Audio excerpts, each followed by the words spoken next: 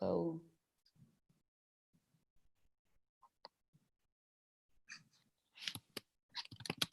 I guess we can wait like 2 more minutes just for people to be able to join. Then I can give a small introduction of you, and then you can take over. Okay. Yeah, we're not live on YouTube. Yes, we can wait like 2 more minutes just for people to be able to join. And I can...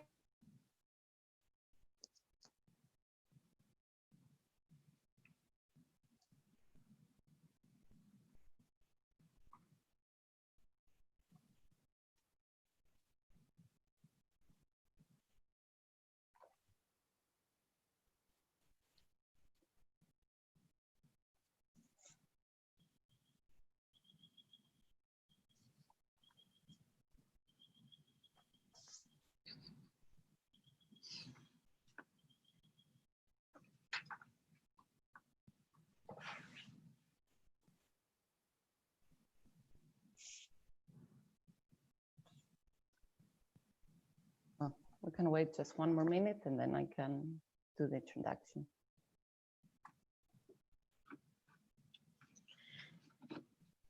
Put my ethanol spray away. I've been disinfecting. But do you still do this, like disinfect everything? Yeah, I'm compulsive. I'm completely, everything I touch, I re-sanitize. It's yeah. Wait, I'm getting an echo here. But do you...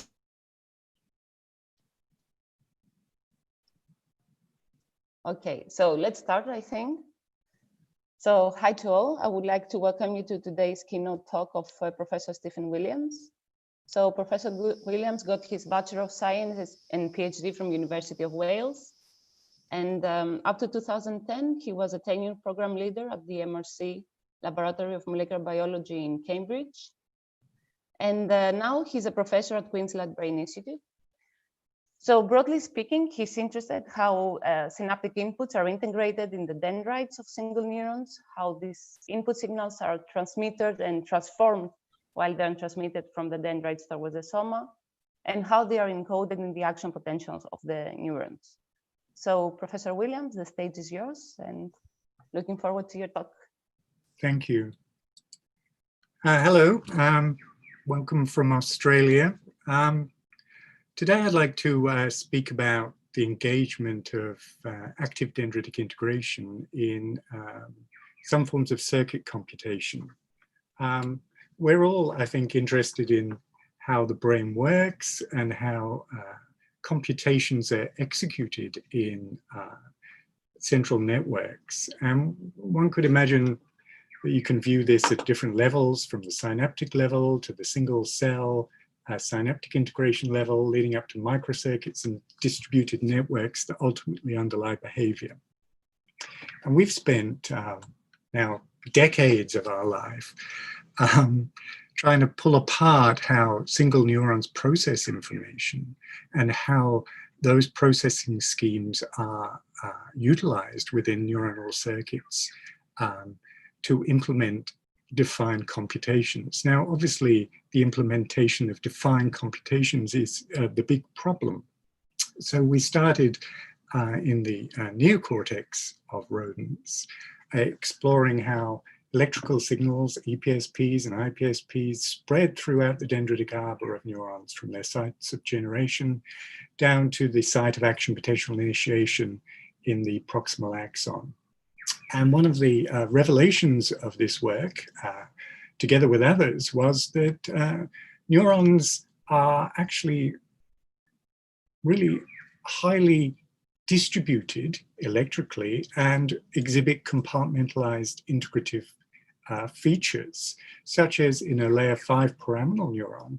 If we challenge a neuron with a burst of excitatory input at the level of the soma, we can generate action potential firing, shown here with the black trace.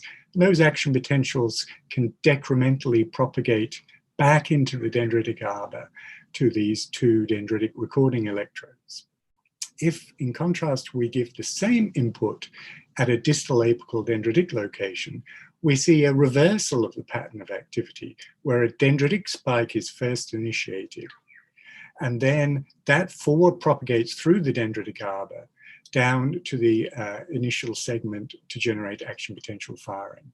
And we and others have elaborated these dendritic integration schemes, finding pockets of active dendritic integration, basically in every dendrite that we've looked in layer 5 pyramidal neurons. And the big challenge has been to place this within a circuit computational framework. And together with Jeff McGee, we managed to do that in the rodent neocortex, finding that active dendritic integration was powerfully engaged during an active sensing task. But this sort of is unsatisfactory in that, well, we have to use calcium imaging in order to serve as a proxy of reading out dendritic activity, which is not ideal. So if we want to sort of get to the point of Mars view, tri-level view of how to understand a complex system, then we really have to try a different preparation. And when Ben Sivia joined our lab, he realized that the answer was right in front of our face, so to speak. It was the retina. The retina implements defined computations. We can define the light stimuli that we shine on the retina. We can remove the retina as a whole neuronal network from the back of the eye and maintain it in ex vivo recording conditions where we have access to the soma and dendrites and give it natural stimuli. So basically the neural network does its computation and we can read out from the retinal ganglion cell level, the output level, the pattern of activity generated. The retina has been very well studied, and one of the best studied computations in the retina is the computation of direction selectivity. Direction selectivity, first described by Horace Barlow and colleagues, is a rather beautiful behavior whereby if a light stimuli is moved across the retina in one direction, a train of action potential firing is generated in the output retinal ganglion cell. If the same light stimuli is moved in the opposite direction, basically no action potential response is generated. Now, there's been extensive study of retinal ganglion cells and the circuitry of the direction selective circuitry of the retina at the ultrastructural level, but really no high resolution recordings at an electrophysiological level to try and find out how this computation is executed or implemented in the dendrites of retinal ganglion cells. So we tend to try and do that. And one obvious thing that emerges from this is if we move a preferred direction light stimuli across the receptive field and hence dendritic field of a, in this case, an on direction selective ganglion cell, we see that action potential firing occurs really immediately as the light enters the dendritic arbor. Now, you wouldn't predict that in a passive system because of electrotonic attenuation, i.e. the amplitude of the event at the site of generation, say way distal out here in the dendritic arbor, dramatically attenuates as it spreads down to the soma and the site of action potential initiation, where the axon arises from the soma of these neurons in common with many other types of neurons. So this already emphasizes that something special is happening in this neuron. And what Ben did when he joined the lab was to make simultaneous somatic and dendritic recordings from these on-DS cells in the intact and active retinal circuit. They have really nice direction selectivity, powerfully responding to preferred direction light stimuli, and really not responding at all when the stimuli is moved in the null direction. And what we saw quite spectacularly is as light enters the dendritic arbor, we can record action potential firing from the soma and also what is occurring in the dendrites with a dendritic recording electrode. And what we find is as light enters the dendritic arbor or the receptive field, we see these dendritic spikes initiated. This thing keeps popping up, I'm not quite sure. There you go. Dendritic spikes initiated that forward propagate to the soma and axon to discharge an action potential. As light travels further across the dendritic arbor, we see more and more dendritic spikes generated that drive action potential firing until the light enters the contralateral dendritic arbor, where we see that the action potential firing is occurring at the soma, and then action potentials back propagate into the dendritic arbor. So this tells us that dendritic spike initiation is underlying these wide field characteristics of direction selective ganglion cells. Indeed, if we put very small light stimuli within the dendritic arbor, we can evoke dendritic spikes very readily. And indeed, if we depolarize the dendrite with steps of positive current, we can evoke dendritic spikes. Or if we put the same steps of positive current into the soma, we can evoke action potential firing that then back propagates to the dendritic recording site. So together, this tells us that the dendrites of ON-DS cells are incredibly electrically active. And through the production of dendritic spikes, perhaps the wide field characteristics of these cells emerge. And indeed, that's precisely the case. So the retina is fantastic in that TTX sensitive sodium channels are pretty much only expressed in the output neurons of the retinal system. So we can square TTX onto the top of the preparation very locally and know that it's only going to affect the ganglion cells. So we can then use that as a test to see if light stimuli or the engagement of active dendritic integration by light stimuli is necessary for generating an output of direction selective ganglion cells. So this is precisely what Ben did. Preferred direction light stimuli here is sweeping through the dendritic arbor of a DS cell. Is recorded from the soma, the dendrite, and puff TTX locally within the dendritic arbor. Here are the action potential firing evoked under control conditions, and here following local application of TTX. Clearly within the area of TTX application, all the action potential firing has been generated because of the blockade of dendritic spikes. And that's shown very clearly here. If we inject positive current steps through the dendritic recording electrode, we can generate a dendritic spike that precedes and drives action potential firing under control. And then we locally apply TTX and we can completely block dendritic spike initiation. So active dendritic integration is essential for the light driving of action potential output in ON-DS cells of at least the rabbit retina. Wrong way. But what about the characteristics of dendritic spikes? Well, actually we found them to come in two general flavors. These large amplitude dendritic spikes that precede and drive action potential firing, and small amplitude dendritic spikes that seem to have negligible impact at the level of the soma. So we wondered perhaps whether the computation in this neuron was quite interesting in that perhaps these small amplitude dendritic spikes represent spikes generated in small terminal dendrites of ON-DS cells. And once evoked, they can propagate or spread out and evoke a dendritic spike in the main parent dendrite. I should mention that these terminal dendrites are the site where most of the excitatory and inhibitory synaptic connections impinge on ON-DS cells.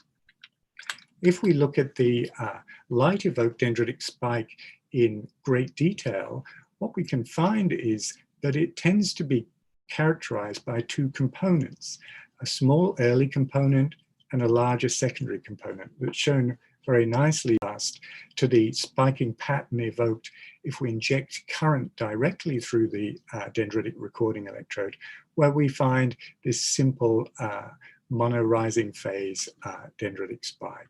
So this gives us credence perhaps that during light stimuli, there's a dendritic spike generated in terminal dendrites that in turn spreads to parent dendrites, initiating a larger dendritic spike that in turn spreads or propagates to the level of the soma and the initial segment to generate action potential output. And we can sort of test that general idea by blocking sodium channels very locally in the terminal dendrites. And if we do that and we can make a recording distal enough in the dendritic arbor, we can see very isolated terminal dendritic spikes that are completely blocked by TTX in a reversible manner. That's shown clearly here. And in these particular recordings, TTX application at the level of terminal dendrites had no effect on dendritic spike initiation in the parent dendrite, indicating it was completely localized to the level of terminal dendrites. Okay, so now we have this very nice scenario where active dendritic integration in on-DS cells basically reads out the excitatory input coming into the cell. But what about the direction selective mechanism? Well, we think that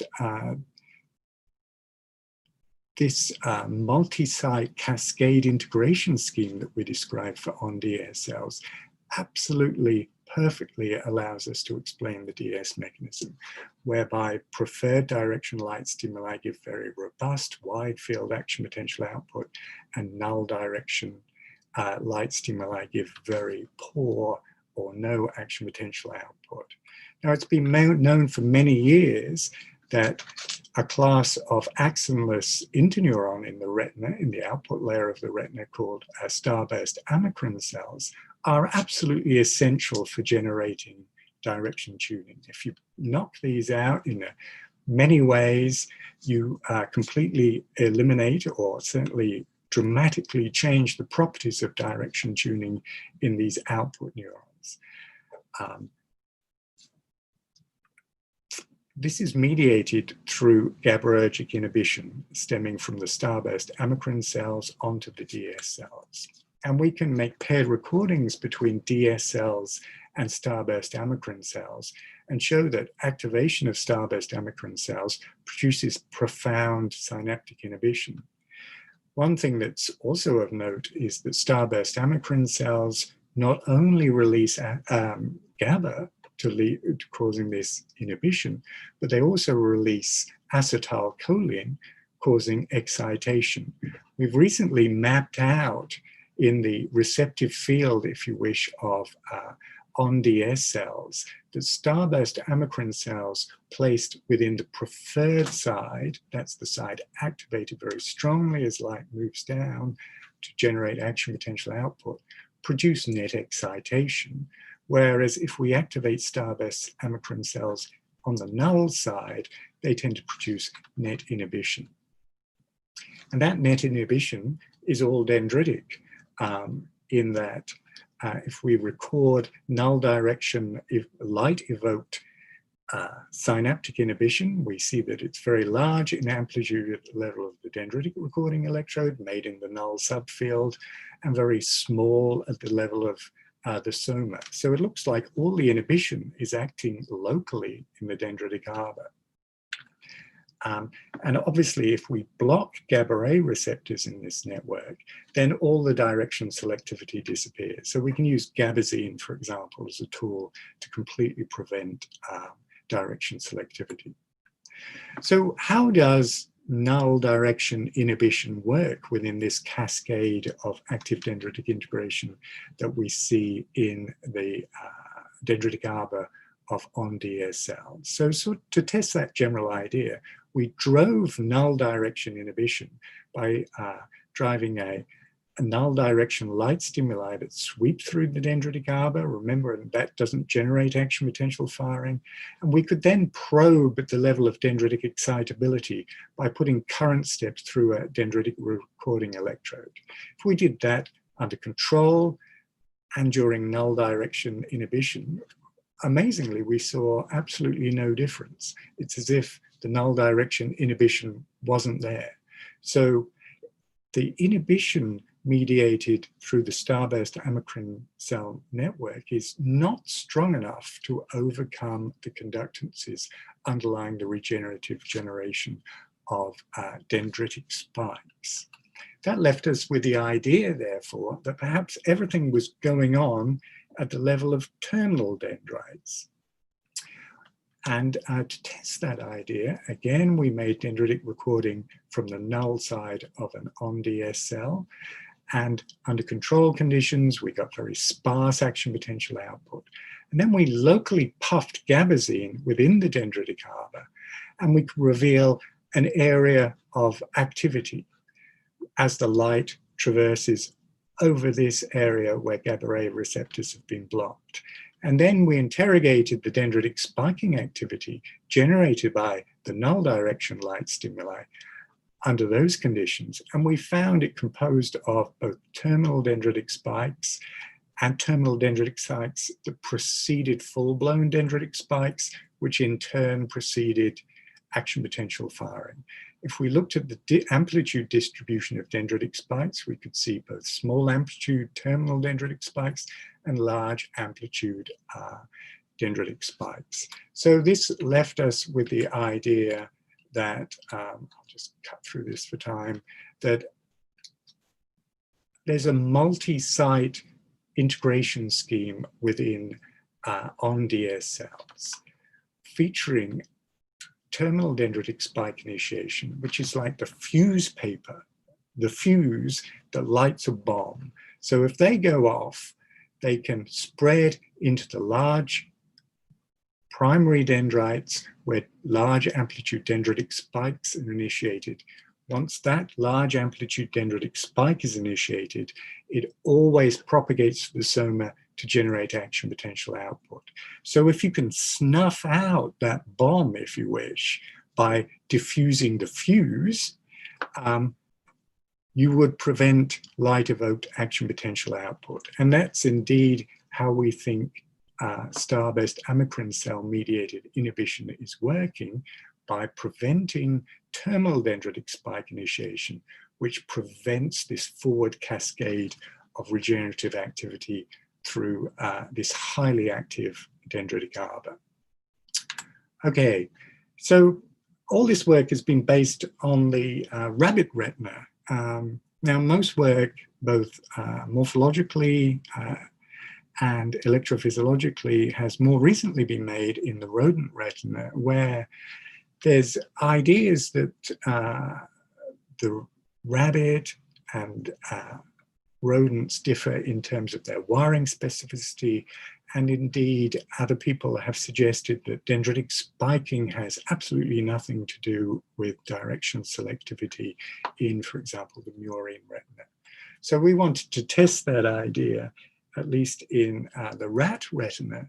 So what we did was to see if this multi-site integration scheme is preserved across species. We retrofilled identified ON-DS cells by putting retrobeads into their brain target and letting them spread back to the retina. Then we could flat mount the retina, image using 2-photon microscopy ON-DS cells, and then go in, record from them, fill them, and look at their electrophysiological properties.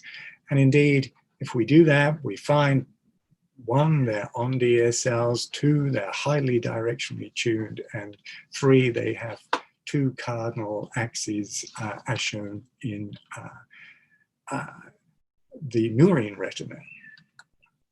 So the $100 question, I guess, is whether active dendritic integration is expressed in rodent ON-DS cells, and indeed, it seems to be very similar to the rabbit retina.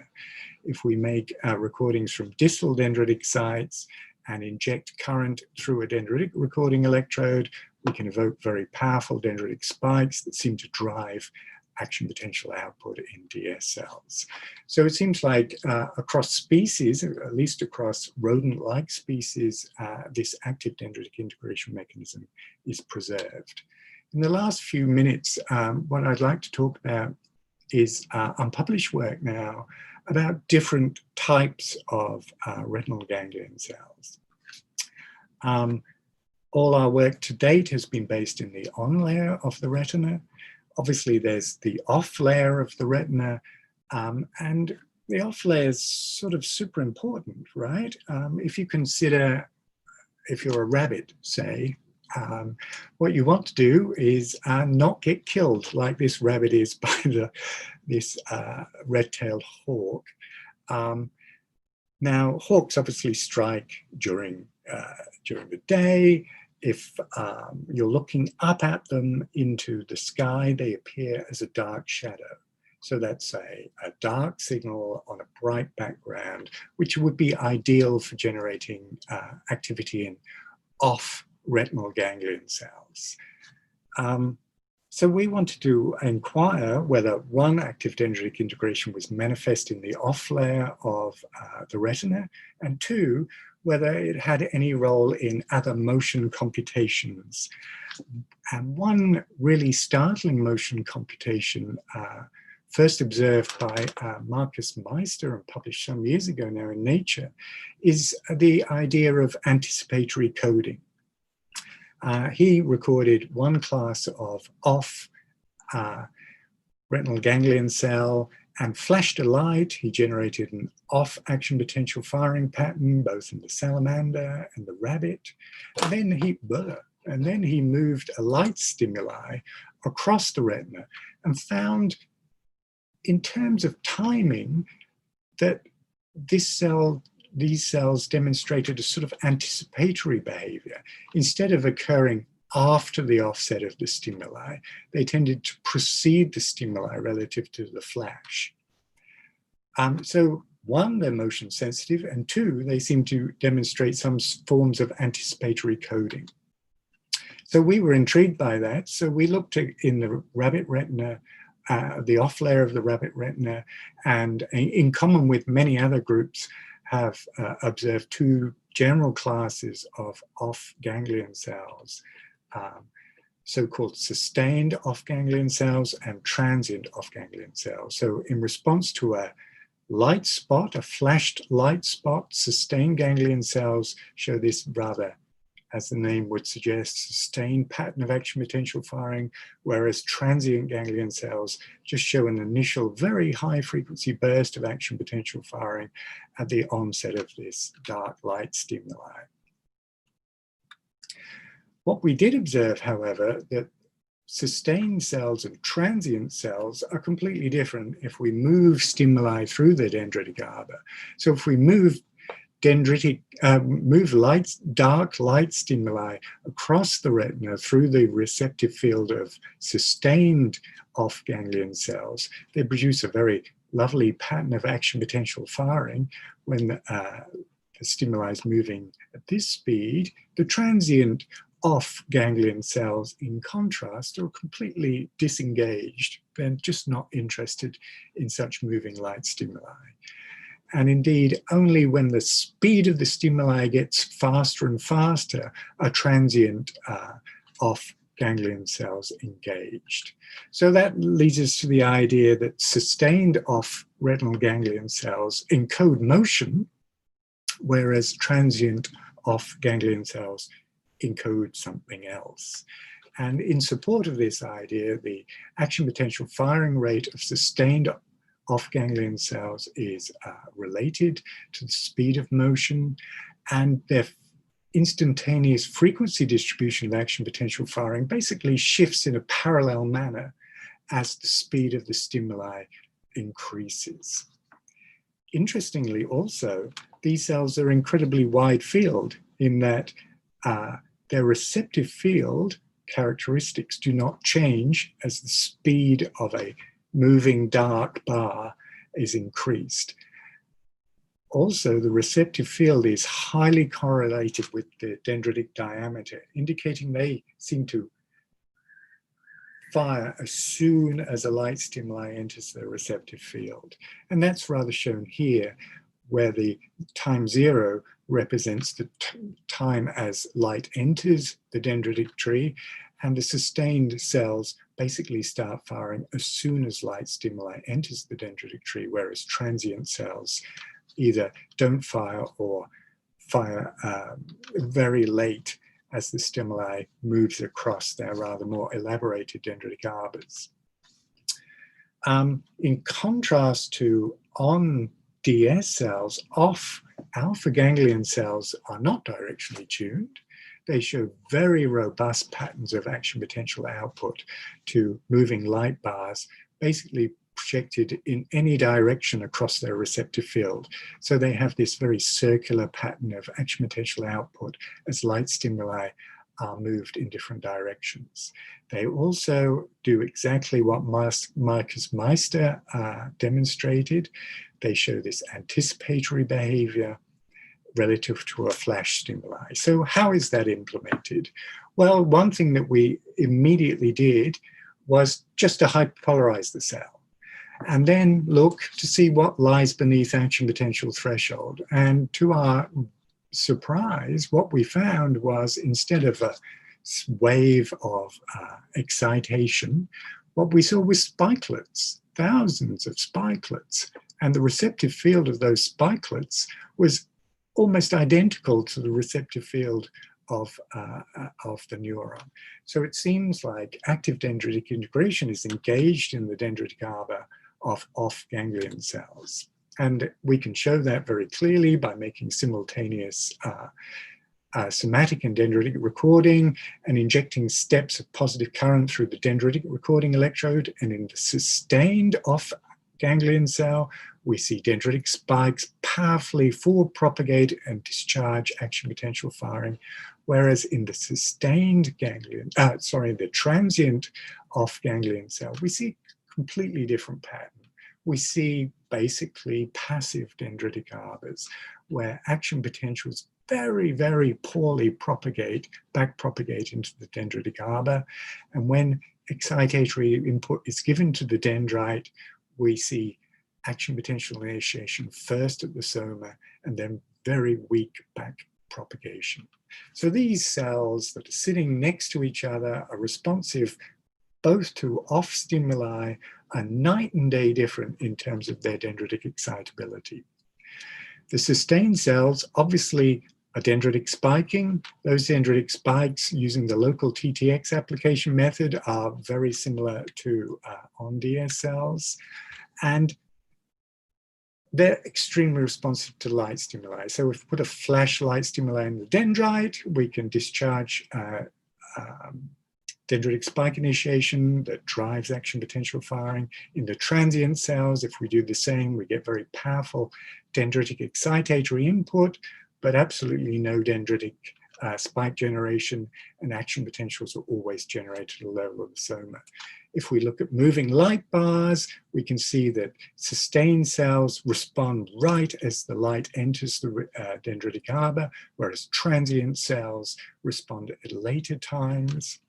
And then if we look using the same techniques as on DS cells at moving light stimuli, we see dendritic spikes are very powerfully initiated in sustained off ganglion cells, but absolutely not in transient ganglion cells. So last minute, what does this mean to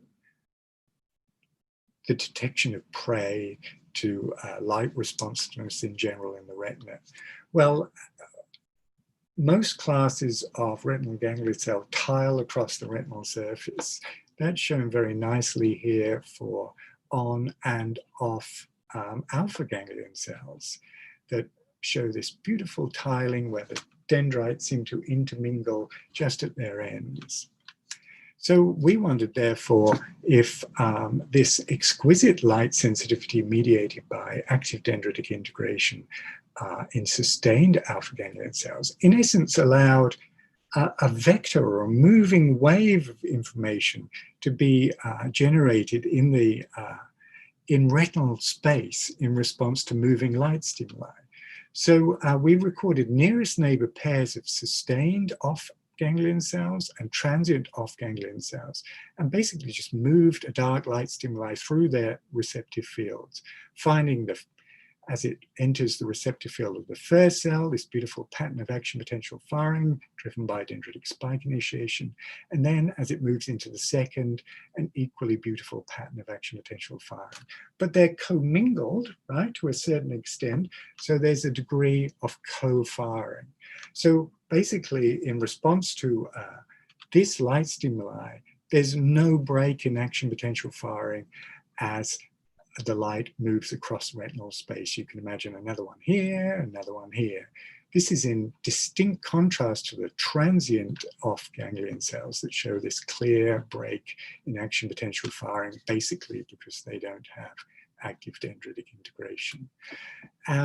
This sort of moving wave of activity is apparent across all the speeds that we've tested. So in summary, therefore, what we think is that active dendritic integration is super important for computations in the output layer of the retina. We think that active dendritic integration is a feature of motion encoding output neurons of the retina. We think it's a cardinal component of the direction selective mechanism, and we think that it mediates anticipatory responses to generate a moving wave of action potential firing across the sustained off retinal ganglion cell network. Sorry about going over time. Thank you. Thank you very much.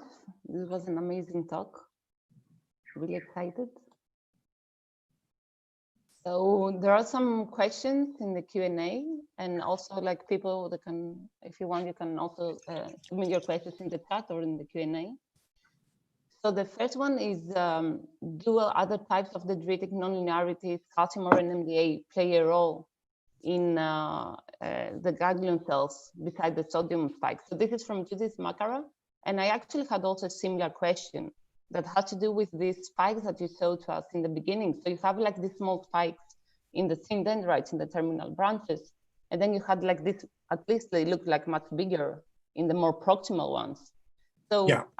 This is kind of a similar question. Are these also like sodium spikes, or are they like calcium or something else? So we think those terminal dendritic spikes are sodium spikes. You can imagine that if they're generated in very fine dendritic compartments, as they spread into a low impedance compartment, such as the large dendrite, the parent dendrite, then they're basically going to vanish out. It's like a dendritic spine, if you wish, right? So then the question is, you'd imagine perhaps the local apparent input resistance in the terminal dendrite to be quite high, where perhaps you could get nonlinear interactions such as the NMDA spikes. We certainly don't see NMDA spikes. We can see all this behavior if we put APV on the system, AP5 on the system. So we don't think that's necessary.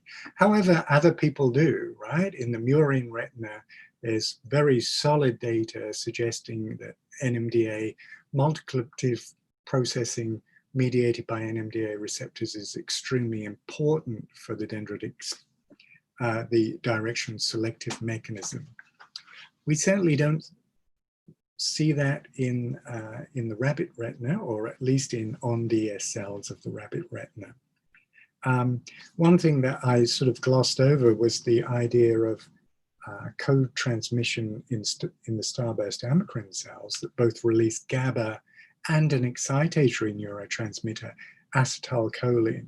And our data tends to suggest that acetylcholine itself is a positive influence on the generation of terminal dendritic spikes. So if we block all acetylcholine, nicotinic acetylcholine receptors, the whole gain of this system is dramatically reduced. And we can do that in such a way that we can restore release, if you wish, or mimic release, acetylcholine release, at small sites in the dendritic arbor. And if we co-align that with light stimuli, we can recrudesce terminal dendritic spike initiation. So we don't think in the rabbit retina, at least, that NMDA electrogenesis is playing a significant role. However, in the murine retina, it may be different. However, we're working on the murine retina at the moment, finding very active dendritic integration. Now, these two things can, of course, go hand in glove, right? You know, as it in other cortical areas, lots of terminal dendrites have the ability to generate sodium spikes. So clearly, they can go hand in glove. That's actually really relevant with another question I had, at least, is how compartmentalized are these cells? Like, they are pretty compartmentalized. So they, sorry, I took that slide out. Their D2S attenuation is very severe, right? Now, we haven't been able to record from the terminal dendrites, and we're going to have to, you know, go to voltage imaging. They're just far too small to record from. But in terms of dendrosomatic compartmentalization, they're as compartmentalized as a large layer 5 cell. So there is another, thank you. So there is another question. Is there a way to quantify the dendritic structure and see if such structure is related to response to the stimuli? So I think this question had to do with the transient versus sustained cells. So is there a specific dendritic structure for the... Yeah, that's a sort of interesting question. So yeah, I mean, we can map out whether the dendritic structures are asymmetrical to see if that underlies any aspects of their input-output in space behavior. Their dendrites seem to be broadly symmetrical, their output patterns broadly symmetrical. Is there, I guess the question is there any characteristic, morphological characteristic of a cell that's bearing active dendritic integration? I probably don't think, other than to say that these larger off-alpha ganglion cells, which do have, you know, a dendritic arbor that's 1.2 millimeters across, they're really big and have really large dendrites, where you, if, you know, I'm from the cortex, right? You'd expect dendritic spike initiation to be there to sort of overcome this harsh morphology, but they have none. So obviously there's hallmarks, but whether they're defining hallmarks or causative hallmarks, I wouldn't like to guess at. Okay, I have one question, if nobody else wants to ask something else. Like, it's a little bit more general. So you said, like, for the sustained firing, there are mostly motion detectors, but I might have missed, like, why do you need the transient cells, like, especially with the figure that you saw in your end of your talk, like the transient cell and these gaps of firing between them? How could this be utilized? Like, what could this be a function? Yeah, look, I think basically the off-alpha ganglion cells, the transient ganglion cells, really aren't, they respond very nicely to flicker stimuli, to wide field flicker stimuli. So they're clearly geared up for encoding transient changes in luminescence, for example. They're not geared up per se to be a motion detector. So I utilize that gap to indicate the difference between something that's motion detecting with active dendritic integration and those cells that are sitting right next to it that aren't. Now, that's not to say that that's the whole story, right? And I've got another talk here. When we change the adaptation state of the retina, things change, right? And we see some quite startling coupling between these transient off-alpha ganglion cells mediated through very long-range interactions that actually then fill in the gap.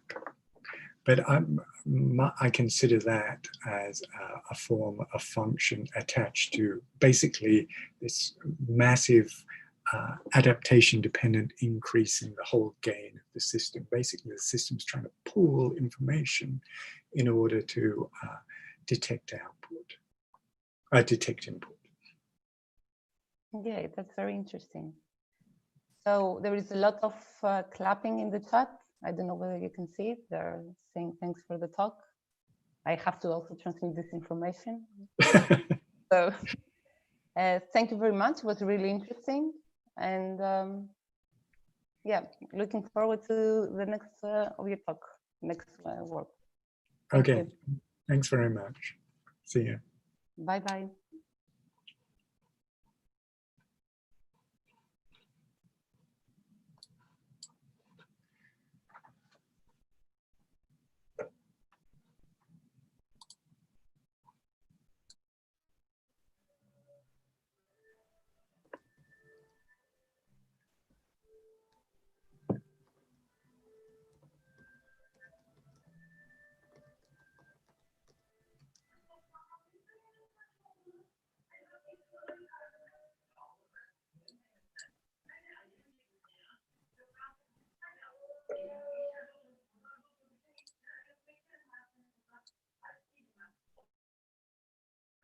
Yes, live.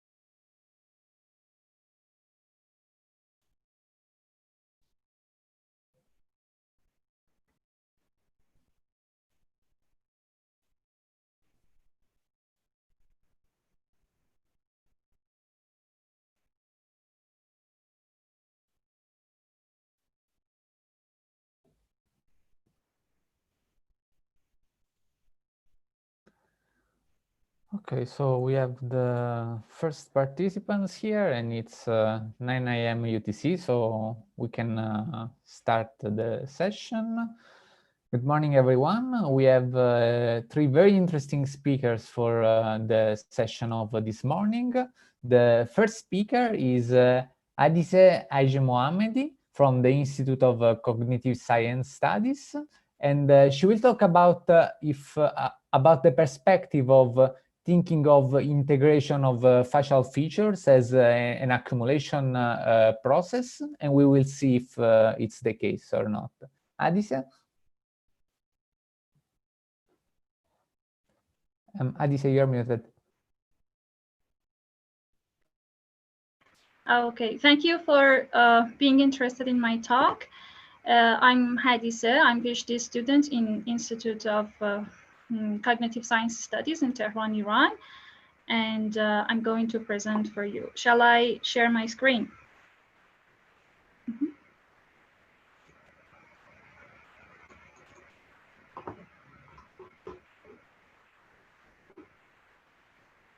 Oh, sorry.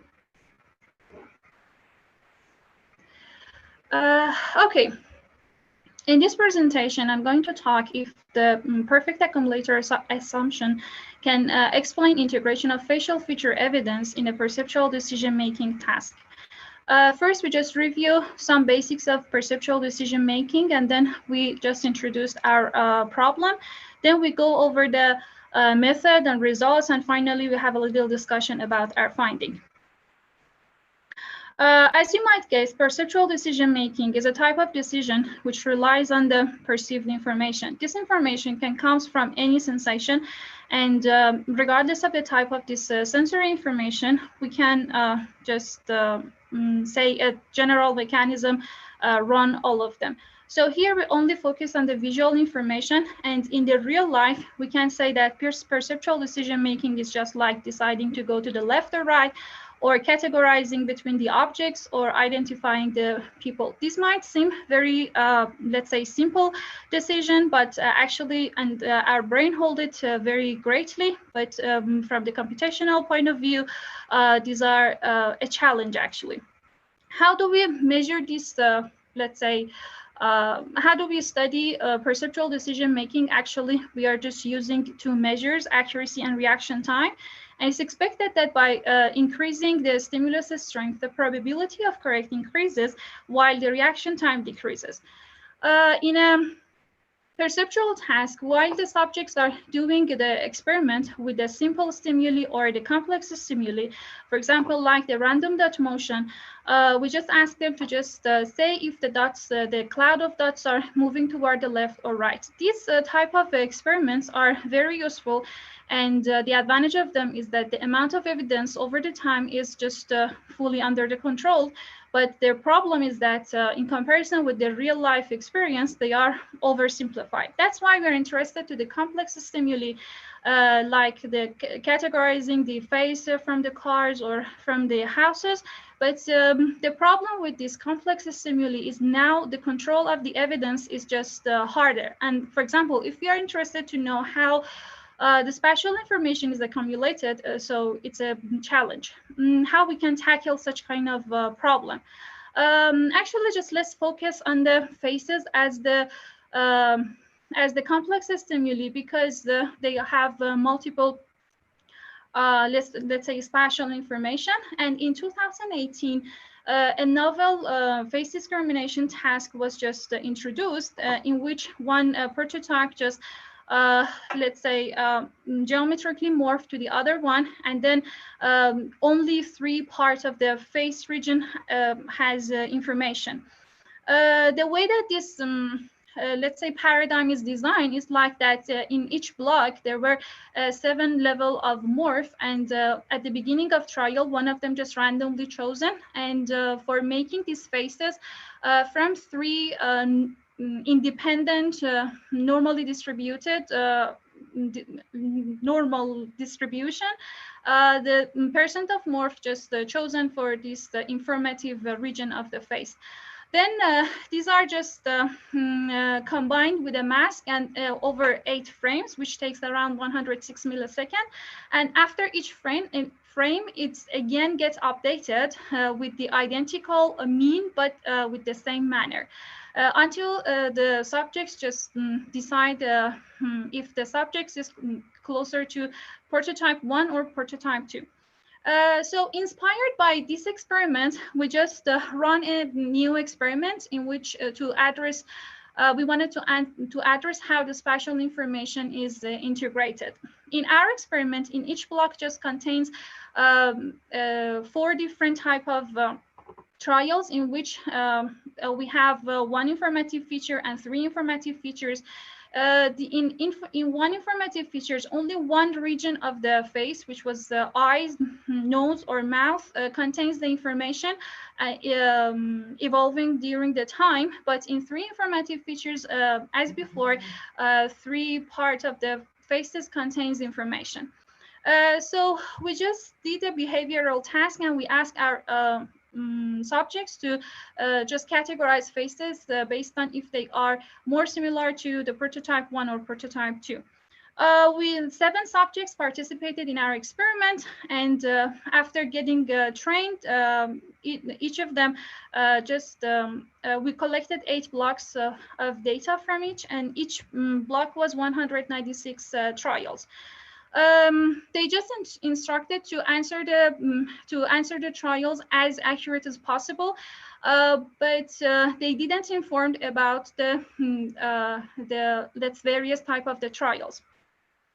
Because this, let's say we had 8 frame updates trials for the morph percent, we just check if our the generated data was the, let's say, similar for the statistical manner, and the following result is not affected by the way that our data is generated. That's why we just use different statistical tests from the t-test or the ANOVA test for just check within and between trials made, and more importantly for the 8 frame updated.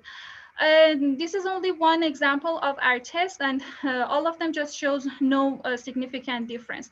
And the consistency across the subjects just made us to make a, let's say, to pool the data, and the following results is just for the pooled data. Here's our result. As we expected, the probability of correct just improved by the stimulus strength, and we fitted the data by using the logit regression, which is done with the maximum likelihood under binomial error model, or GLM.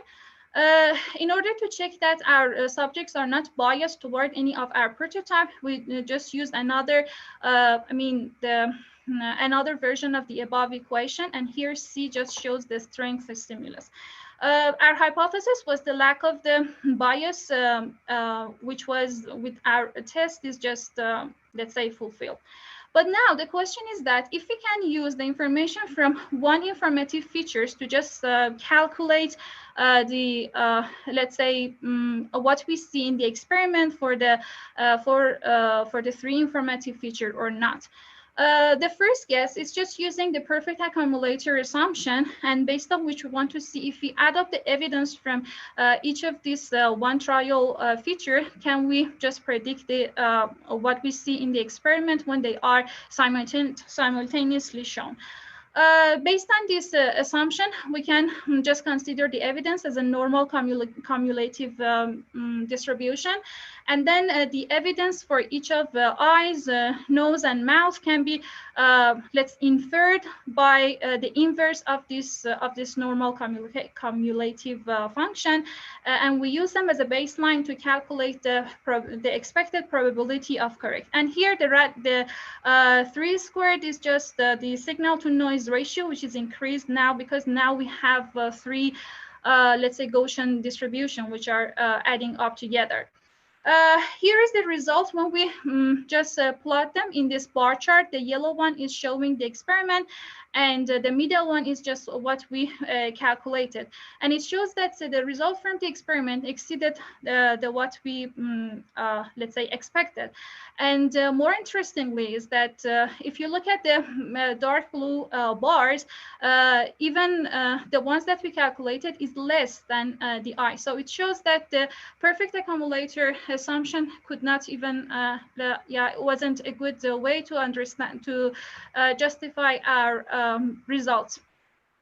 And for comparing these, we just again use the logistic regression model. But here, if you look at the weak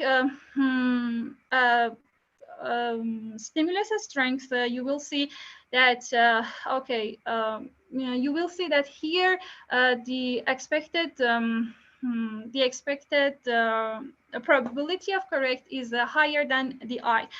We have more information. We just collected the information for the reaction time, and here we can see that for the weaker reaction time, we also have the we see that they are not distinguishable for the weaker stimulus, and it just drives the hypothesis that the eyes might have more impact on our decision. By calculating the, let's say, the psychophysical kernel, we can just address this hypothesis, and we can see the amplitude for the eye are just higher, even on the top panel and the down panel. We also see the characteristic behavior if we just draw the kernel from the response, and by calculating the same kernel, but here for the correct and wrong, let's say, stimulus, we will see that here again for the eye, we can see the meaningful difference between the correct and wrong ones. This let's say finding just tell us that we have to consider the result of we have to consider the result from the psychophysical kernels to just consider the weights of each let's say feature. And the reason that this assumption doesn't work may be that the subjects are not informed about the different type of the trials, and therefore lack of the expectation might cause the lower accuracy in mouth and nose trials. Besides, we can say that maybe the subjects did not extract detailed information of visual facial feature because of the holistic effect. And we need to just go for more leaky strategy, for example, for considering, for analyzing our result. So finally, thanks for your attention, and special thanks to my supervisor and my advisor. And thank you all. Thank you, Adisa. It was very interesting. So now let's go with the question time. I will start with a question. So in these experiments, if I got it right, basically at the beginning, the participants were trained on the entire faces without isolating just the eyes, the nose, and the mouth, right? So do you think? Yeah, exactly. Do you think that the results would have been different if you had an additional group of subjects that instead were trained just on the specific feature, so just eyes, just noses, just mouths? Actually, one of our subjects just trained in this way, and we didn't see very significant differences. But this research is on the very early stages of that. But this is a good point. We can just have a control, let's say, groups to just check if there is any difference between their results or not. Yeah, that's a really good point. Okay.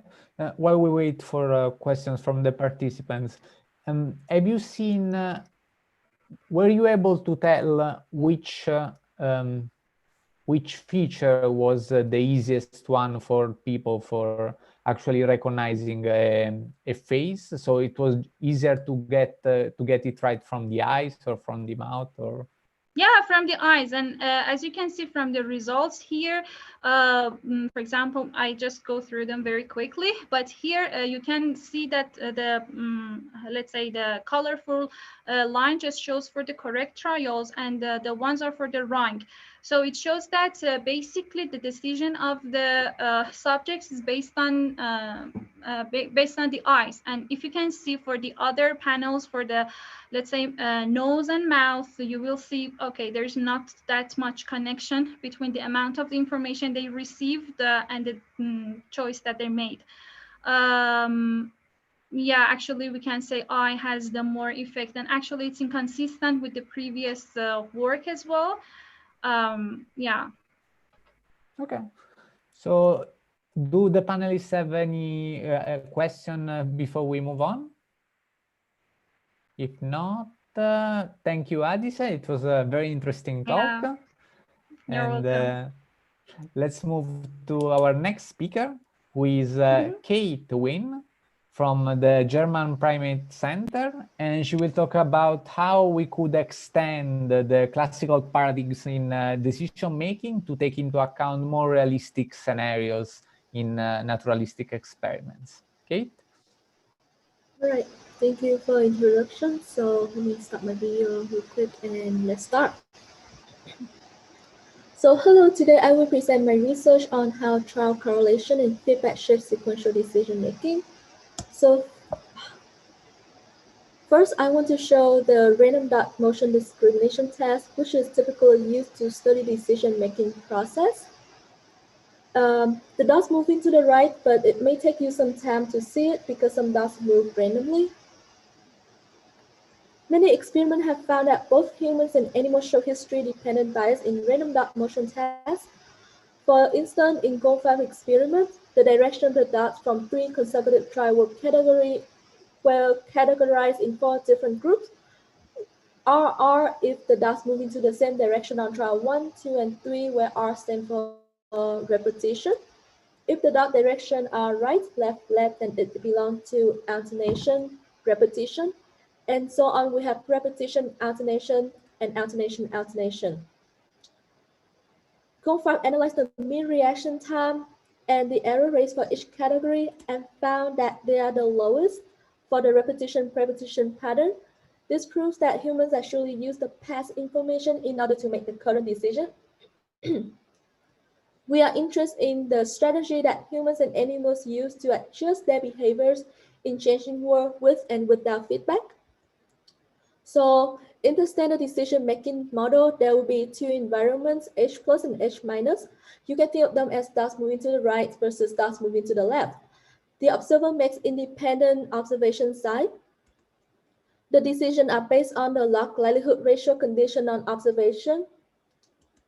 And then the log likelihood ratio evolves by this stochastic differential equation. The drift G represents the average increase in log likelihood ratio during time interval dt, and noise has variance 2d, which reflects the assumption that sensory evidence is noisy.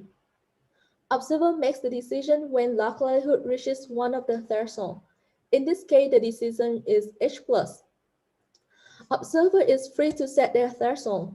It takes longer to reach higher threshold, but the accuracy improves and vice versa. Increasing positive threshold is the same as decreasing the negative threshold. We can manage this trade-off by optimizing reward function, either the reward per unit time or the expected net reward. The cost in ENR is the cost of accumulating evidence. So we extend this standard model by including the inter-trial correlation with that feedback. Here, H plus is the true state of the environment. On trial 2, there's a probability of epsilon that the environment is switched. We assume that the observer knows these values. Here, the environment is repeated on trial 2. Let's say there are total 4 trials. The environment is switched on trial 3 and 4. Within a trial, we assume that the environment is static and it obeys the stochastic differential equation, where dyn is the chain of log likelihood ratio on nth trial. Gn is 1 if the environment is H plus, minus 1 if it's H minus, and square root 2d is the diffusion constant. Between trials, there's a bias, y0 n plus 1, that is carried forward from the previous trial. These are the log likelihood ratio that show how observer accumulates the information. So on trial 1, you have no idea about the environment, so you start your initial belief at 0. And then you make decision H plus on trial 1, so now you will have a bias toward H plus environment, so the initial belief is closer to the upper threshold, which improve the decision time. On trial 3, you also have the initial belief is closer to the upper threshold, but the environment is now switched. So it's actually take longer to reach the correct boundary. And on trial 4, you have a bias toward the H minus environment, so your initial belief is closer to the lower threshold. For every correct choice, the observer receives 1 unit reward. Since they are correct on trial 1, 2, and 3, they receive 3 units of reward at the end. Note that the check marks are invisible to the observer as we assume no feedback. We first assume that the observer set constant threshold across trials. So the solid lines is our theory and the dots are from our simulation. The correct probability only depends on threshold as it derived from the observer belief when the log likelihood ratio crosses the threshold. This is the plot of the decision time on trial 2 versus the threshold with for different values of epsilon. When epsilon equal to 0, meaning that the environment does not change, and the observer makes the same decision immediately. The closer epsilon to 0.5, the less correlation between 2 trials, meaning less information will be carried to the next trial, and therefore the mean decision time on trial 2 will increase. And this is the reward rate as a function of threshold For epsilon equals to 0, we receive the highest maximum reward rate with the highest values of optimal threshold. The optimal threshold is the values of theta that obtain the maximum reward rate. Recall that the decision time for epsilon equal to 0 is 0, meaning you make this decision immediately without accumulating any new information. Thus, it is important for you to sacrifice your time on trial 1 to increase the correct probability. We see the same trends for the expected net reward, the highest ENR for the strong correlation environment. The setting constant threshold across trial use the best performance. To confirm this, we plot the reward rate while varying the threshold between the first two trials. The black line is theta 2 equals to theta 1. The red circle is the maximum reward rate under the constant threshold constraint. The global maximum is at the red dot, where theta 2 is less than theta 1. We also consider performance measured by the expected net reward. The global maximum ENR also happens when theta 2 less than theta 1. So next we include the feedback in our model. There are two types of feedback. The first type is the probabilistic signaling with deterministic reward.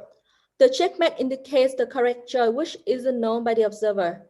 At the end of the trial, they receive the green signal, which implies that the choice is more likely correct. The green light pushed the initial belief above threshold, so the observer makes the same choice immediately.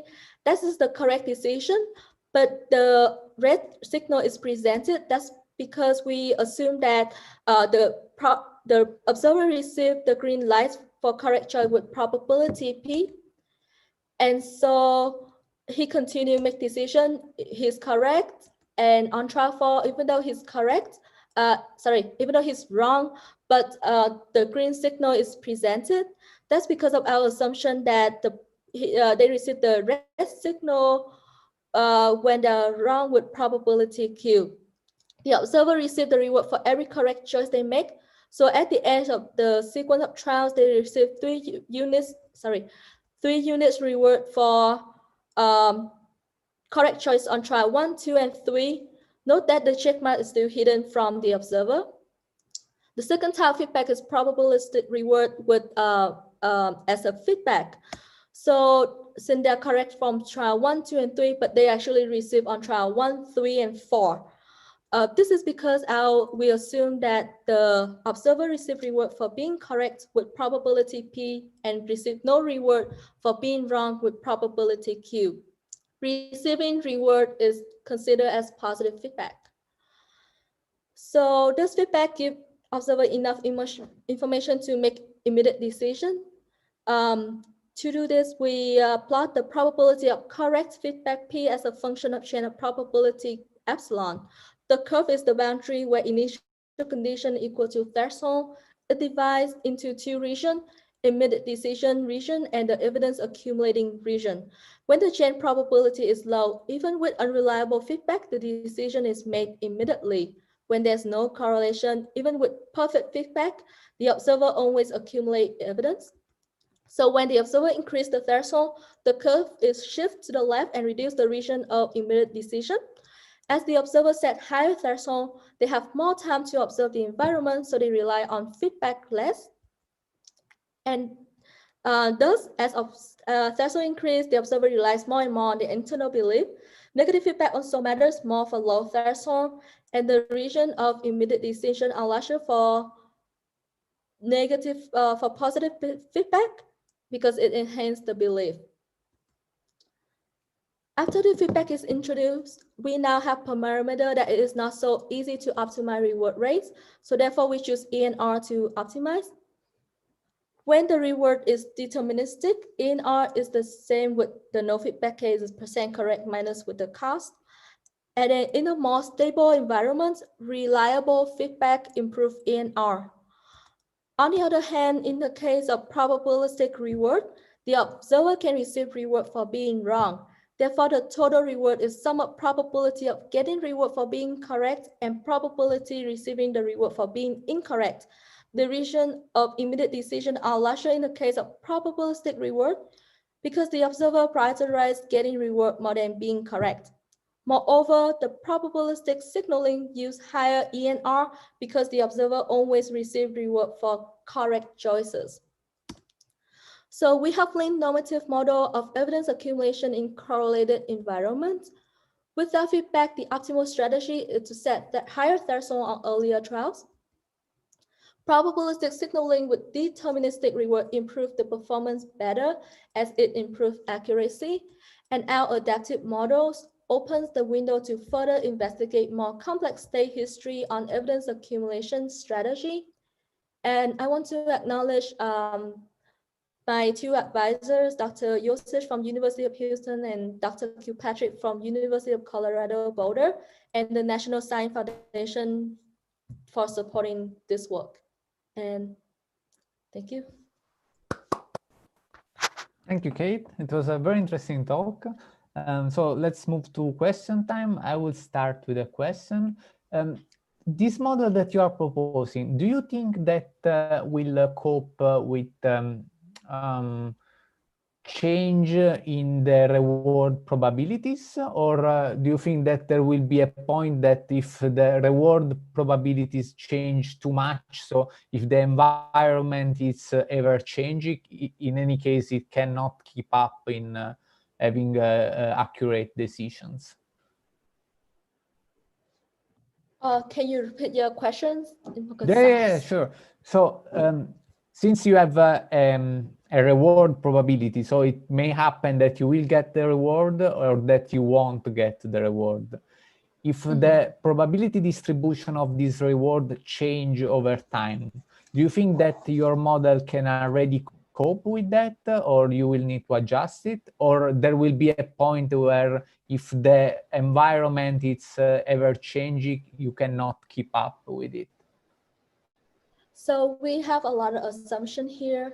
So for now, we just assume that the probability of receiving the reward when you're correct is the same with probability receive no reward when you're incorrect, and the observer is fully know those values.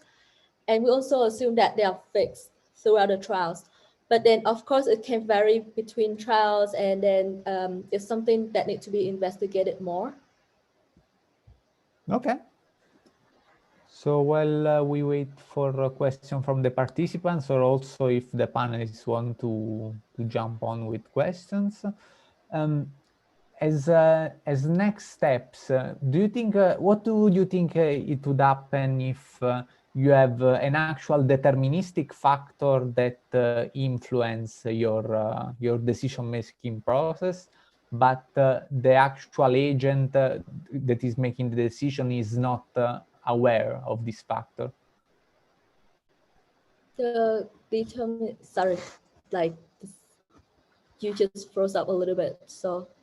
Sorry. So there is a deterministic factor. So there is a condition that it can be yes or no, and that condition will determine if there will be reward or not.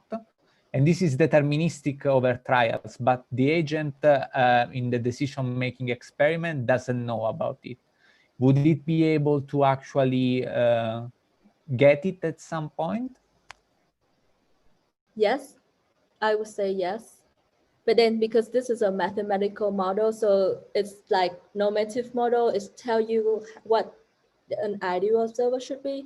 So it's not perfect because we make so many assumptions. So if we want to actually work with the experimental list, we have to make it stay away from being normative. So it's something that we can work on it. Okay. Do any of the panelists want to do a last question? And if not, thank you for the presentation, Kate. It was very interesting. And let's move on to our third speaker, which is Hui Zhang from Peking University. We are still on the topic of decision making, but this time she will tell us about her focus on the connection between working memory and perception. Hui? Yes. Hello, I'm Hui Zhang. I'm a postdoc researcher at Peking University working with Professor Huan Luo. Today, I'm going to talk about zero dependence in perceptual decision-making.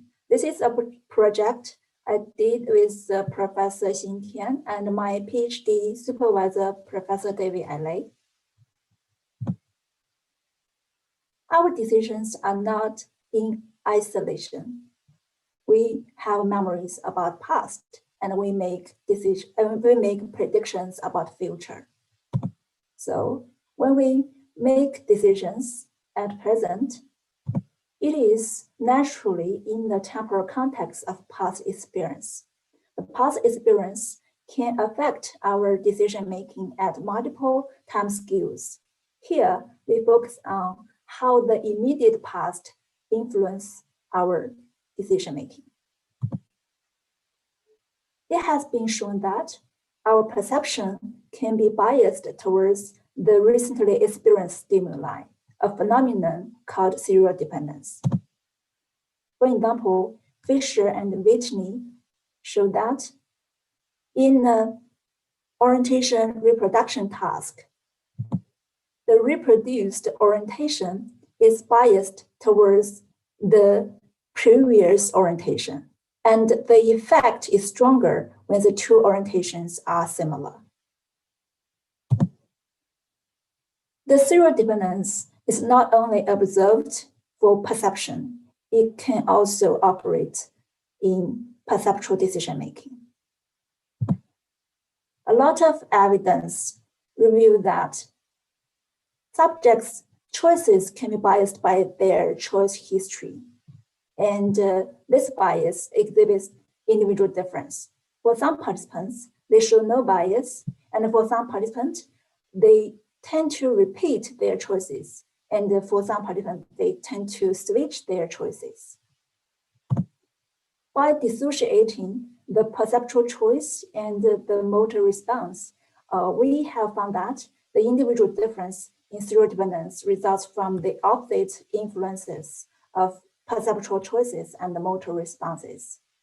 The perceptual choices exhibit positive serial dependence, and the motor responses exhibit negative serial dependence. In the real daily situation, the stimuli is very complex.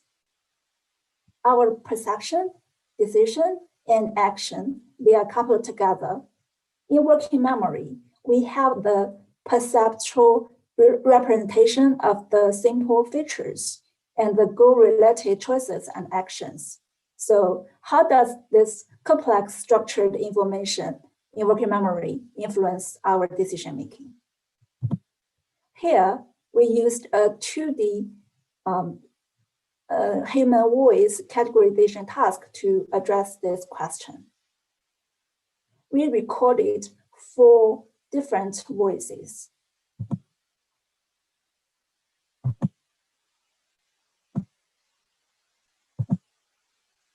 They have 2 attributes, gender and syllable. We morphed them to create our stimuli matrix. We have 5 morph levels for gender and 5 morph levels for syllable. The participant need to indicate which gender and which syllable they perceive with a button press at the same time. Their overall performance, as you can see, change with our morph level, and there is no difference in GND for the 2 attributes, which suggests that the task difficulty is similar. Next, we used a generalized linear mixed effect model to investigate how previous stimulus and previous choices influence the current choices. By the nested model comparison, for gender, as you can see, both stimulus and choice influence the current choice. But for syllable, only the previous choice influences the current choice. And also for the choices, as you can see, this is a positive effect for both attributes, and for the gender, the stimulus exhibits a repulsive serodependence effect. Next, we further investigated how this serodependence effect is modulated by the similarity between successive stimuli, that is, the previous trial and the current trial stimuli.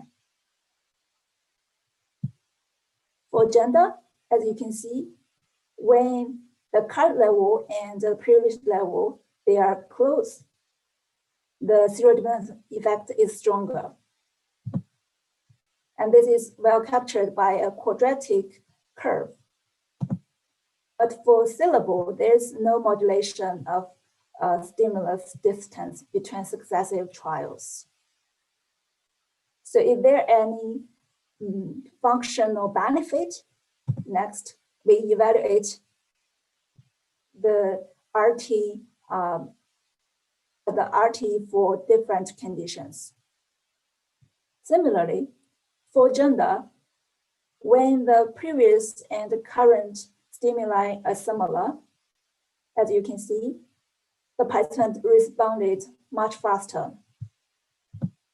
But for syllable, there's no modulation of similarity for the serodependence. Okay, next. How does the serodependence operate dynamically during the decision making? Before we showed you the static effect. A recent paper by Yuri and colleagues shows that choice history bias is subsequent evidence accumulation in various tasks. Here, we also used the drift diffusion model to investigate the dynamic process of decision making and serodependence. So there are two biasing mechanisms. One is the shift in decision drifting rate. It's a dynamic bias. And two is a shift in decision starting point. This is more like a static bias. And the results show that for gender, as you can see, there is a strong modulation for the distance. And both the starting point bias and the drifting rate bias contribute. And for syllable, there is no distance modulation. But when we remove the both condition, for gender, the dynamic bias wins, and for syllable, the static bias model wins. So next question is, why does serodependence operate differently for gender and syllable? To address this question, we ask the participant to continuously rate how much the sound sounds like Bada or man, woman. It's a continuous reading task. The general performance is similar as the categorization task. As you can see, there is no difference in GND. And when we plotted their rate for different levels, there is a very obvious difference. For gender, as you can see, is captured by one Gaussian curve. So it's like when the morph level changes, there's a Gaussian distribution shift accordingly. But for syllable, there is a bimodal distribution. So it's like the bimodal distribution is always there, but the relative weight between the two bumps changes for different morph levels. In summary, we found that stereodependence occurs for both gender and syllable. For gender, we can see there is a repulsive adaptation-like effect on perception and attractive stereodependence for choice. And it's modulated by the similarity between successive stimuli. But for syllable, there is an attractive effect on choices only. And our DDM result revealed that the recent past mainly biases the drifting rate for gender, but biases the decision starting point for syllable. Our results suggest that stereodependence operates flexibly depending on the characteristics of stimuli. I'd like to thank my PhD supervisor, Professor David Alley, and my collaborator, Professor Xin Tian. And thank you all for your attention. Thank you, Wei Wei. It was a very interesting talk. So for a question time, we have a question from our back host, Melvin. He says, I'm curious about gender representation of the research, like male-female ratio, and if there are any relevant research that has been done with the trans people as well.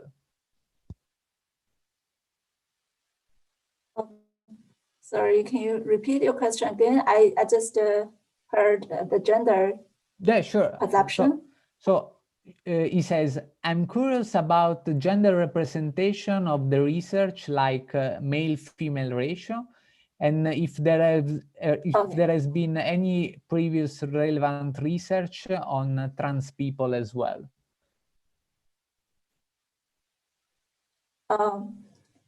Honestly, I have little knowledge about this question, but I think maybe it should have, maybe for face. I'm not sure about voices because I mainly do visual studies. This is my first auditory study. So for human voices, I know limited information. Sorry about that.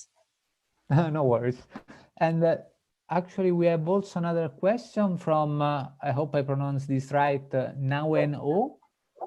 I might have missed, but did you observe any interactions between stimuli familiarity and time, meaning stimuli in recent past?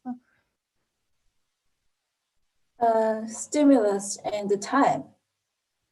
Stimulus familiarity and stimulus timing in terms of the stimulus in recent past.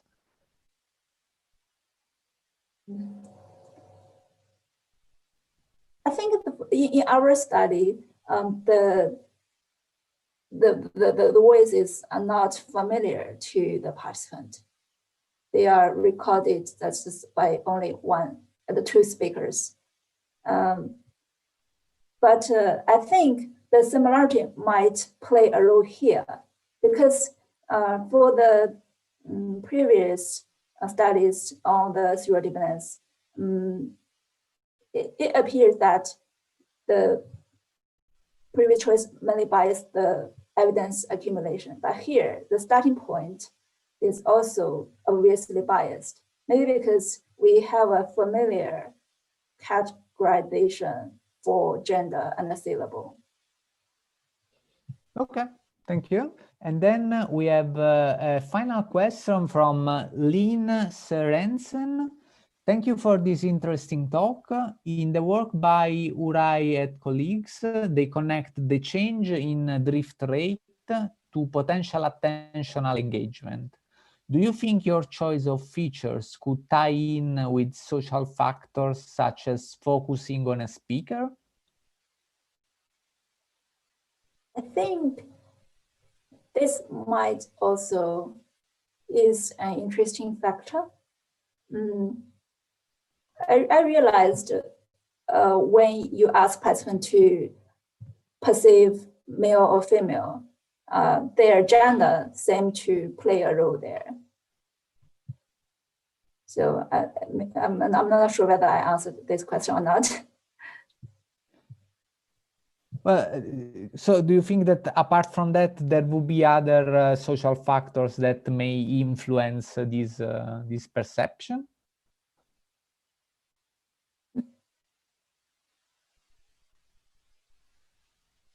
I think the relationship between the listener and the speaker may play a role, although I haven't done anything yet. I think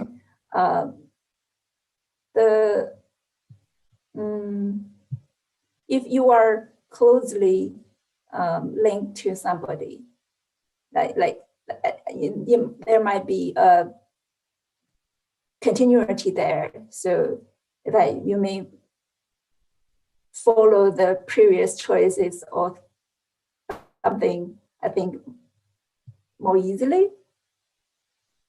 Yeah, I agree. It's a perspective to explore. Okay, so with this we made almost perfect timing. So I would like to thank all the speakers for this very interesting question, and take a 15-minute break and join the next sessions. Thank you, and thanks also to Melvin, that was our back host and made sure that everything went well. Bye, everyone.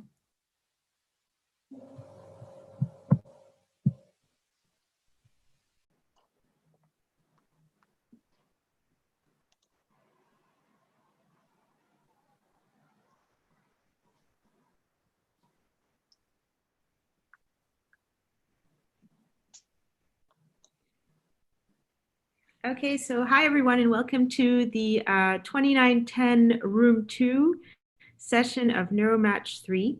My name's Layla, and I'm going to be hosting this session from the shores of Lake Geneva. And we'll be listening to some really exciting talks that, in my opinion, skirt the edge of some cutting-edge neuroscience.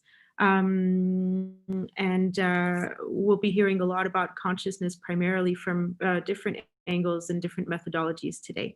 So first up is Viviana Dupin from Université de Fribourg, not so far from where I am. And she'll be talking to us about cardiac rhythms and how they modulate visual awareness. Viviana? Yeah, sorry, sure. So I'm going to start my presentation, show my screen. Okay, I hope this is the one, sure. And sorry, okay, there's still the people, so I'm moving them. Okay, perfect. Then thank you for being here. Today I'm going to talk about how we can use cardiac signals to better understand how conscious awareness works. So, to be really practical about this, I'm going to show you really an example. So when you quickly look at this image, there are two ways you can perceive this stimulus. You can either see it like an image above, or you can only see the noise. So this is our unaware condition. This is interesting because we have the same input, but two different perceptual outcomes. This means that the difference cannot be in the physical properties of the stimulus, but has to be looked for in the brain. So we can approach this problem from two different perspectives. The classical method is to look into the stimulus, evoke differences in neural activity, and compare the aware and the unaware condition. Another method is to look at the pre-stimulus differences in the spontaneous fluctuations in neural activity. So looking at how the state of the brain affects the perceptual outcome. So, but today we're going to talk about the whole body, because the brain is not an isolated system, but continuously receives inputs from the rest of the body.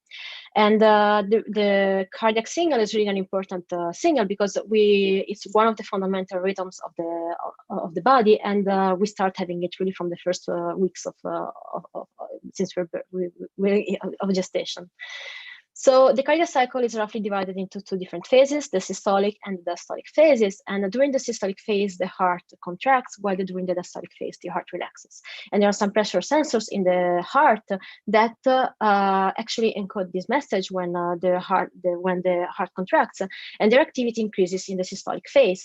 This internal signal is then relayed to the brain, and it is known that these signals can disrupt the processing of simple sensory stimuli, also across different sensory modalities. So to come back to our timeline, we see that we can approach this problem both looking at the pre-stimulus and stimulus evoked activity in the brain, but we can also look at the pre-stimulus heartbeat evoked response, that is the brain response to the heartbeat, and we know this is stronger for subsequently detected and undetected stimuli. And we can also look at the cardiac phase in which the stimulus fall, or also at the stimulus evoked activity as a function of the cardiac phase. And this is what we're interested in. So what we did in this first preliminary study was just a pilot 2 years ago. We presented gratings that were oriented either to the left or to the right, and the participant had to say whether it was left or right oriented. So this is an objective measure, and then they had to say whether they saw it or not. So we aimed for a high accuracy and contrasted the correct aware and correct unaware condition.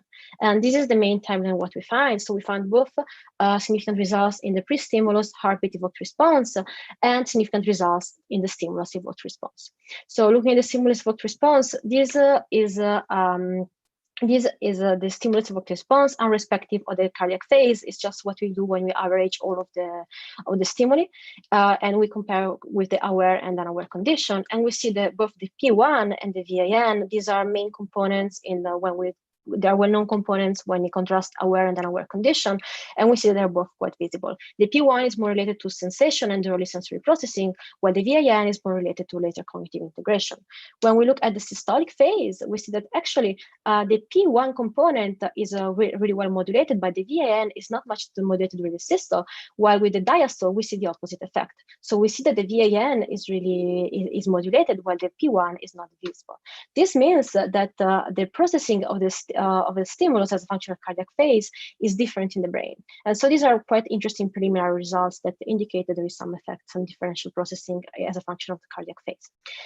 When we look at the heartbeat evoked response, so this happens before the presentation of the stimulus, we see that when we contrast the aware and unaware condition and we time lock it to the T wave, so that's the start of the diastolic phase, we see that there are some amplitude differences around 200 milliseconds after the T wave for the aware and unaware condition, and this corresponds to also topographical differences. So we see that there are two different there is one different topography in the unaware condition that is not present in the aware condition, and we know that different topographies implies different source generators, and we see also these in the same time range. So we see that there are the anterior insula, at this part of the silencing network, predicts correct identification with awareness, while the default mode network predicts correct identification without awareness. So here we see the precuneus and posterior cingulate cortex. So one possible interpretation is that the default mode network activation that is well known for task unrelevant activity and for my mind wandering predicts whether you will be when we are unaware of the stimulus, while the pre-activation of the silencing network induced by the response of the brain to the heartbeat predicts when you are aware to the stimulus. So we see that there is like a switch between these two well-known networks in the brain, and these are related to the activity of the heartbeat. And with this, I would like to thank my supervisor and all the students who work on this, Viviane Blitz. And this is like a summary slide of my results. Since this is like an interactive talk, I thought it was useful to start some conversation. As I said before, this is like this is more of a piloting study, and we now got funding, and we're starting the more fully study. So we can also discuss other variables that we're looking at, like breathing and things like that. So thank you all for your attention, and I'm here for any question.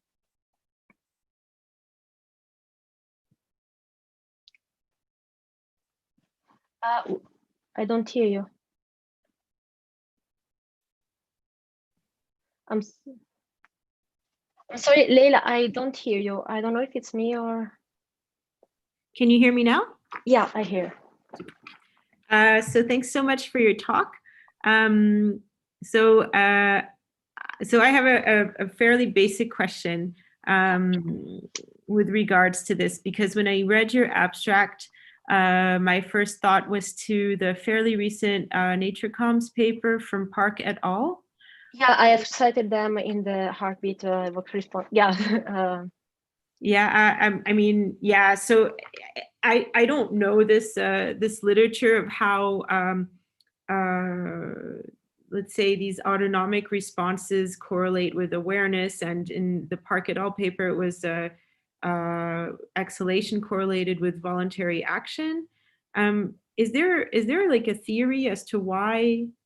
Because the implications would seem, I mean, it's very curious, right? Like why is it that we're aware on the exhale, or why is it that aware on the diastolic phase of the cardiac response, or so there are different ways of seeing this, actually, explanation. So from what I understand, I'm still fairly new to the topic, but I think that at least our point of view is that the baroreceptor activity, so the fact that you receive some sensation from the heartbeat, so some signaling from the heartbeat, actually interferes with the conscious processing, and that's why we are worse at systole than we are in diastole. So in this sense, it would be that the treatment of this processing interferes with the external stimulus.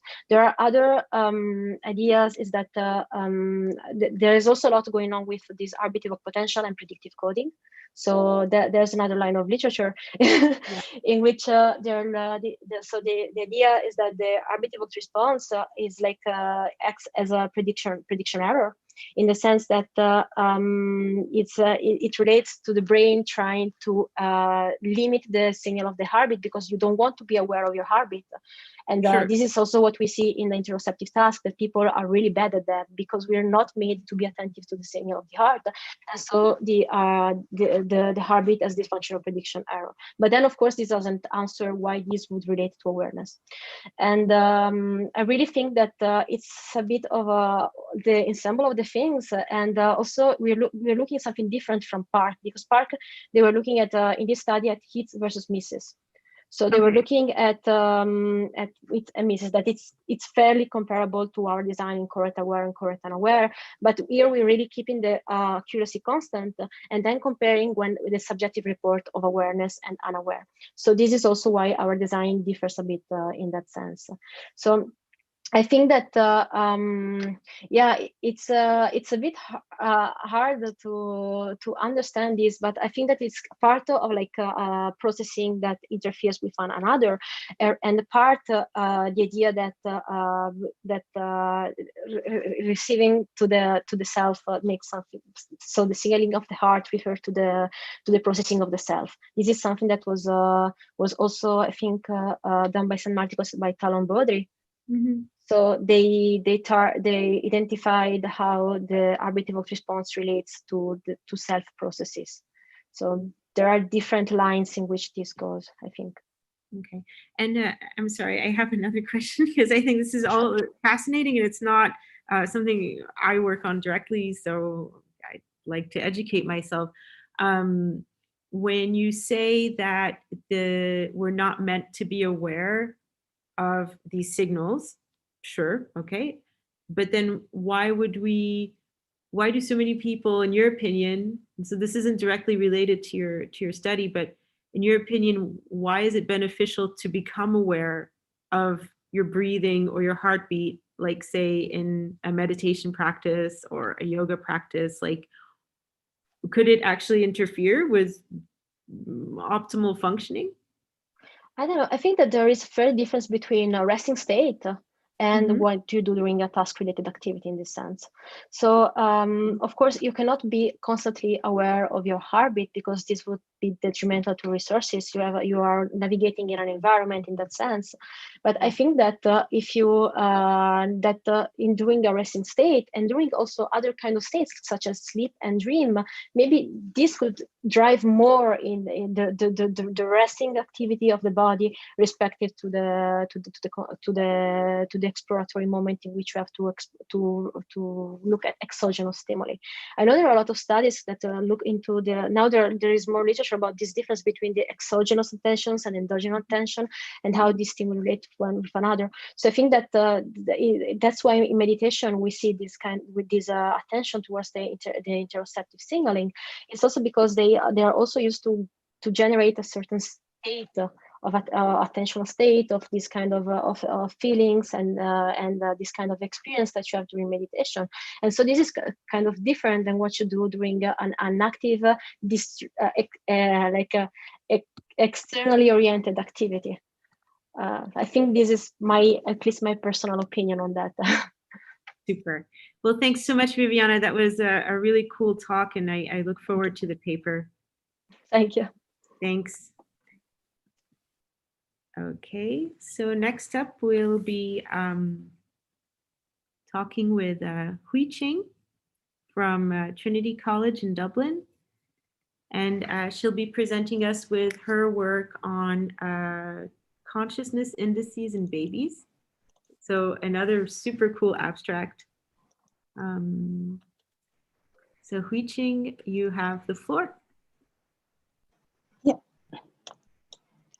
Hello, everyone. Today I'm going to talk about a study that I did to investigate the development of brain circuitry supporting conscious awareness in infancy. We know that consciousness has been investigated for centuries. However, we still don't know how early that consciousness arises in a human infant. Does it arise at birth, or it emerges through the development in the early years of life? In human adults, consciousness often clinically defined and measured by through two dimensions, arousal and awareness. There is no doubt that infants have arousal as their eyes are widely open, they have sleep-wake cycles, and most importantly, they cry. However, it remains unknown to what extent infants can be aware of themselves and their environment.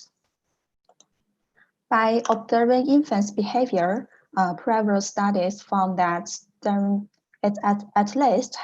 infants at least have minimal awareness. However, those behavior could just owing to some stimuli being primed in the early days of life, or just even at mother's womb. So, for example, infant could be quite familiar with their mother's voice. So any preferential response could just owing to the similarity, but not rather than they are aware of the mother's figure. So in present study, we are not going to assess infants' awareness by observing the behavior or by the self-report, as the behavior, the language and the motor function are quite impoverished. So in previous study, in our study, we are going to investigate the development of awareness in infancy. The antagonistic relationship between default mode network and the frontal parietal networks, including dorsal attention network and executive control network, has been consistently found in adult brain. And this relationship has been proved to be very essential for human awareness. However, we still don't know whether this antagonistic relationship appear at birth or not, and whether those three networks are already developed at birth. So we are going to, we ask the following two questions. The first question is whether the three networks are already present at birth or not. If yes, to what extent those networks develop in infants relative to in adults. Our second question is whether the antagonistic relationship between default mode network and the dorsal attention network or executive control network present in infancy or not. I'm very grateful for the developing human collectome project for collecting a large infant data set, which provide us a good opportunity to investigate those questions. We divided all the infants into 3 different groups according to the birth age and scan age. The 3 groups are term infants, preterm infants scanned at term equivalent age, and preterm infants scanned before term equivalent age. In addition, we adopted adult dataset from the Human Collectome project as a reference, so we can investigate to what extent those 3 networks and the relationship developed in infancy relative to in adults. At first, we created 19 regions of interest of the default mode network, dorsal attention network, and the executive control network, according to the coordinates obtained from Rachel's study. And then for, as you know, these regions of interest are based on adult brain. So for infants, we align those regions into infant relative space. Then we created the functional collectivity matrix for each individual participants and averaged the functional collectivity across each groups. Here, the first image is for the functional collectivity matrix in adults. Warmer color means higher functional collectivity and cooler color means lower functional collectivity. We can clearly see higher within network functional collectivity in adults and lower functional collectivity between regions from different networks, which means those regions within each network work as a cohesive unit. But this pattern seems less clear in the 3 infant groups. So to investigate whether there are higher within network functional collectivity relative to between network functional collectivity statistically in infant groups, we compare the within network functional collectivity and between network functional collectivity by using paired t-test.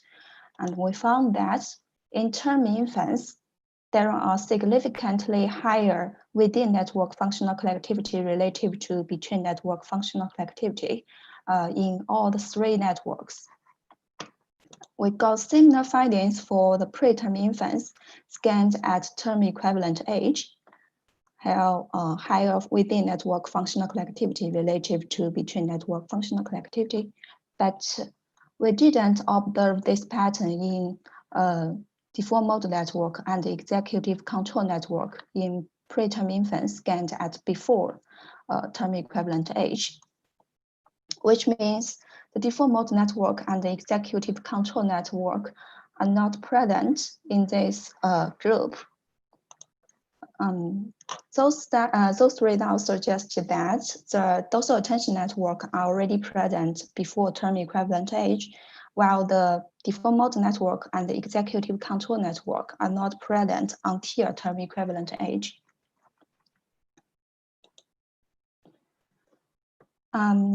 As we know that we have already know that the 3 networks are already present at term age, so we want to know to what extent those networks developed in infants relative to in adults. We compare the within network functional collectivity and the internal structure of those networks in infancy relative to in adults.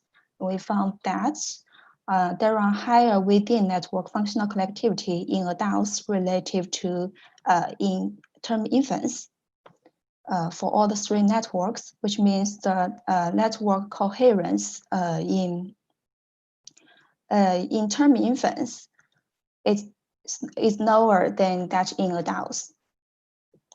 In addition, we used hierarchical clustering analysis to capture the network structure in term infants and in adults. This method can group regions according to the the similarity of the regions. So here we use the time course of each region as input. we found that in adults, those 19 regions can literally group into 3 clusters, which corresponding to default mode network, executive control network, and dorsal attention network. But in term infants, those regions seems not organized in this way and more intermixed across networks, which means those regions, those network structure are less well developed in term infants compared to that in adults. We got similar findings in term infants scanned at term equivalent age. I mean, lower within network functional collectivity in this group relative to that in adults, and less well-formed network structure in this group relative to in adults. We also found similar findings in preterm infants scanned before term equivalent age, lower within network functional collectivity, and less well-formed network structure. So overall, those results suggested that the 3 networks are still on developing in infancy. Our second question is whether this antagonistic relationship between default mode network and the dorsal attention network or executive control network is already present in infants or not. So we compared, if yes, we should observe significantly lower functional collectivity between default mode network and the dorsal attention network relative to the functional collectivity in another network parents. Here in adults, we did observe this pattern, lower functional collectivity between default mode network and dorsal attention network relative to other the functional collectivity in another 2 network parents. And we got similar findings in term infants and for term infants scanned at term equivalent age, but not in preterm infants scanned before term equivalent age. Those results suggested that the antagonistic relationship between default mode network and the dorsal attention network is present in these 2 groups, but not in this one, means this relationship is not present until term equivalent age. So overall, there are 2 findings in this study. The first one is the 3 high-level networks are already present in infancy, but not until term age or term equivalent age. In addition, those 3 networks are not adult-like and are still on developing. Our second finding is the antagonistic relationship between default mode network and dorsal attention network is already present in infancy, but not until term age or term equivalent age. So that's all. Thanks for listening. And if there are any questions. Thanks so much, Huiqing. So those are some really special findings, especially the ones with the preterm infants. Yeah. Can you hear me? Yeah. So I have one fairly simple question, I think. Actually, I don't know. When it comes to the default mode network, I'm not sure there are any simple questions, but how does the pattern you see in preterm infants and then also in term infants, how does it compare to the minimally conscious and unconscious states that you mentioned at the beginning of your talk? So you said that there's this breakdown in the antagonism between the default mode network and the DAN network. Yeah. Exactly, in sleep and anesthesia and so on. Did you guys do a comparison with those, or I don't know if it's even possible, but did you do a comparison perhaps with those types of unconscious states or subconscious or low conscious states? Yeah, it's really a good question. Yeah, we didn't compare infants with those patients or health participants in consciousness in anesthesia state. Yeah, yeah. Is it worth it, or is it too difficult to compare baby brains and, you know? Yeah, it's not too difficult. I think it's doable. But I didn't do that. Perhaps it's a good research question that we need to detect in the future. Yeah. And further on, because again, just like the previous talk, I selfishly want to educate myself. The patterns of this antagonism between networks, are they the same between these three minimally conscious states? So sleep, anesthesia, and I don't know, vegetative state, or I mean, are they? Do they also have like a similarity between them? Yes, you know, those three groups, they are all have diminished awareness. So this relationship usually break down in those three groups. So they have similarity. Yeah. Okay. Cool. Cool. Well, thanks so much, Hui Qing. Yeah. Great talk.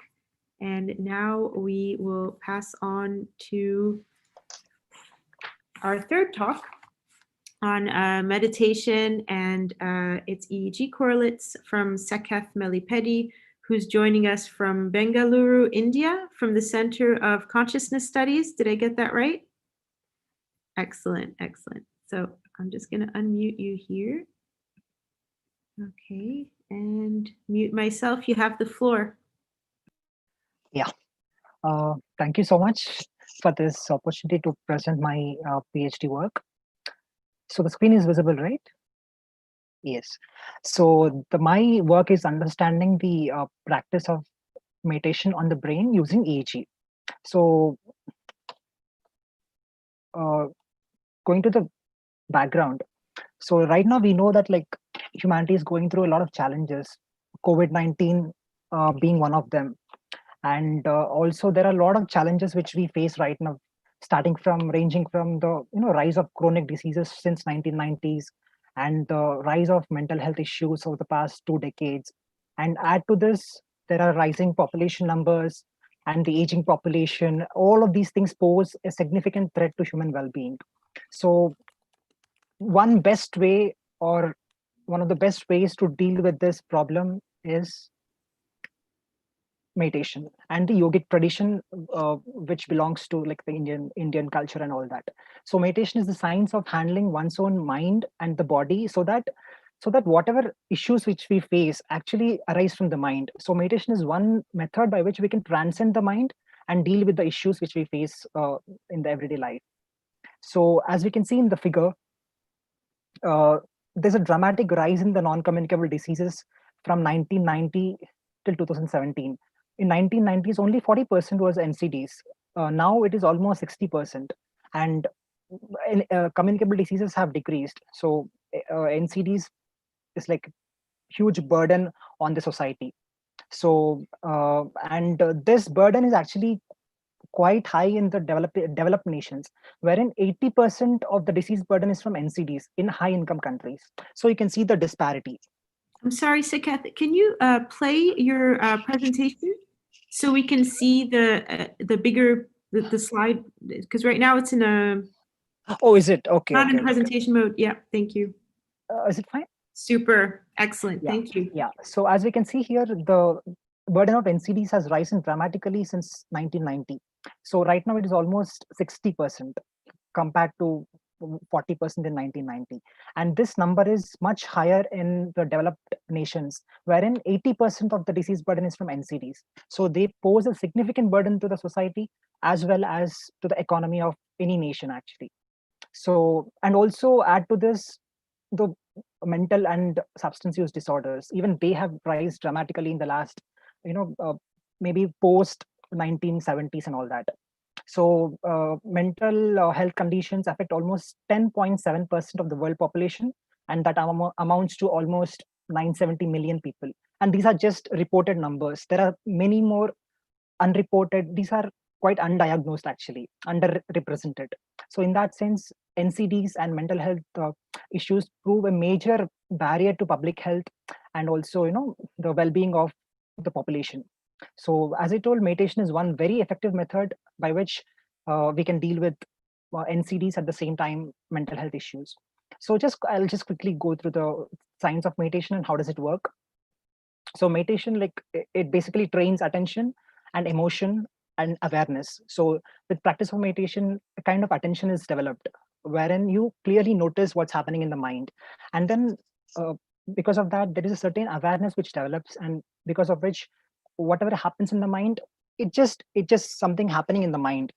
Whatever is happening in the mind doesn't affect the person as such because of a certain distance which develops between the person and the mental content. So that's and because of that, there's also emotional regulation which happens. And a lot of regions have been implicated in meditation. For example, ACC, insula, prefrontal cortex, all these play a very important role in self-regulation, at the same time effective decision making, proper reasoning, etc. Insula is implicated in awareness, and a lot of studies report increased. For example, a lot of report in MRI reports show that there's an increased gray matter in ACC, insula, PFC in the long-term meditators, and there is altered functional connectivity in DMN, which is quite prominently reported in the meditation literature. And then there is increased alpha and theta power in the meditators compared to the non-meditators. And then improved attention is seen, increased P3 amplitude, increased alpha theta power, all this is seen. So overall, this is what happens. Practice of meditation leads to an increased self-regulation, wherein one can regulate his own mind, and then that leads to enhanced well-being. So this is, in a nutshell, how it works. So the form of meditation which I am working on for my PhD is Isha Yoga. This is quite prominent in India and also all over the world right now. So it has several components like Hatha Yoga. There is Hatha Yoga, there is Kriyas, there is meditation, there is chanting. It's a several aspects which, with which one can work on to achieve well-being. And then this is what I've been working on. So what we did is we recruited the subjects from the local centers in Bangalore. And right now, we have recruited almost 7 advanced meditators, 5 novice meditators, and 6 controls. So advanced meditators are those who have been practicing for more than 5 years and also who have done a long-term retreat. And novice meditators are those who have not done this long-term retreat, who just have a short-term practice, say 6 months to 1 year. And controls are those who don't have any meditation experience at all. And this was the inclusion and exclusion criteria. And this was a study protocol. The EEG was acquired using a 128 channel gap from the EGI with a sampling rate of 1 kilohertz. And the data was processed in prep pipeline in EEG lab and MATLAB. So this was how the study was done. So the subjects enter the lab, we put the electrode on them, and then this is the protocol which they undergo. First is the rest, wherein they, it's like eyes open and eyes closed rest for 5 minutes, and they undergo a certain cognitive task, and then there's an again rest. And then this is the actual condition where we ask the person to do pranayam and meditation. So this is for the controls. For the controls, it's an active control state of breath watching. For the novice and advanced meditators, they do a form of pranayam and a form of meditation which is called a Shamavi Mudra. It's a focused attention practice wherein the attention is on the breath, movement of breath. And then it is subsequently followed by 5 minutes of rest. So now we compared these groups, controls, novices, and advanced meditators, how they differ in while doing pranayam and while doing the breath watching. What were the differences seen?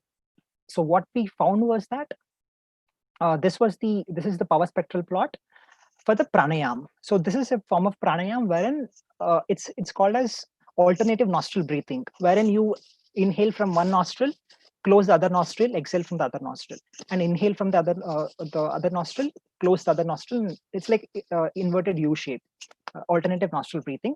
So in this, what we saw is that, as we can see in the this is the power spectral plot, wherein the color indicates higher power. For example, red, whatever is red indicates higher power, and whatever is blue indicates lower power. So as we can see in the theta range, that is 6 to 8 hertz, the advanced practitioners add higher theta power in the predominantly in the frontal midline regions, and also occipital regions compared to the controls and novice meditators. So this actually what this indicates is that there are source localization studies which show that ACC generates frontal midline theta, and this frontal midline theta is linked to the parasympathetic control. So in the advanced practitioners, when they do pranayam, there is a higher vagal tone, because of which the theta power goes up.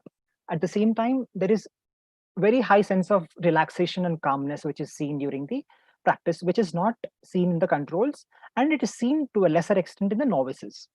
So similarly, what we see in the this is what we see in the gamma range during pranayam, that is 30 to 40 hertz. Again, if we see here, for the advanced meditators, there is very high gamma in the frontal regions and also the occipital regions, which was not seen in the controls, and it was like less in the novices. Again, this indicates that there is very high sense of attention. Gamma oscillations generally tend to reflect very high sense of attention and kind of perceptual binding, and very high sense of awareness for what they're doing. So this is what we saw in the advanced meditators. And coming to the meditation, this, as I told, is a focused attention practice wherein the person has to focus on the breath. And what happens is, whenever he focuses on the breath, the mind tends to wander, and then the person has to notice the mind wandering and bring back the attention to the breath. So this is what happens. So there is, when the mind wandering happens, there is this default mode network which is active, and then when he realizes that the mind has wandered, that's when saliency networks comes into picture, and he brings back the attention to the movement of the breath, or the focusing on the breath. And then during that process, attentional networks come into picture, wherein he sustains the focus on the breath, which is the object of meditation for the practitioner. So this is what we observed for the meditation condition in the theta range, which is 6 to 8 hertz for the advanced, controls, and novice meditators. As we can see, again, there's a very high theta power for the advanced practitioners as compared to the controls and novices. Similar thing was seen for the gamma range, 30 to 40 hertz. So for the advanced meditators, there's a very high gamma power in the frontal and the occipital regions, and this was less for the novices and controls. So this is one thing which was surprising, like the gamma in the frontal region for the controls. This needs to be interpreted. And so this is what we have observed from the pranayam and the meditation data. So ultimately, the take-home message is, as a lot of studies in the field show already, meditation trains attention, and because of that sense of attention, meta awareness develops, wherein one notices the thoughts going on in the mind, one notices the emotions going on in the mind without getting identified with those thoughts and emotions, without judging them, without labeling them. Because the person doesn't judge and label the thoughts and emotions and feelings, he doesn't get identified. Because he doesn't get identified with the mental processes, he doesn't lead to stress, anxiety, depression, or any of these conditions. So basically, studies show that mind wandering leads to anxiety, stress, and etc. And with meditation, mind wandering decreases, and because of which the sense of well-being is very high, and because of which mental issues can be taken care of. And meditation creates pleasantness from within. So what is happening in the world right now is that most of the activities which humans perform is in pursuit of happiness, is in pursuit of well-being, pursuit of joy from the outside. Because of that, it's a never happening process. It never happens. Happiness kind of eludes all the time.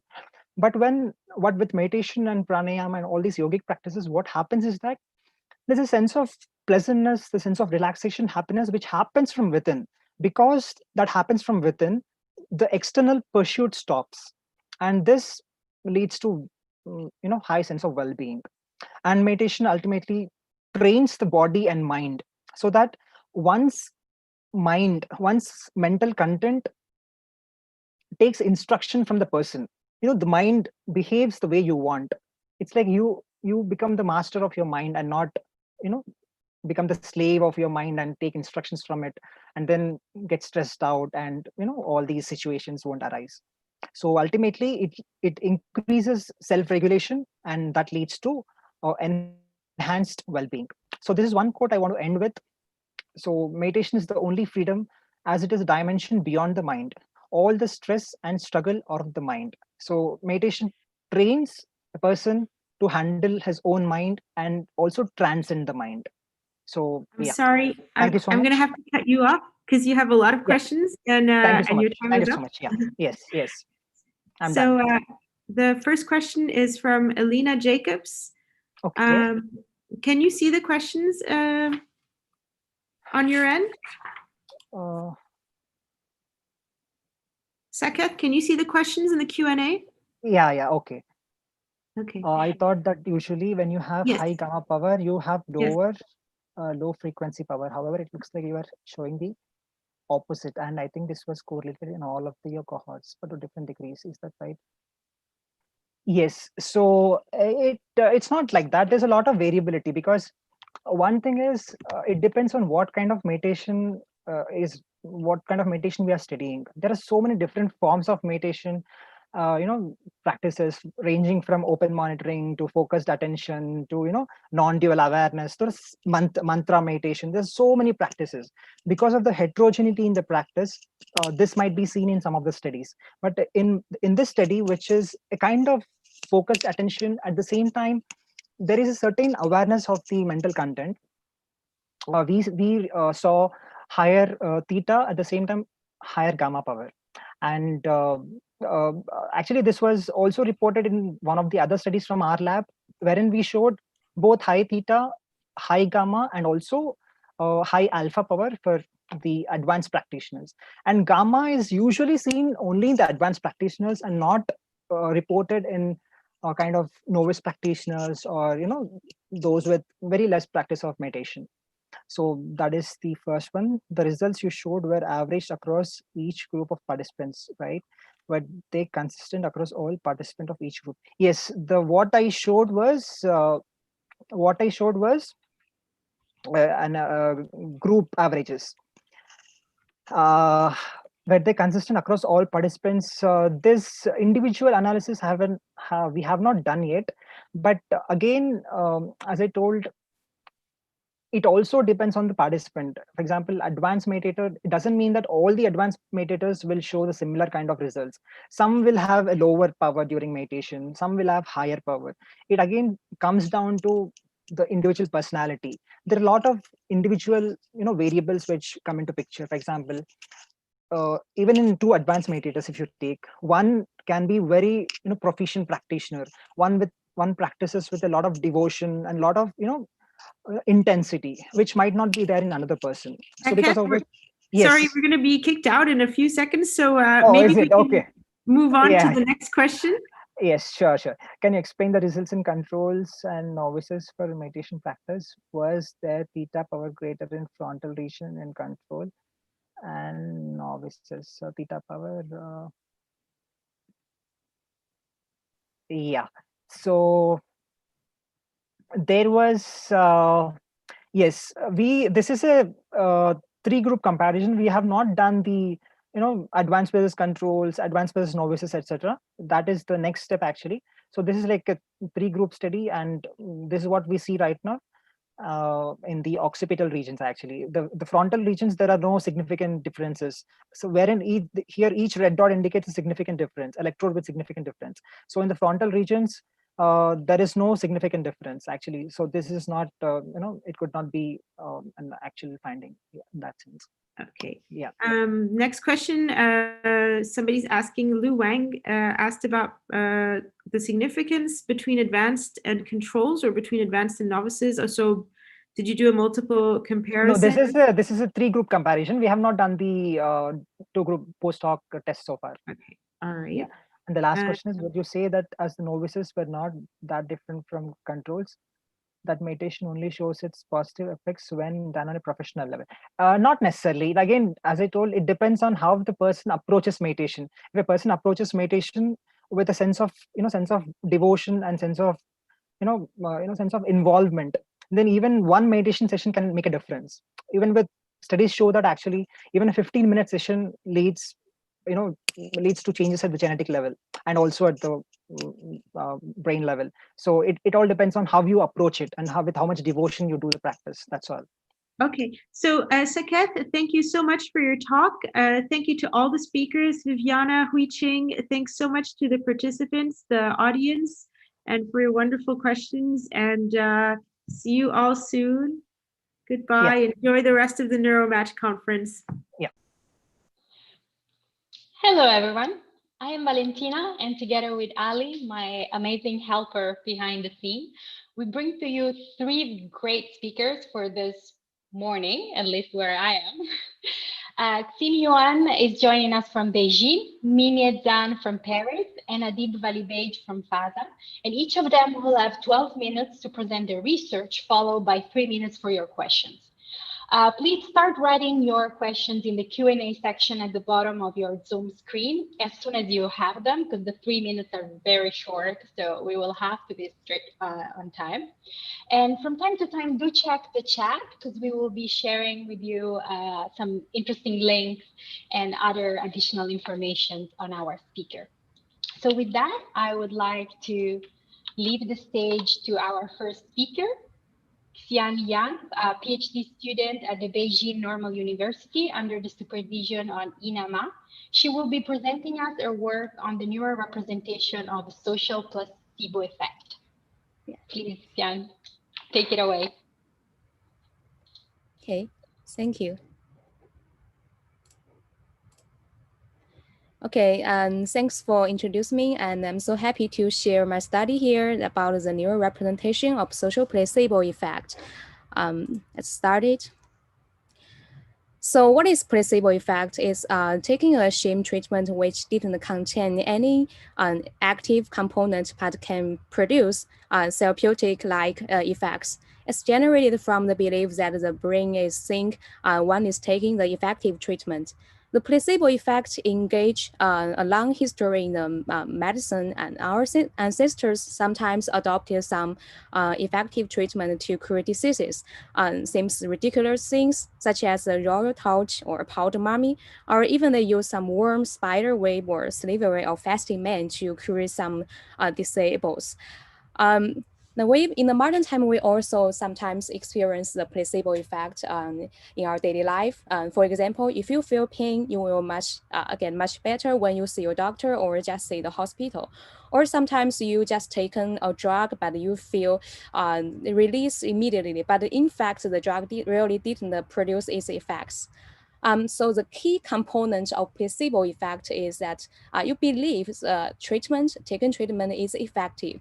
So knowing the treatment-related information, for example, efficacy, usage, or component is very critical to induce placebo effect. For example, in clinical practice, open treatment with drug information, and the patients also know when they got the treatment and would produce better therapeutic effects than the hidden treatment, in which patients didn't know what they received and when received the treatment.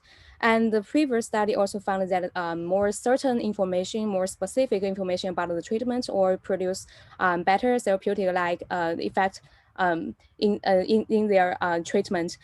In the laboratory studies to investigate the neuromechanism underlying placebo effect, the verbal instructions which the experimenter delivering the treatment information to their participants are widely used to induce placebo effect in different domains. While in the current study, the research question would be how our human brain processed and represented this treatment-related information to induce placebo effect.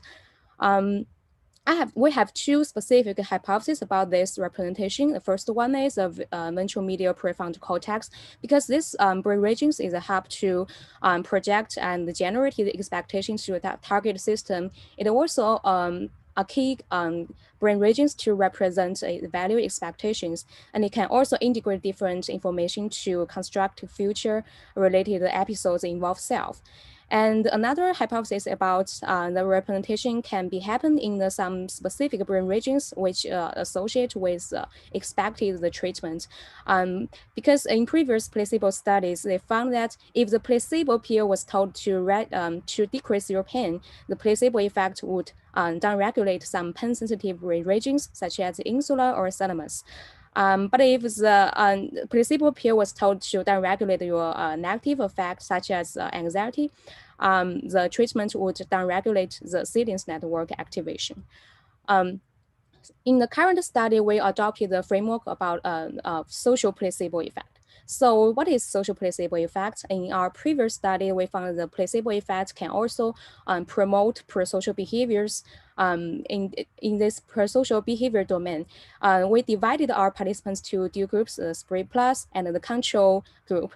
And the participants in the SPRI plus condition was sprayed with psyllium, but it was told as oxytocin, a pro-social molecule to promote social behaviors.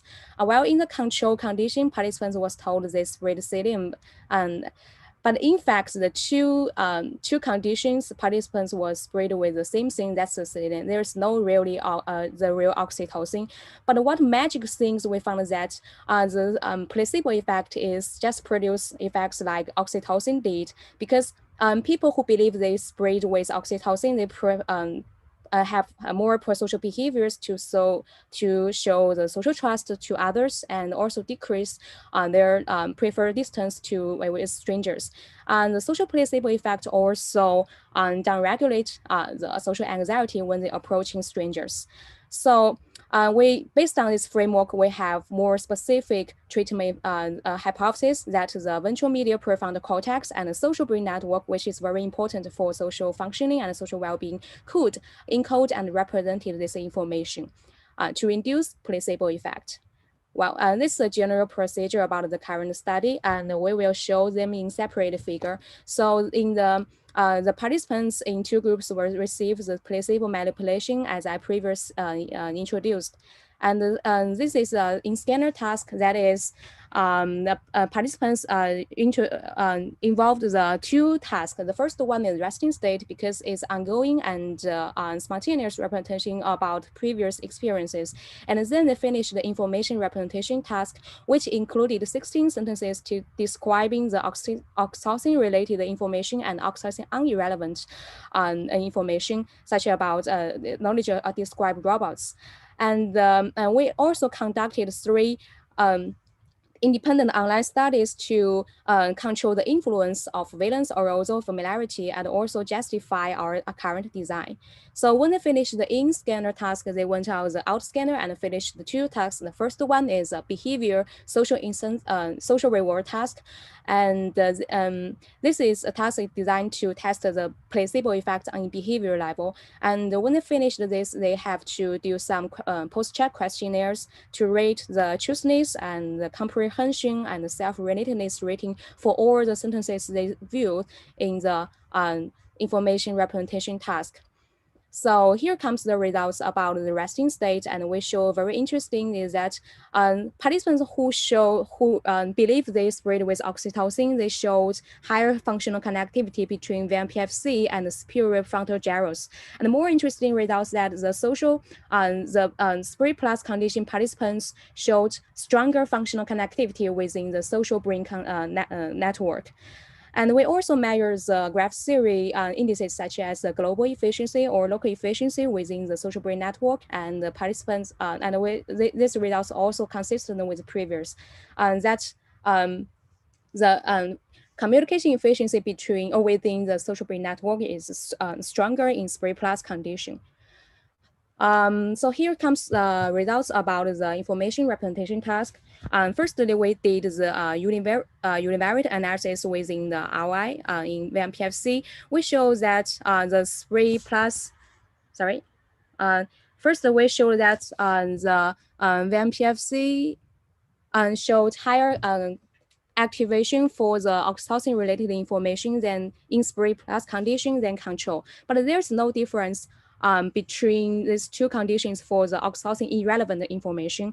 And we also conducted the univariate analysis in the whole brain and confirmed these results in the VMPFC shown here. And then we did the representation similarity analysis, RSA, within the VMPFC, and also did this analysis in the whole brain searchlight to confirm these results. And we show that the VMPFC showed higher neurodiscrimination for oxytocin-related information, and as well as some other prefrontal regions, such as the right lateral or orbital frontal cortex and the left medial frontal gyrus.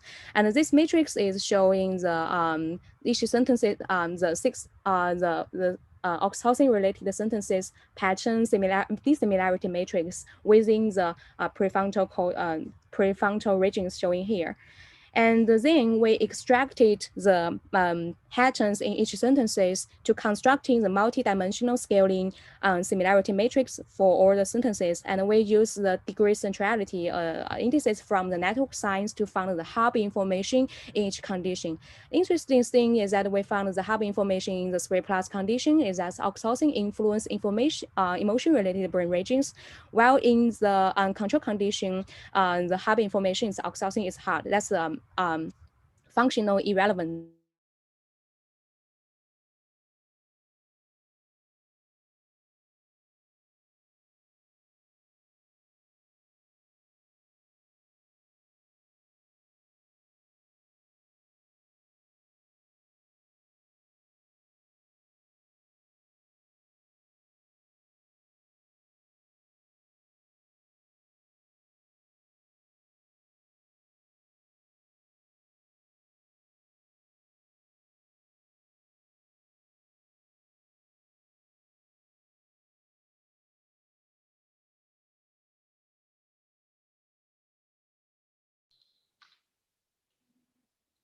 Looks like our speaker just froze right about when she was about telling us the final results of her super interesting study. So we are trying to connect with her and see if we can get her back on screen. There would still be time. In the meantime, feel free to start typing your questions for her. Yeah, and I see that some are coming. If you could just please put your questions in the Q&A section and not in the chat, that would make it easier for the speakers to reply to you and for other audience, for the other member of the audience to upvote your questions so we can ask in the brief time that we will have the most interesting one, the ones that most people are curious about. So if you could please put them there, that would be great. Thank you very much. And in the meantime, let's see if we can get her back in the screen. Otherwise, we might have to switch to the second speaker and try to have her reply to your questions at the very end. We're going to give her another minute. In the meantime, thank you for many effort to be ready for the.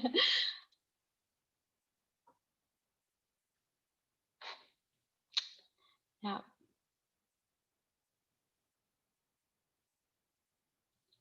I love the questions that I'm seeing, and I really hope we will get her back on screen in time to reply to all of them.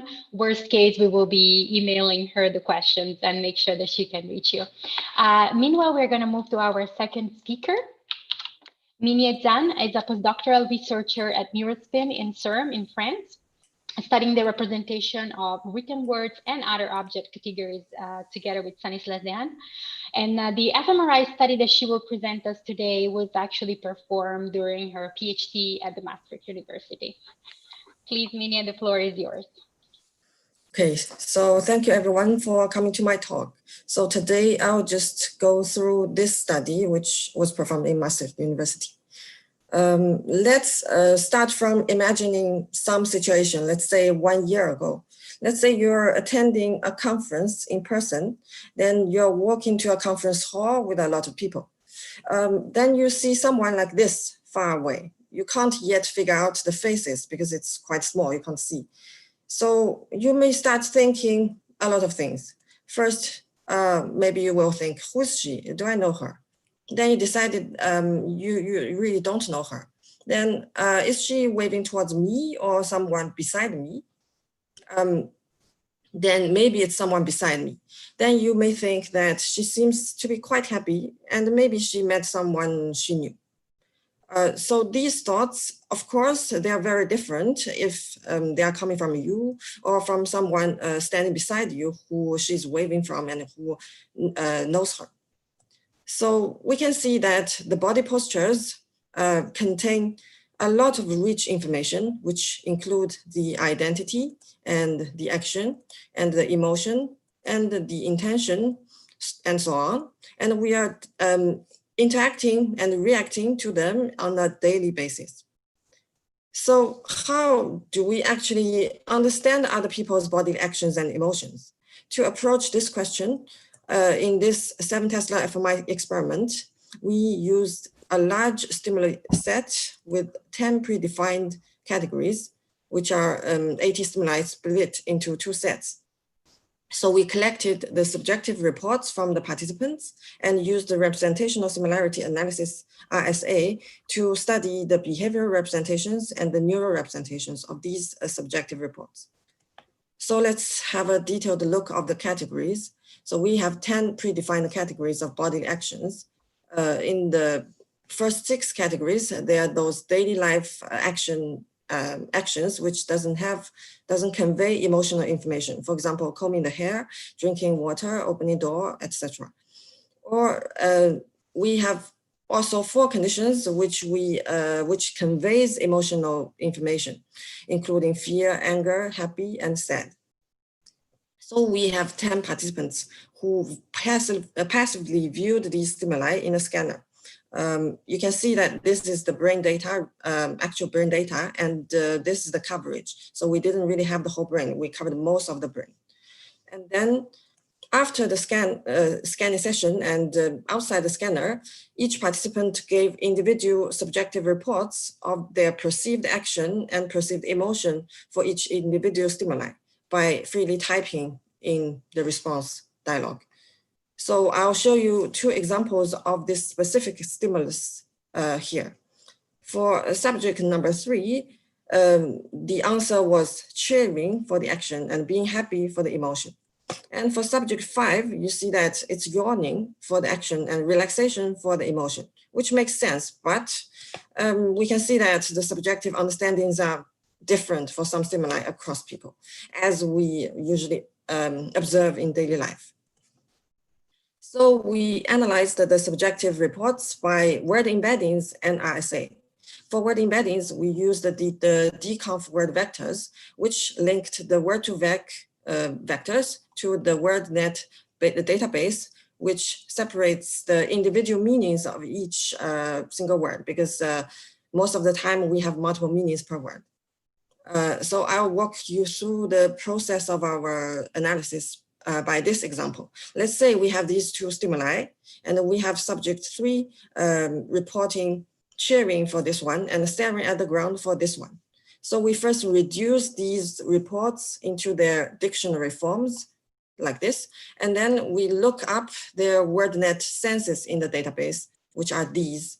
Then we look up the dconf word vectors, which is a 300-dimensional vectors like these.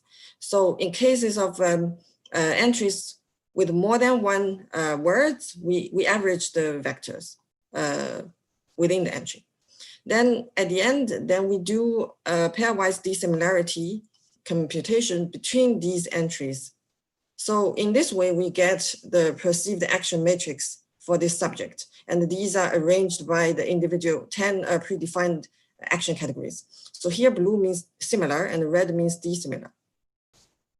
And in the same way, we get the perceived emotion matrix for this subject. So looking at the group average matrix, we can see that they largely corresponded to the predefined action and emotion models, as you can see the similarity here.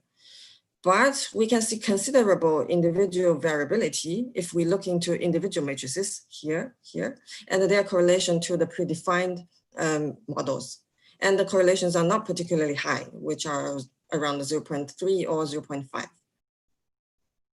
And since all our reports are now in the same common word vector space, we then put them together and ran PCA on all the subjective report entries. So here are the 400 entries of them. And you can see when I plot them out like this by their dissimilarity matrices, you can see the emotions, it's quite okay. You still see the similarity here. But for the actions, because of the individual differences, it's quite, well, it doesn't look really like this. So for the PCA, the first 10 PCs explained more than 86% of the variance for both of these perceived models, perceived emotion and action emotion representations. And looking at the first PC, which are very big in these two cases, they actually didn't really correspond to those categories. If I plot them out by the categories, by different color, you don't really see a categorical structure. However, when we look at smaller PCs, for this case, for action, the 7th and the 9th, they started correlating with the action categories, and you see some action structure here. And they also correlated with the emotions. And for the perceived emotion, you can see that the number 1 and 2 PCs, they correlated more with the emotion, predefined emotion model, and the number 2 and 3 PCs, they correlated with the action and the emotion also, and also the valence.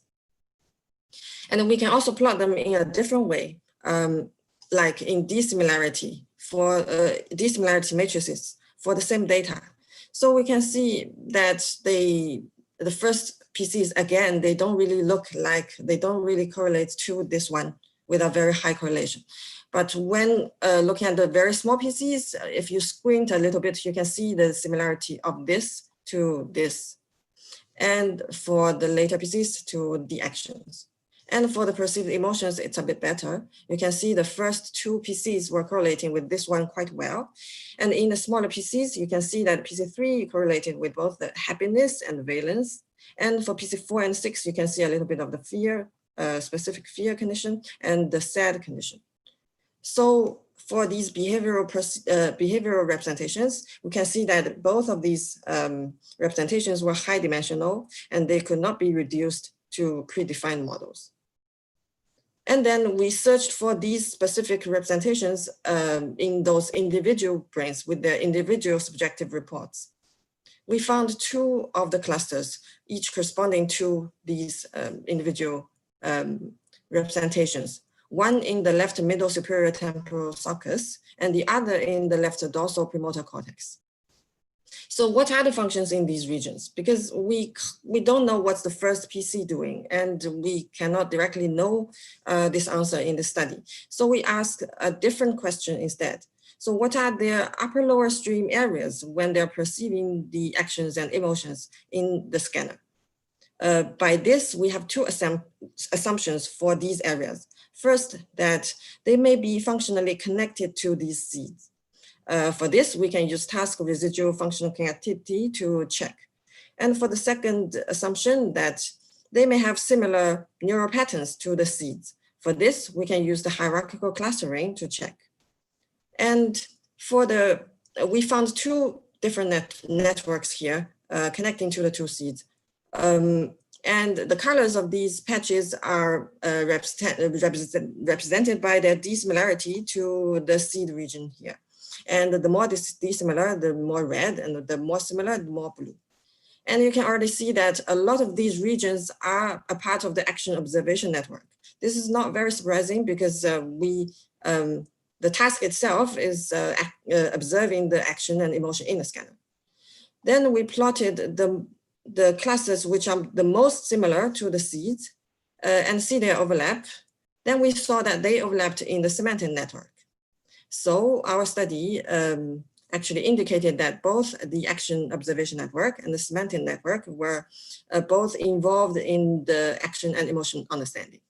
So in summary, we found the perceived action emotion representations, they were both high dimensional and could not be reduced to the predefined categories, but still the smaller PCs from those representations were correlated to the predefined categories. And also in the brain, we found 2 clusters and found the involvement of both the semantic network and the action observation network. So thank you for your attention, and feel free to reach out and chat with me. Thank you. Thank you very much. Thank you very much. Great talk. Very interesting results. I might start with a couple of questions while we wait and see Yes. what gets typed away by the attendees. I was wondering whether you think that some of the overlap with semantic network could be driven by the subjects that have the tendency to name the action that they are seeing. So like they're coming up with the lexical label, so then can lead to an activation. Yes, I think the lexical content of the response, it's indeed a part of the function of the semantic network. However, while this is also a part of our understanding, let's say, when we understand one action, we tend to name them, or well, actually, in real life, we are not really naming the actions. We're just responding to them. So we are just using these responses as one proxy to understand the understanding process. Because otherwise, as the traditional way of doing the research, we usually use the predefined categories, which are defined by the scientists, not by the participants. And in our case, we show that they are different. There are very big inter-individual differences to the predefined actions. So we are just using one proxy, and there might be better proxies, but what are they? It's not yet sure. Yeah, no, absolutely. I was particularly interested in that effect of the individual differences. We do have a question from Regina Zaghi. She's asking, did you use different age ranges? Were they all adults? Just wondering, because kids and teenagers might have very different vocabulary for what they for how they interpret adult actions, right? Yeah. In this case, we recruited participants from our campus. So they are all adults, but we have a quite diverse participants because our university was very international. So we have participants from India, from Greece, from America, and of course Dutch and Germany. So they are not really like a very limited range of participants, but the experiment is conducted in English. I see. And do you think that would you expect to see similar results if they had been performing a given task over those stimuli? So they were passively viewing, right? Do you think if they had I think some kind of... Yes. So let's say if we have a different task, which is not passive viewing, but let's say actively judging the emotion, I think the representations may be different and may be modulated by the task. But let's say this is not really a naturalistic way of understanding the emotion, because usually you are not judging a posture when you see them far away. You're actually quickly reacting to them even without thinking. So we are trying to emulate this more naturalistic way of thinking about emotions or observing the emotions. That's why we refrain from an active task. Yes. Makes a lot of sense. We have another question from Na Eun O. Very interesting. What is your explanation for the first and the second principal components of the actions? Maybe it represents individual differences in the description of the actions, such as the intentions, the situation, the results. Yeah, it's quite likely, because we can see that because these are arranged, ordered by the actions, then you can see that it's 10 participants, and you can see a quite reliable structure in each cell for each action. So yeah, when you see them overall, they are surely a lot of individual differences, but there is also some underlying patterns. So I'm not really sure what was the PC1 and 2. And if there are better ways to study them, it would be great, but not yet. I do not yet know what they are, the better method to study these. Yeah. Yeah, it's really not easy. Have you thought of, or would you like in the future to try with even more naturalistic stimuli? Already your images are very, like compared to the usual, traditional images are very natural. But have you thought of like seeing those action in an environment, in an ecological environment? Yeah, if it's one option, then it would be great. But the problem was more related to the acquisition of the data, because here we showed each stimulus 12 times, each single picture 12 times to have a very stable estimation of the activity in the brain. So let's say if without this limitation, yes, of course, we will do it, but it will be a very expensive scan with a lot of different sessions for the same participant. So yeah, if possible, yes, of course, yes. Thank you. Thank you very much for the great presentation and for answering to all our questions. Thank you. We can now move to our third speaker, third and final speaker for this session, Adib Valibej. It is a medical student from the FASA University of Medical Science, supervised by Dr. Moyataba Fareab. And his talk is titled Investigating the Role of Cognitive System in Moral Judgments According to Social Intuition and the Dual Process Theory. Thank you, Adib. Thank you, Valentina, and thanks to everyone attending my talk.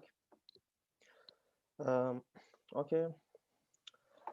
Our research was an international collaboration between Iran and Italy. We worked on two famous theories on social cognition and social psychology. So my talk will be completely about cognitive neuroscience and cognitive social neuroscience. There are two main approaches to moral psychology. How do cognitive systems play a role in our judgments and decision makings?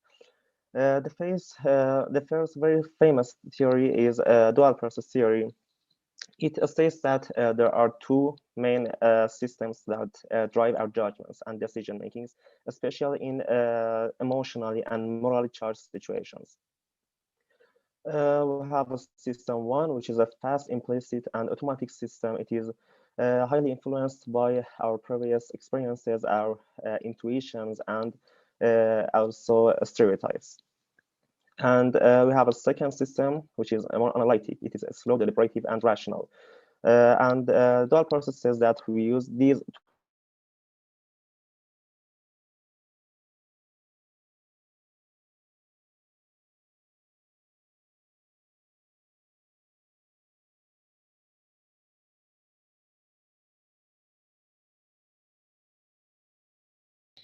We are not very lucky with internet connection today. So sorry. Let's wait a second and see if Adib and comes our back. reasoning. Okay. Sorry, you froze just for a second. So maybe you want to just start over this last sentence. Thank you. Sure. The social intuitions model says that our judgments are driven by emotions and intuitions, but not rationals. It means that we make judgments and decision making based on our emotions, and our reasoning, our deliberation does not play a major role in our decision makings. And Jonathan Haidt also coined the term moral dumbfounding on this matter. It says that when a person, for example, I believe that incest is absolutely immoral, and I hold this belief, but I cannot exactly explain why. I cannot justify my beliefs. And it says when intuitions find no reason, I find no reason for my intuitions. And it means that I judge and I make decisions based on my intuitions, my previous beliefs, but not reasons. And our study aimed to answer this question. Is it true that, as dual process theory states, the individuals tend to use fast, intuitive cognitive processes when making judgments, and they tend to use deliberation, reasoning, while they're asked for? Or as social intuitionist model states, our judgments are always, almost always, and basically driven by our emotions and intuitions. So we designed a very simple study. We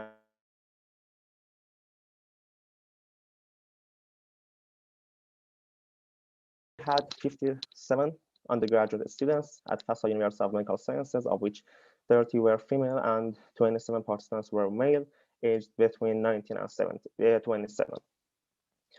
We divided our participants into two groups, group 1 and group 2, and they had different procedure, as I will talk about them more in the next slide.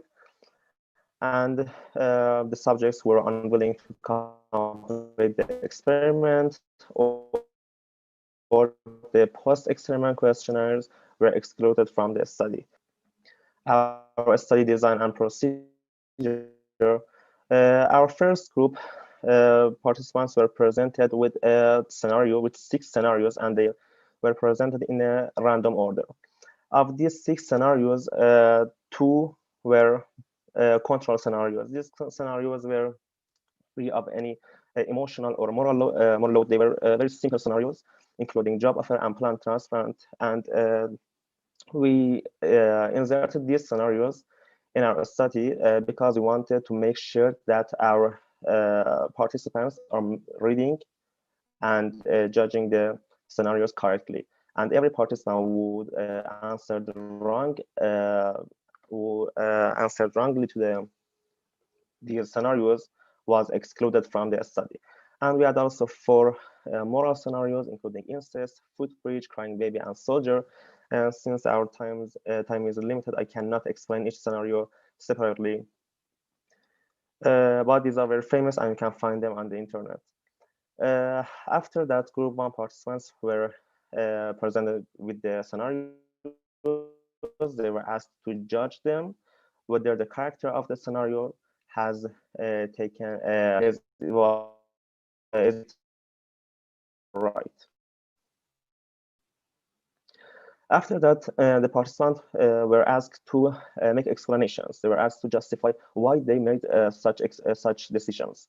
And a few minutes later, they were presented with the same scenarios again, and they were asked to judge them again. And they were able to change their judgments if they were willing to. And after finishing the procedure, they were provided with demographic form and some questionnaires that I will tell about them more in the next slide, to make sure that the 2 groups are equivalent and they are homogeneous. The participants of the second group were as well presented with the same scenarios, but unlike the first group, they were asked to simultaneously judge each scenario and explain their judgments.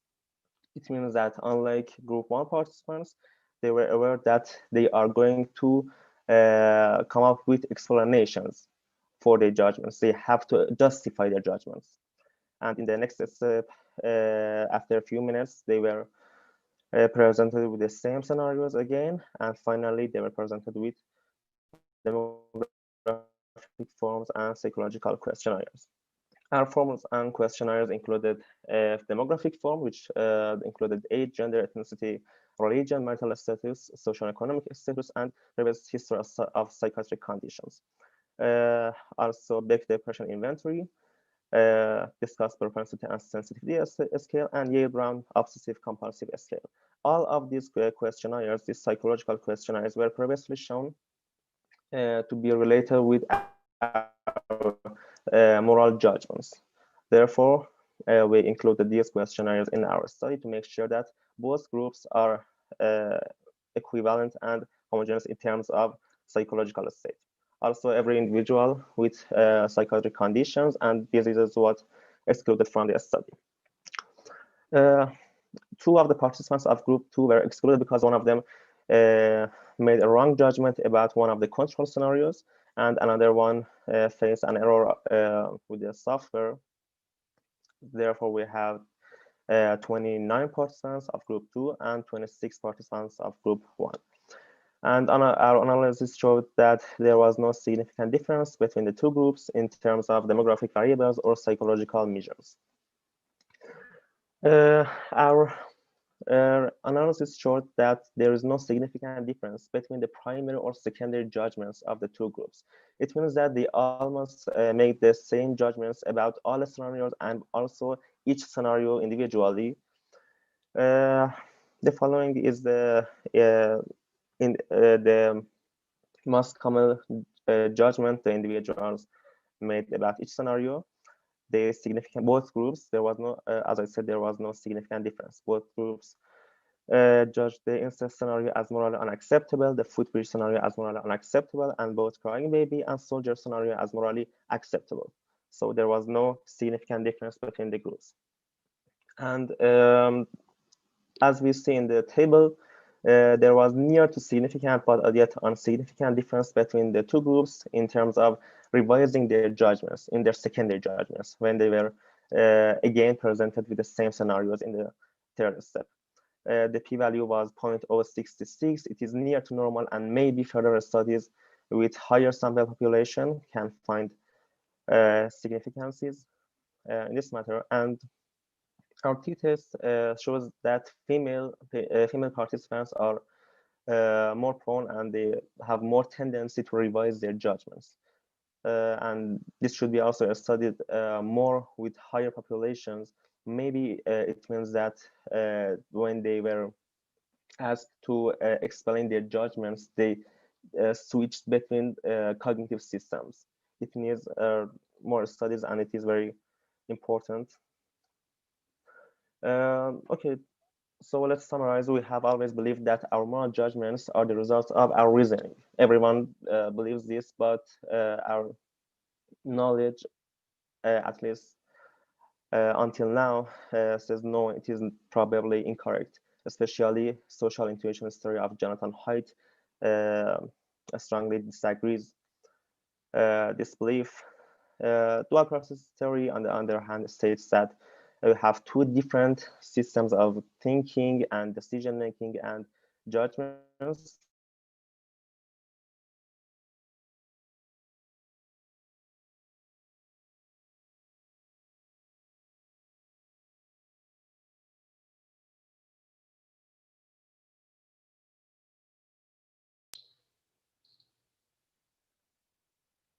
I think it's frozen again, but in the meantime, feel free to start writing the questions for Adib. So as soon as he's back, okay. We lost you. We lost you again for a few seconds. No worries. Okay. But okay, you can finish your. Yes, I was saying that our findings support the social intuition theory. It says that almost always we make judgments based on our intuitions, our emotions, and reasoning does not play a major role. And it is very, very important when we are thinking that we are acting very rationally, we are very reasonable. In fact, we are using mostly our emotions. But as I said, our study has limitations. The most important one is a small sample size of the study, and further studies with probably somehow different designs and higher sample population are required to support or refute maybe our findings. Thank you very much. Thank you. Thank you very much. This is very interesting, and indeed it gives us something to think about when, when you think of how we make decisions. I do have already a couple of questions. Did you see an interaction between the gender, the sex effect of female, male, and the group effect? Like, do females switch opinion more often than male in group 1 than in group 2? Or is the overall effect of gender? No, the finding that I mentioned here was an overall finding. There was no significant difference between the groups. Both groups showed that females are more prone to revise the judgments. Okay, interesting. Interesting. And in terms of replications, which rightfully you said larger samples, I also wonder whether you're planning on looking at possible age differences, whether there might be an effect. Yes, our sample population had a limited age range because we did it in a university, and almost all the participants were young, aged between 19 and 27. But sure, more studies are required with a wider age range and to see whether age has effect on this matter.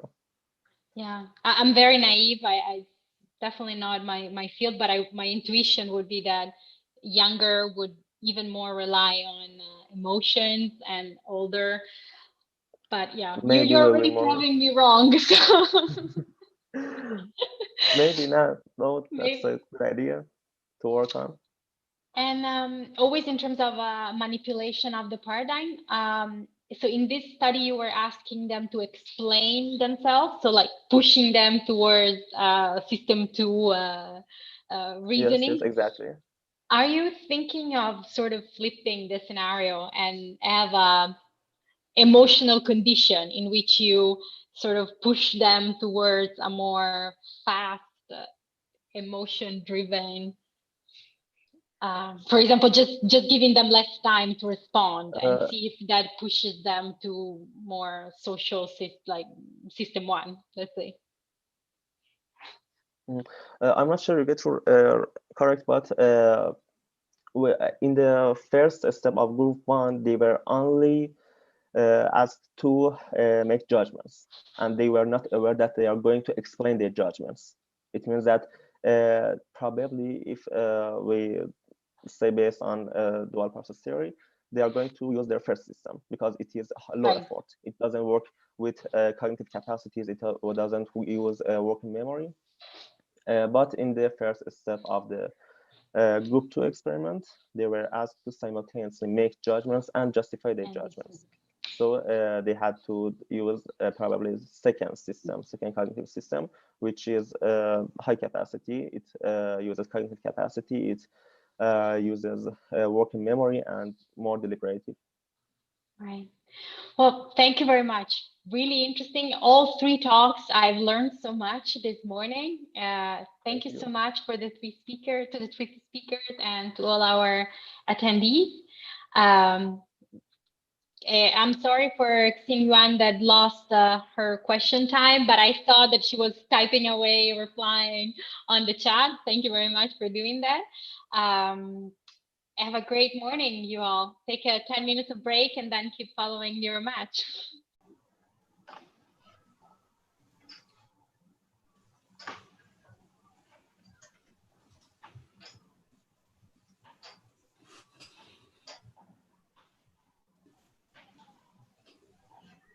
I think time is getting ready to start. Hi, everyone. Thank you for joining us in this session. We have 2 amazing speakers, Justin and Philip, to discuss their recent work with us. This is an interactive session. They will have 5 minutes talk and plenty of time for discussion. Please post your questions in the question and answer panel. This talk format is discussion based, so ask anything you like, any details or the directions for the project, whatever you want to ask. And if you would like to ask your questions on screen, please put on screen in your questions and we will invite you to join as a panelist and you will be on the video to ask your question. And now we will start with our first speaker, Justin Jude. Justin is doing his PhD under the supervision of Matthias Henning and Arno Onken at the Institute of Adaptive and Neural Computation at the University of Edinburgh. His research focuses on the intersections of neuroscience and the deep learning. Today, he will talk about the similarities between hippocampus and recurrent neural networks. His talk is titled Hippocampal Representations Emerge When Training Recurrent Neural Networks on a Memory-Dependent Maze in Navigation Task. Stage is yours, Justin.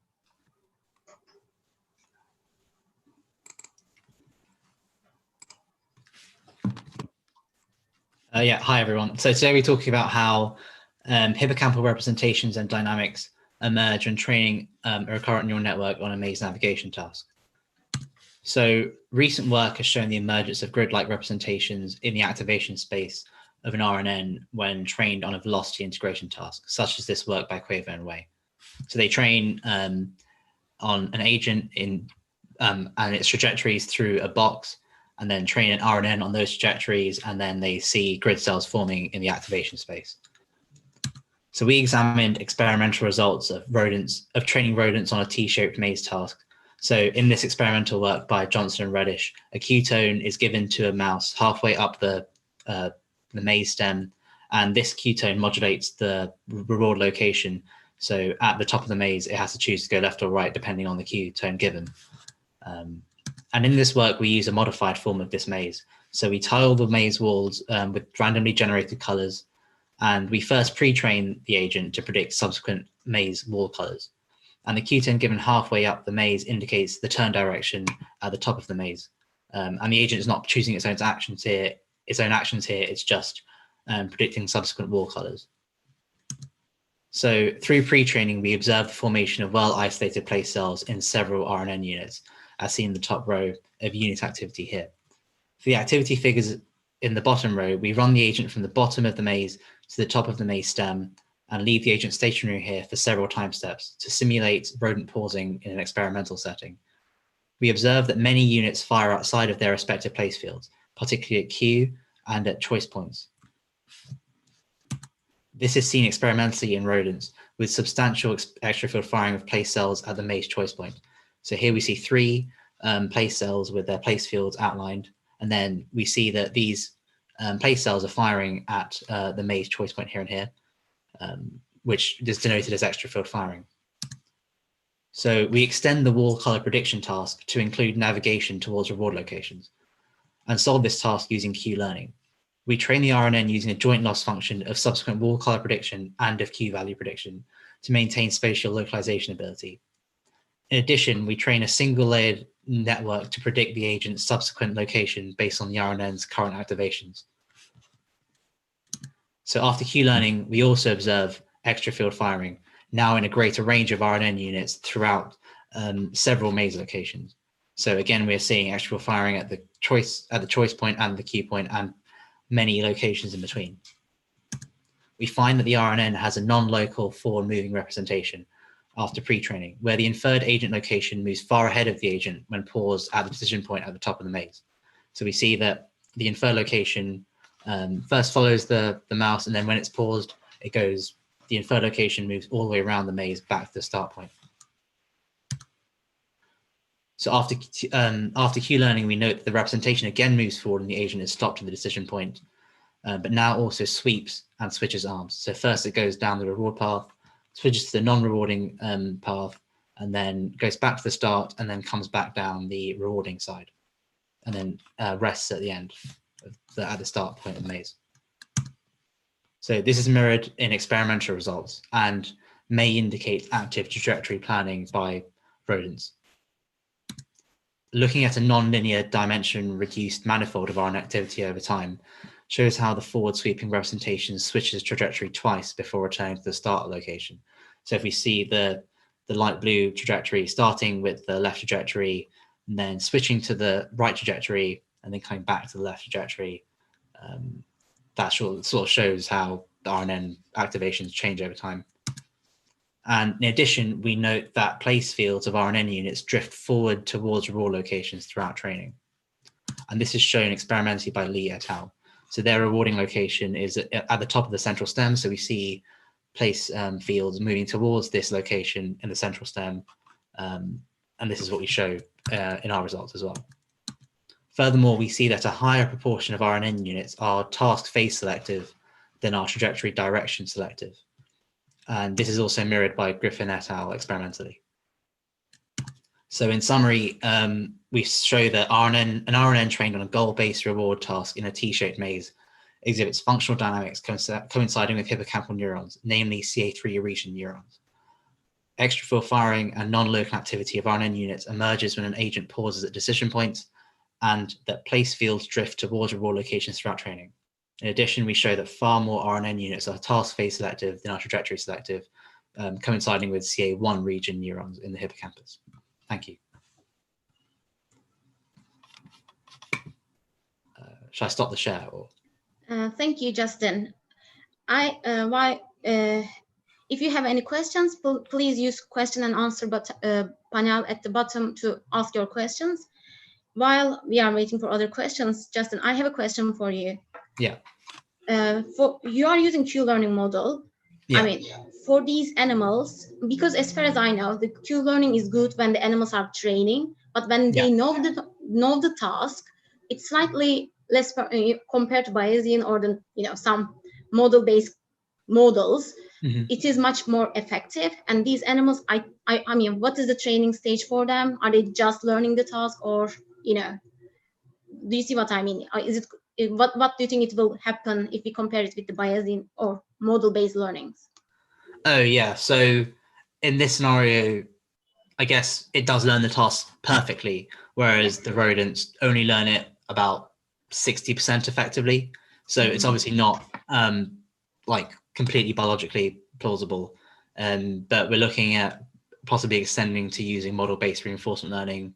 But that's a bit sketchy at the moment. Like it's very recent work that's shown model-based reinforcement learning even works effectively. But yeah, as far as reinforcement learning goes, there's not much has changed since Q-learning in general, right? So there's not many options for this at the moment. But we're just looking at trying to marry the two together. That looks good. And we have a couple of questions for you. Jeremy Forrest is asking, can you go into more details on your RNN, like number of units, LR?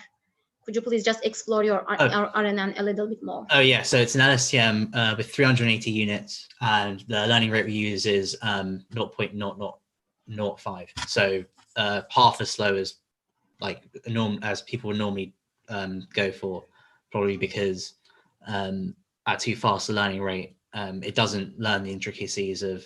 So we're trying to do a joint loss function of both the wall color and the Q values. So a lower learning rate allows the agent to, or allows the RNN to integrate both of those pieces of information into its planning.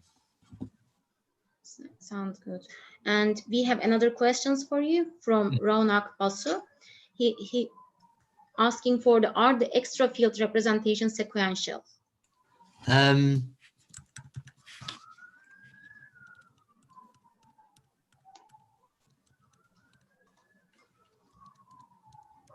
What is he? I don't think I know what he means by sequential. Yeah, Raunak, could you please clarify your questions in the chat or the panels? Then we can ask for it again. I can move on to the next questions while he's clarifying the question. He said like theta sequences. So I'm not a neuroscientist, so I'm not exactly sure what theta sequences are. Yeah, I don't know what theta sequences are. I'm not going to lie. But I can answer this later on. I can talk to my supervisor about it and answer it later on if that helps. Okay. Thank you. And another questions from Eleanor Duval. Do you expect the splitter representations to occur in your model if both sides were equally rewarded? In other words, is the splitter effect depending on choice or feature reward?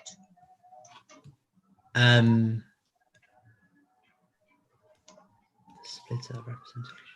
Because you have two options. Yeah. Do you think it is because of the choice or is it because of the outcome they are receiving? Oh, right. So they are equally rewarded, and in other words, depending on choice or feature reward. So RL is based on feature reward, so it's depending on choice. I'm not sure what she means actually by depending on choice or feature reward. I'm not sure what she means by splitter effect either. Does she mean the forward moving representation? Oh, she means the LSTM dynamics. I think it's based on let's say the rat was just doing a feature free choice in the maze. If the rat has more choices instead of two, what did you expect? Oh, probably. Yeah, it's a good question. I'm not sure actually how it would work with more choice. Different place fields for the center left compared to the center right.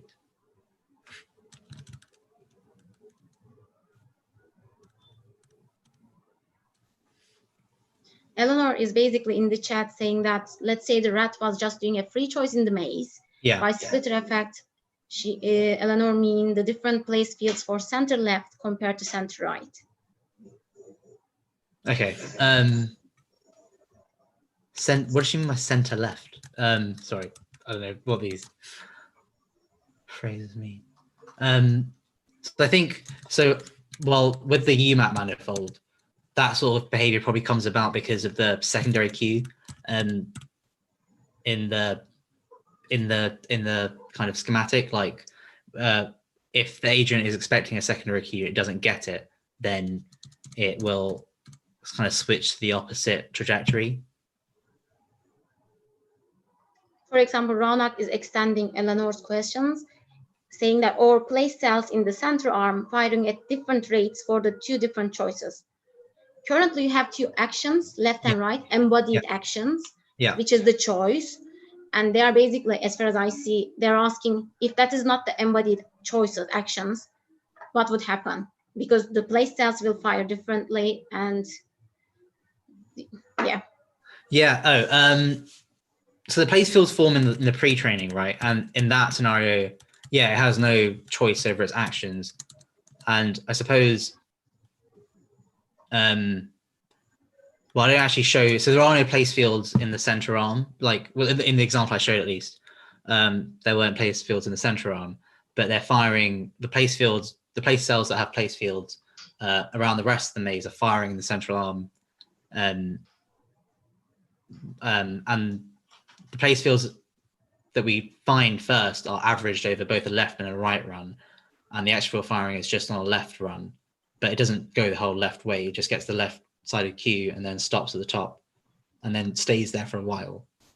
And that generates activity in the central arm by RNN units that don't fire there normally.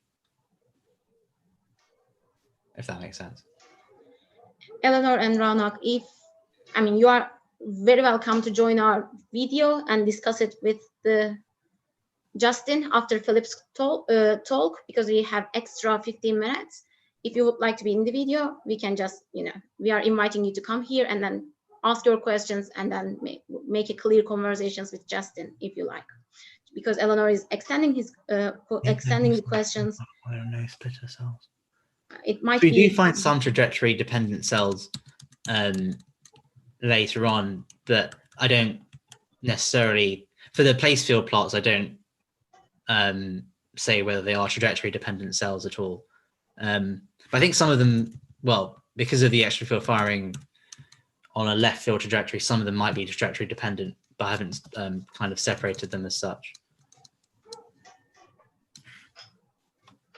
Yeah, sorry about that. Yeah, thank you very much, Justin. Now it is time to move to the Philip for his questions. And again, feel free to ask your questions in the question and answer panel. And Justin will be here to answer them while we are carrying on the session.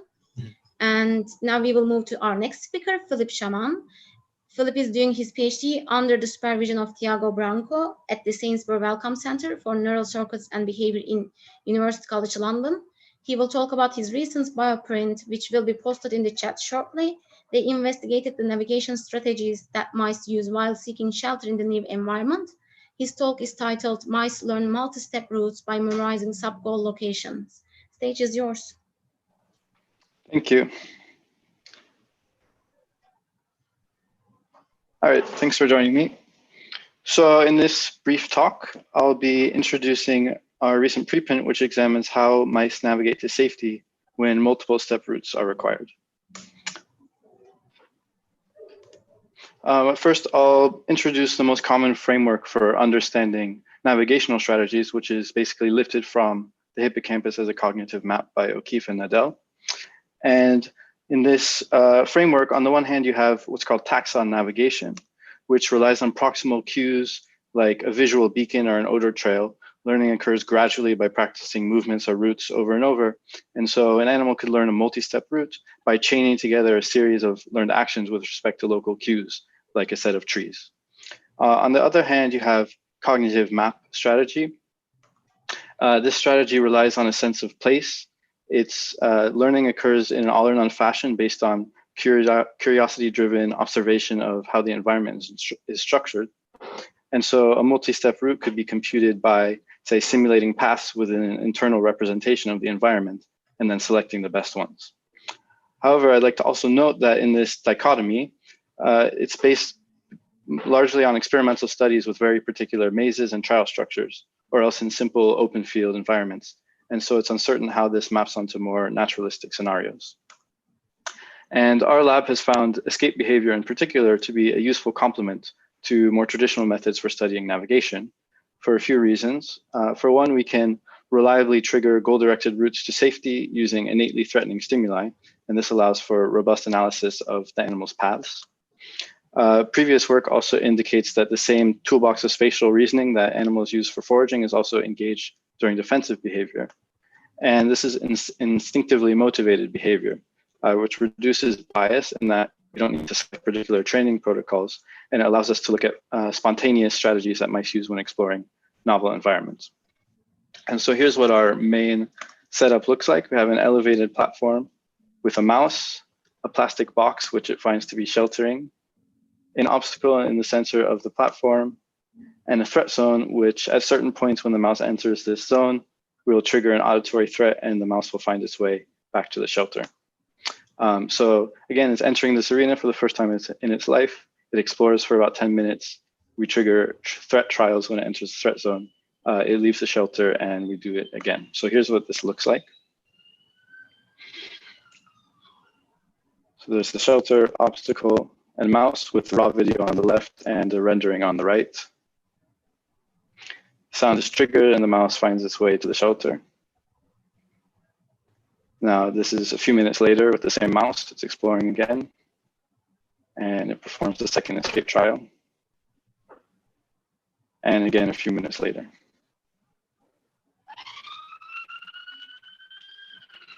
Okay, so maybe you could already see this a little bit from the video, but what we found initially was that on the first trial with initial responses, mice perform inefficient escapes where the movement is directed toward the shelter and then they get around the obstacle as it's encountered.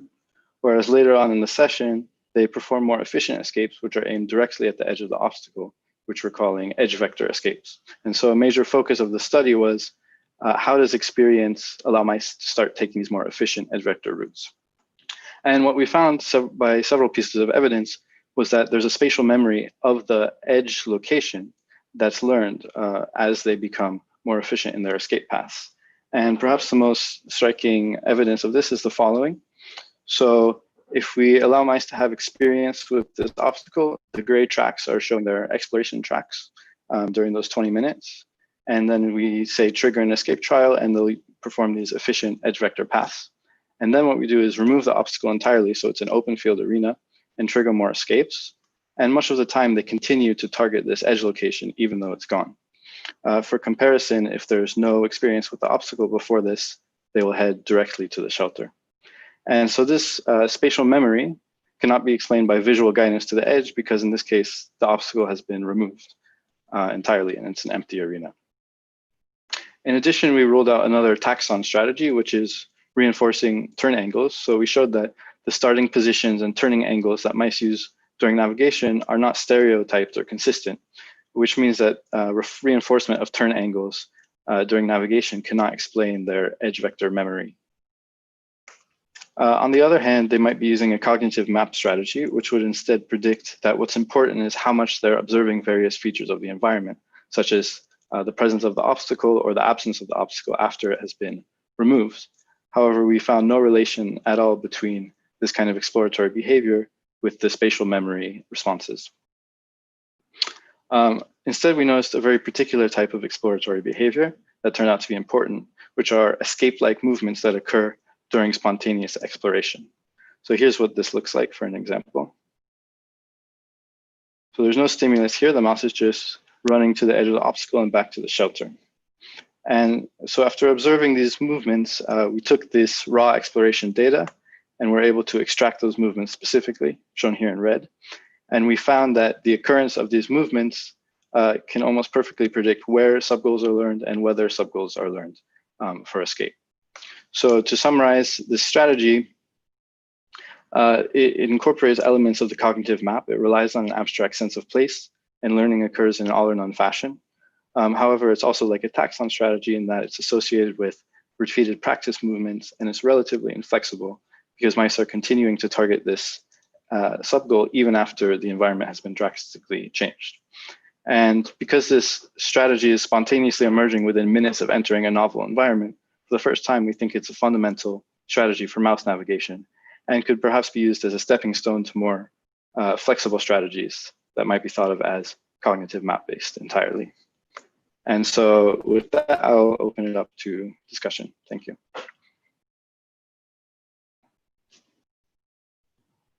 Thank you, Philip. Now we have some questions for you. Jeremy Forrest is asking, is taxon versus cognitive representation is the same as egocentric versus allocentric representation?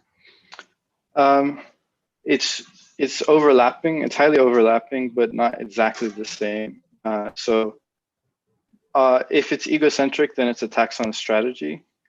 If it's allocentric, it might still be a taxon strategy because the animal is orienting itself with particular angles with respect to what's in the environment. So you might call, if there's a wall, for example, and the animal is orienting itself at 30 degrees with respect to the wall, that would be considered allocentric, but it would also be considered taxon because it's using a local cue and orienting with respect to that. All cognitive map or locale strategies, as it's called in the O'Keefe book, are allocentric. Okay, thank you. We have another question for you from Eleanor Duell, asking for, could you please repeat why this strategy is believed to rely on a sense of space? Yeah, so this comes from, for one, so when we see these repetitive movements, we've ruled out that they're aiming at the visual edge, and we've also ruled out that they're repeating particular movements, so turn angles.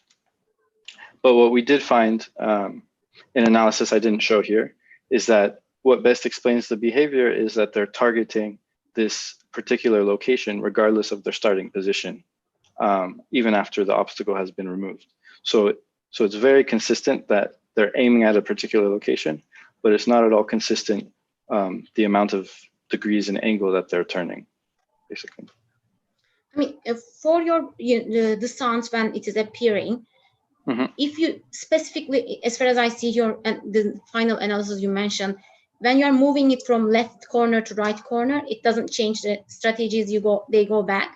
But how many times? I mean, how many stimulations trials they need to develop this map to go back? Is it like 10 trials? Is it quick to have this representation? I mean, how quick they learn it? So the time scale of learning where most mice learn it is about 20 minutes and 3 trials. So that was the main paradigm we did in our experiment. So at 0 trials and 10 minutes, they found the shelter, they've explored a little. Some mice have already, through these spontaneous homing practice movements I've showed you, they've already kind of mapped the subgoal. And some have not. By 20 minutes, most of them have. And in terms of escape trials in our experiments, that's the time of about 3 trials.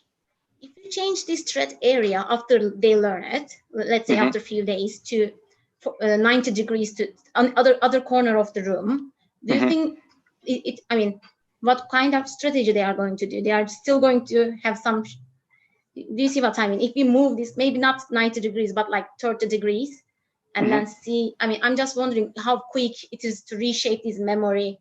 Is it reshapeable or? Yeah, so my impression so our work focused on a single session and exploration within that session. My impression is that if you go to a new session, for the most part, they're relearning. If you were to change that within the session, so sometimes we change, for example, the location of the shelter. If you change the location of the shelter, they adapt pretty much immediately, and they're starting from scratch. If you change things in the environment, like removing the obstacle, for example, they basically, how we understand it, our working understanding of it, is that if through exploration they manage to practice a correct route, then they will update their essentially their map of subgoals. If, however, through exploration they haven't done that, they haven't explored in the right way, then they'll continue using the old strategy, basically. Okay, thank you. We have more questions for you. Raunak Basu is asking, but can these be explained by stereotype action strategies? In spite for not repeating single angle of turns, etc., they can be higher order action strategies in premotor cortex. Premotor cortex. So I guess it depends on what he's meaning by stereotype action. So if it's not, the way we're thinking of it, the mouse is starting in a certain position, and the way the behavior is triggered, we trigger the stimulus, they turn toward their target location and run toward it. So they can either be memorizing, this is basically egocentric versus allocentric. If they're memorizing the egocentric action, that would be then stereotyped or predictable in some sense. If they're memorizing an allocentric target, then we wouldn't be able to predict their egocentric action, but just predict what they target. So I'm not sure if that answers the question or not, because I already said that. So if it doesn't, feel free to clarify. Yeah, thank you. And Hunglo says, great talk, and asking for which brain region will be most likely involved in this edge vector escaping, pure PAG, or will this be the crosstalk between PAG and special memory related brain regions? What do you speculate? So, I mean, so work from another preprint from our lab is already implicating retrosplenial cortex in directing the angle of the mouse to the shelter and superior collicus as well. And the connection between the two. So even in the more elementary task of orienting toward the shelter, where it's a single step route, already cortex, association cortex appears to be involved, and probably forebrain and hippocampus will be involved as well, because these are allocentric representations being used. So I mean, I expect the whole suite of navigation related areas that have been found in previous work with foraging will be engaged as well. Okay, thank you. And the final questions for you from Eleanor Duval. Have you shown that this behavior depends on distal cues? For example, rotate a salient distal cues between outbound and inbound paths. No, that's a good question. We haven't done that experiment. My guess is that it does not. And the experiment that we're doing as kind of a proxy for that, or not a proxy, but it's a related question, is if we turn off the lights altogether and remove all visual cues, are the mice still able to perform this task? And we found in certain cases, after they have experience and have learned the sub-goal, if we're turning off the lights and there are no more visual cues, they're still able to perform the task. So I'm sure that distal cues will be incorporated if they're available and they're salient, but I do not think they're necessary for this behavior to occur. Okay, thank you very much. Thank you. I hope we are towards the end of the session. If there is no more questions, I would like to, yeah, I'm just checking if there's more questions. And I think this is the end of the session. Thank you very much, Philip and Justin, for your beautiful talk, discussions, and the ideas. And many thanks for our audience for being very active and asking nice questions. I should also thank to Ali for giving us technical help at backhand, which you can't see, but she was here for all of the sessions. I hope you enjoyed the session and will enjoy the rest of the NeuroMatch conference and following sessions. Thank you very much, everybody. Have a good day. People tune in, and it's that silence. Okay, so I think most people should have been able to join us, and the live stream on YouTube should be up and running, and people should have logged into that as well. So it's my pleasure to welcome you all to session 2913, and the room is number 2. Our back-end host is Ali Rigby.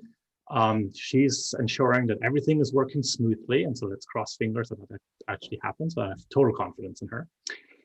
Just a quick reminder to please use the Q&A tool to ask your questions, and the participants can also, or the panelists can also answer directly questions there later on. Of course, feel free to chat away. Just a reminder that you have to actively select that you want to send messages to the panelists and the attendees. Otherwise, your fellow conferencees will not be able to see what you're saying.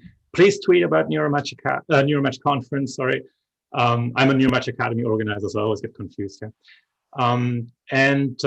Without further ado, it's my pleasure to introduce our first speaker of this Machine Learning for Neuroscience session.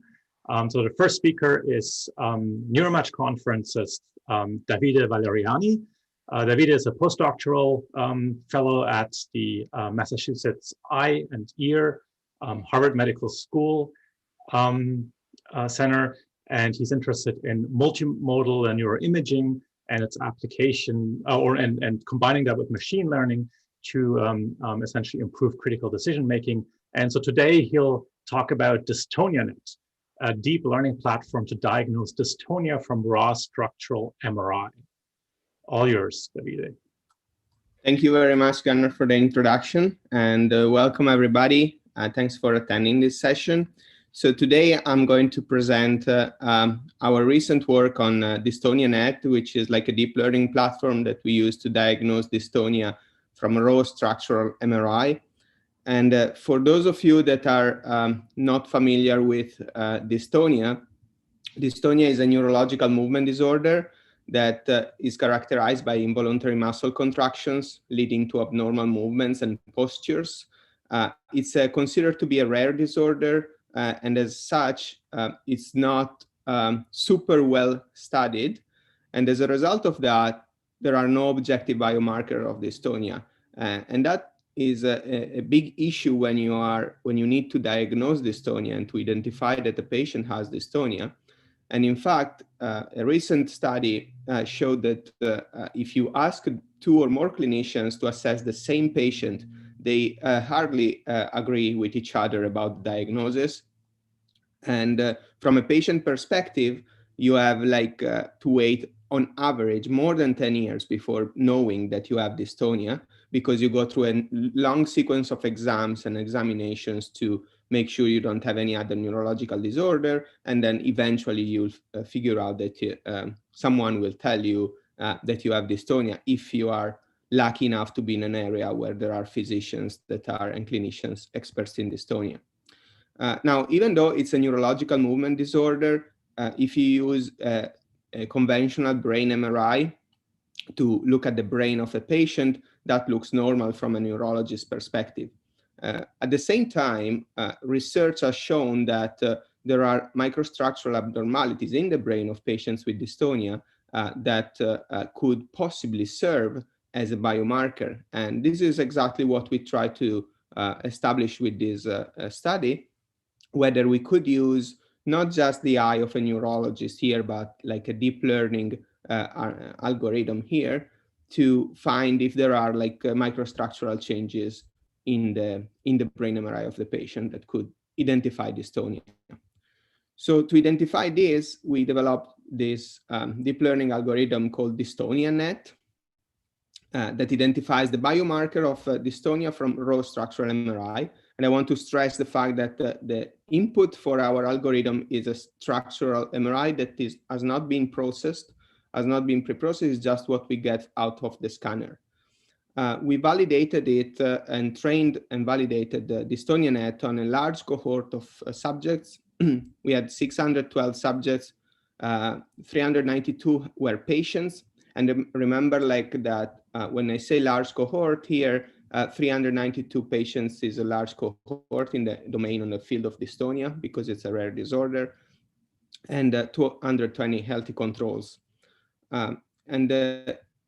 To dive a little bit more into DystoniaNet, we use convolutional neural networks and 3D convolutional neural networks to assess this 3D image of the brain.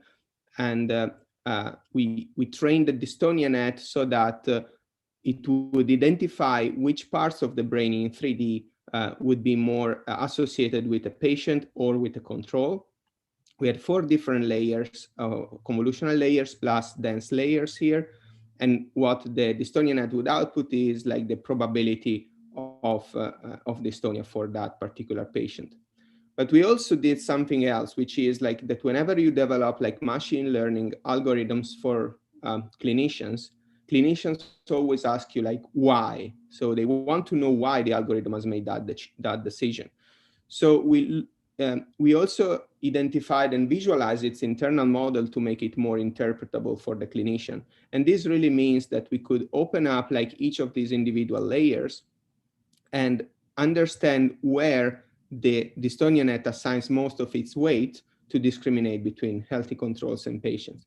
And the more we move towards the end of the pipeline here, the more we see we lose kind of resolution. And we focus more on kind of overall components of this biomarker that we are establishing. So to train DystoniaNet, we used 3 different data sets for training, validation, and testing, as it's common practice in machine learning. And our 612 subjects we had in total were split into 160 patients with laryngeal dystonia, which is a particular type of dystonia that affects your laryngeal muscles, and 160 age and sex match controls. And here we wanted really to make sure we didn't have any other confounding factor when training the DystoniaNet and fix its weights. So we had 320 subjects for training in total. And then we first assessed the performance of DystoniaNet on an independent test set of 60 patients still with laryngeal dystonia and 60 healthy controls.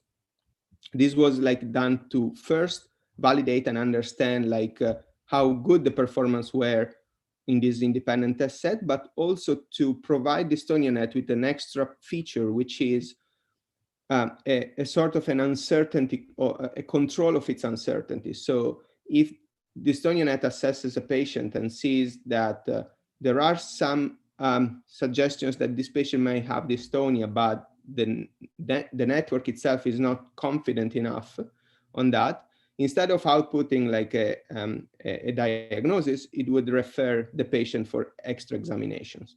So the patient would go through another series of examinations through other clinicians. And the reason for doing this is that we didn't want to increase or have more like false positive or false negatives. We wanted just to make sure that whatever we give the patient is an accurate diagnosis. And finally, after introducing and optimizing DystoniaNet in this way, we invalidated its performance on the remaining 172 patients with 3 different forms of dystonia now, because we wanted also to see how generalizable that biomarker that DystoniaNet finds was across different forms of dystonia. So we also had cervical dystonia patients and blepharospasm patients. So the first thing we did was visualizing and extracting a biomarker. And whenever you use like a structural or functional MRI studies, what you want to do is generally identifying and locating where in the brain these abnormalities, big abnormalities are. And so we clusterized like those kind of high weight discriminative components that DystoniaNet identified, and found that most of the mostly abnormal areas of the brain were in the white matter, and in particular in the corpus callosum and thalamic radiation of corona radiata, anterior and posterior, the inferior front occipital fasciculus in the first 2 layers. And then in the 3rd layer, we also found like superior orbital gyrus and inferior temporal gyrus abnormalities. And what we propose in this study is that this set of components make up like a unified biomarker of dystonia that is valid to identify dystonia across different types of dystonia. And interestingly, even though the DystoniaNet did not know in advance because it was completely data-driven, these regions have been previously reported as abnormal in patients with dystonia. And in the 4th layer, we couldn't visualize this biomarker due to the low resolution. So in terms of diagnostic performance, in the first independent test set we used for optimizing and firstly validating DystoniaNet, we achieved an AUC of 92.4% without referral rate. And then what we did was introducing this uncertainty management to DystoniaNet and looked at how many patients would be accurately diagnosed with dystonia at first instance, and we got an accuracy of 96.6%, referring only 1 patient to further examination. Then with this final version, we tested the second independent test set and got an accuracy of 98.8% across 3 different forms, referring only 6 patients, 3.5% to further examination.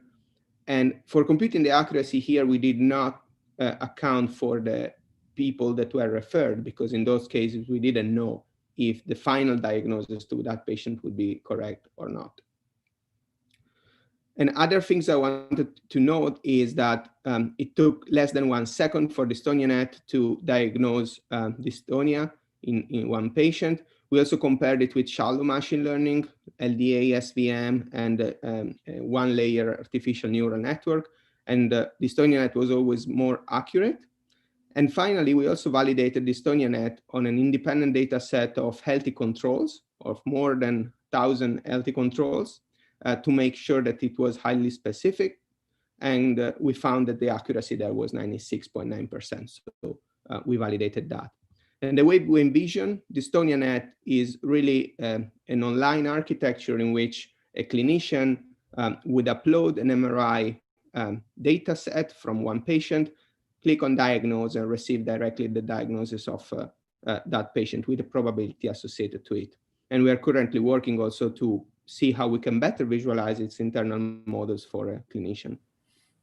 So to conclude, we identified this objective diagnostic biomarker, including all regions that have been previously identified as abnormal in patients with dystonia. And we developed this data-driven platform that is cost efficient, that is able to provide a diagnosis very quickly. We validated it in a large cohort, achieved this high accuracy, and as a next step, we are moving towards multi-center clinical validation because we want the clinicians to use our platform eventually, and also including differential diagnosis with other conditions mimicking this disorder, like Tourette syndrome, for example. And with that, I would like to thank my PI, Dr. Simonian, and my great office colleagues and friends. And here are my contact information if you have further questions after this session. And now I'm happy to take any question. Awesome. Thank you so much, Davide. We have questions coming in, which is great. So the first one is by Daniel. Daniel asked, do you think you're able to distinguish dystonia-related structural abnormalities from other structural abnormalities? Do you plan on including other abnormalities in a test data set? Okay, so yeah, this goes like towards like this kind of differential diagnosis, and this is exactly what we are trying to do right now. So all our patients were diagnosed only with dystonia. They didn't have any other neurological disorder.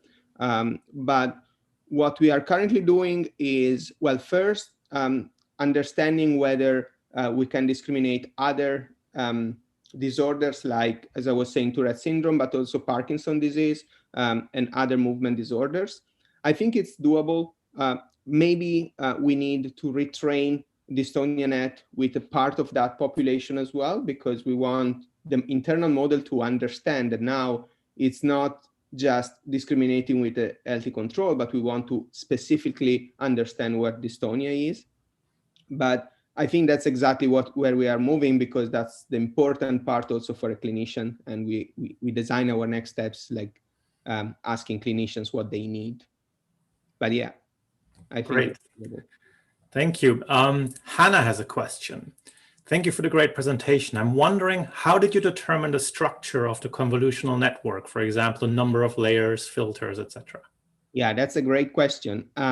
So the structure was developed in about 1 year. So we know that whenever we talk about deep learning, it's that's a critical component of it.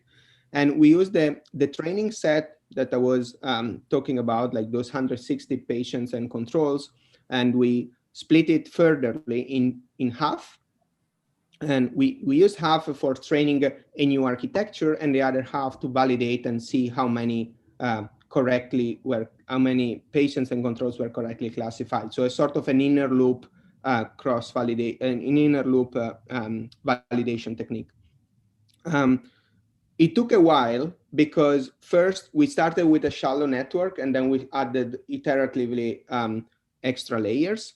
And interestingly, we found this kind of great balance between like these 4 convolutional layers, where when you have like only 3 layers, then you don't achieve that much accuracy, even though the 4th layer loses so much resolution. And that suggested that you also need this kind of overall view of what's happening in the brain.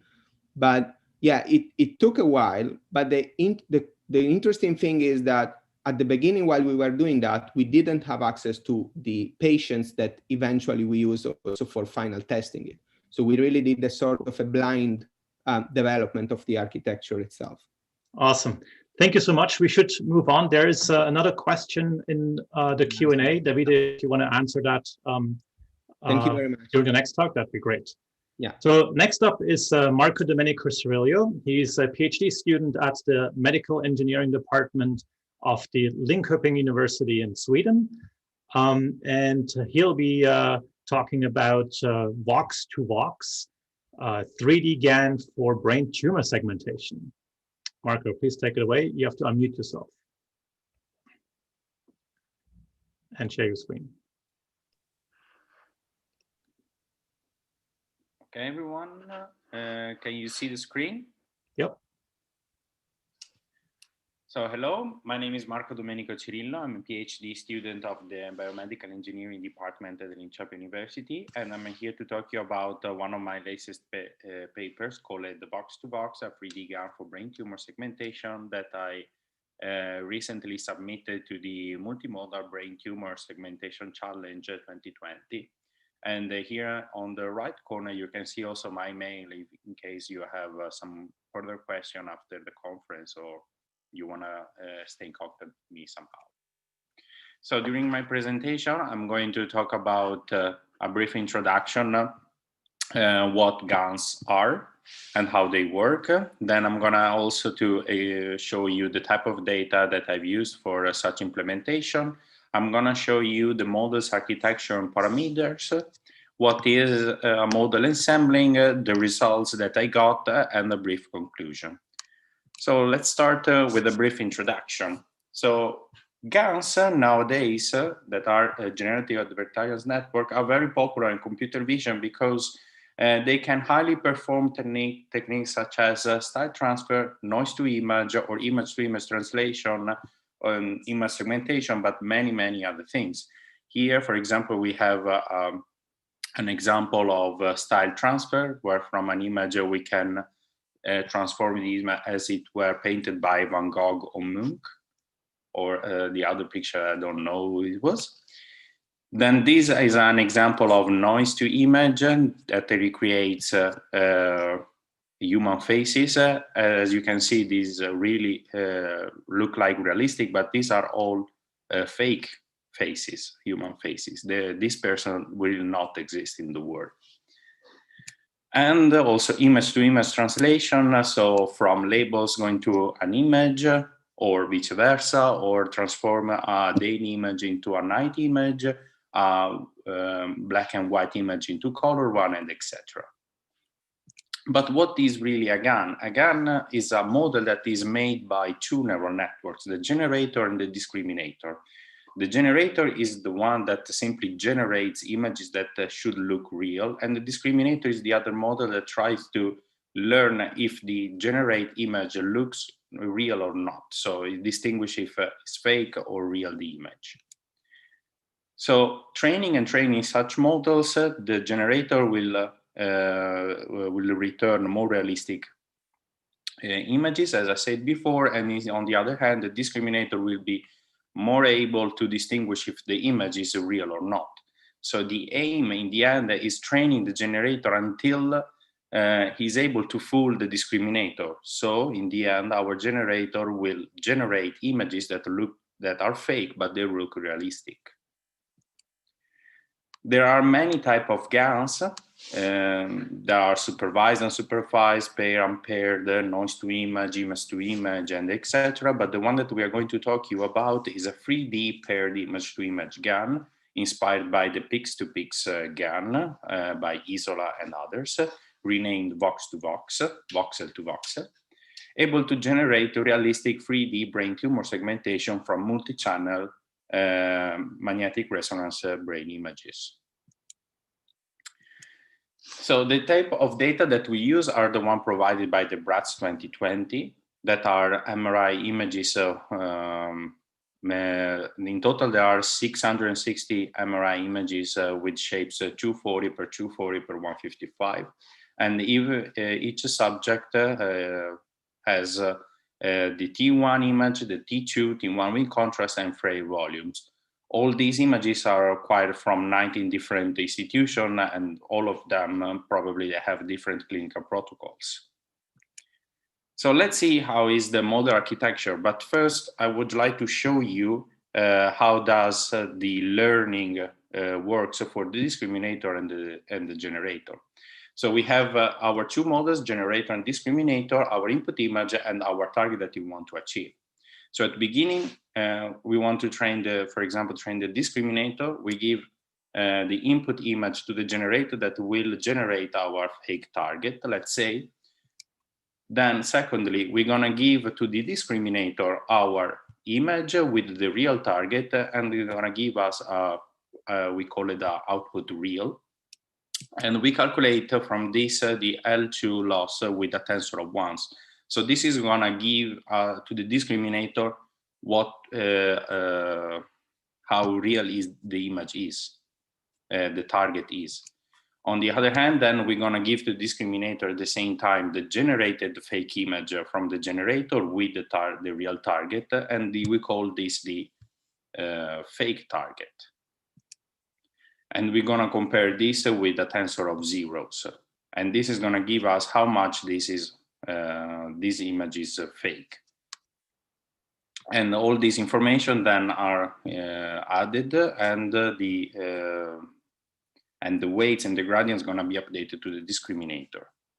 On the other hand, for the generator, we're going to generate our fake target, and then we're going to compare this in terms of dice loss, so how much this generated target looks like our real target.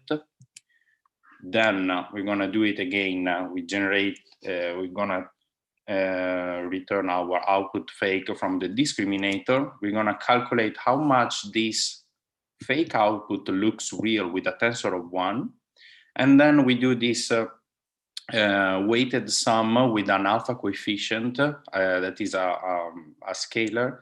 So this alpha will tell us how much should we trust to our generator and our discriminator. So if alpha is equal to 0, for example, we're going to trust only our discriminator. If alpha is equal to 1, our generator, we're gonna trust in the same way our generator with the discriminator, and more alpha is bigger, more we're gonna trust our generator instead of the discriminator. This is how our generator model looks like. It's a UNet style, but with only one convolution per encoder and decoder step. I'm gonna give you a few seconds to look at it. And I'm not going to go in details to explain the architecture, since this is not an engineering conference. And this is how a discriminator model look like. So then we show you again also the loss function of the discriminator and the generator, as I said before. Then the optimizer that I used is Adam for both the models, with the learning rate 2 per 10⁻⁴, beta 1 equals to 0.5 and beta 2 to 0.999.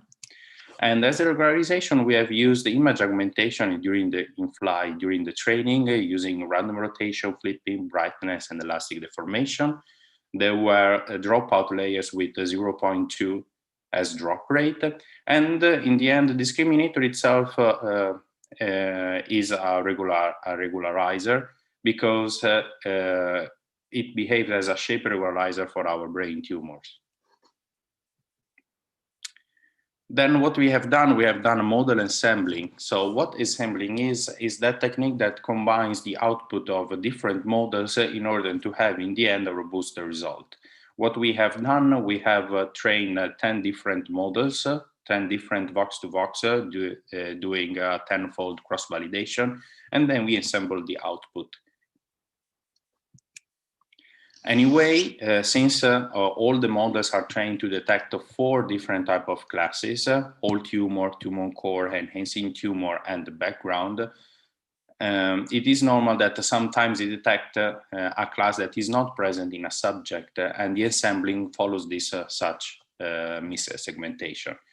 So in order to avoid this, that is typically for the enhancing tumor, we have done a simple threshold. So if our vox-to-vox is going to detect an enhancing tumor that has a volume less than 1,000 voxels, that in this case is 1 centimeter cube, then this is going to be removed and fixed as a tumor core.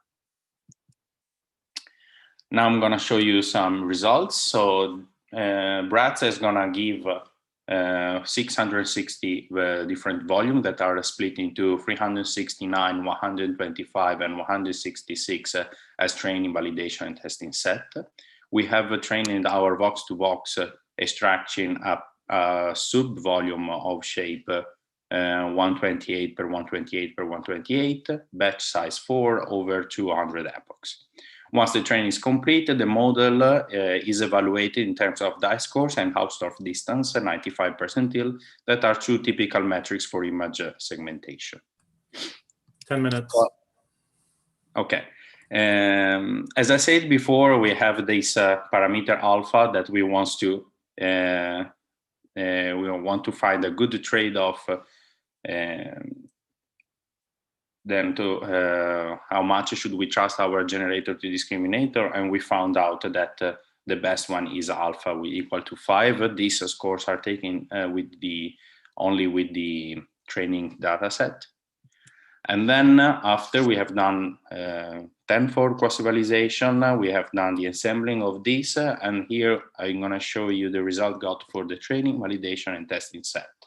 As you can see, our results are kind of suitable for such implementation, but since there were many misclassification, I want also to focus you on the median values that are really, really high, and probably this doesn't perform as the best models for the challenge, probably because maybe we think that there were too much type of regularization, and maybe also discriminator have too much regularization for the data. So as conclusion, we have shown that our model can generate high quality segmentation output, thanks also to our discriminator support. And moreover, this Vox2Vox can be used not only for image segmentation, but also as further augmentation if it's combined with a second GAN able to generate realistic multi-channel MRIs. Thank you for the attention. If you want to ask some question, I'm available. Thank you so much, Marco. So are there any questions? Please type them in. So I have a question. So the talk title was about brain tumor segmentation, but you didn't actually show us any brain tumors or how that would look like. So can you maybe mention something about the sort of so unfortunately, BRATS it gives us the targets only for the training data set and not for the validation and for the testing. So I can show you the result that I got for the training data set or to compare my prediction to the real target, but normally this is not done because the network was trained on that data, and this is why the results in here obviously look better for the training data set. So without having the ground truth or how look like the segmentation for the validation and testing set, I haven't shown how my prediction look like, because then we have nothing to compare it, only the metrics. Right. So is there a way to extract the 3D image that would sort of highlight a tumor, for example? You mean if I can show a picture like this? This? Yes.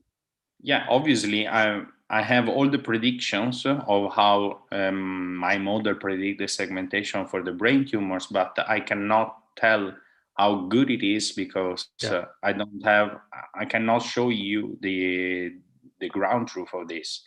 So I can show you a brain tumor for from my prediction, but you don't know how good it is, only from the metrics. Okay, so we have a question by Sudhakar. Do you think that a CME scan would do better than this? I really don't know, because I don't know this type of gun, but sounds so like something interesting for you guys to discuss offline. Yeah, probably. I'm gonna look at it, what that is. As I said, there are many type of different guns, so so yeah. Okay. Might or not, I don't know. Cool. Okay, we should move on. Thank you so much, Marco. So our third and last speaker of the session is Bastian David. He's about to finish his PhD at the Department of Epileptology at the University Hospital in Bonn in Germany. And a fun fact is that while he's a researcher a day, he's a death metal drummer at night. So that's kind of cool. And he'll be talking about a deep generative modeling approach to detect epileptic lesions. Yeah, thank you very much for the kind introduction. Let me share my screen here. All right, can you see the presentation? Yes, okay, perfect. So as I said already in the introduction, I'm part of the Department of Epileptology in Bonn, and I would like to present to you today our approach on how we automatically detect very subtle epileptogenic lesions. First of all, for everybody who doesn't know how epilepsy is actually diagnosed, in the pre-surgical evaluation of epilepsy patients is based on 3 pillars. One of them is MRI, obviously. Then we have the EEG and the seizure semiology. So how do seizures manifest in the patient?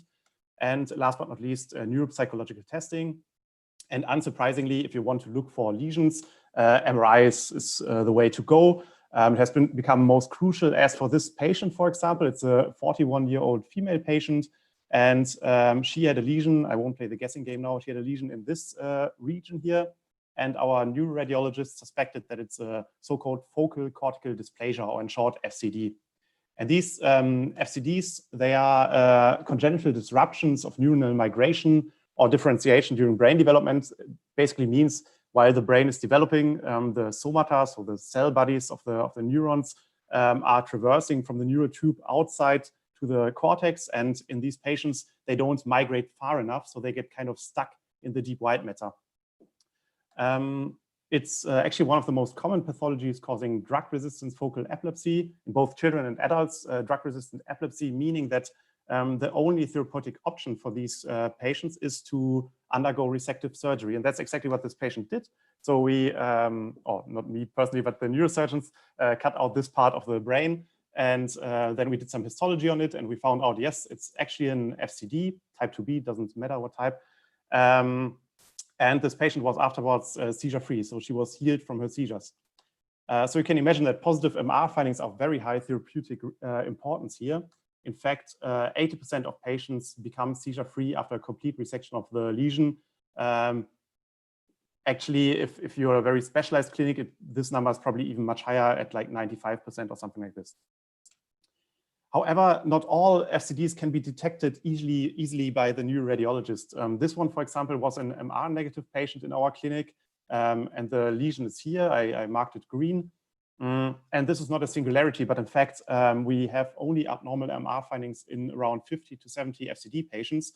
This differs a lot on the clinic and on the skill of the neuroradiologist. So there's like a huge number that's or big improvements can still be made in this field.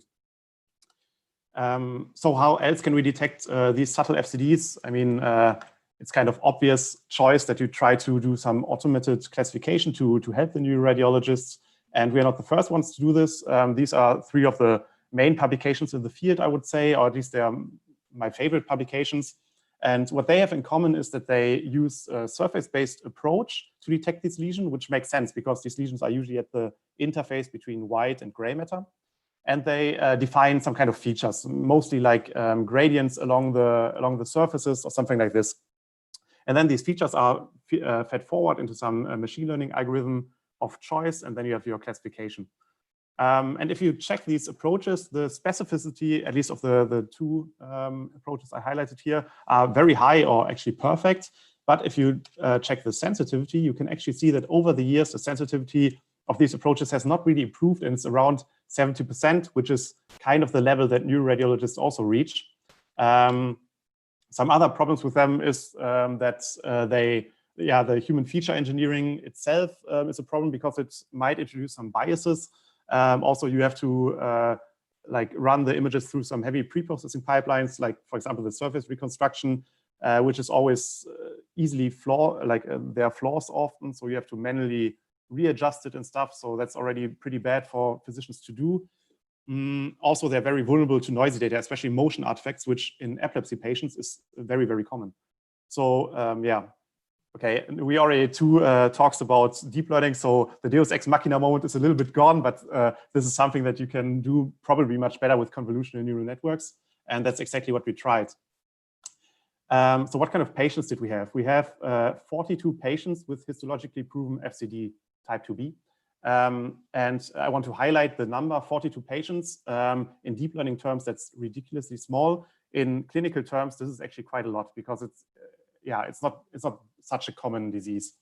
Then we have scans, we have T1 images and FLAIR images, and we labeled them. Actually my boss labeled them. He's a physician, he can do it pretty well.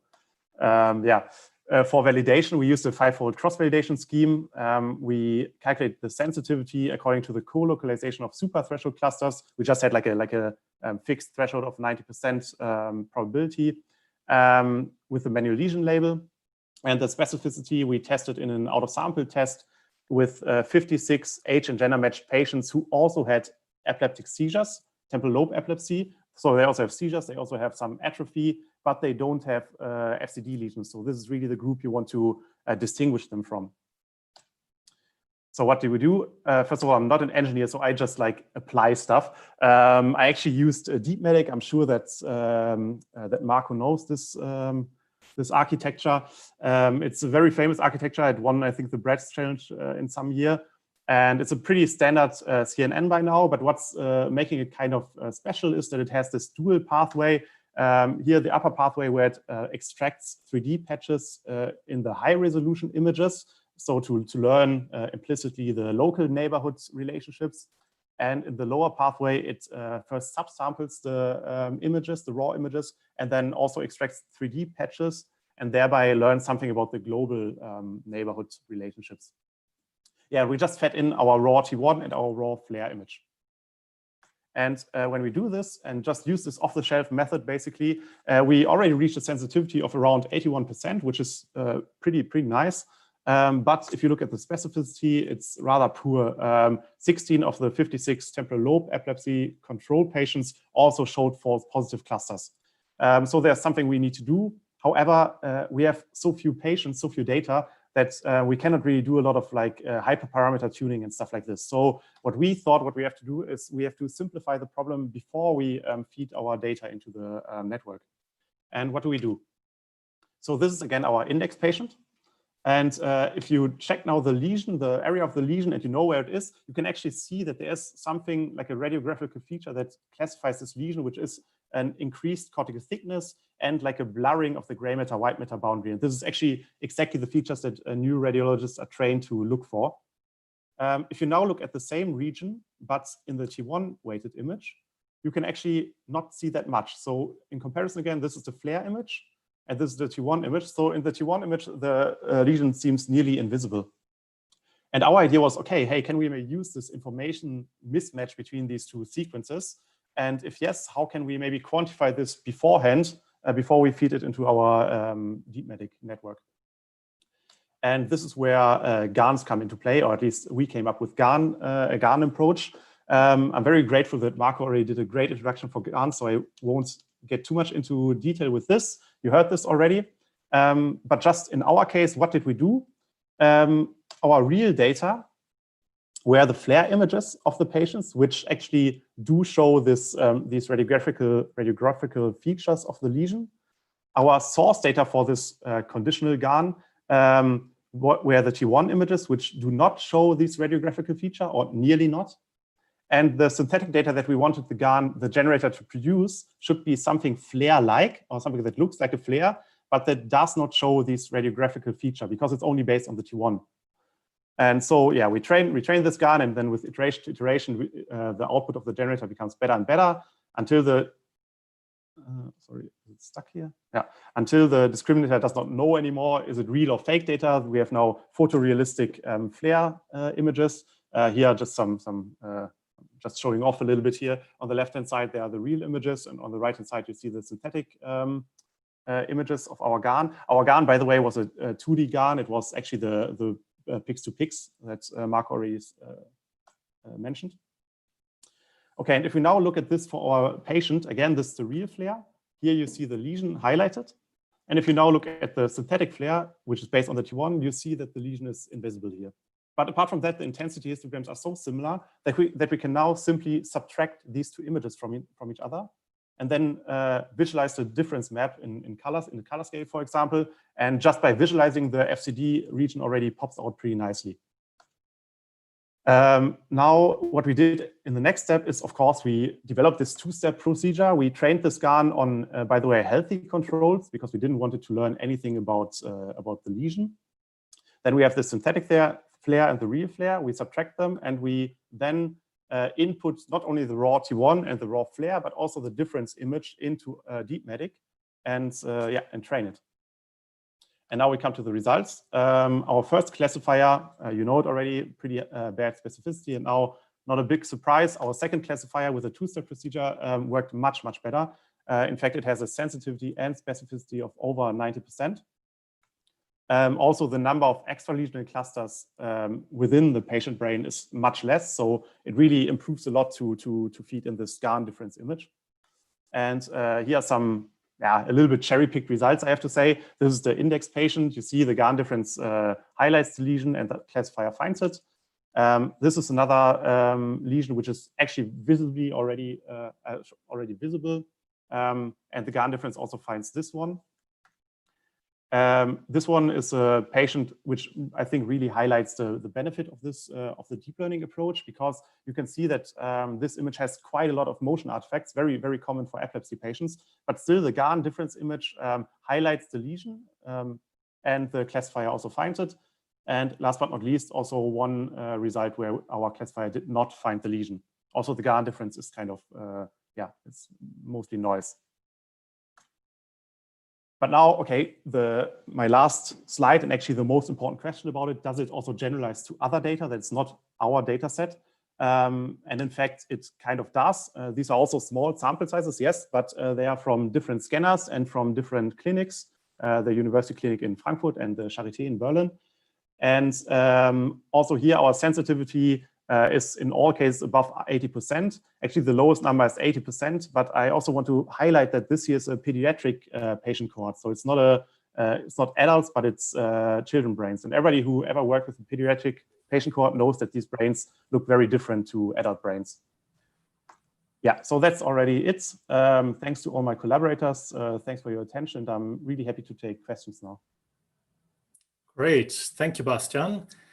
So everyone, could you please put your questions in the Q&A? Oh, they're coming in. So Daniel asks, do you really need the pathway for the global structure in your CNN? The lesions look small and local.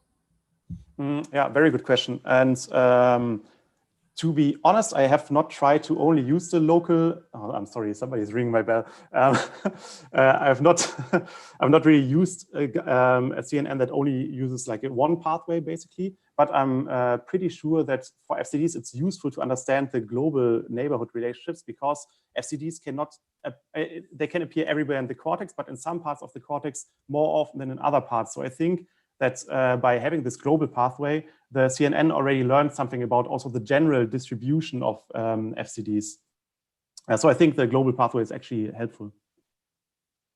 Cool, thank you. I have a question. So have you looked specifically at your false positives and why they might occur? Yeah, that's a good question. So false positives are like, so in general, our approach is very sensitive to everything that looks different in the flare than it does in the T1. And therefore, since our control group here was a temporal lobe epilepsy group, it sometimes happens that these patients have hippocampal sclerosis. So the hippocampus itself might also be hyper intense in the flare. And therefore, many of our false positives actually were within the hippocampus. So it actually, our approach kind of found the lesion, but it's just not an FCD lesion. In an approach that I'm using now, I just like, I know that FCDs will not appear in the hippocampus, they will only appear in the cortex. So I use like search masks only around the cortex. So that already gets rid of quite a lot of false positives. Awesome. Okay, if there's no other questions, then I think we can wrap the session up. Thank you so much, Bastian, Marco, and Davide for the great presentations. That was super interesting. Thank you for the audience to ask all the questions that you did. And again, if you want to continue interacting with the speakers through Twitter, through their website, through email, take advantage of the community. With that, I'll thank everyone again, and I hope you enjoy the rest of the conference. It is good to have it muted. Okay, awesome. we are now live on YouTube. Once again, because you're panelists right now, you cannot ask a question on the Q&A box. But if you do want to ask a question to someone else on the panel, you can just put it in the chat box. Yeah, then I will read it loudly to the person who is here, each of you. You, as a panelist, you can't just write a question in the question and answer panel. It needs to be through chat. So I must say the titles and the abstract for this lineup sound really interesting. Okay, in the last minute. I'm going to start broadcasting this now, so that attendees will be let in. Okay, we are now online now. We are waiting for the last minute for other people to come up.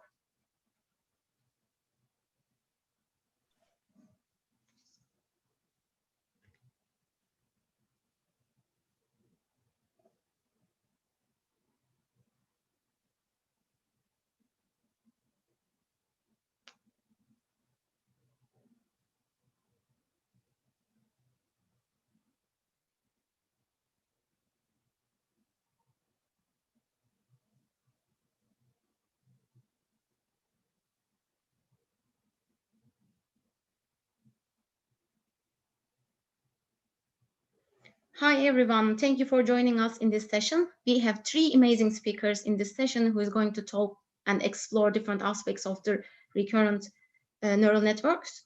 Please post your questions in the question and answer panel. We only have a few minutes for questions. Vote for your favorite questions in the panel. Those will be asked the first. And for the rest of the questions, our panelists will be around to answer them through the chat in the panel through the chat or through the question and answer panel. Now we will start with our first speaker, Ihsan Saran, who is doing his PhD under the supervision of Dr. Perry Wilson at Yale. The work he's going to present today on how to build the low-dimensional representations of the high-dimensional behavior space. His talk is titled Representing Fly Behavior with Recurrent Neural Networks. Stage is yours, Ihsan. Cool, thanks so much. So, yeah, thank you all for listening to me. So we're good to start? Awesome, yes. Awesome. I'll get into it then. So, yeah, thank you. So my talk is titled Representing Fly Behavior with Recurrent Neural Networks. And our lab in general is interested in behavior and in a variety of animals, and we're trying to model it in a variety of ways. And so I just wanted to talk about that a little, because behavior is this term we use a lot, and it's entered our common parlance. We talk about behavior. We say like, oh, someone's acting a little bit weirdly, or he's behaving a little weird. And we talk about behavior a lot, but we haven't precisely, define what it means in a way that we can sort of like mathematically formalize it. And that's sort of the motivation for why you might want to like mathematically formalize behavior. I'll sort of give that to you by drawing an analogy between how we've done similar things in like with other usefully ambiguous concepts, but by mathematically formalizing it, we've actually been able to get a deeper understanding as to what's going on. And so what I'm trying to say is like information is a great example of this, where we had this notion of what information means, but by being able to turn it into a precise mathematical definition, we were then able to gain deeper understanding. And so that's what the information theorists did a lot of work into that, and we understand now how information flows. Similarly, in thermodynamics with concepts like heat and work, by mathematically sort of getting a framework in which we can think about these concepts, we were then able to explore them and understand more about how they work. And so our lab is sort of asking the question, where's that mapping for behavior? What is the formal way we can talk about it so that we can start getting a little bit of deeper insights into, you know, this thing that comes up all the time? And I'm here to argue that that's actually a pretty fundamental problem. And the reason that is because behavior is one of those things which is like fundamentally complex. And by complex, I mean it operates at a variety of complexity scales. So it can be super complex or it can be super simple. It operates at a variety of time scales too. So it can be on the order of milliseconds, or it can be on the order of minutes, days, months, years. You know, when I think about humans and emotions, I think of that as a behavioral state, you know, a long-term set of behavioral states. So one way that we can sort of make a little bit of headway with this is by thinking about behavior as the mapping between the brain and the motor out and the set of outputs that an organism performs. And so you can think of the behavior as operating in this like high dimensional space.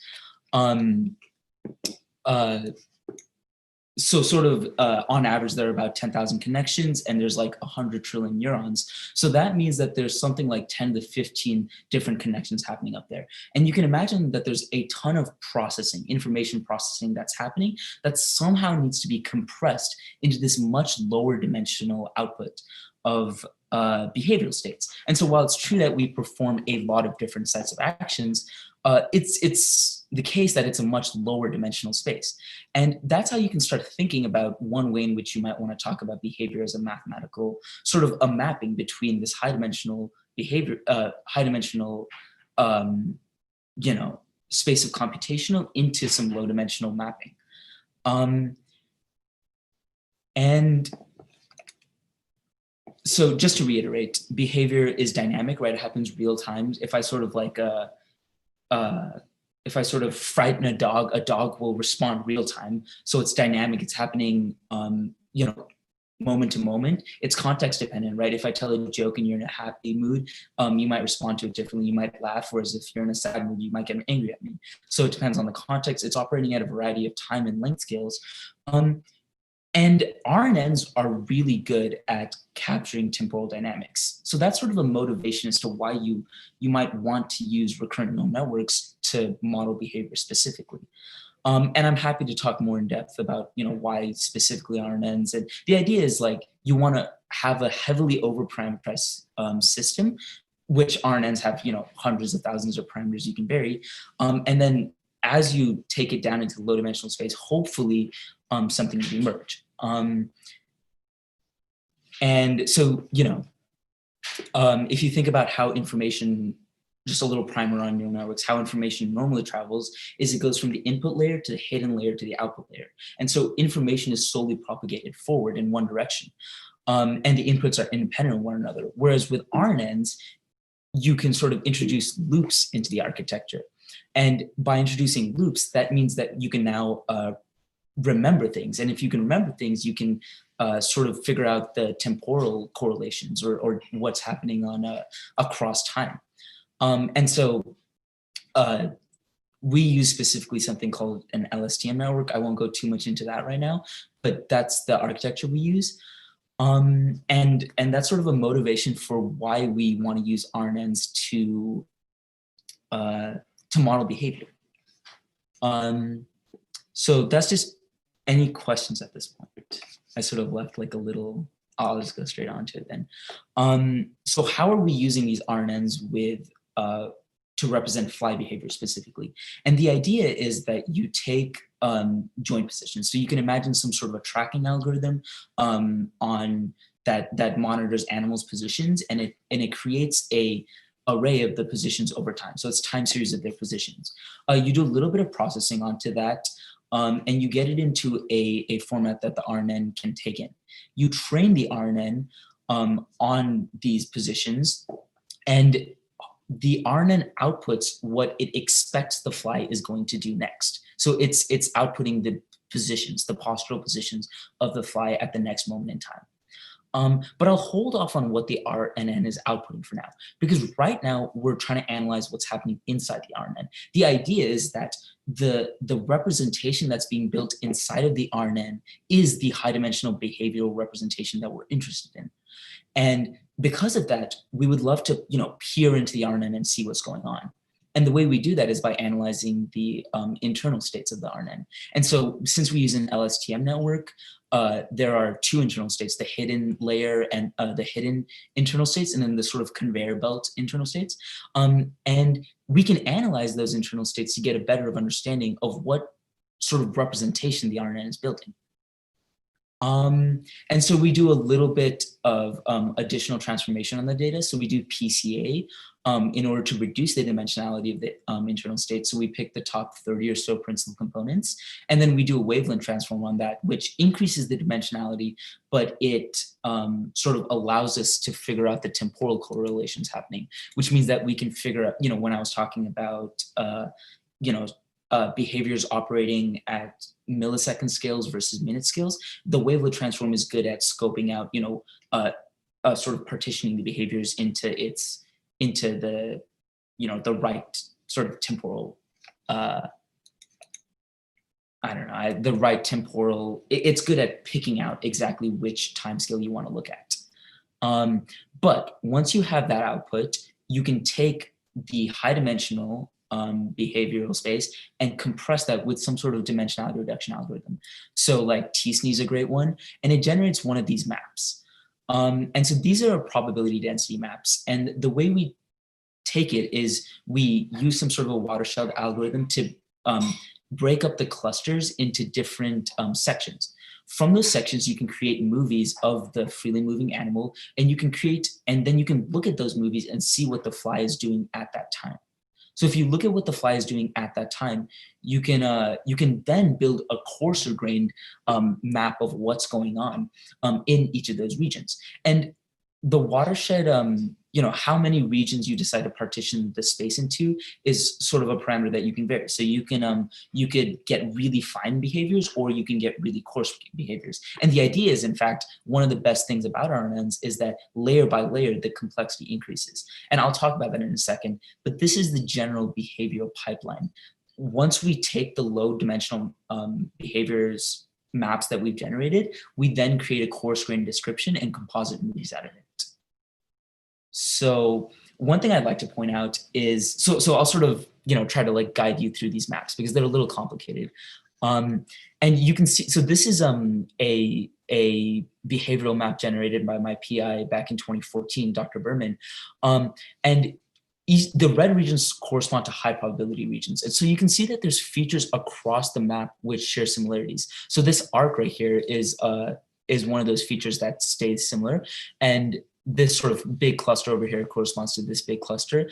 And the reason that that's so important is because each of these clustered regions, these highly dense regions, correspond to stereotype behaviors. So they are behaviors which the animal is visiting over and over again. So when I think about that in humans, I'm thinking about human sleep, right? Every day we sleep from anywhere from 6 to 8 hours.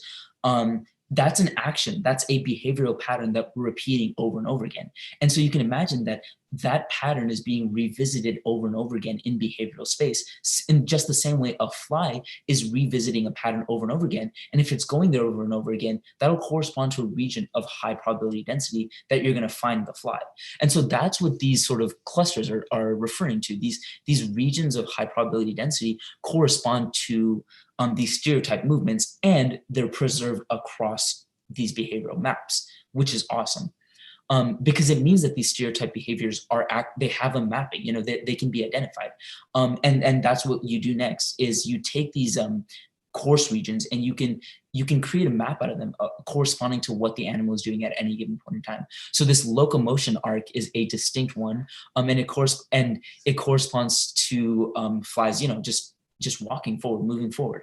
And these are some key features across maps that you can then compare. You can compare across animals within the same species. You can even phenotype animals based on that, which is fascinating.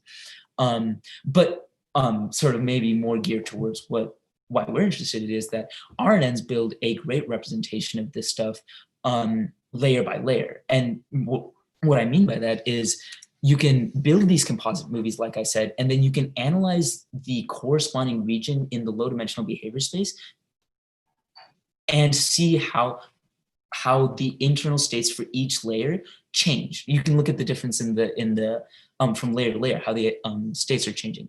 And so just to be clear, each of these videos are created based on one of these segments. And you can see, for example, a whole new section pops up when you look at the 3-layer RNN, because by adding a layer, you give the RNN more parameters to vary around, you give it more time to learn complexity. And you do see that in the first layer, the complexity, it's generally more coarse-grained movements, but as you go deeper and deeper into the layers, you get finer and finer, more complex movements, sort of being built upon this layer of behaviors.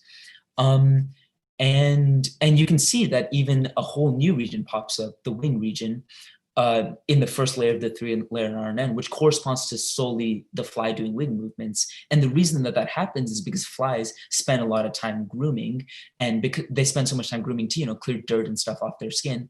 And that shows up as a separate region in the behavior space, which is awesome that that's generated. And you can do further analysis, and I'm running a little low on time, so I won't talk about much of that, but you can really dive deep into these behavior maps and look layer by layer as to what's happening. And I'm happy to talk about any of that. But for now, I'll sort of skip all this.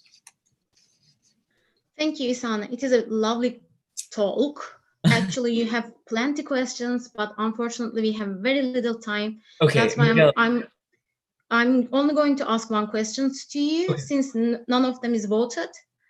I will just ask the first questions. And the first question is from, just a second, is from Saprit Singh. Saprit is asking, will augmenting the loss function in some way lead to more biological plausible representations being learned? Okay, is that written somewhere? Could I see it in it? Yeah, in the chat, you can see it. He's asking, will augmenting the loss function in some way lead to more biologically plausible representation being learned?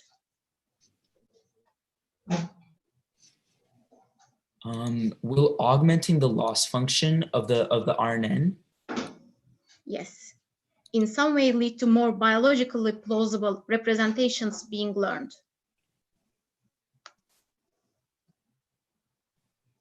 Right. I don't know how that specifically relates to the loss function, but in general, it is true that we do want to learn, like we're hoping to figure out biological laws that are being generated from whatever the internal states are happening inside of the RNN.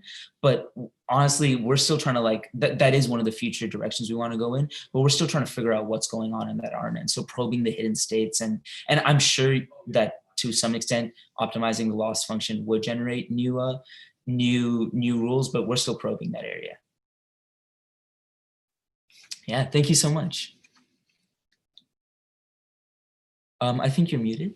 Yes, you have more questions in the question and answer panel. Please answer them throughout the session. Now we will move on to our next speaker, Nutida. She's a postdoc in the Dr. Terry Sejanowski's lab at Salk Institute and the US Army Research Lab. Today, she will talk about her recent published work on how the human brain and recurrent neural networks process and utilize probabilistic information to guide decision-making. The links for these works will be posted in the chat shortly. Her talk title is Probabilistic Information Processing in Humans and Recurrent Neural Networks. Stage is yours, Nutida. Thank you. So let me jump right in. Okay, so naturalistic sensory environments are inherently probabilistic, and certain stimuli are subsequently encountered more frequently than others. So to optimize sensory processing, the brain needs to extract the statistics of the environments to form expectation against which incoming signals can be compared. And this expectation can be used to fine-tune and adapt behavioral responses as the animals encounter novel environments. So while certain aspects of probabilistic information processing have been investigated through human psychophysics, neuroimaging, and lesion studies, the circuit mechanisms that underlie this complex cognitive function is not well understood. And so to investigate the circuitry that underlies probabilistic information processing, we examine how humans and recurrent neural networks process and utilize information or probabilistic information to make decisions.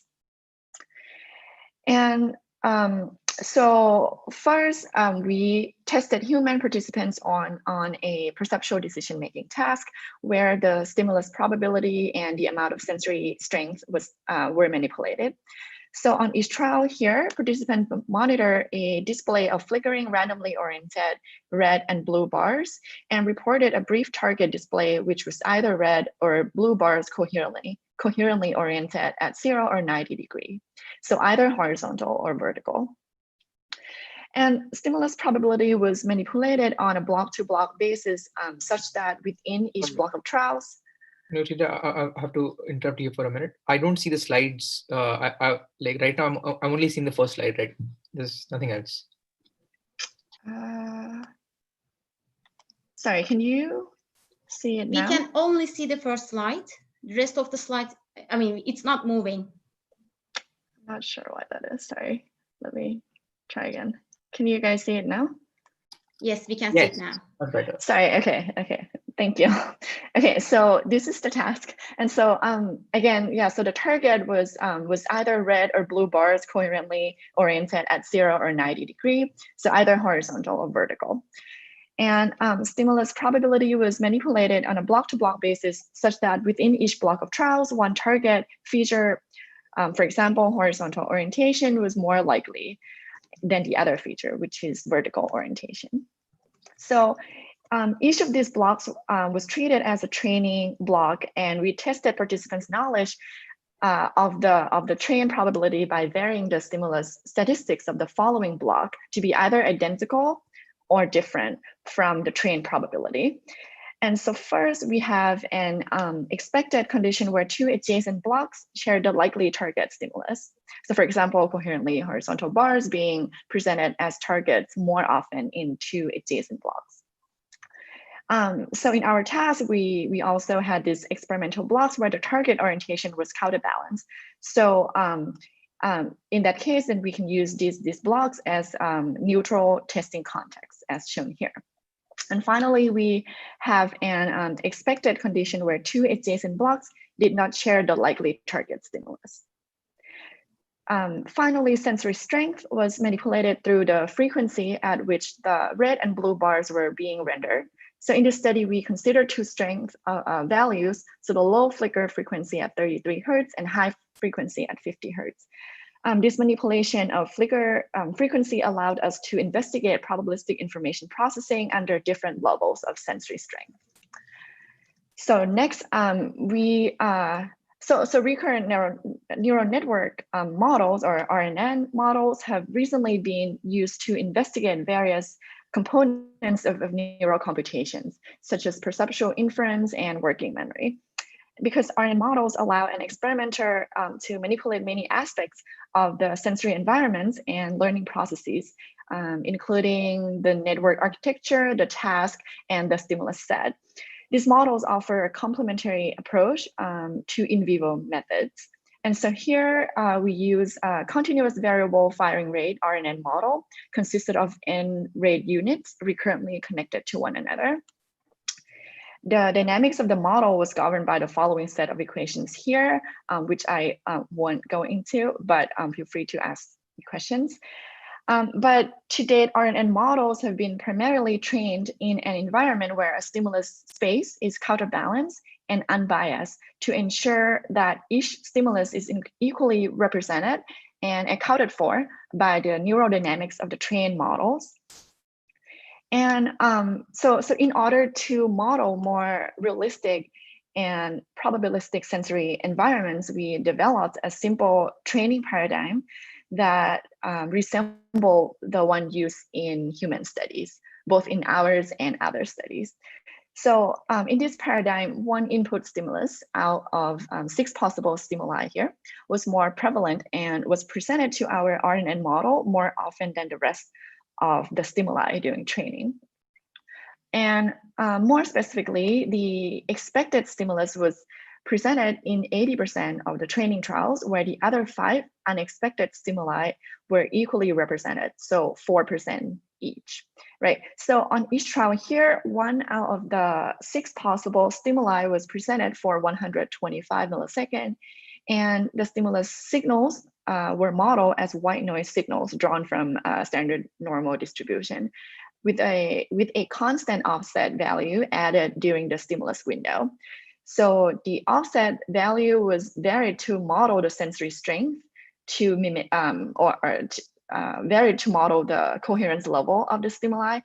And this is our proxy in the RNN models for sensory strength, similar to the flicker frequency manipulation in human experiment. So the offset value of 0.6 and 0.7 were added to simulate the low and high coherence level or flicker frequency conditions, respectively. And so in total, we trained 30 RNN models of 200 units, where 80% were excitatory and 20% were inhibitory units to perform this task. And using this paradigm, we train a continuous rate RNN model to produce an output signal approaching +1 when the expected stimulus was presented, and approaching 0 when an unexpected stimulus was given. And so so here is our sample, is a sample input on one trial, and here is the sample output on the same trial. Okay. And so the testing conditions were set up in the same manner as in the human experiment. Sorry, excuse me.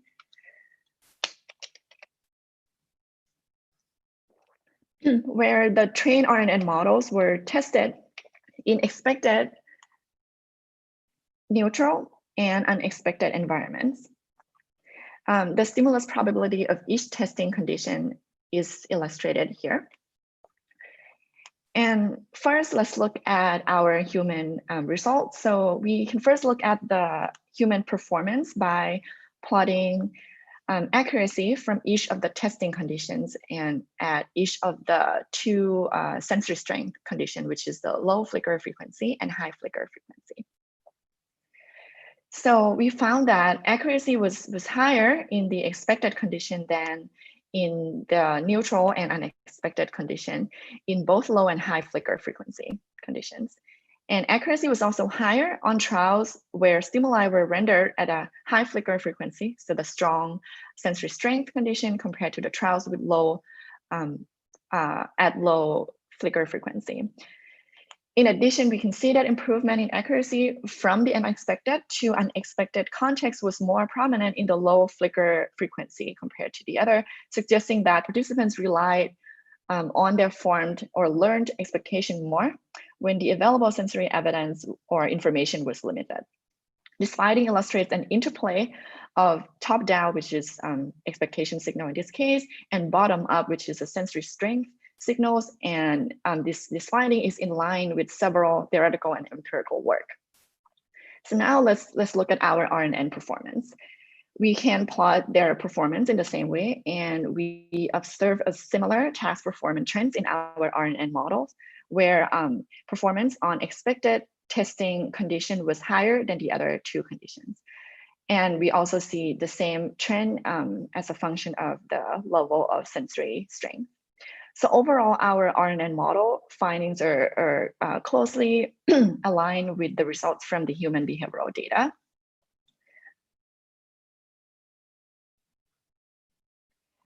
And although the exact circuit mechanisms underlying probabilistic information processing are not known, a recent experimental study revealed that probabilistic learning led to a group of neurons in the mouse primary visual cortex responding more robustly to expected or likely stimuli. And in order to investigate if such subgroup of neurons also exist in our RNN model, we first classify all the neurons in each trained RNN model based on their firing patterns in response to the 6 stimuli. So for example, if a neuron fired more often when the expected stimulus or stimulus 1 was presented, then that neuron was assigned to the stimulus 1 cluster. So based on this method, we can identify 6 subgroups of neurons in each RNN model. And here we're plotting the inhibitory strength and excitatory strength of these neuron subgroups under low and high coherence here. So I'm running low on time here, but so we found that the neuron subgroup corresponding to the expected stimulus display a weaker within-group inhibition than across-group inhibition. And additionally, the subgroup selective for the expected stimulus also exhibited a stronger within-group excitation than across-group excitation. And here we have a summary of the connectivity shown here. And the same result is also observed at the high coherence condition. So this is my last slide here.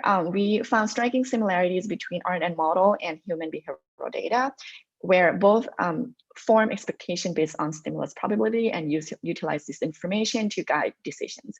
And by dissecting our RNN models, we observe this expectation effect that is accompanied by decrease within-group inhibition and increase within-group excitation for the neuron subgroup selected for the most expected or likely stimulus. Thank you. Thank you, Nitida. You know, time is limited, and thank you very much for all these results in very limited time. And please ask your questions in the question and answer panel for Nitida, and she will do her best to answer them. Could you please, could you please clarify why you are choosing RNN for this specifically for this design? Right, so we are interested in this temporal integration of information over time, right? Both within on a single trial, but also over time, like within each block of trial, where you learn the more likely sensory information based on the information on the previous trial, like over time. And so RNN, we thought, would be a good model for that. Okay, thank you. We have another questions for you from Pachaya Sailamu, asking, for more clarification, could you please briefly explain how you built your RNN model? Okay, so I'm not sure how much time we have, but I can You have only 1 minute. Okay, so yeah, basically this is a set of equations we use to build our model, and we have a mix of inhibitory and excitatory neurons, and so we have tau being synaptic time constant, and the rate, the firing rate is being shown here as through like the nonlinear transfer function, and I can explain more in the chat. Exactly. Reach out to Nitida through her Twitter handle, which is shared in the chat, or throughout the chat. She will be around to answer more questions or more details. Thank you, Nitida, for your nice talk. Thank you. Jasmine Stone is our last speaker. She recently completed her undergrad in computer science at Yale, and now doing his graduate studies at University of Cambridge, working under the supervisions of Guliamin Hennequin. Today, she will be presenting PCYCH-RNN, I don't know how she's going to label it, a software package for modeling cognitive tasks that she developed while working in the John Murray's lab in conjunctions with Daniel Ehlerich. The related preprint is on the bioarchive, and the package is freely available on GitHub, which will be shared in the chat shortly. Her talk title is "This Package, which is an accessible and flexible Python package for training recurrent neural network models on cognitive tasks." Stage is yours, Jasmine. Awesome. So let me get my screen shared here. Okay, can you see my slides? Yes, we can. Thank you for the introduction. Okay, yeah. Yeah, so the package is called psycRNN.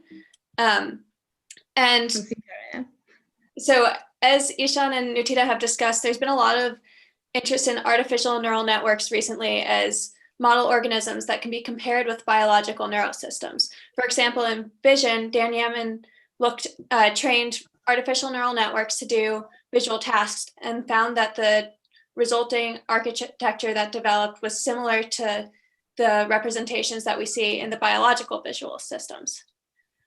Artificial neural networks are attractive because they're quick, cheap, flexible, and they're fully observable.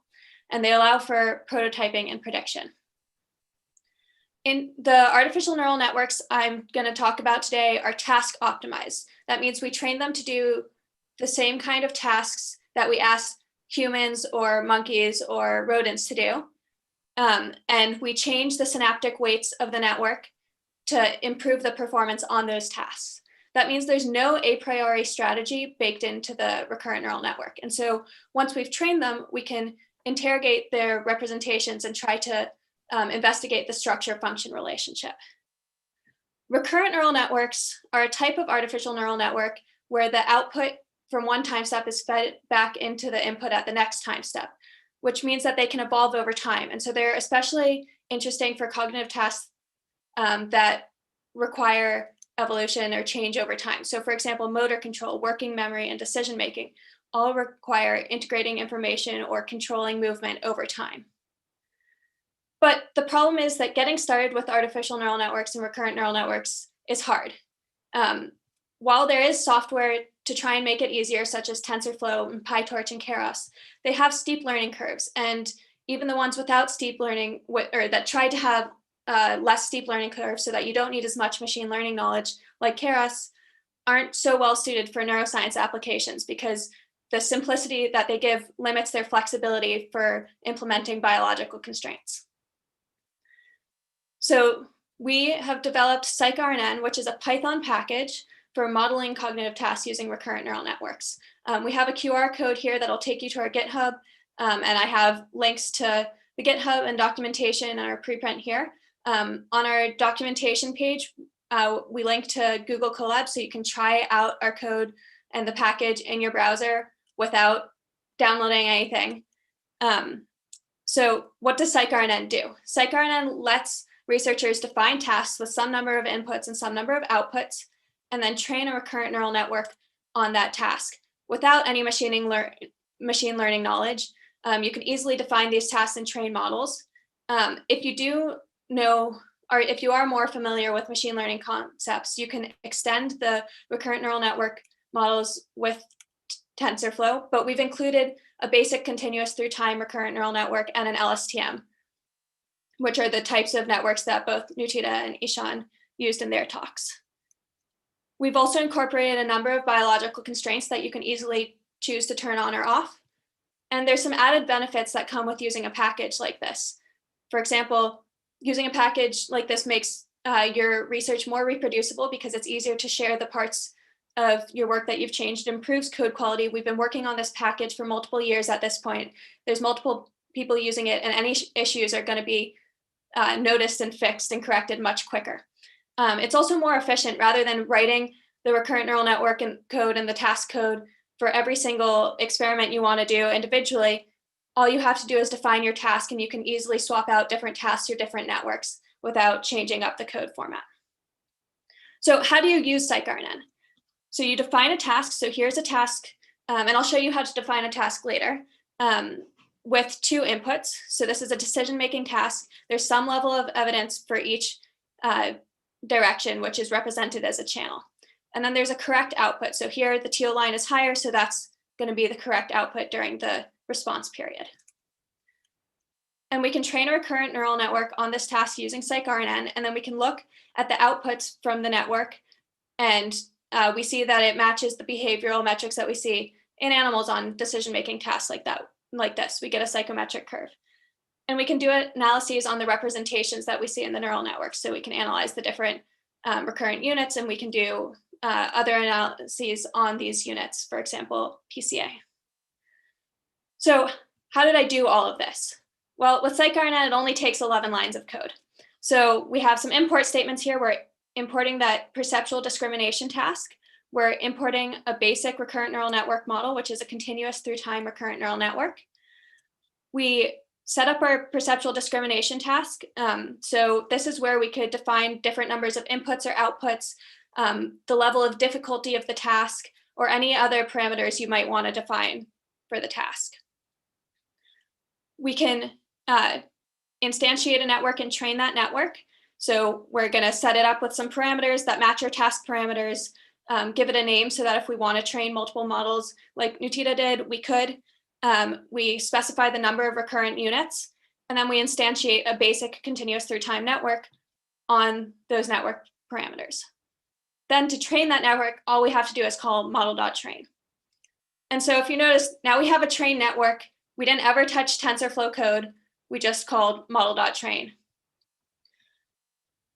And now we can test this trained model. So we have a trial of our perceptual discrimination task, and we can feed this input into the network.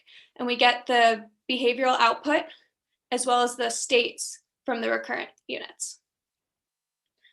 So that's a very simple example, but what if we want to do something more interesting? So I mentioned that we include biological constraints. So for example, you can restrict neurons from being self-connected, or restrict the connectivity and make the network modular, or restrict neurons to be either excitatory or inhibitory.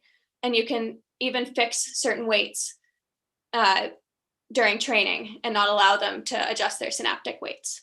And all of these biological constraints are defined very simply. So in the case of autopsies, a simple true or false turns autopsies on or off. For Dale's principle, we set the ratio of excitatory to inhibitory units. And for connectivity and fixed weights, you pass in a matrix of zeros and ones indicating where the network is connected and where the weights are fixed.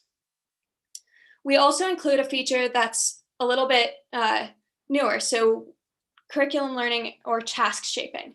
So what is that? Task shaping is what it's typically called when experimentalists train animals in stages. So when you train an animal like a rat to do a task, you don't just give them the full-blown cognitive task. You first teach them to sit in the cage, to poke with their nose to get a reward, to look at the stimulus, and then make a decision, to look at the stimulus and make a decision on a very easy version of the task. And then you ramp that up to the more difficult version of the task that you eventually want them to do. A question that is rarely asked is, can this process affect results, and how does it affect results? So by including this feature in our package, we want to enable researchers to ask this question. So curriculum learning is the exact same thing. You train networks in stages from either on different tasks over time or on different difficulties of tasks over time. It's just called different things in the machine learning and in the animal training community. Curriculum learning isn't commonly done in recurrent neural networks, and scikar-NN facilitates this. So you can define a sequence of tasks, and then you can increase the when the network gets good at a task, you can move to the next task and advance the curriculum. So you can train on, for example, an easy task, make it more until it gets good at that task. And then once it gets good, you can make the task more difficult. And eventually, once you've gotten to the final task and it gets good enough at that, you can stop training and you have a trained recurrent neural network. And so this is just an example of that. We train a network on a low difficulty trial. So for example, this would be in that example where we had the decision-making task, the lines would be far apart and the network wouldn't really have to integrate over time to do the task. Once it gets good at an easy task, we increase the difficulty. And we continue increasing the difficulty until we get to the final task that we want the network to be able to do. And curriculum learning like this speeds up training. So if we just train the network without the curriculum on the hardest task to start, we wouldn't get nearly as, it would take a lot longer to train. And so I told you I would tell you how to define this task. So we handle the machine learning part of this, but we assume everyone's going to have different interesting tasks to use. So we've included a few example tasks But if you want to use our package, you're probably going to want to define your own task. So to define a task, you have to define a function called generate trial parameters that defines the parameters of an individual trial. So this could be the difficulty level, which direction the correct choice is going to be.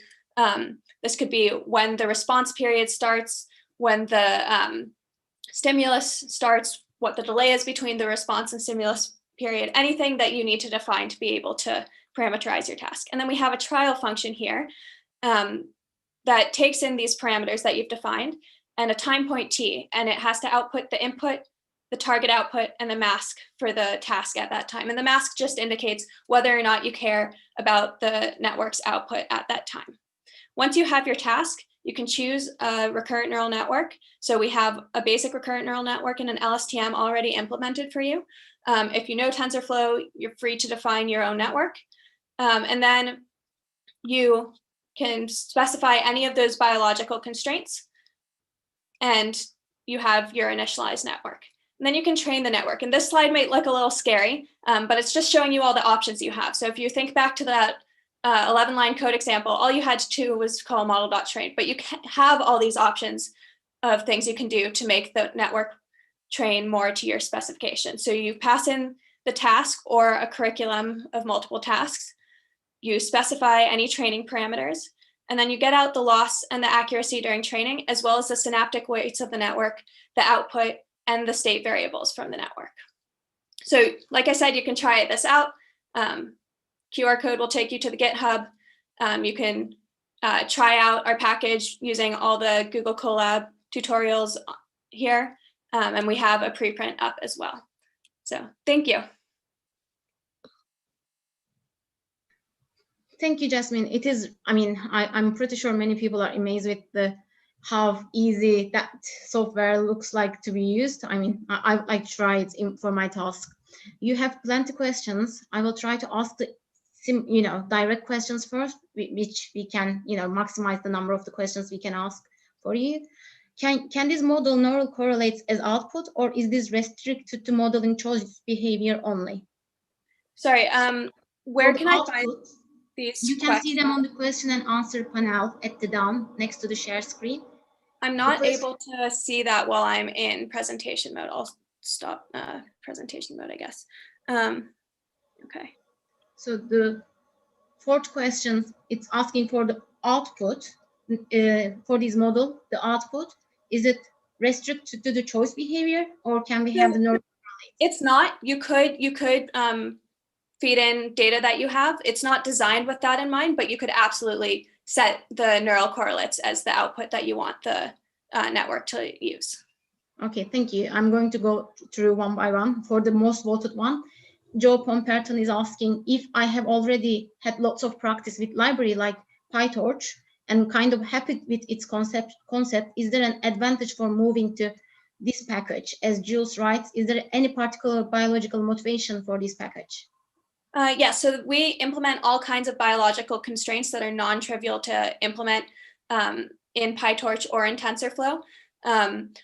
We're in TensorFlow because we've spent a lot of time developing it, and when we started, PyTorch wasn't as big, and the packages continuously evolve. If you know PyTorch already, it's also not that hard to go back if you want to customize things in TensorFlow.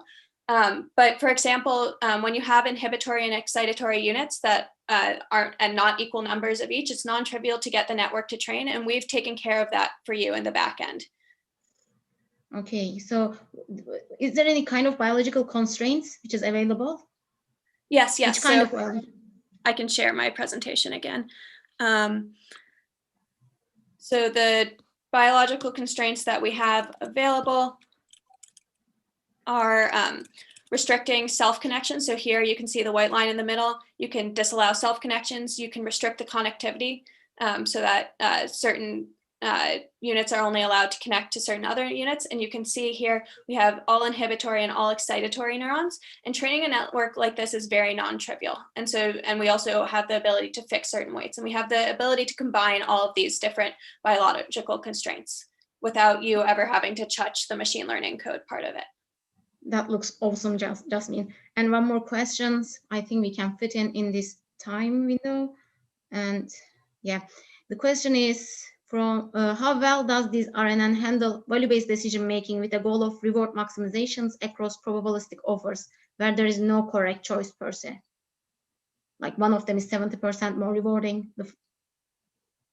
So I haven't trained a network on this task, but you could, let's see. Yeah, you could do this by just changing the loss function, which is easily able to define, and I would imagine it would train well.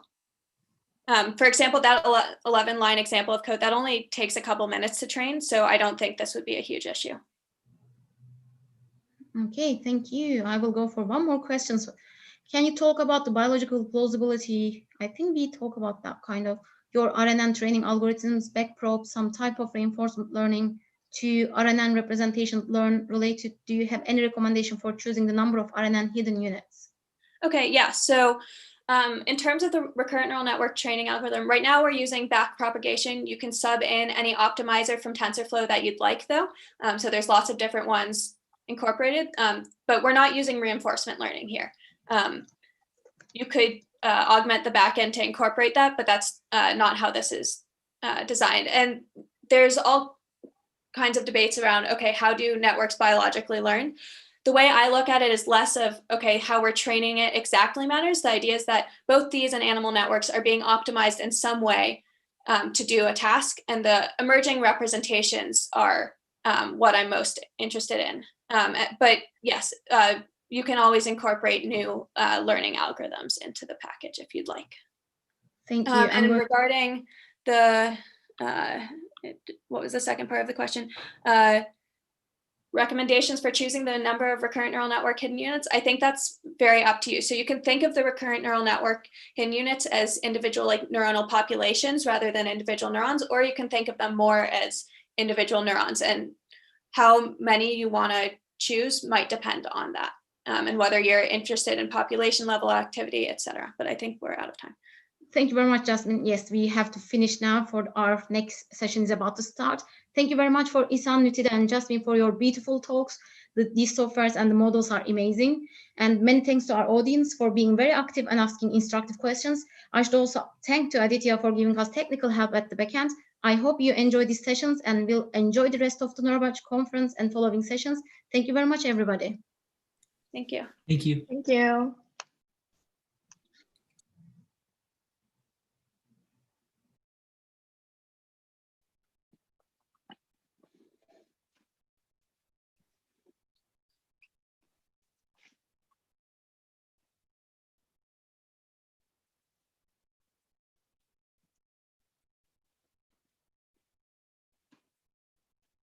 Okay, YouTube stream is set up.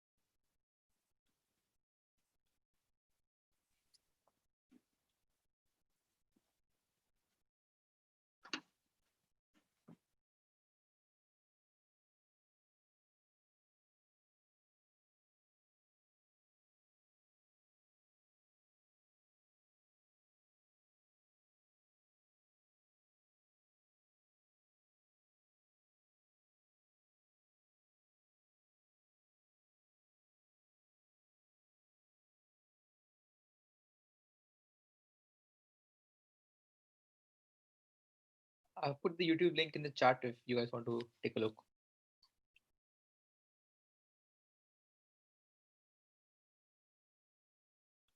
I'll start the broadcast now. Thank you. Should we start? I guess I could start in 1 minute, exactly at 00 o'clock.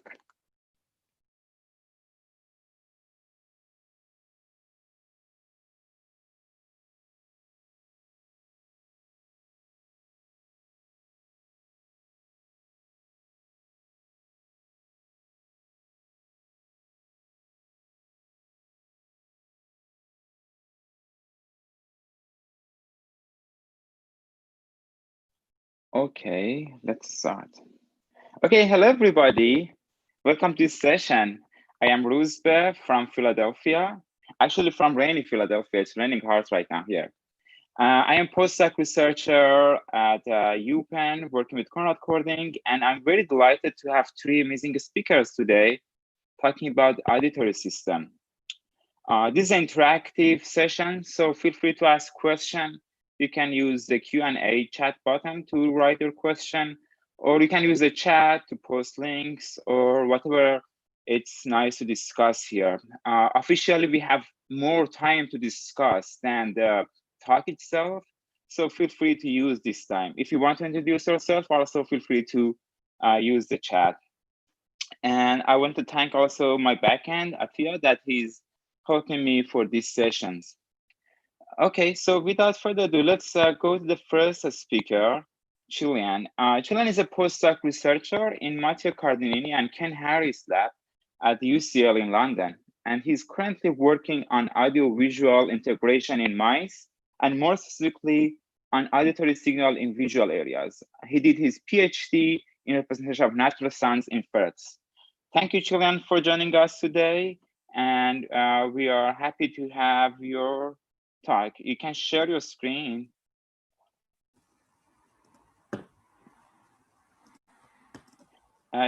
Yes, great. Here you go. Can you see my slides? Yes, perfect. Yeah. Okay, perfect. So hi, everyone. And thanks, Roosbe, for the introduction and for having me here. It's a pleasure. So I'll present the work I've been doing at UCL with this happy group of people here on audio-video integration. And as you may know, sensory cortices, and especially early sensory cortices, are increasingly thought to encode multisensory information. And for instance, the mouse primary visual cortex, or V1 here, appears to be influenced by auditory inputs. So for example, it's been shown to be suppressed by a burst of noise, but also sounds appears to be sharpening the tuning curve of V1 neurons when paired with drifting gratings. And finally, some more recent work has been showing that some specific features such as sharp onset seems to boost visual responses in V1. So, and here's the red flag. It seems that we know that animals actually respond behaviorally to sounds also by orienting, startling, or fleeing.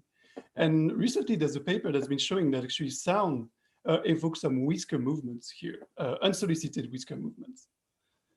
And so at the same time, we know that these whisker movements, when they are spontaneous, are actually triggering activity throughout the brain, including V1, as you may see here from this raster, where the big bursts of activity here are linked to spontaneous behavior on the face of the mouse. So the question I'm going to ask here is actually how much of the sound evoked activity observed in V1 that's been interpreted as a multisensory integration can actually be explained by sound-related and unsolicited movement. So I'm going to give this talk in three different parts. So first, can we observe sound evoked neural activity in V1, just to see if we can replicate previous results? Can we observe sound evoked movements? And finally, what is left and what is left when we correct for movement?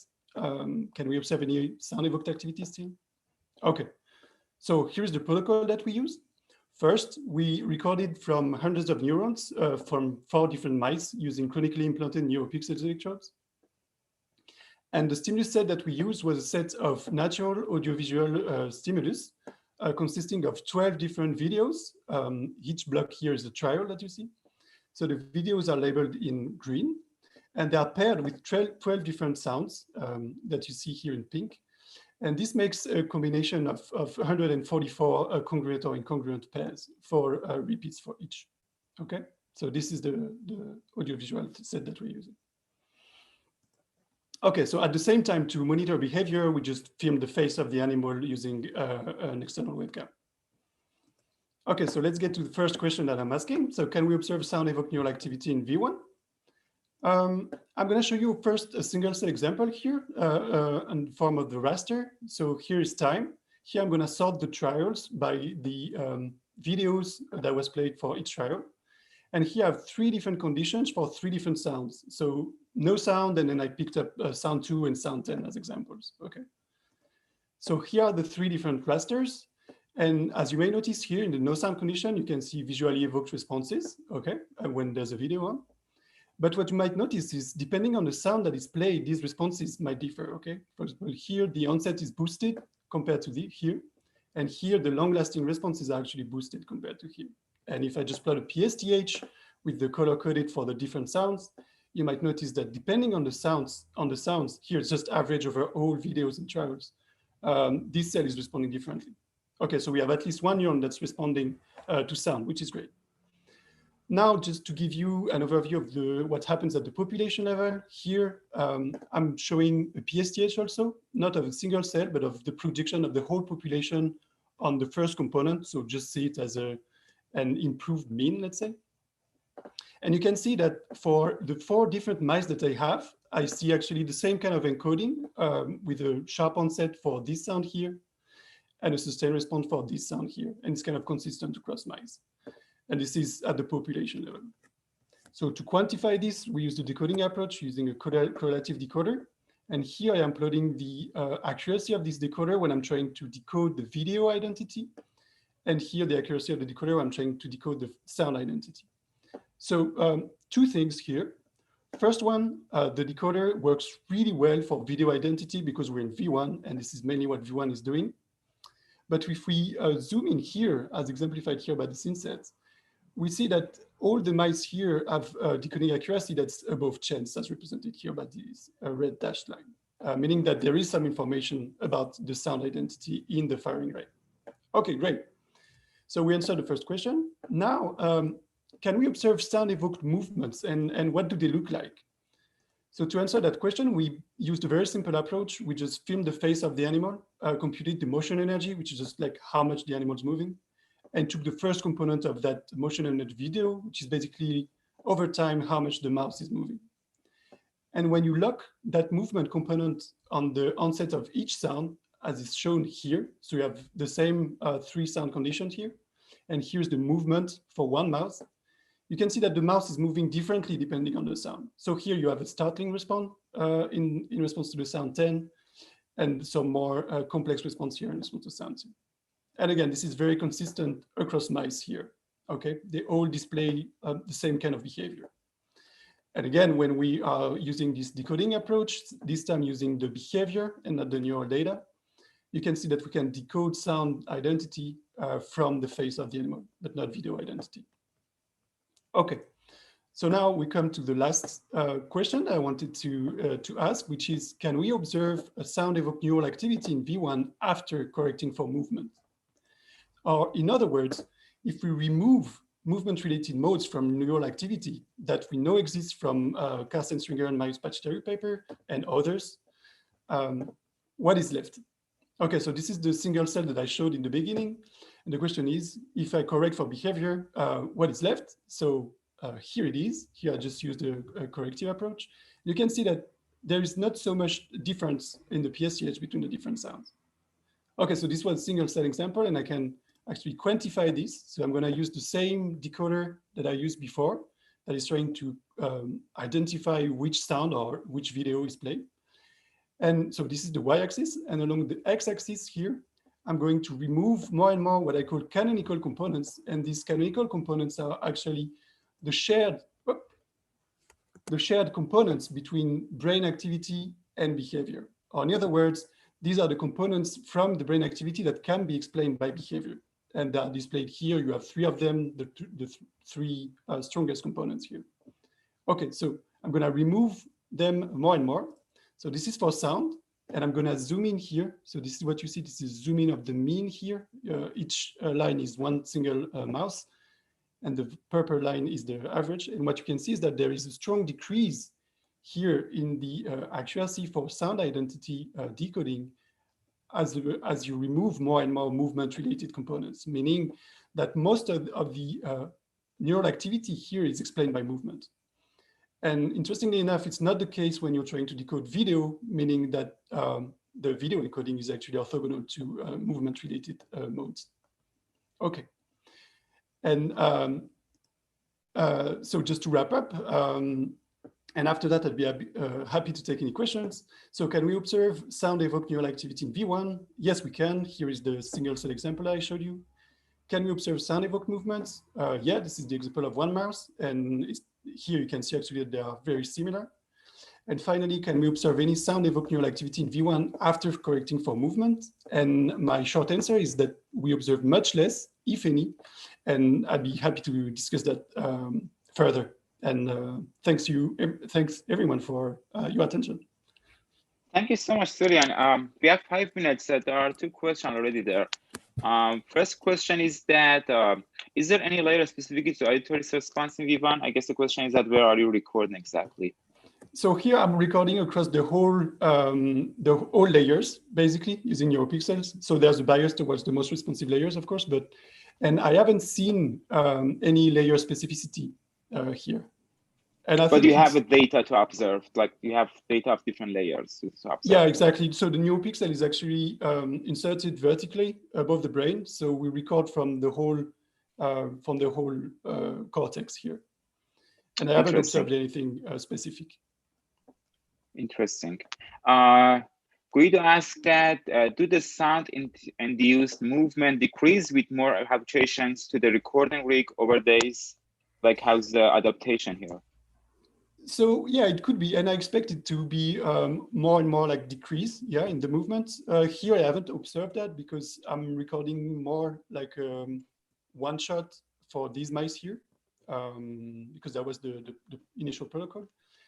But interestingly, I think that here the fact that we can observe the movement is actually interesting because it reveals what's happening in the head of the animal, but maybe habituation will decrease the external movement, but changes in internal states will still happen and you won't be able to see it over time. So that's actually a very interesting question of whether we need to habituate the mice to remove that movement-related component, or if it's actually nice to have it, let's say, to be able to compensate for it. Thank you. There's another question by Yasir that, do your results generalize across location in V1? If I remember correctly, others found more audio response in lateral V1. This I haven't looked. Yeah. Sorry, what? Oh, you haven't looked at that, right? You have recorded that. Yeah, sure. The best would be using 2-photon actually, so that you can have a precise spatial map, and we have some 2-photon data that are we still need to analyze. So we can look at that. That is exciting and promising. Okay, great. The other question is Isaac. He asked that, do you expect the same effect if the animal were trained in the multisensory task? So that's a very interesting question. I don't know. So I would expect that any type of movement will trigger activity in V1, and that's, I mean, this whole talk is about raising a red flag on, okay, we need to take into account movement evoked by sounds. So I would expect that any type of movement, even if you're trained, even if the mouse is trained, sorry, would occur. Then maybe training will actually add on top of this movement-related activity some, genuine activity, which might exist here, but is just faint, let's say. Thank you. The other question is by Titipat. I want to shout out to Titipat. He's a great backend for all NeuroMatch conference. Thanks, Titipat, for making this happen. And he asked us a question that it's a little counterintuitive. I can imagine sound can evoke V1. Maybe the brain probably process in somewhere not in V1. Sorry, can you repeat the question? Yeah, so the question is that he said that that's a little bit counterintuitive because the sound evoke V1. So like right now, I guess the whole concept is that you are recording from V1, but you are presenting sound. And the question is that maybe the brain process is somewhere not in V1. So like, where do you think that the originate of this activity? I guess it's a little bit like more philosophical question, but like, how do you think that's the whole process of the auditory in there? So for genuine multisensory integration, I think we're still looking for it. And I believe that some might happen in V1 actually. It's just, we need to compensate for these things, but I believe that, and some papers are actually beautifully showing that there are some projections and so on. So some things might happen in V1. There are also in frontal cortices. Also, Philip Cohen has been showing that you have multisensory integration there. But then the other side of the question is those movement-related activity, this movement-related activity that we observe in V1, where does it come from? Does it come from, I don't know, S1? Does it come from motor cortex? This I really don't know. That's a really cool question that I'd be happy to investigate more, but I don't know. Yeah, it would be interesting to see other layers, not visual also, right?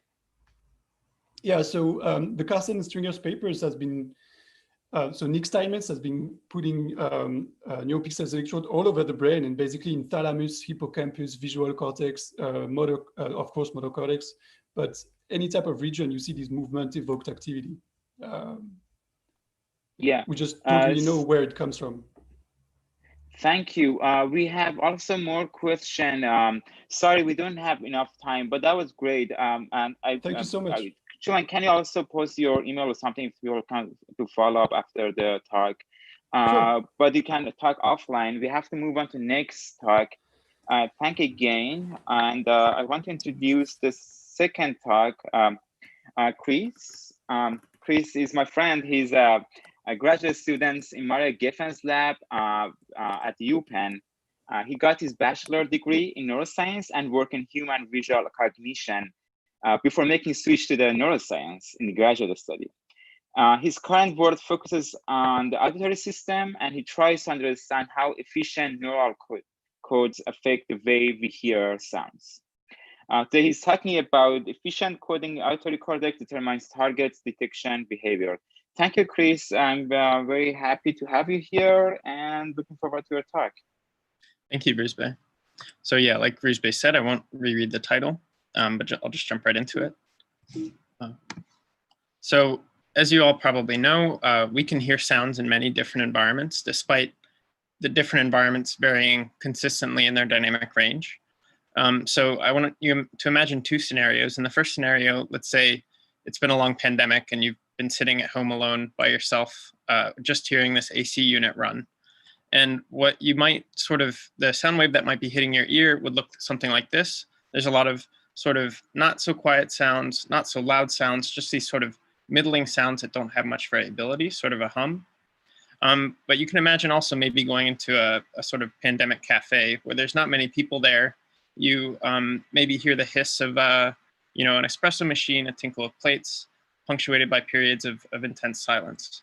And so this sort of sound wave might look something more like this, where the variability in the sound over time is much, much wider. So you could have very loud sounds or very quiet sounds.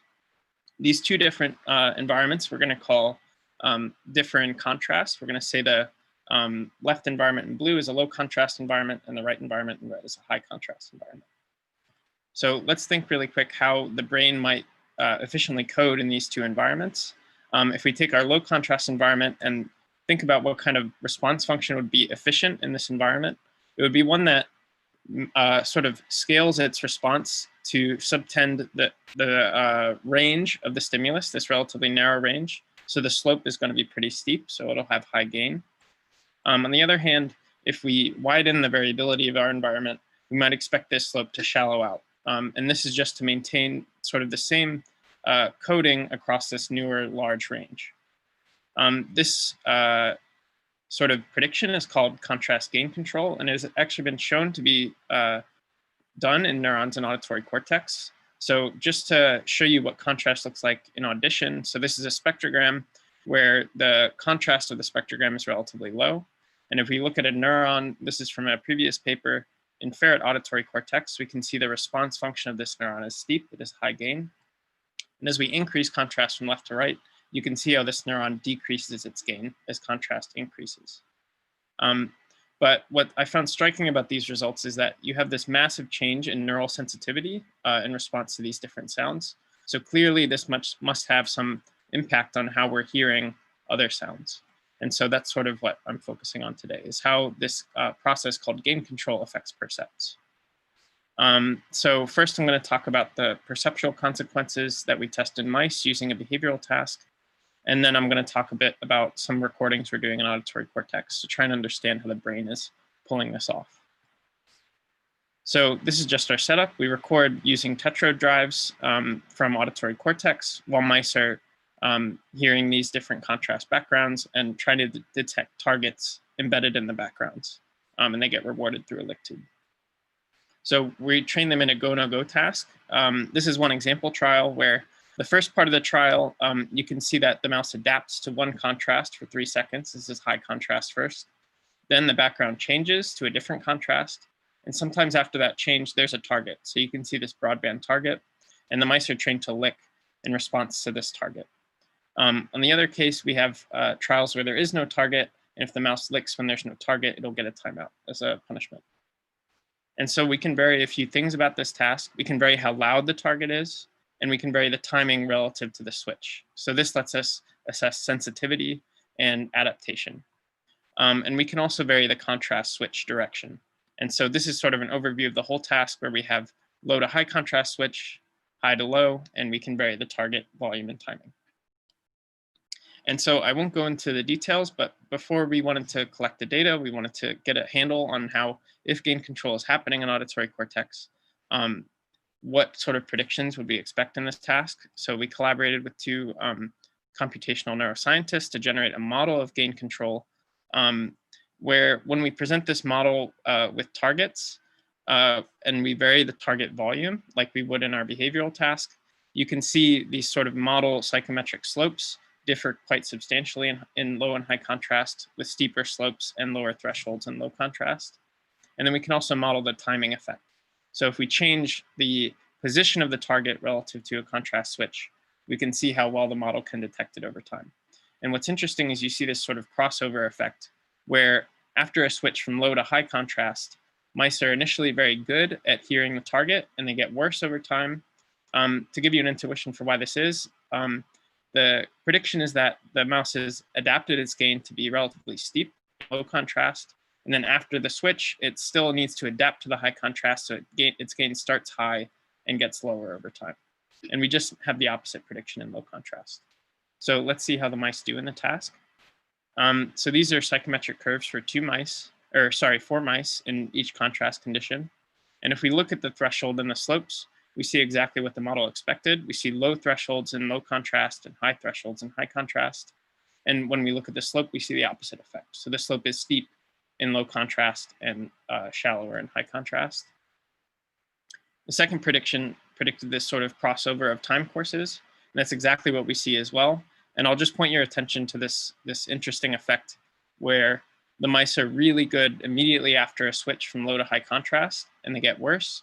This is sort of crazy in a sense because the mouse has gone from a very calm, like low variance background to a very high variance background, yet it's able to discriminate targets very well immediately after.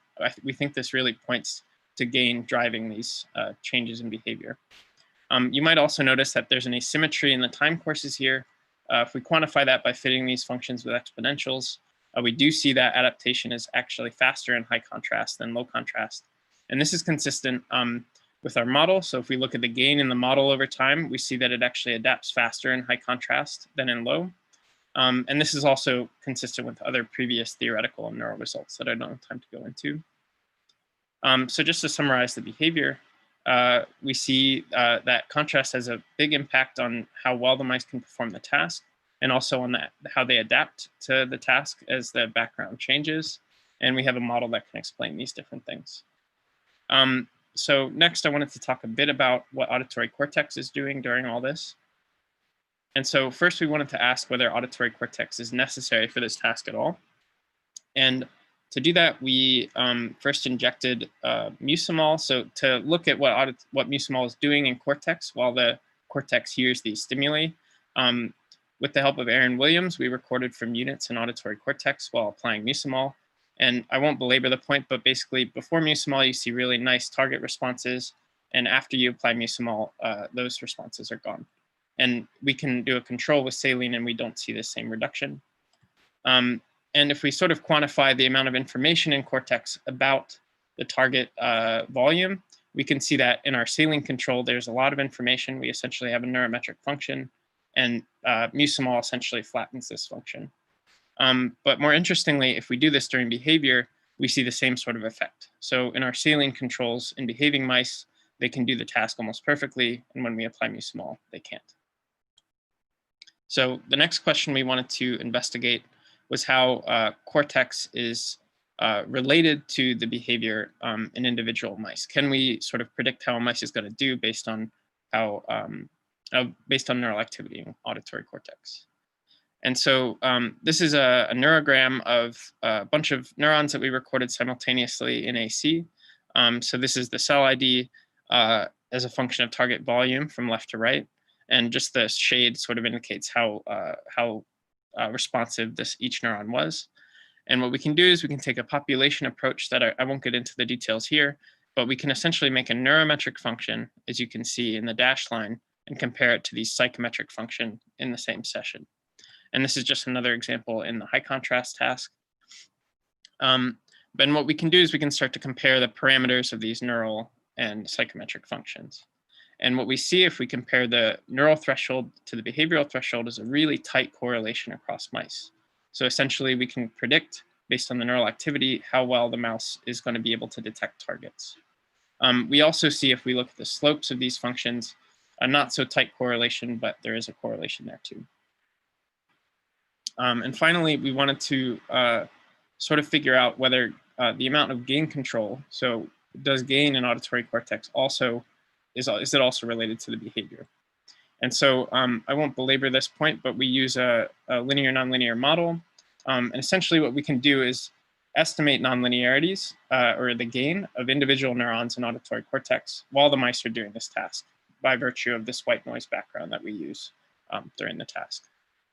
And so this is just some data to show that this model works and fits our data very well. So this is a spike raster organized by the background sound pattern.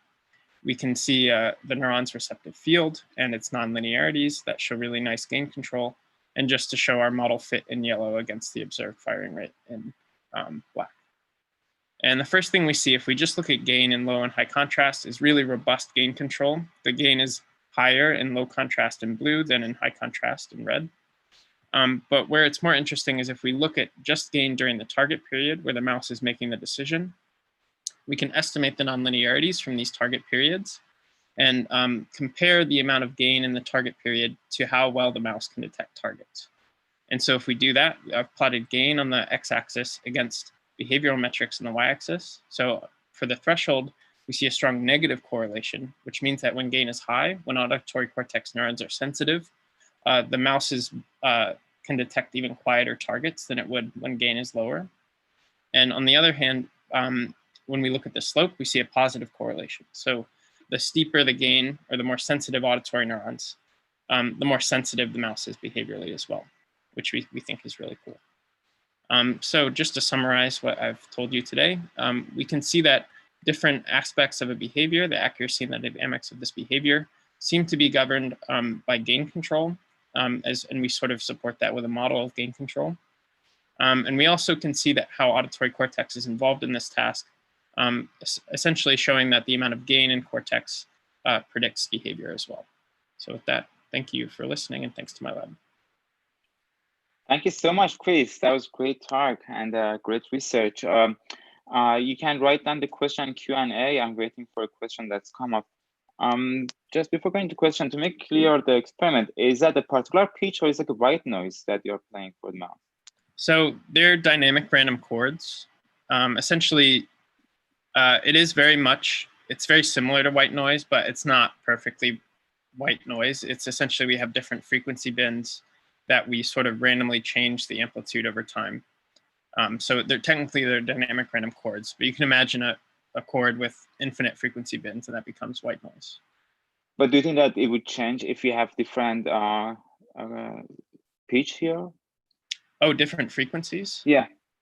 So we tried to sort of control, not worry about that by using broadband stimuli, because actually in this previous papers that study this in auditory cortex of ferrets, they show that this gain control is frequency specific. So it is strongest within the tuning band of individual neurons. And so we wanted to avoid that by sort of just making all of our stimuli broadband. But this is a frequency-specific effect, so you could do maybe some interesting experiments to. Sorry, quickly, the two questions come up. One is Maria. Maria asked that, do you think that different neural cell types may play a different function in this task? Yeah, so that's something I'm looking at now.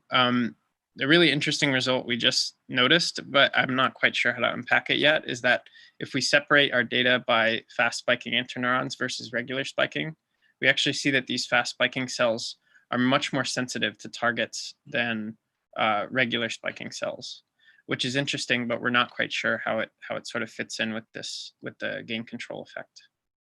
The other question Bernard asked, it seems difficult to use the measure that we have in both high and low gain with your threshold setting. The zeros in the high gain looks defined a linear relationship. Do the relationship hold in the single condition, i.e. in high or only low or high only? Yeah, so I think he's talking about these plots here. Yes. If I recall correctly, I believe if we just look at low contrast, because this high contrast, the neural gain is very stereotyped, it doesn't have much variability.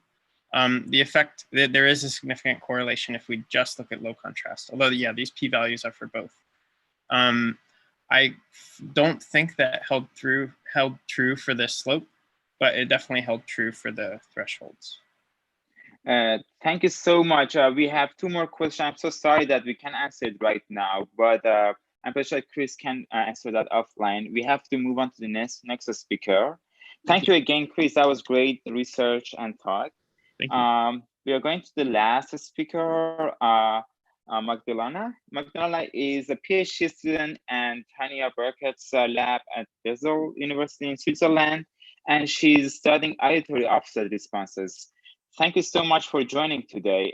She's talking today about amplified representation of sound termination in the auditory cortex and its behavior relevance. Thank you again, and we are ready to have your talk. Thanks. Okay, so thank you very much for this nice introduction and also for hosting this session. So as it was mentioned already before, I would be talking today about auditory offset responses. So when we hear the sound, most of the neurons within our auditory pathway would robustly encode that the sound started, but only a small proportion of cells actually encode that the sound has switched off. So with the first question, we were wondering if there is any clustering of cells showing these offset responses within auditory cortex. So what we did, we compared auditory evoked activity within A1 and AEF cells, and these are two primary auditory regions, and we found that more than 80% of cells within AAF encoded not only nicely that the sound started, but also that the sound was switched off. And having such a region which is so highly involved in sound offset processing, we decided to ask two following questions. So the first one, what are the mechanisms driving these cortical auditory offset responses? And the second, if they are even behaviorally relevant. So to answer these questions, we combine electrophysiology recordings within AEF and its preceding nucleus MGB, together with antidromic stimulation and behavior experiments. So during the first experiment, we recorded neural activity within AEF and MGB evoked by pure tones of 50 milliseconds, and we characterized the temporal dynamics of cell responsive within those two regions. And what we found was that within AEF, more than 80% of cells were actually onset-offset responsive. And when we looked at MGB, onset-offset cells were represented to the same extent as onset-only cells. And this convinced us that AEF is really highly specialized in this sound offset processing. And we are wondering how is it possible that it has bigger ratio of onset-offset responsive cells than its preceding nucleus MGB. So one of the possible hypotheses could be that only these onset-offset responsive cells from MGB are projecting to AEF. And this we decided to check within the next experiment.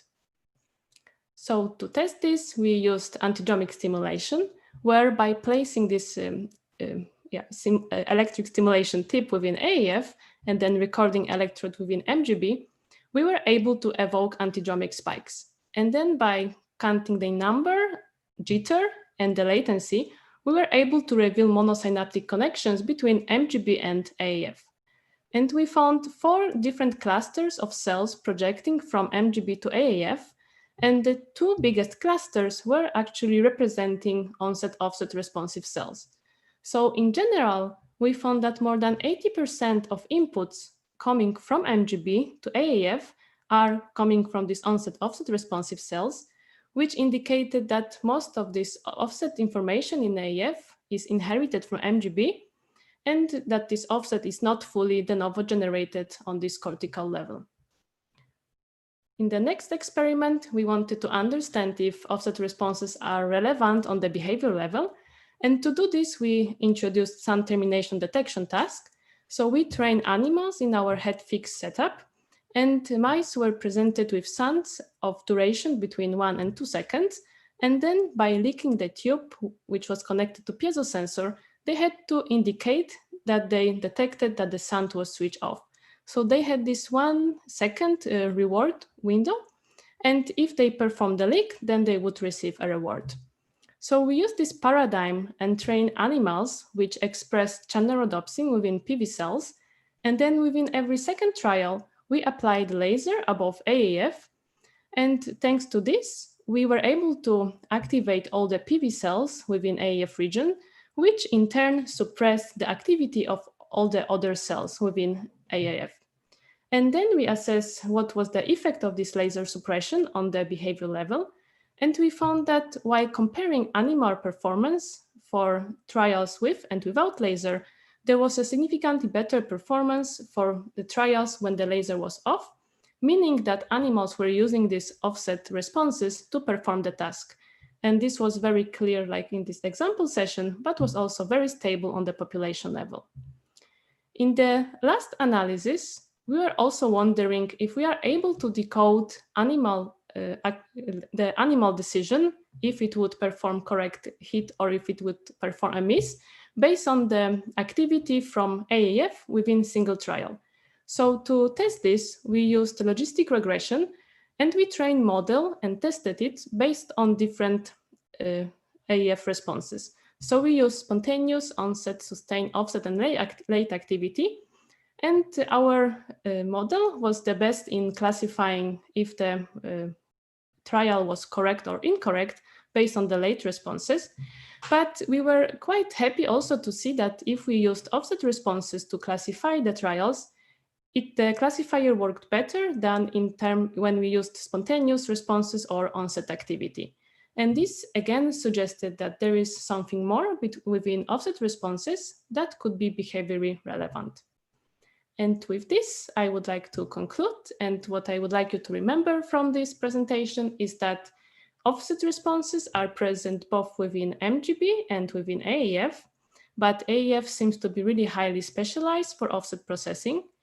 And for the behavior relevance, we show that by suppressing these AAF offset responses, we can affect animal performance, meaning that offset responses can be behaviorally relevant. And with this, I would like to thank my whole group, both present and past members, and thank you for your attention. And I am happy to take any questions. Thank you so much, Michael. That was great talk. And by the way, her recent paper that I think she talked about is in Nature. Like right now, we have in the chat if you want to check it out. The first question is by Joe. He asked that, great talk, the offset response in either MGB-AF diminish over time as the animal is trained the task? No, it's actually, I think when looking at acute recordings and comparing it with behavior experiments, it's even more robust. That is interesting. Have you done any histology study on that to see this connection that you are talking about? Yes, so I think the most interesting thing is that both A1 and AF are receiving direct input from MGB, but I think it's still not very clear how are these cells situated or what's their anatomical organization within MGB. And I tried to address it by building these 3D models of cells recorded within MGB. And the only thing I could see was that onset responsive cells were more like in the middle and surrounded by offset responsive cells, but it was not very like clear and obvious shape. So they are for sure kind of grouped together, but yeah, it's not that obvious. And you said that there are also cell classes and MGB, right, that are connected to the AF, right? They're not like just a one-on-one connection here. Yeah. Actually, I had a question. In the behavioral task, is there, I might have missed this because I was answering questions in the chat, but is there, where do the mice respond? Like, so are you worried about maybe motion, especially in the later parts of the trial, contributing to the neural activity that distinguishes between a hit and a miss? Yeah, so this is exactly what I showed here. And I think I am like sure this all late activity is purely like motor and reward driven.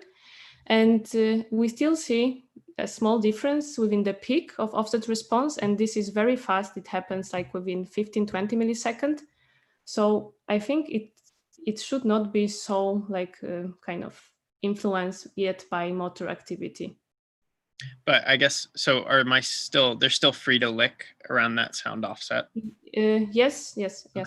But if they lick it just before, then of course the trial is kind of missed. It's blocked and they would not receive the reward. Ah, okay. And I think like we sometimes see that when we start playing this long sound that they are kind of preparing themselves. So it could be also that it's kind of motivation and they really are ready to lick. So I cannot like fully, I cannot say that it's for sure not motor activity. Yeah, thank you. Thank you. There is another question. Bernard asked that are the NGB response types inherited from the IC inferior circuits or not? So I think they are, but like I did not study circuit further than MGB. Is that your plan? Not for now. Great. Great. Thank you. Thank you again for all the talks, and we are close to wrap it up if there is not any question. Okay, thank you. It seems that that's all. Thank you so much again. We learned a lot about the auditory system, and there are so much promising results that are coming out soon by you guys, and we are very looking forward to that. Thanks again for participating today and all the attendees also. And I hope that you enjoy the rest of Neuromatch Academy. See you around virtually. Thank you, Rizbe. Thank you.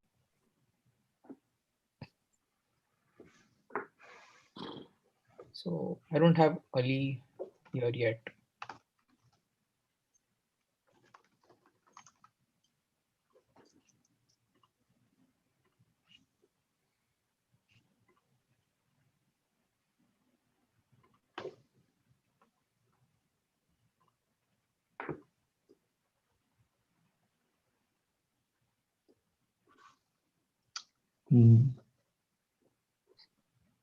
Oh yeah, I see him. Cool. Promote to panelist. Hi everyone, we just start in a while. We're just running some background checks for now. Ali, hi. Can you share your screen once and start your presentation? We just want to confirm everything's working fine before we start.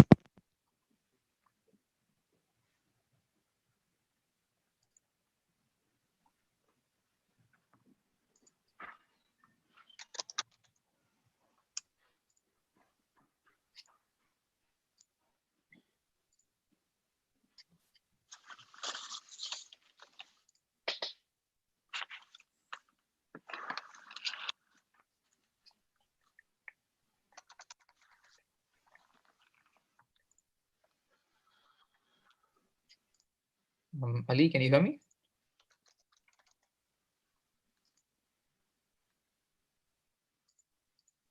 Ali?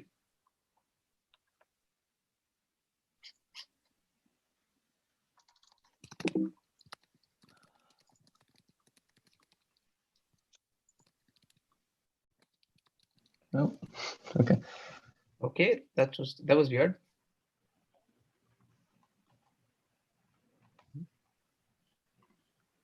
He said Okay. his sound isn't working for some reason, but Yeah, once he joins back, I'll promote him. Anchi, the session is yours.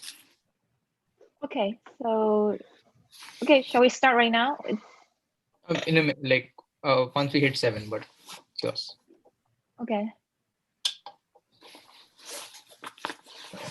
By 7, I mean like 00 right now. It's time 7 p.m. here where I am. So. Okay. it looks like Ali just got back in. He's in the attendee list. Okay. Oh, just one.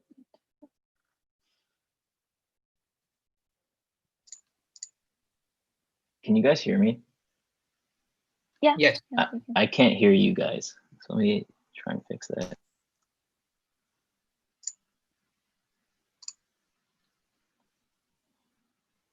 Is audio fine now, Adi?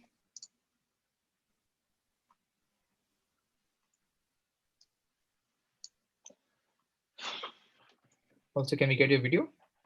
So,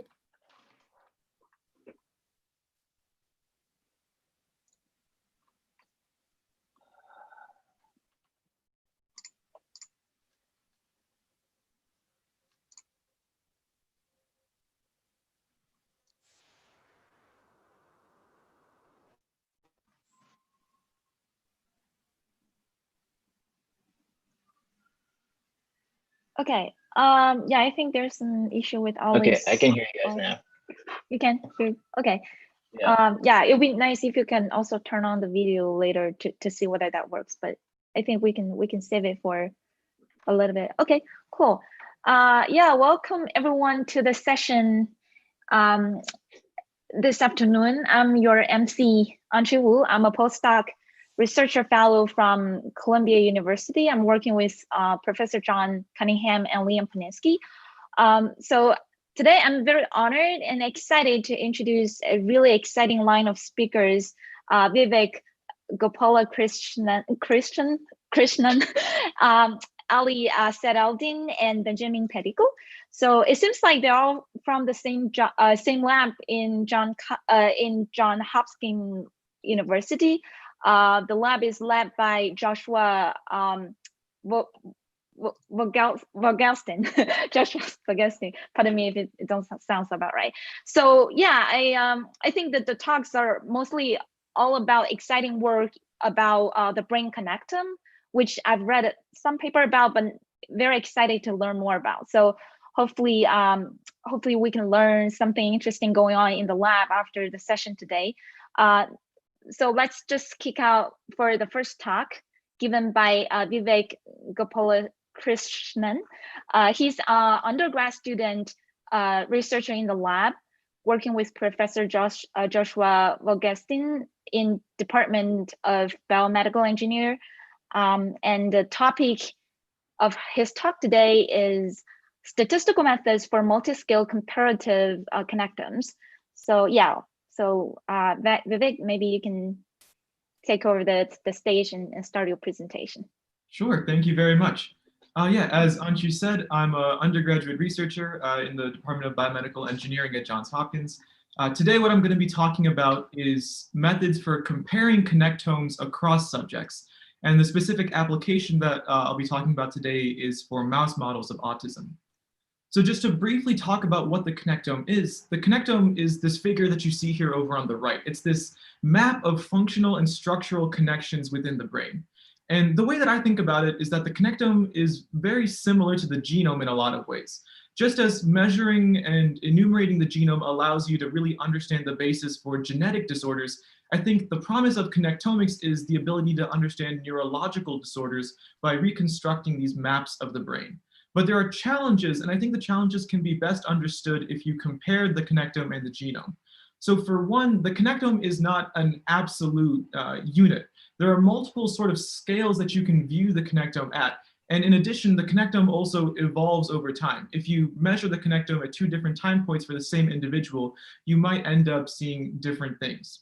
And so the variability in the connectome really makes analysis very challenging. And so what this talk talks about today is some methods for doing principled statistical analysis of the connectome motivated by recent advances in graph theory. So just to highlight some of the existing methods that exist for comparing connectomes, I've got two different approaches that are very popular in the literature. In the first approach on the left, what researchers sometimes do is they will find a bunch of different structures within the brain, enumerate various properties about that structure, like for example, the volume of that structure, and then use that to compare connectomes from different people. So very simply, you could say, how does the size of the isocortex differ across a bunch of different subjects? The problem with this approach is that it really doesn't consider the connective structure of the connectome. It treats each part of the connectome as like a separate entity, and it doesn't consider connections between them. The second approach is to use some sort of graph metrics. These are functions that will measure properties about the graphs using just some sort of formula, and they're very, very popular to use. And while they give you some sort of measure of connections between different parts of the brain, they can be sometimes misleading. And this is a really great illustration of this. It's an analogy to Anscombe's quartet, if you've seen that, where like you have 4 different data sets that all give the same linear regression. Well, these are 4 different graphs that all give you the same set of graph features. And so the point behind this is that just if you're using graph features, you might not capture the true structure of the connectome well enough. And so that really motivates this project because we need better methods for comparing connectomes. So this is basically the abstract slide of this talk. This is really the heart of what my work focuses on. Just to give a quick overview, we start with a bunch of connectomes from different subjects that are all defined on the same vertex set. So that means that all the same regions of the brain are similar across all these connectomes. Then we go to the middle panel where we fit these connectomes to different random graph models that can tell you interesting things about the structure of a connectome at different levels of the graph. And then finally, what pops out at the very end is rankings of the most important edges, vertices, and communities within the connectomes. So broadly speaking, these are like just structures within the connectomes. And what these algorithms allow you to identify are the parts of the connectome that are most different across a bunch of different subjects. So just to quickly talk about the data that we're looking at in these connectomes. These connectomes come from 4 different strains of mice, with the BTBR mice at the top left being a mouse model of autism. And so these data were collected by some collaborators of ours over at Duke University, and they provide a really high fidelity data set for verifying our algorithms. I won't go too much into the mathematical detail in this overview. I'm just going to talk briefly about what these algorithms allow us to understand. And if anyone is curious about the algorithms, I'm happy to go into more depth in the Q&A section. So this is one of my favorite figures. It shows you really the heterogeneity in brain structures that we're able to identify with these algorithms. So I think the middle row is my personal favorite. If you see the panel that's outlined in blue, this is a rendering of the corpus callosum, which is one of the main structures within this mouse brain. What you're seeing is that in the one that's outlined in blue, that's the corpus callosum for the autism mouse model. And you'll see that there's very few connections between the left hemisphere and the right hemisphere. Whereas if you compare all the other corpus callosums from all the other different mice, so that's all the middle row, you'll see that there's many more cross-hemispheric connections. So what these algorithms really allow you to do is find the components of the connectome that are really different across your subjects, things that help you identify the subjects across these connectomes. And then in addition to looking at various components, you can also look at the brains as a whole. So what's going on in this figure is you've got a bunch of different dots on these 2 scatter plots. Each dot represents a mouse brain. And what we've done is some mathematical transformations that'll take the whole structure of the brain and embed it within 2 dimensions. And what we can see is that these embeddings are separable. Meaning that you can identify the genotype of the mouse by the way that the graphs cluster. And so this is a really, really cool result because what it tells you is that you can separate different brains based on various phenotypes or genotypes of the brain.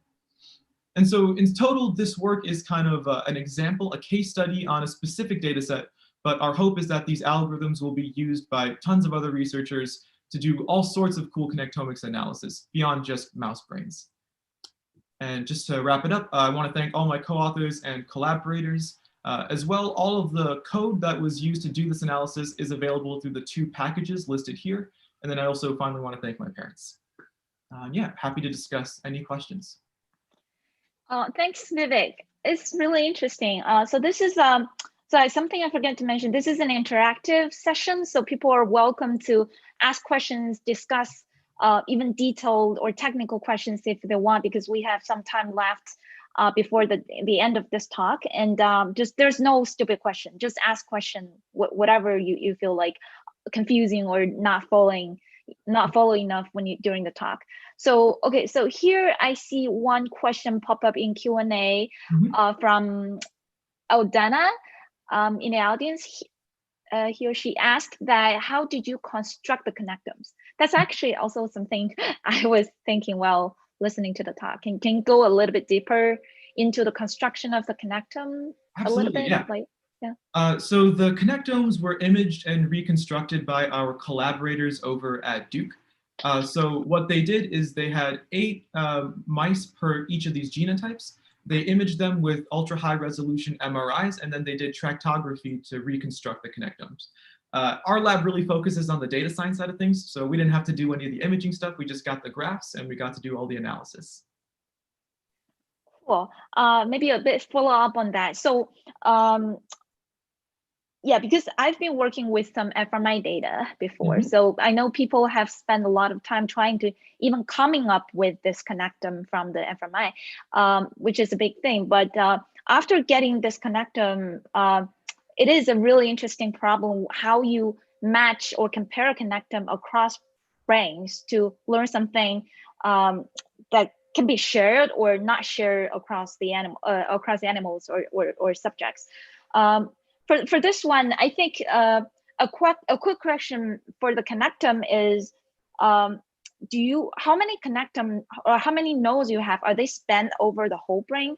And when you compare connectomes or graphs, what kind of thing you use to match them together? Like the strength. I mean, because nodes are not the distance between nodes are not necessarily the same across animals, and also some might have additional connectomes or links between nodes that don't really show up in other animals. So can you go a little bit more detail on that, how to compare that? Absolutely. So the way that our collaborators reconstructed these connectomes is that every mouse was matched to the same atlas. So that means that every mouse has the same set of nodes. All the ROIs are the exact same. And in total, there were 166 ROIs, and there 166 per hemisphere. So a total of 332. I see. Can you be a little bit more specific about what algorithm or what type of algorithm you use to do the graph matching thing? I'm just curious to learn about. Yeah, the graphs they're already matched. It's one of the great things about this data set. We already know the labels of every ROI, and we know the tractography between each ROI. So we already have the matching. We already have correspondence of the vertices across all the connectomes before we even start the analysis. So what's the most non-trivial statistical problem you try to solve? You probably mentioned that in the talk. I kind of probably missed that, but just trying to understand if the graph is perfect matched on a template with the strengths between each nodes, can you just compare pair by pair, or is there any other statistical difficulties around that? Sure, I'll hop a little bit into the statistics of this. So this is I think one of the cool answers to your question is when we talk about how we find which vertices are most different across all the different mice. This graph shows you 3 different approaches. The one in orange is the one that we use, and I can quickly break down how that one works. Basically, it's a method called graph embedding. So what that means is that you take this graph object, like all these connections between it, and you take it from a graph object and embed it in Euclidean space. And what happens is essentially every vertex is then associated with a vector. Every vertex can be described as a numerical vector that corresponds to some properties about the graph. And this is more to do with like the statistical side of things. But the comparison, figuring out exactly how to compare these vertices was the biggest challenge. So that mostly happened in the embedded space. Yes. I see. Cool. Thanks for that question. One more question from the audience from Marco. The question is, we can use your program in auto-connected graph or necessarily or necessary connectomes. He actually mentioned that it's weighted connected graph. Basically, can we use this program or this way of graph matching in other weighted connected graphs or connectomes? Absolutely, yeah. The only requirement for these algorithms is that all the graphs need to be defined on the same vertex set. That's the one requirement here, because that's what we see in this first panel over on the left. All the graphs are defined on the same vertex set, so comparing vertices or different structures makes sense. If you had graphs that are on different vertex sets, you could take like a largest shared component across all the graphs, some union of all the graphs, and then do all the downstream analysis like that. Okay, cool. Hope that answered Marco's question. Thanks again for Vivek's great talk and the answers to all these questions. Let's have Ali up to the front and present his talk. Thanks for the questions from the audience as well. Okay, cool. Ali, would you, okay, so sorry, just a quick thing. I want to have a brief introduction for him. So Ali is also Ali is a graduate student from the same lab from Johns Hopkins University, and the talk he's gonna give is about neural graph mesh, which is very informative title. Yeah, let's just have Ali to the front and present his talk. Okay. Can everyone hear me? Okay, so this actually dovetails nicely off of Vivek's talk, because I'm also talking about connectomes and graph matching. I'm going to, I think, focus a little bit more on the math and algorithm side of it. So just as a brief overview and introduction to the terminology. So just generally, a graph is a collection of vertices or nodes and edges, and there's a vertex set and an edge set, and it basically just represents things and relationships between things. So this is a small example of what a graph looks like. And then just a few definitions. Adjacency, two vertices are adjacent if there's an edge between them, and an edge and a vertex are known as incident if that vertex is an endpoint to the edge. And how we represent graphs mathematically, we use adjacency matrices. So if we have a vertex set of size n, the adjacency matrix will be an n by n matrix, where the ijth entry is a 1 if there's an edge between vertices I and j, and a 0 otherwise. So in this small example, you can see that vertices A and B have an edge between them, so there is a 1 entry in the AB row column of the adjacency matrix.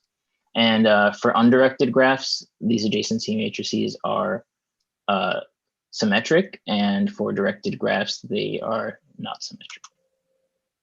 And a permutation matrix is basically just each entry is a 1 or a 0, and all the rows and columns sum to 1. So the specific problem here is known as the graph matching problem, and essentially, if you're given two graphs with associated adjacency matrices A and B, we want to find an alignment between those two graphs such that we minimize the number of edge disagreements. And formally, as an optimization problem, this is represented as this objective function value subject to these constraints. And this problem is equivalent to the objective function value on the right, just through some algebra. And there is a sister problem known as the quadratic assignment problem. And the graph matching problem is actually, as we see in the objective function value, equivalent just up to a minimization of that objective function value.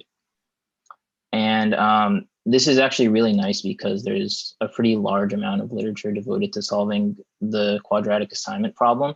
So we can just apply those methods to solving our graph matching problem. And the reason why this is difficult is since the objective function value is quadratic, it's NP hard to find a global optimum. And also the feasible region, which is the set of permutation matrices, is non-convex. And also permutation matrices of size n have n factorial possible solutions. So as you can imagine, that's an extremely large number. So our lab has developed this fast approximate quadratic assignment algorithm, which is state of the art in terms of efficiency and accuracy. And it's able to approximate solutions for both the QAP and graph matching problem by finding a local optimum. And the way it does this is by relaxing the feasible region from the set of all permutation matrices to its convex hull, which is the set of doubly stochastic matrices. So essentially all that means is that instead of each entry being restricted to the value of 1 or 0, it can be any value between 0 or 1. And that set of matrices is convex. So applying this to neuroscience with connectomes, so this is an example of doing so. This is the Drosophila mushroom body connectome. And we've basically used embedding, like how Vivek had showed, to reduce the dimensionality to 2 dimensions. The top row shows the correctly matched vertices and the bottom row shows incorrectly matched vertices. And we see that there's about an 80% match accuracy. And even for the nodes that are incorrectly matched, they are matched to the right cell type. So essentially, this is important for manually labeling these neurons in the brain is like very laborious and takes a long time. So the idea is that we can use the graph matching algorithm to just automatically do this. So if anyone wants to use FAQ, it's available in open source packages, SciPy and Grasshopper Logic. You could just use these command prompts to load it in. So thank you to everyone in the NeuroData Lab and the collaborators at Microsoft Grasshopper Logic and the SciPy contributors that helped me merge this code into SciPy. So if anyone has any questions. Okay, yeah, thank you very much. Thanks, Ali, for the introduction of this interesting algorithm for graph matching. Yeah, let me ask a question that I have while you present. Can you go back a few slides to the for the optimization objective? Yeah. This one? Yeah. So just curious, probably more technical or mathematical part. So what's the P? What's the feasible region here for the P? I know. I mean, before you relax just stochastic matrix, it has to be integers. Is there other like restriction to it that make it more? Because if you don't have the feasible region, it seems to be a simpler problem to solve. So the non-convexity or all this hard part add to the algorithm might come from the feasible region. That's my understanding. So, I mean, if it's just integer programming, maybe you can relax it to non-integer a little bit, but any other feasible region constraint that make it harder? Yeah, so the idea is essentially, since we want to preserve A and B, we have to have this permutation matrix, because all the permutation matrix does is shuffle the rows and columns of our 2 adjacency matrices, so it preserves the overall connectivity. So if we don't have a permutation matrix, then we would essentially be solving a different problem. So the way that the algorithm works with relaxing to the doubly stochastic matrices is we just solve for the optimum in that region, and then we project the doubly stochastic matrix to the set of permutation matrices using a linear assignment problem algorithm. So maybe before, yeah, a bit follow up on that. So that's another question I come up with where you present, well you answer that. So why it has to be doubly stochastic? Just out of curiosity, can you just relax it to be continuous, that make it easier? Or what's the reason that you add the stochasticity to the model? So the way that So essentially, since the permutation matrix isn't convex, there are points between like two permutation matrices, like the linear combination of them, which aren't themselves a permutation matrix. So if we move, if we use our gradient descent method to move to some point, then we might not land on another permutation matrix.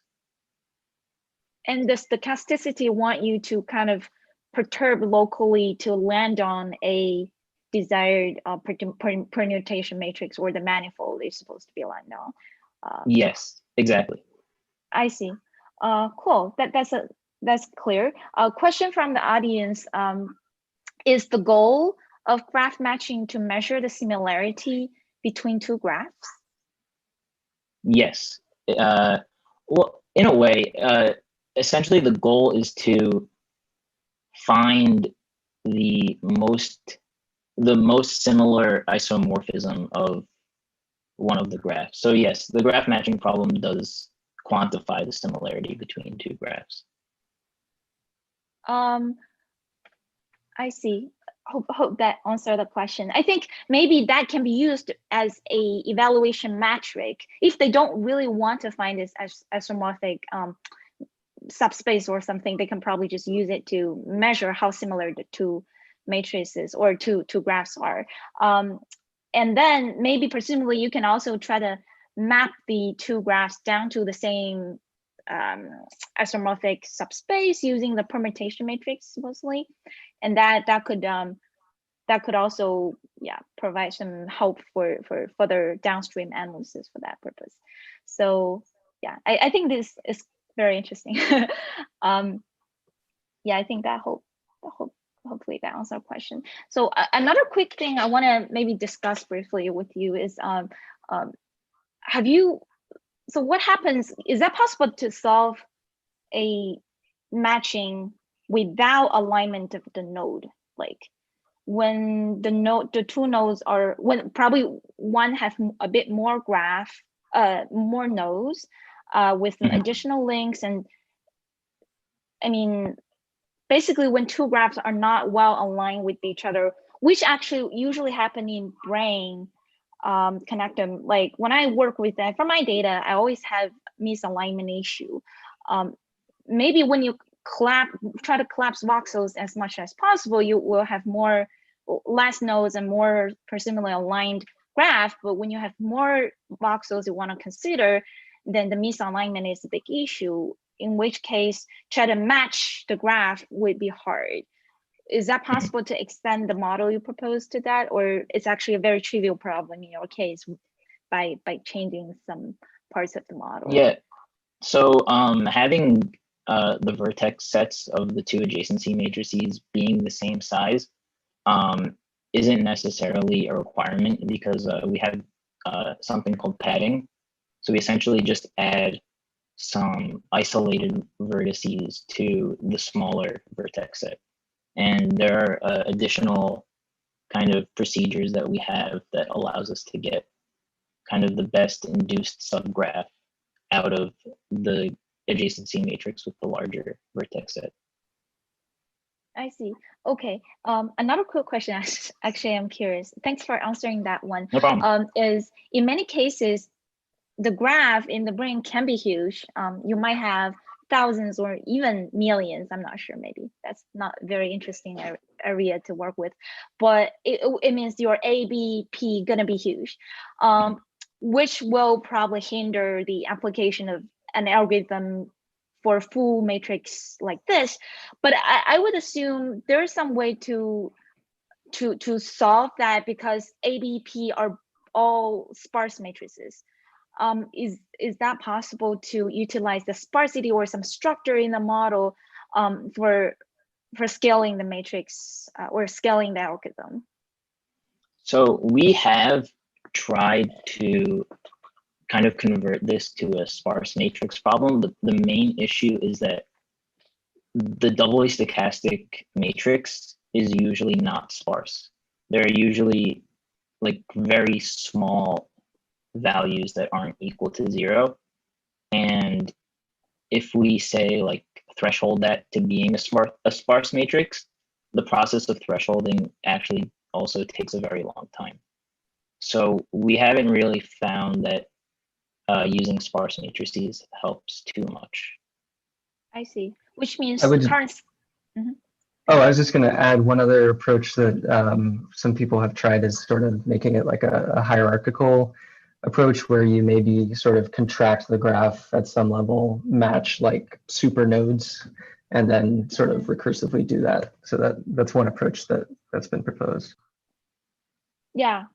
Okay, cool. That sounds like also not very reasonable option people would come up with when they have very large data or large number of nodes. Great. Yeah, I think that sounds great. It's very interesting topic. I've also thought about similar problems and also come into similar computational bottlenecks during developing models. So thank you for answering those questions. Oh, actually, there's a quick question maybe from the audience. What is the advantage of graph matching compared to calculating simply the degree of overlap between the networks? So it's kind of hard to quantify the degree of overlap between networks if we don't have a labeling of the nodes. So like the trivial way of finding overlap between networks would just be subtracting them and finding kind of the sum of all entries, like subtracting two adjacency matrices. And if we haven't used the graph matching problem to align and label our nodes, then that different sum wouldn't really be very informative. So kind of the whole idea is that we first do graph matching and then we kind of have a way to quantify similarities between two networks. Yeah. Okay, cool. And also I feel like just simply the degree of, oh, okay, so I probably misunderstand. But yeah, I think that makes sense, and hopefully that answered the question from the audience. We should move on to the last talk in this session. Thanks, Ali, again for giving a great talk and introduce such an interesting model, problem and method. And let's move on to the last talk for the session. I'm going to introduce Benjamin Pedigal. He's another grad student from Josh Wagenstein's lab, and he's going to introduce this cool statistical model for nanoscale connectomes. Okay.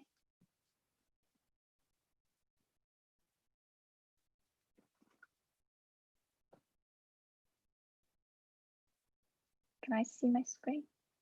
Yeah, I don't. Can you? We can't hear you. You mute yourself. Sorry, of course. Oh, okay, cool. Cool, you got it? Yeah. Great, well, thank you for that introduction. I'm excited to talk about my work on some statistical tools, kind of in the same vein as what Vivek and Ali have been talking about, and their application to nanoscale connectomics, and in particular on this Drosophila larva brain, which is the figure that you see to the right. So generally, I'm interested in using statistical techniques to help us understand connectome data. And when I say a connectome, I generally just mean some map of neural wiring, which we often treat as a network or graph. Connectomes happen to be getting bigger and bigger, and there's also just more and more of them coming out. And so I see analysis as a growing bottleneck for helping us understand these data. So today I'll just talk about a few examples of the kind of thing that I've worked on, including finding connectivity-based cell types given a new connectome, as well as testing for what I'll call homotypic affinity. So jumping into finding connectivity-based cell types, our approach at a high level is just an elaboration on spectral clustering that sort of accommodates for some of the features that are common in connectomes. So for example, in this case, we have a left and a right brain hemisphere, and we want those to be represented by this clustering process somewhat similarly. Or in our case, rather than a graph, we have a multigraph, which comes from our collaborators sort of splitting each neuron into an axon and dendrite. And that essentially just gives us a bunch of different types of edges, and we want to use that information as well. One of the nice things about using the spectral clustering based approaches is this duality with something called the stochastic block model, which is just a statistical model of networks that says that each node's connectivity is a function of which community it lives in. And so spectral clustering is a way of helping us recover some of the parameters of the statistical model for the network itself. So jumping into the clustering results, what I'm showing here is the hierarchical clustering process on the left and the right hemisphere of this Drosophila larva brain.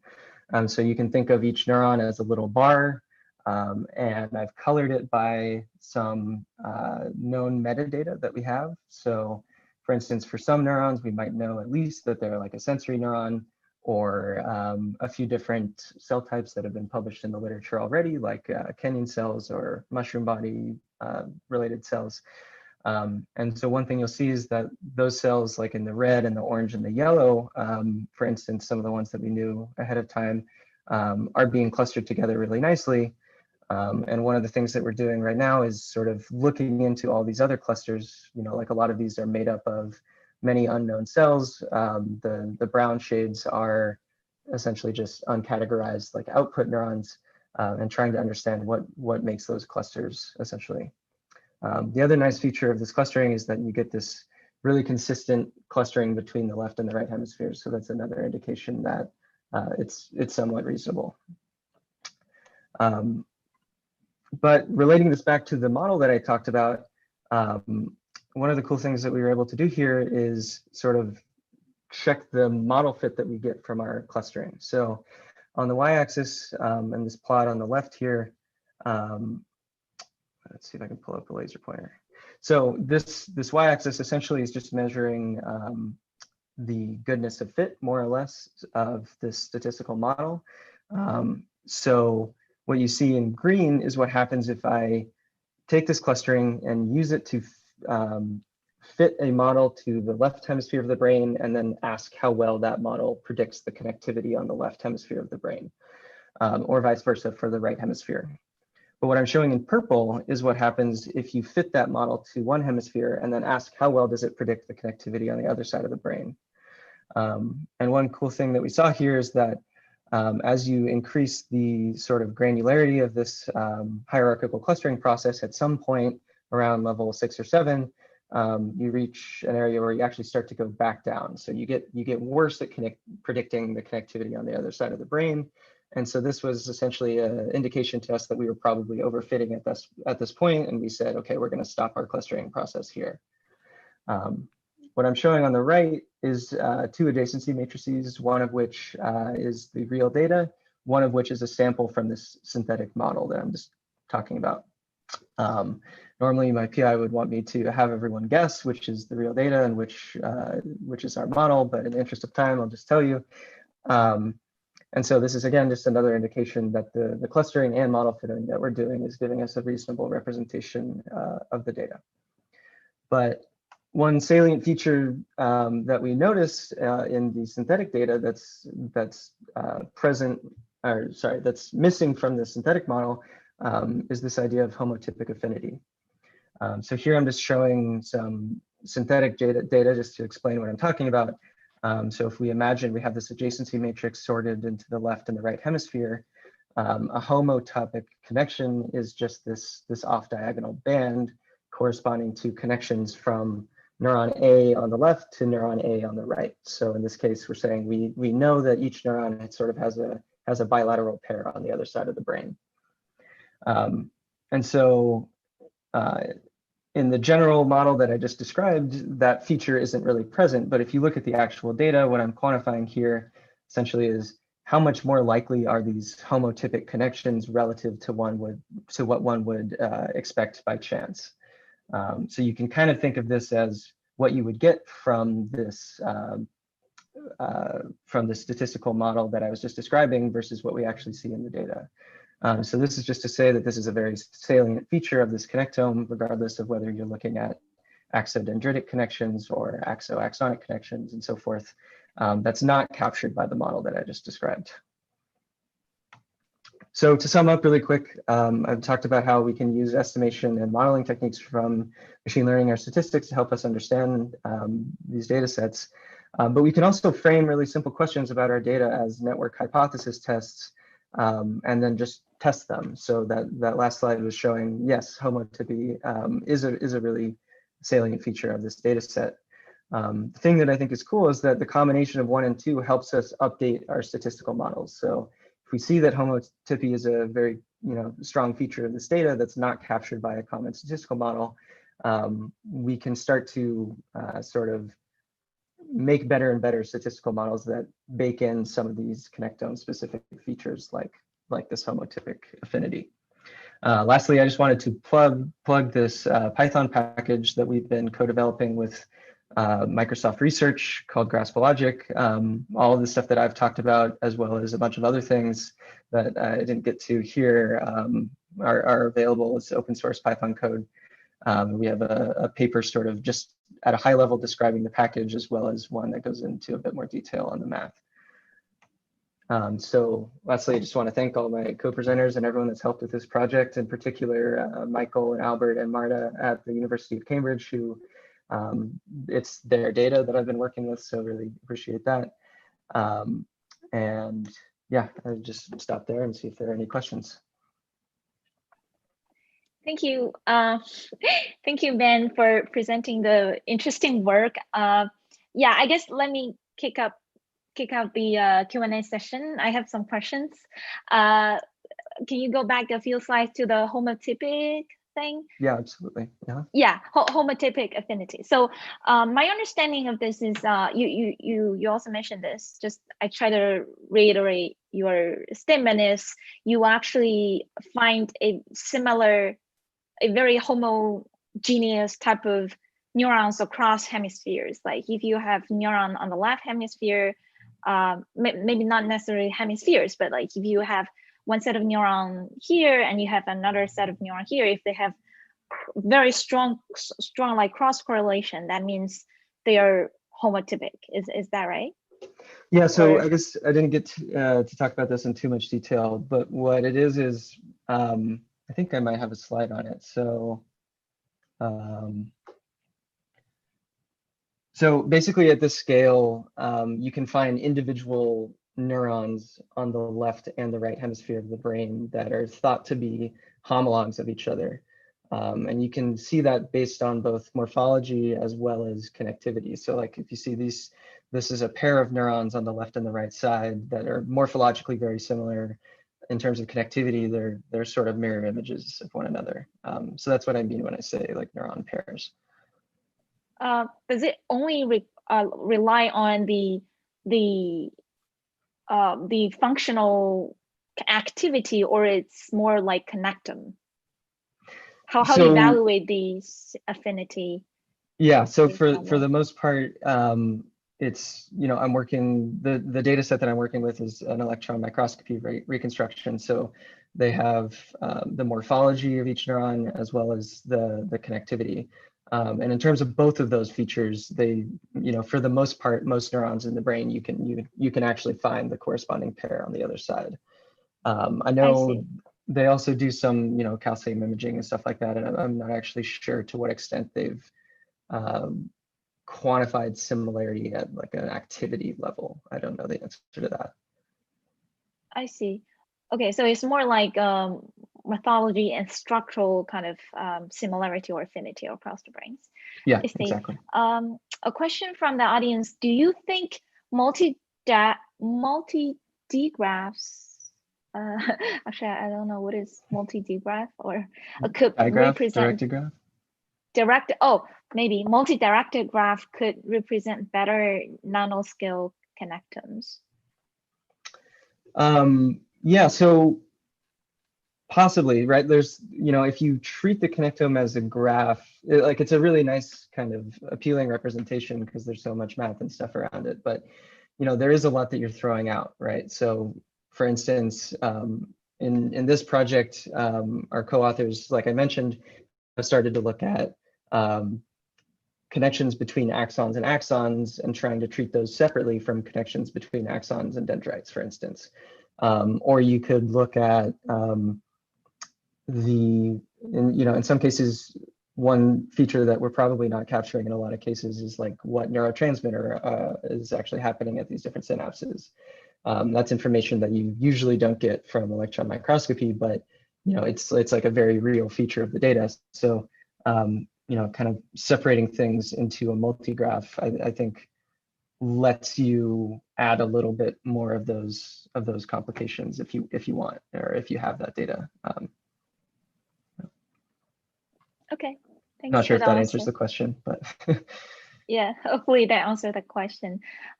We probably have time for a last question. If we don't have a pop-up question from the audience, actually, I have a last question I want to ask, and also related to the one that on the screen you're showing here is the statistical modeling of this multiple connectomes. Yeah. Maybe that's what you want to kind of talk about. So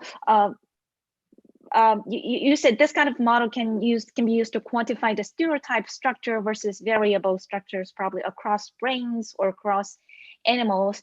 And this kind of reminds me the big hierarchical trees that you show earlier, and also the results you show later that you have a peak actually at some hierarchy, and when you go beyond that, the performance drops. Does it imply that even across hemispheres, you are able to find some level of consistency across hemisphere, but when you go beyond that, you will run into this diverse structures or different structures across two brains that lead to the overfitting issue?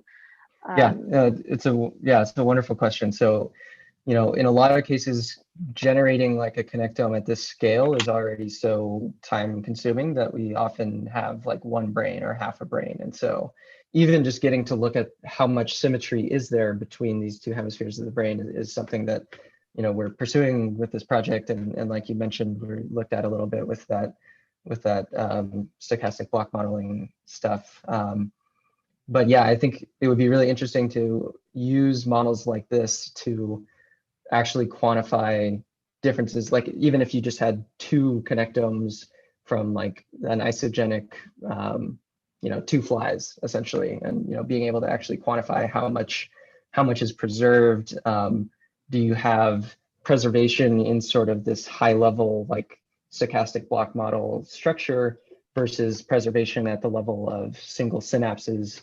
I think that's a question that, for the most part, we haven't been able to answer, but I know people are starting to collect like multiple connectomes from the same organism. So there was just a paper that did that for C. elegans and looked at it, how it changes over development. So I think that's a really exciting area of research. Thanks. Yeah, that makes me exciting too. Listening to all these possible directions, problems to be solved in the area. Okay, yeah, I think that's basically the end of this session. And let's thank again all the speakers, Vivek, Ali, and Benjamin, for giving such great talks and answer all these questions. So yeah, if people want to continue discussion, people can go to Twitter to discuss with hashtag NMC3. We can continue the conversation, or people can try to contact the three speakers for more discussion offline. Okay, so thanks again for all the speakers, and hope to see you in the future sessions. And thanks for the audience as well. Okay. Thank you, everyone. Yeah, see ya. Bye, guys. Bye, everyone. Thank you. Okay. Awesome. I'll end it. Oh, hey. Oh, hey. So everything is fine, right? There's no technical issue or anything. Yeah. No issue. Okay. Let me stop broadcasting it. Yeah, it's fine. Okay. Yeah, everything was fine. Yeah. Okay, cool. Great. Thanks for coordinating the whole thing. I think it went pretty smoothly, and it went very well. Really enjoyed that. Great. Yeah, so that's probably the end of it, and I'm going to jump to the other session for the next. Bye.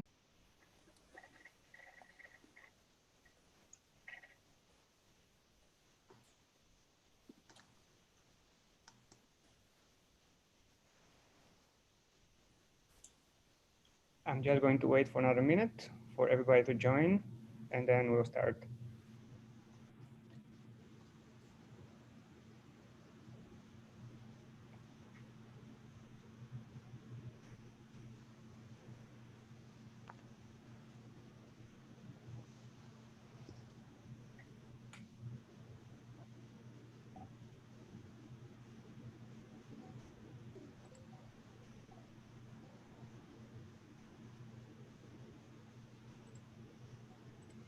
All right.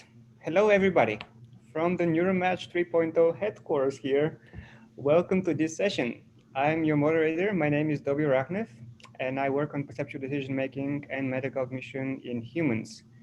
The backend support for this session is going to be provided by Yang Chu. So thank you, Yang, for making this happen behind the scenes. In this session, we're going to hear 3 amazing talks, all focused on learning in the brain. Please ask questions. These are interactive talks, meaning that they will be relatively short, 5 to 6 minutes. So we're going to have plenty of time for discussion and questions. If you have a question, type it in the Q&A. If you didn't have time to type your question, just raise your hand and I'll put you on camera and you can ask your questions directly like that. Okay, so without further ado, let's get to our first speaker, who is Jordan Lay from the University of Pennsylvania. He's a master's student there, and Jordan will discuss the limitations of the 3-factor Hebbian learning relative to deep reinforcement learning. Jordan, take it away. Great. Cool. So, thank you everyone for coming to my talk. Today I'm going to be talking about assessing the limitations of 3-factor Hebbian learning relative to deep reinforcement learning. And I'll begin with a quick introduction. So reinforcement learning is a computational framework for modeling reward-driven learning. And basically the way that it works is that it describes the interaction between an agent within its environment, which tries to maximize its expected reward over some set of episodes. For auditory discrimination tasks, which are tasks that we're interested in this project, you can imagine an environment feeding a stimulus like a sound to the auditory cortex, which then forwards that signal to the dorsal striatum and ventral striatum, which act as an actor and a critic, respectively. The actor will eventually select an action, such as spinning a wheel, for example, or pressing a button, and then the environment will respond in kind by providing a reward or a punishment, by which the critic will use to inform future actions. And the idea is that the agent will eventually get better and better at this task over time. Now, one of the key aspects of how this agent gets better is the weight update rule, or how neurons update to match the stimulus with the correct action. And so within reinforcement learning, there are several different models of this synaptic plasticity. The key question here is, how should I update to new information? And one of the most commonly used models is called 3-factor Hebbian learning, where it's proposed that neurons update based on their presynaptic activity, their postsynaptic activity, and some global reward modulator like dopamine. By contrast, in deep reinforcement learning, it's proposed that neurons update based on the influence of a given neuron on an action or an outcome. So you can think of this as the derivative of some reward prediction error with respect to some weight. Now that brings me to the motivation behind this project. 3-factor Hebbian learning has been shown to be a powerful tool for modeling learning in neuroscience, but its capacity for learning has recently been brought into question by recent advancements in deep reinforcement learning, which have been shown to be able to tackle some very complex problems. We want to understand and analyze scenarios where Hebbian learning might fail to model learning on biologically and behaviorally relevant tasks relative to deep reinforcement learning agents. And in doing so, motivate the use of deep reinforcement learning to understand how the brain might overcome these problems. That brings me to the experiments. So here we model an auditory discrimination task on 2 orthogonal dimensions. You can think of them as position and frequency, for example. Simulated neurons are activated by a signal drawn from one of 2 distributions in each dimension. So you can think of a high frequency and low frequency condition and a left and right position for simplicity. Now I'm going to take you through some of our preliminary results. And in doing so, I'll talk about each experiment as I do it. Our first experiment is the baseline experiment.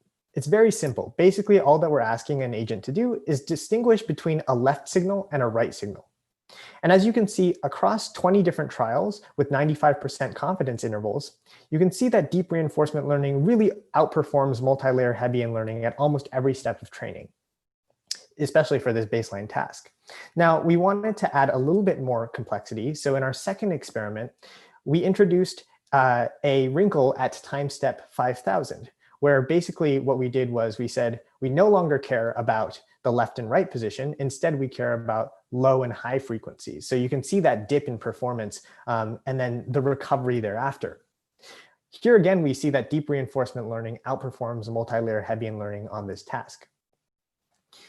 In our third experiment, what we had was an associative remapping. So again, at time point 5000, what we did was we shuffled the input neurons, and we wanted to see whether or not agents could recover by reweighting the network to attend to different aspects of the input to again rederive the correct action. And again, we see that deep reinforcement learning outperforms multi-layer Hebbian learners on this task as well. Finally, we wanted to add a little bit of realism to our experiments. So what we did was we recognized that in real experiments with monkeys and mice, for example, they typically have some time before the stimulus is actually presented. And this time before the stimulus onset requires them to actively choose to wait at each section. And so what we did was we required the models to actively choose to wait before they could be presented a stimulus and therefore reap a reward.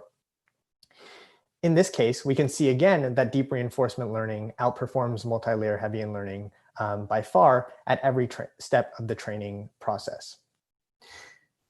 While these results are very interesting, I don't want to leave you with the impression that it's as simple as deeper reinforcement learning always works and Hebbian learning never works as well.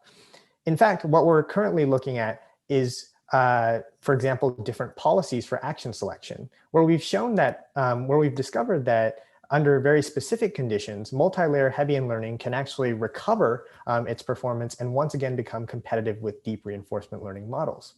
We also want to look into different models, for example. We know that recurrence has a lot of relevance to brain activity, especially for processing temporal information. And so we would like to see how that dynamic affects the relationship between Hebbian learning and deep reinforcement learning. And finally, we also want to experiment with different layer depths. So we know, for example, in visual and auditory processing, that different layers of processing, different neurons attend to different kinds of inputs. And so all of these are very interesting questions that we're still looking at right now. And so while the question that we're asking is definitely complex and nuanced in nature, I hope I've shown that deep reinforcement learning can be a useful tool to model these biologically and behaviorally relevant tasks, and could give us insight into how we learn to adapt and improve in uncertain environments. Here are some of the references that I've used during this talk, and I wanted to extend a special thanks to the members of Gold Lab, Coding Lab, and the organizers of the MindCore Summer Fellowship at the University of Pennsylvania. And with that, I'm happy to take any questions or suggestions that the audience may have about the direction of this project. Thanks. Wonderful. Thank you, Jordan. Here's some applause from everybody in the audience who cannot applaud. All right, so we already have a few questions in the Q&A coming in. So the first one is from Nathan Tardif, and I'm gonna promote you to a panelist, Nathan, so you can follow up if you want to. So Nathan is asking, is there a known neurosignal or process that could carry the derivative necessary for deep reinforcement learning? Yeah, so that's a really great question. And so I think currently there isn't any evidence so far that there is, for example, several different signals that carry exactly the derivative necessary to update each weight. But I think what we're trying to motivate a little bit more through this project isn't that, the exact mechanism by which weights update in neural activity follows gradient-based learning, but rather that, the overall process of learning can be modeled well or approximated well with things like gradient descent, which are used in deep reinforcement learning frameworks. Thank you. All right. So as next question is from Nicolas Perez. Which neuron and synaptic model was used for these experiments? Yeah, this is a great question. And it might be more helpful if I share my screen again, and I actually have additional slides which go into exactly how this modeling took place. And so basically what we have here is the actor and critic broken down, but the framework used for both the deep reinforcement learning model and the Hebbian learning model are the same. So the architectures are exactly the same. The only difference is the weight update. And specifically, an actor-critic framework was used. Actor-critic frameworks are quite commonly used to model this kind of learning. But specifically within the actor and critic, each one was a 2-layer network that was feed-forward with nonlinear activations between each level. And so the nonlinear activation we used here was sigmoids. I hope that answers your question.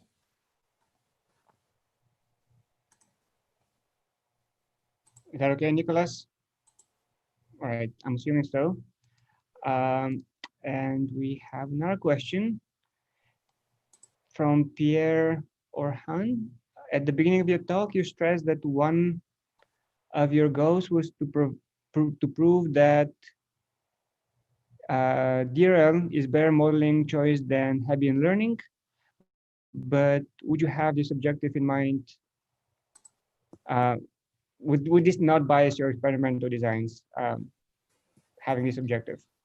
Yeah, this is a really great question. And I think that it sort of touches at the sort of heart of the issue. I think one thing that it's really important to clarify is that we're not trying to prove that deep reinforcement learning is better than Hebbian learning as a blanket statement. We're simply trying to find situations where deep reinforcement learning might be, a better model, or it might be better at modeling learning under these specific conditions. And we want to understand what kind of conditions lead to better learning.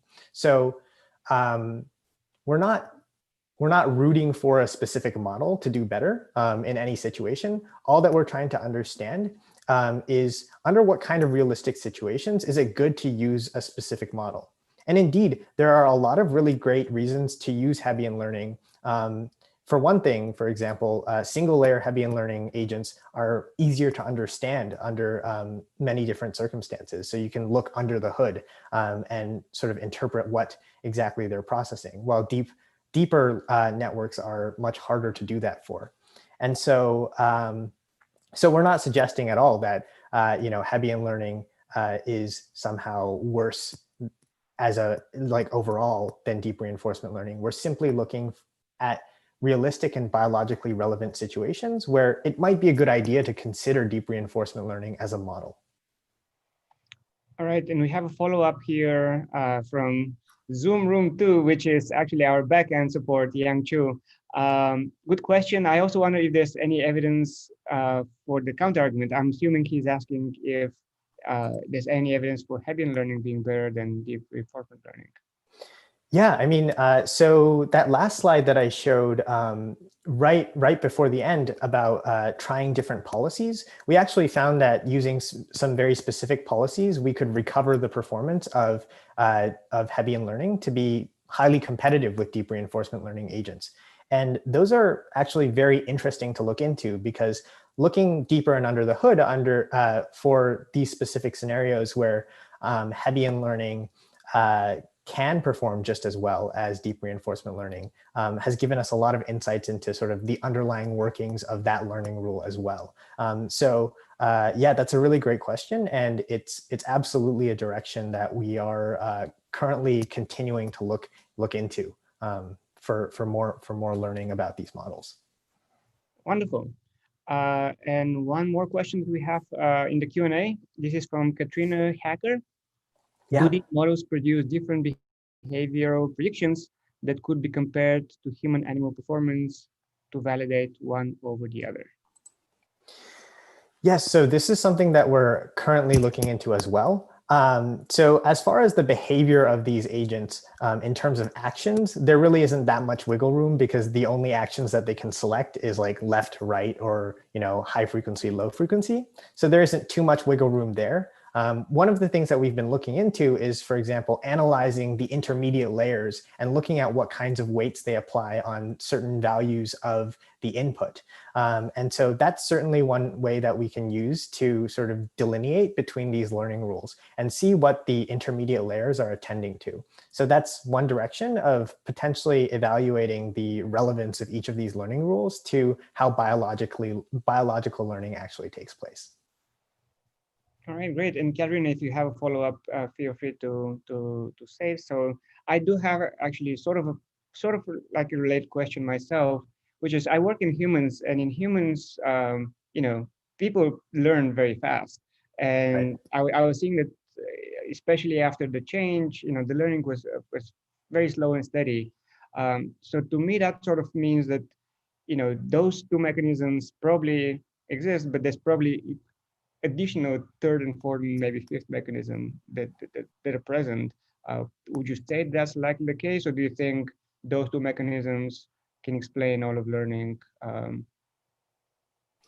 Yeah, so I'm sure that there are definitely so many other models out there for learning. What we decided to focus on in this specific project were these two, which are commonly proposed. I think that one of the things, sort of even within the scope of these two models, it's possible that different architectures can lead to different behaviors, and different learning rates and different hyperparameters can also result in different kinds of behaviors. But what we wanted to do was sort of establish a baseline by comparing the same architecture with sort of the same learning conditions with a different learning update rule, and see how those diverge in behavior for these specific tasks. All right, that makes perfect sense. Well, thank you so much. Here's some, again, applause from all of the audience. And let's move to our second talk that is going to be given by Ada Dwan from the University of Edinburgh. Ada is a PhD student there, and she will tell us how one should combine supervised and unsupervised learning rules to address the credit assignment problem. Ada, take it away. Thanks.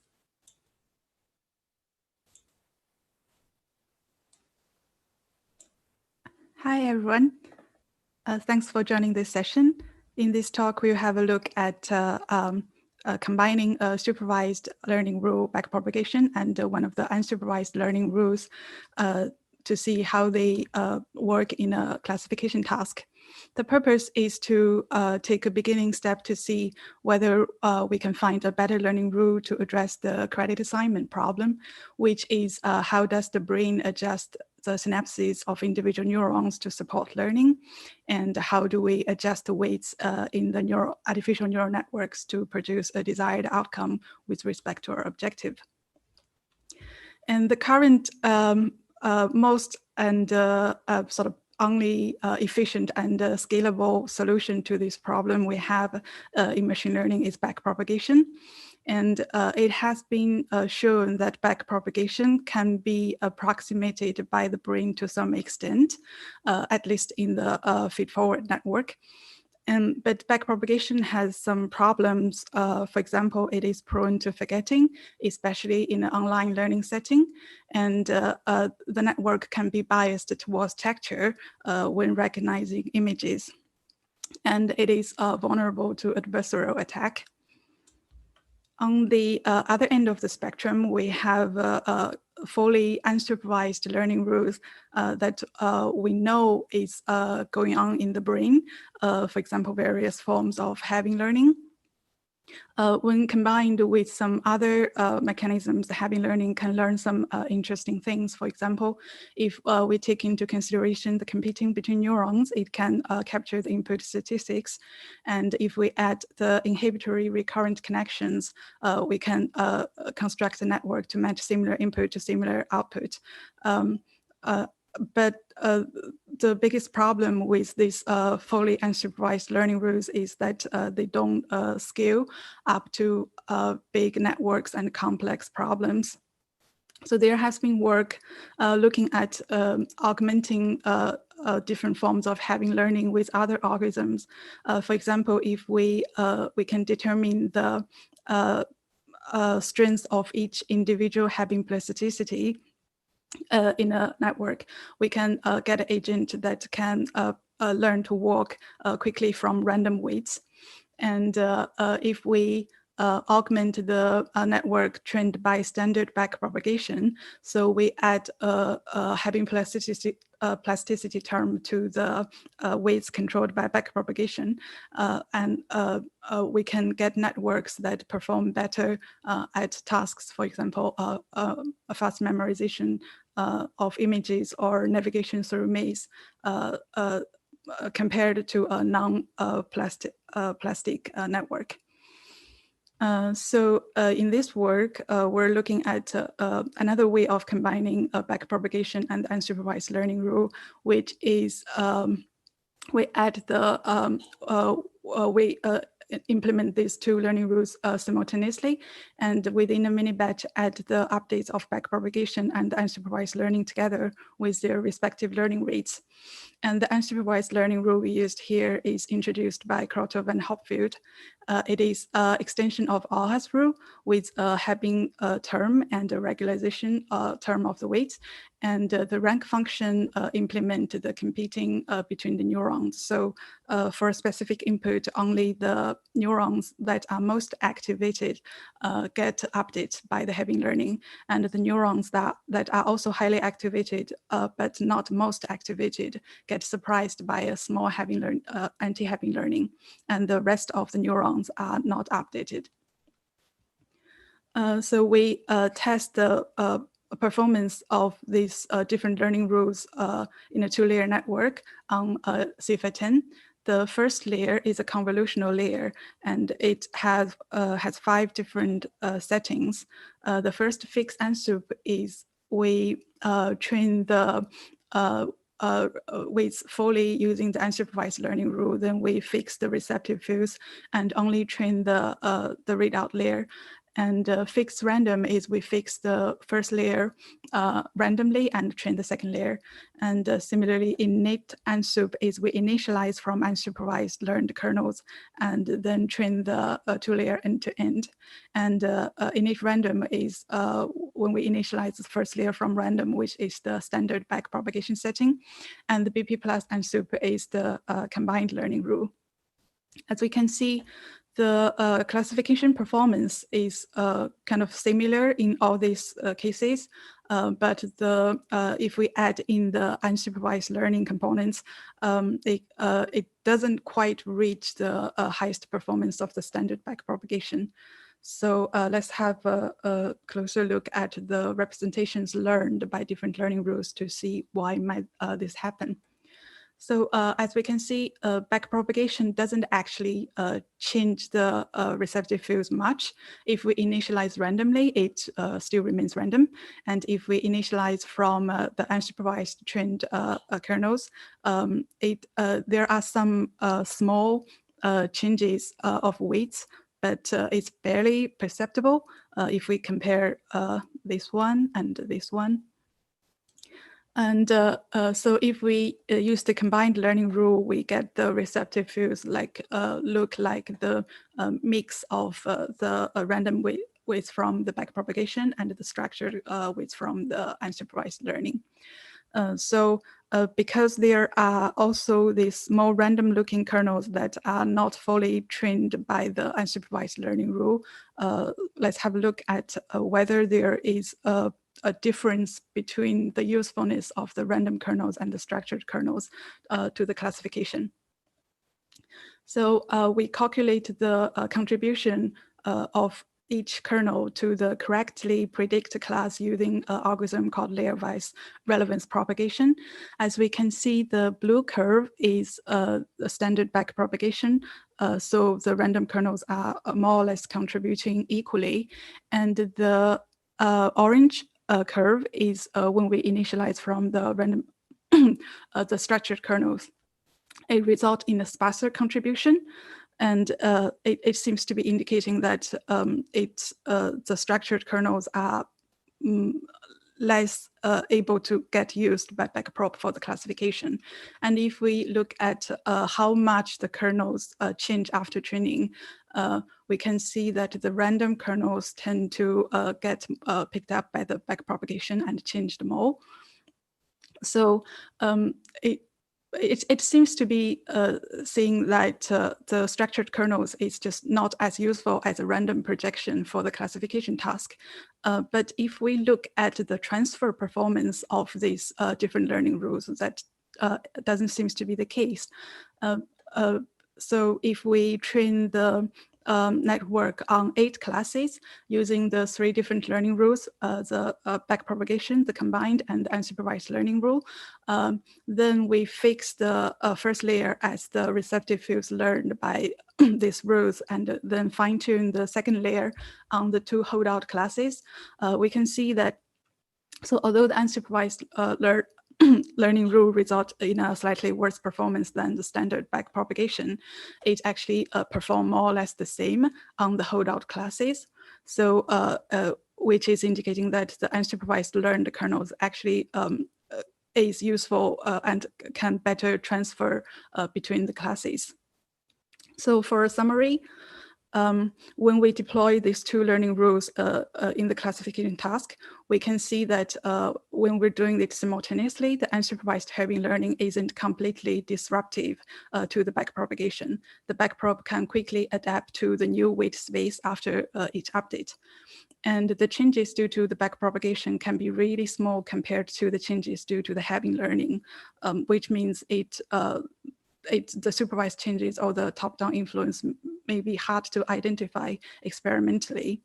And we can also see that the unsupervised heavy learning is slightly hindering the efficiency of BP.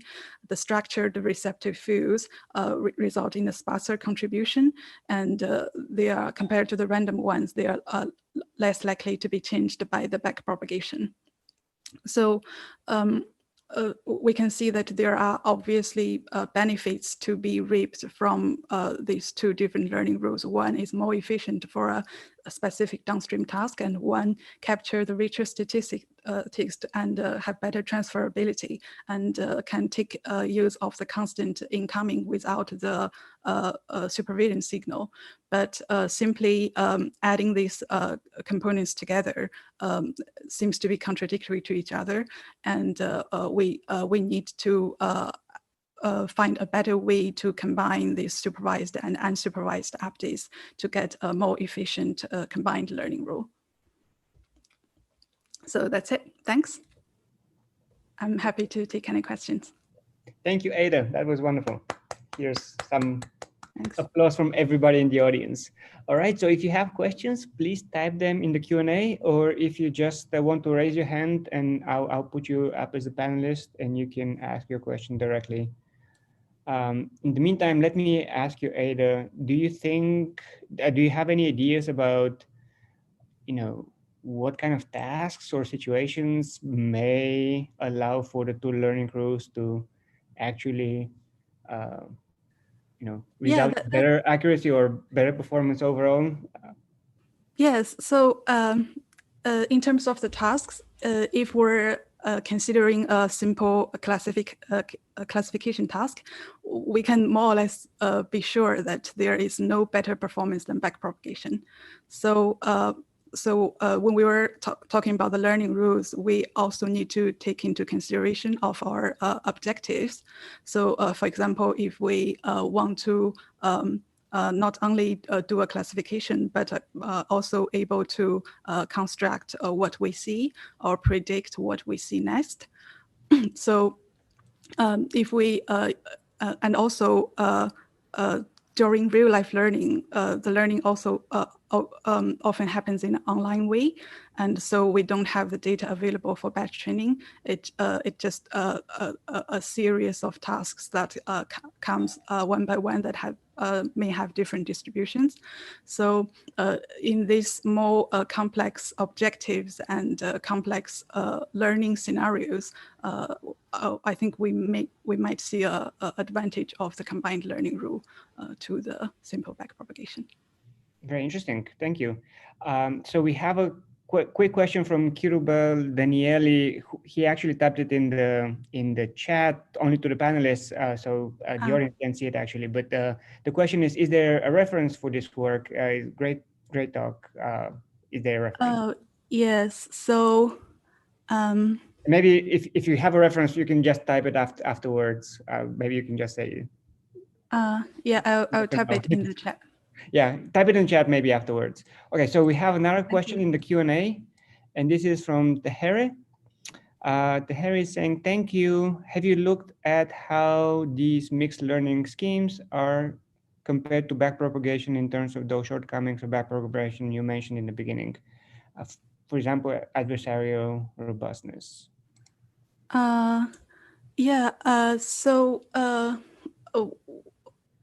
One of the reasons like backprop is so vulnerable to the adversarial attacks is because if you're just following the exact gradient, basically backprop finds the like the least effort way to solve your objective, and it may just result in capture a very like trivial feature that doesn't quite make sense to human eye, and rather than capture the real properties of certain, for example, image classes. So if we are using a combined learning rule, the unsupervised part has a better capacity to capture the statistics of the input, and and also without the exact gradients, we may have a more smoother landscape, makes a network that's more resistant to adversarial attack. All right, thank you. Tehere, do you want to follow up? Yeah, thanks for the question. Okay, wonderful. Well, thank you, Ada. So here's some applause again from the whole audience. All right, so let's move on to our third and last speaker, Aaron Nayabi from Stanford University. Aaron is a graduate student there, and he'll try to convince us that in vivo recordings of postsynaptic activity can be used to identify learning curves. Aaron, take it away. All right. I can't seem to start video, but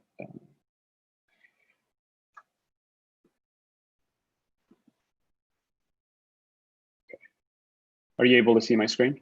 Yes, we can see your screen. Just turn on your camera. You haven't turned on your camera. Okay.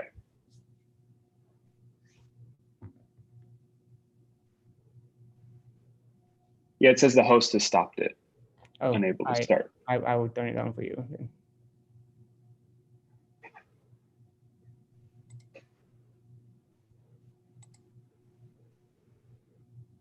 Great. Thank you so much. No problem. Okay. Are you able to see my screen? Yes, yes. Okay, great.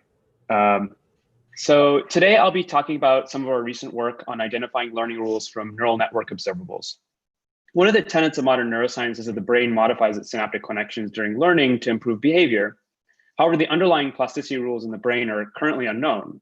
And many proposals have been suggested, ranging from Hebbian style mechanisms that seem biologically plausible, but haven't been shown to solve challenging real world learning tasks, to backpropagation, which is effective from a learning perspective, but has numerous biologically implausible elements. A major long-term goal of computational neuroscience will therefore be to identify which of these routes is most supported by neuroscience data, or to convincingly identify experimental signatures that reject all of them and suggest new alternatives. Along the route to this goal, it's going to be necessary to develop practically accessible experimental observables that can efficiently separate between hypothesized learning rules. So suppose you could measure a set of neurons in a circuit over the course of learning. What would you measure to identify the plasticity rule operative within that circuit? Would you measure postsynaptic activities from each neuron, synaptic strengths, relative changes between pre and postsynaptic activity? Would you additionally differentiate by cortical area? This turns out to be a substantial problem because it's difficult on purely theoretical grounds to identify which patterns of neural changes arise from given learning rules without also knowing the overall network architecture and loss function target, if any, of the learning system. So in this work, we take a virtual experimental approach to this question with the goal of answering whether it's even possible to generically identify which learning rule is operative in an artificial neural network across a wide range of possible learning rule types, system architectures, and loss targets. And if it is possible, which types of neural observables are most important in making such identifications? To do this, we consider over 1,000 neural network training experiments, which span learning rules involving variants of backpropagation and layer local alternatives on both supervised tasks across visual and auditory sensory modalities and self-supervised ones, with 10 convolutional neural network architecture types of varying depths and 12 hyperparameter settings for each learning rule, ranging over batch size, model filter seed, and dataset randomization seed. We then measure statistics aggregated across units from each layer of the models. These are gathered from the weights, activities, or layer-wise activity changes over the course of model training. We then transform these with simple functions prior to computing statistics across units. And for each transform, there are 7 total statistics. We then use these collected observable statistics as features from which to train simple classifiers, such as a linear SVM, as well as nonlinear ones, including a random forest and a 1D convolutional 2-layer perceptron. These classifiers are then tested on held out data, and we consider various types of generalization to simulate experimental realism. First, is this general problem of identifying these learning rules on the basis of these statistics even tractable? Turns out the answer is yes. So across all classes of observables, the random forest, which is a simple nonlinear classifier, attains the highest test accuracy, and all observable measures perform similarly under this classifier. We next explore experimental realism in several ways. First, it's not immediately clear whether our approach will generalize to unseen architectures and learning curricula. This is particularly relevant for mimicking experimental realism, since if a new, quote, animal were added to our study, we ideally do not want to be in a position where we have to completely retrain the classifier or have the conclusions change drastically, nor do we want the conclusions to be highly sensitive to training curricula. Indeed, we see both generalization to held out architectures as well as to held out training curricula. Now, the results presented so far were obtained with access to the entire learning trajectory of each model, but often an experimentalist may collect data throughout learning at regularly spaced intervals. So we capture this variability by randomly sampling a fixed number of points at a fixed temporal spacing for each trajectory, which we'll refer to as subsample period. And we find that across observable measures, the robustness to undersampling of the trajectory is largely dependent on the subsample period length. As this length increases, depicted in the middle and rightmost columns, the classification performance increases compared to the same number of sample points for a smaller period depicted in the leftmost column. Finally, there are many recording paradigms in neuroscience, each with some range of unit subsampling and measurement noise. Therefore, we ask how noise and subsample robust are particular observable measures. To account for these trade-offs, we modeled measurement noise as an additive white Gaussian noise process added to model units prior to computing these statistics. And then reported here is the classifier's average test accuracy on these collected statistics on varying levels of unit subsample and Gaussian noise standard deviation. This data suggests that if one collects experimental data by imaging synaptic strengths, it is still crucial that the optical imaging readout not be very noisy, since even with the amount of units typically recorded currently, on the order of several hundred to several thousand synapses, a noisy imaging strategy of synaptic strengths may be rendered ineffective. Instead, current electrophysiological techniques that measure the activities from hundreds of units could form a good set of neural data to separate learning rules. Recording more units with these techniques can improve learning rule separability from the activities, but it does not seem necessary, at least in this setting, to record a majority of units to perform this separation effectively. So in conclusion, we show that we can identify learning rules solely on the basis of observable statistics without knowledge of the architecture or the task, and that this holds across various scenarios of experimental realism that we considered. Our overall hypothesis from this work is that in vivo recordings of postsynaptic activities on the order of several hundred units measured semi-regularly may provide a good basis on which to identify learning rules. We've made our code and dataset publicly available so others can analyze these properties without needing to train networks themselves. And we're also interested in collaborating with experimentalists to explore some of the hypotheses in our paper. So if you're interested, definitely feel free to reach out. Thanks. Wonderful. Thank you so much, Aaron. Yes, some applause from everybody in the audience. So if you have questions, please type them in the Q&A. If it's too much to type it, just raise your hand and I'll promote you as a panelist and you can ask your question directly. In the meantime, maybe I can ask the first question. And I'm wondering, so if you have already these decision rules you know, well specified, you're showing you can distinguish between the two of them, but are there like qualitative signatures within the postsynaptic activity that even without a lot of modeling, you can say, well, this is a signature of one versus the other, or is it not as simple as that? Yeah, absolutely. So taking a quantitative approach was our goal. One nice thing about the random forest as a classifier is actually, so we compute various statistics from the activities or from the weights, et cetera. And we can actually get feature importances. So importances of relative statistics for the classification problem across all separations that we've done. And what we observe is actually that there are certain statistics, that subsets of statistics from each type of measure that matter more, and we can actually weight them. So what that suggests is, if you were to say collect data from a set of units, you may not need to, do so many statistics basically on those units to be able to identify the learning rule within that system. Most likely just a small subset. And we identify those in the paper, but yeah. All right, thank you. That makes a lot of sense. All right, so we have a question in the Q&A from Ari Benjamin, who is asking, did you look into which statistics were important in the random forest splits? Yeah, absolutely. So let me see, I believe, okay, if I just share my screen, I think I can show you. So here we go. So, okay, hopefully you can see this, but basically, this is an example of the statistics that we see. So for each observable measure, weights, activities, or layer-wise activity changes, we have our combination of statistics that we have, and on the y-axis are the feature importances. So one thing we also kept track of was a rough layer position from which the statistic was measured from. We didn't find that to be very important. So that's here in the layer position column.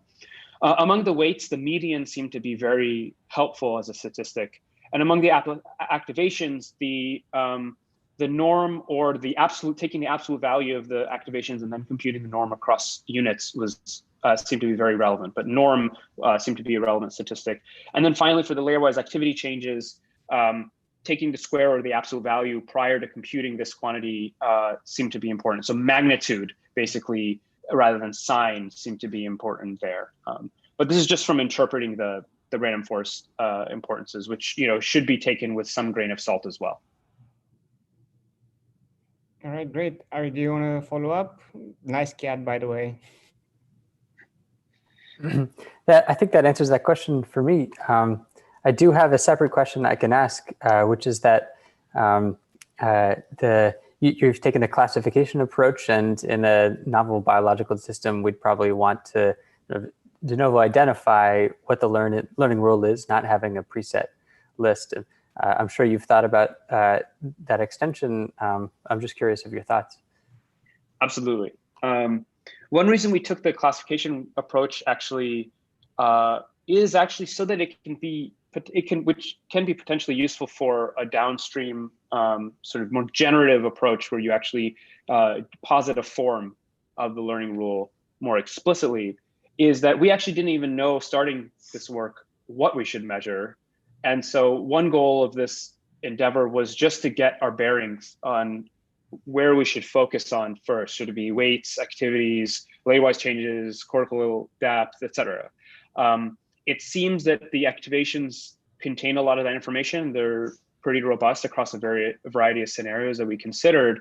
So that seems to be a good place to start if as a next step, if one wanted to then start to build more generative approaches. But our goal was really just to ask the very basic question and try to answer as best as we could in our setting of what to measure across a wide range of architectures and tasks and learning rules. All right, wonderful. We have another question in the Q&A from the Here. Thank you for your talk. As far as I understand, all learning algorithms used in the study were gradient-based learning. is it possible to differentiate non-gradient-based learning rules from this family of gradient-based learning rules? That's a great question. So all of our learning rules are gradient-based up to some modification. So the SGDM and ATOM are definitely gradient-based. Information alignment and feedback alignment operate on a pseudo gradient, which I think is still like a high dimensional error signal, but isn't exactly a true gradient. The reason why we chose those learning rules was that it allowed us to be able to train lots of models at scale to kind of basically be able to do data science on this question. We don't have yet a good theory of neural network learning to be able to outright ask and predict what the answer to this question might be. So we took an empirical approach and therefore needed a lot of samples to be able to really robustly identify these things as much as we could. But certainly you could apply this approach to other learning rules maybe without a gradient and ask the very same question. There has been prior work which motivated some of our theoretical work on single layer perceptrons with Hebbian learning rules that seem to indicate that weights and activities were relevant things, statistics or unit averages from those things were relevant to identifying learning rules, even in that context, or at least separating between, say, Hebbian learning and node perturbation, for instance. So that work is actually what it motivated us to try this more at scale, but certainly. All right, great. And we have time for one last question from Pierre or Han. Have you constrained, and would it make sense to constrain the weights and activations to be similar to in vivo observed weights and activation distributions, sometimes observed to be log normal? Yeah, I think you certainly could. We haven't examined our, and I think it's something that's worth doing really is actually examining the distributions explicitly of the units that we for today. So this is an interactive session, and that means that every speaker will have around 5 minutes to introduce their research and present their research and the results, and then we'll open up for Q&A. So I'm expecting many questions from the audience and from the panelists as well, because this wants to be like a very interactive session, and sometimes we really go into the nitty-gritty details of every single research, and hopefully benefits everyone. So we have 3 amazing speakers today, and our first speaker is Omid Kardan, who is a postdoc at the University of Chicago in the lab of Dr. Monica Rosenberg. Omid is going to present his recent research on predicting age in 8 to 24 months old using resting state functional connectivity MRI. So Omid, please go ahead and share your screen. And in the meantime, just share that Omid in his free time loves to cook Persian and other fusion food. And it's look great because I also have like a passion for cooking. So Omid, please go ahead and unmute yourself. Yeah. Thank you, Davide. I'm happy to be here to talk about using functional connectivity MRI to predict age in infants.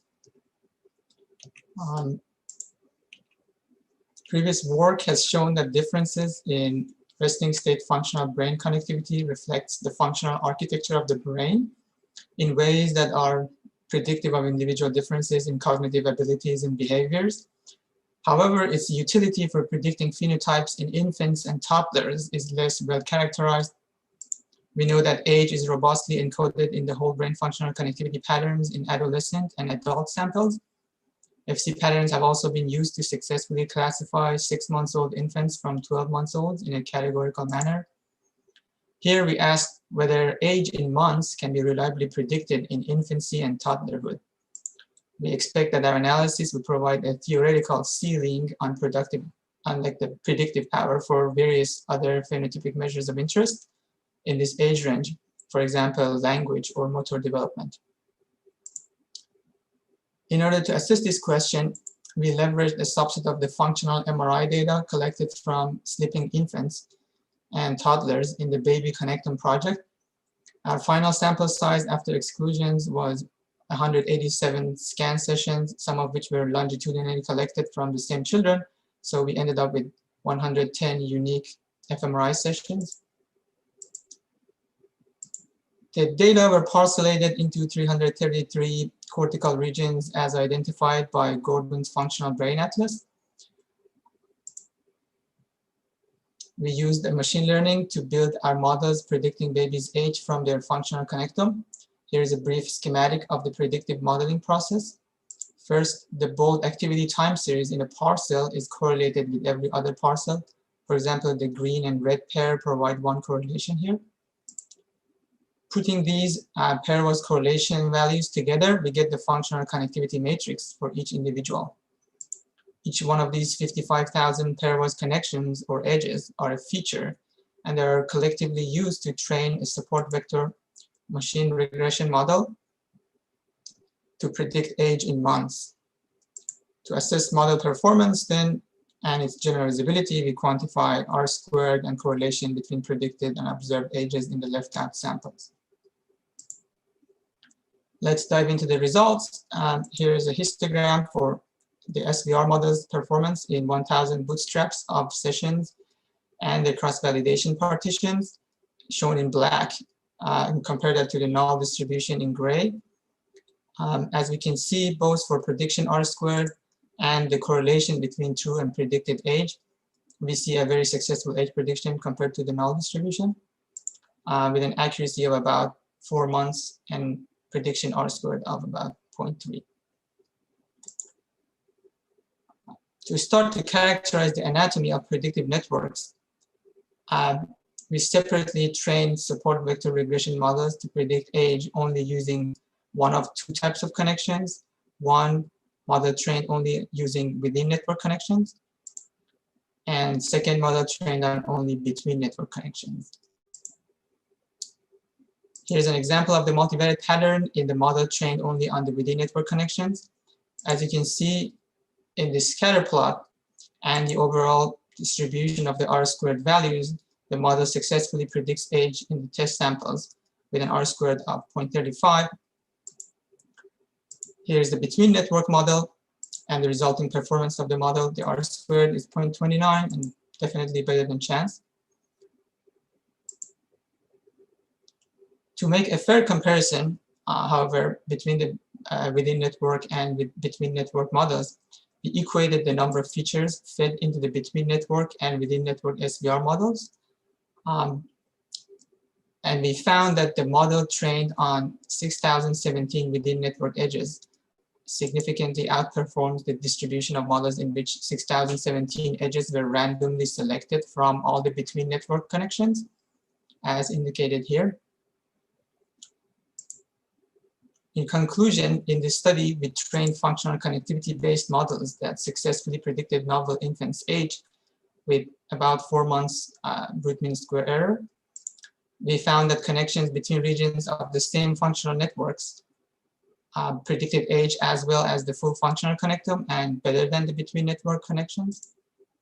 We note that even the best model in this age range was about 0.35 R-squared compared to age prediction models in the older children and adults that have about above 0.5 R-squared. So longitudinal studies looking to predict measures of cognitive development in this age range should take this into consideration. And looking ahead, the current findings can help characterize changes in functional brain organization across development and inform work predicting developmental outcomes in infancy and toddlerhood. I'd like to thank you and my funding source, and I'd be happy to answer questions. Awesome. Thank you very much, Hamid. Great presentation, raising and having a lot of questions already, I guess. We have like a first question from Han Wen, who's saying, could you talk about the template or the atlas you use to mapping infant brain network, since there is not a solid evidence whether infants have some subnetwork like DMN? Yeah, that's a very good question. Let me basically, so if I show you the average functional connectome matrices, the average over all of the sample, here I'm showing the red as a stronger positive correlation and blue as a negative correlation. I can plot these correlations with the adjacent parcels arranged to belong to each of the Gordon's original 12 functional networks, which were originally defined in adults. But if I organize the same average correlation matrix with parcel adjacency based on our own 11 functional networks that we defined using InfoMap on the Baby Connectome project sample, we get a much better within network versus between network modularity of the connections, as you can see from the stronger correlations being much more concentrated along the diagonal here. If we compare the baby networks to the spatial map of the adult networks, we see some basically commonalities. For example, in the motor network, colored teal here between the two schemes of networks. But we also and also the dark blue visual network. But we also see that the adult and infant networks differ in some ways. For example, the posterior and the anterior parts of the default mode network in our infant defined networks are not quite integrated yet.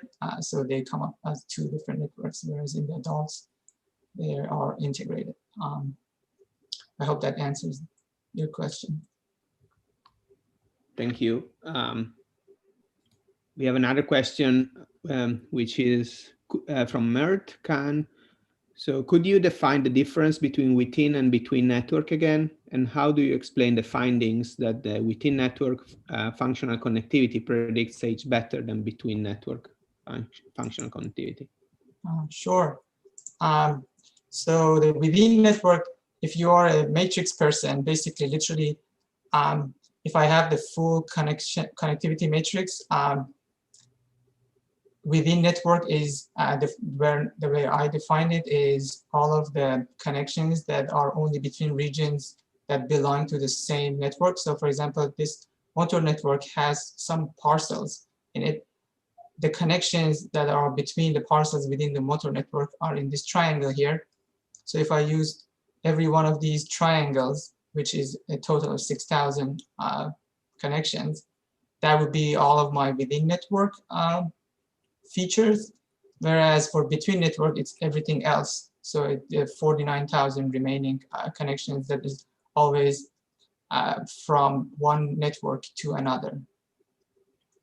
Does that answer your question? Oh, also about our hypothesis related to why within network is better than between network. Some previous work has shown that stronger edges, not always, but sometimes have better, just for the purpose of being more reliable, have better predictive power in this resting state and other types of function connectivity predictive modeling. So as you can see, the within networks here constitute more of the strong correlations. So that could be one reason for it. I have looked at every functional network separately, and it's definitely the case that it's not like certain networks are deriving the whole effect. It's a distributed multivariate pattern. But we are working on potentially like coming up with better, more theoretically driven ways of chopping down the feature space. So yeah, so I think that answered perfectly the question. And I was wondering, like as a follow-up, whether you have also considered to use only the within, well, the connections within one particular network as features rather than spanning the whole brain anyway, but whether you were interested also in saying, let's say I use only the auditory area. Yeah, when I did that, no individual network performs better than if you randomly randomly draw same number of edges from outside of any network. So if you create your null distribution from this off-diagonal part of the connections, and your actual model is trained on any of these networks separately, none of them perform better than that null distribution. And some of them don't perform even better than chance. But that's kind of like more, to me, it looked like it was more about the size of the network. So the networks that had lots of features, they could perform better than chance, but they still couldn't perform better than the same size trained model coming from outside networks. So as I said, it seems to be like a multivariate distributed patterns across all of the within network edges together. Yeah, we also, thank you. We also have like another question from Sami. Considering that brain development is correlated with age, how do you control against simply reading out the level of development reflected in the functional connectivity rather than actually predicting age? Yeah, so that is an interesting question. Actually, that's what we're interested in. Our ultimate goal and our overarching goal is basically to try and make predictive models of developmental scores, both of current brain, like so concurrent with the brain scan, the developmental scores of infants, but also their future scores. And I think in order to lay the foundations for that, you need to kind of like be able to see if the signal is reliable enough in these sleeping babies to even get this bigger trajectory described well, and then you can build upon that to then predict the developmental scores. But certainly, usually it's the other way around, where you want to predict a developmental score, you regress out age or you control for it in the model. So I think your question is kind of like the other way around. You're saying that controlling for developmental scores to predict age, which would be a good way of thinking about it if our ultimate goal was not to actually predict the developmental scores.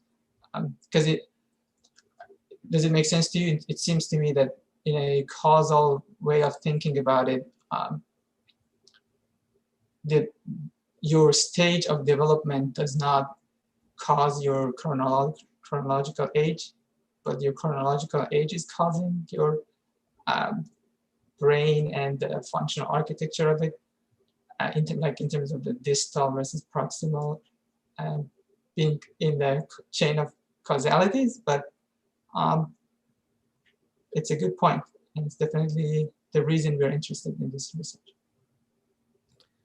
Thank you very much. Yeah, I think this ends our time for this presentation, but if you have further questions for Omid, feel free to put them in the chat or in the Q&A button. Thank you again, Omid, for the great presentation. And now we move forward with our next speaker, who is Nayeon Kim, who is a PhD student at Princeton and in the lab of Dr. Sabine Kastner. And today she will present her research on searching for a neuromarker of spatial attention bias in school-aged children. And we are also very happy to know that Nayeon Kim now enjoys yoga, apart from research, even though she didn't enjoy that in the past. Anyway, thank you very much, Nayeon. Go ahead. Thank you. Okay, so everyone can see my slide? Yes. Okay, well, thanks everyone for coming. Today I will share my work on the neuromarker of spatial attention bias in school children. I'll give you a horizontal line and ask you to point to the middle.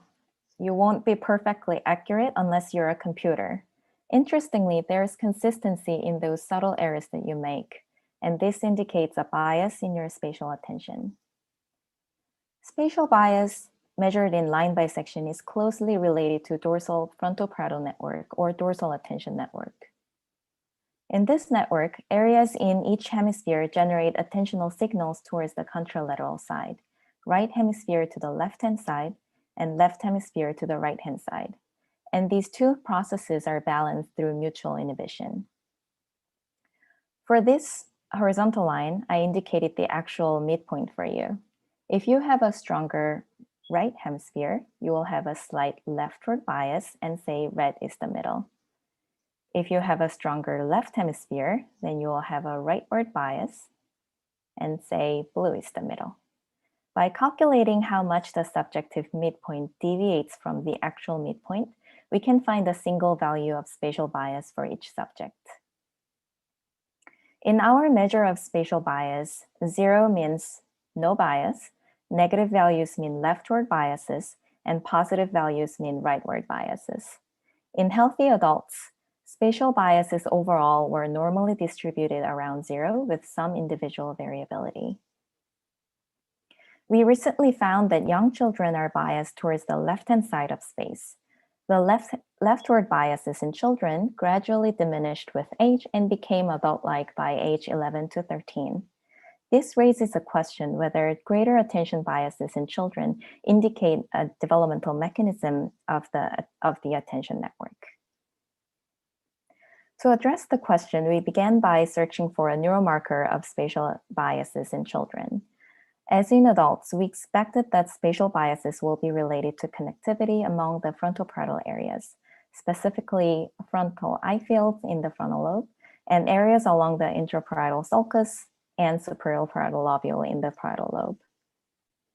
We collected both functional MRI data while children watch a short movie clip and their spatial biases outside the scanner.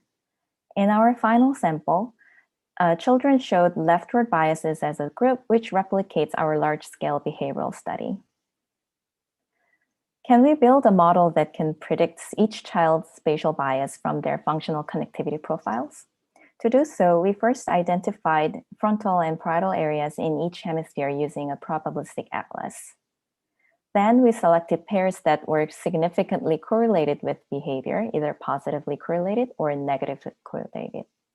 Because positive spatial biases indicate more rightward biases and negative more leftward, positive network pairs were stronger connections in rightward biases and negative network pairs were stronger in leftward biases.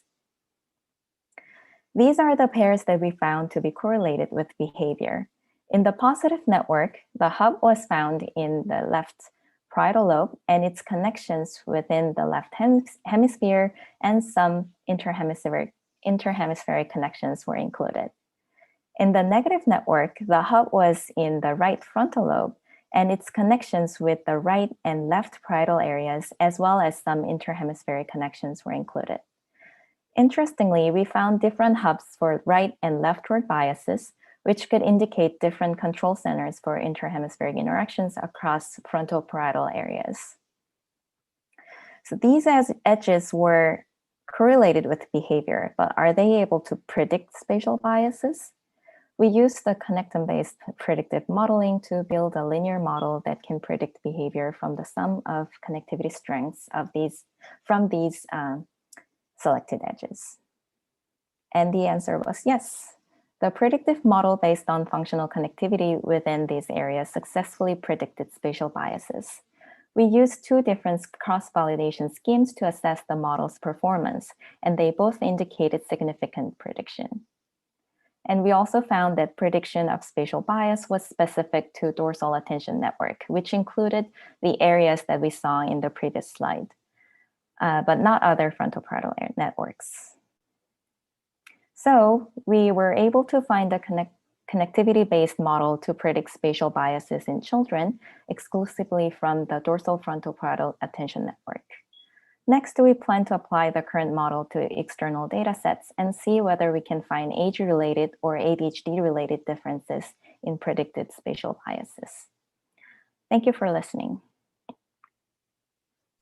Thank you very much, Young. It was a great presentation. I didn't know about this bias, so I was very surprised. And so we already have one question for you, okay. Which is how Mert is asking how to measure the spatial attention bias in behavior. Okay, thank you. I didn't have much time to go over this task in much detail, so thank you for asking that question. So traditionally, this line bisection task was actually it asked subjects to actually manually mark the midpoint of a horizontal line. That was widely used in neurological studies to detect hemispatial neglect, for example. But we realized that when we use such manual task, it will have various confounding variables. For example, motor confound for children, or especially children with neurodevelopmental disorders. They sometimes have motor deficits, or their motor functions are still developing. So in order to avoid that motor confound, we use the perceptual version of it. So we instead showed a series of pre-bisected horizontal lines and then asked the participant to indicate whether left side or right side is shorter than the other. And by manipulating the bisecting vertical line following a staircase procedure, we were able to draw a psychometric curve, and that way we can estimate the spatial bias for each subject. Awesome. I was wondering, like, why did you choose to use like functional connectivity, especially because we are talking about children here? I was wondering if there is any structural pattern in the brain that is also identifying like this bias. Maybe we are one of the. Yeah, that's definitely our future. Thanks for asking. That's definitely our future direction. So we have their movie viewing data and DTI, but we have some white matter tracks. So we are planning to look into those properties really in relation to this spatial bias measures. Mm-hmm. And I was thinking that,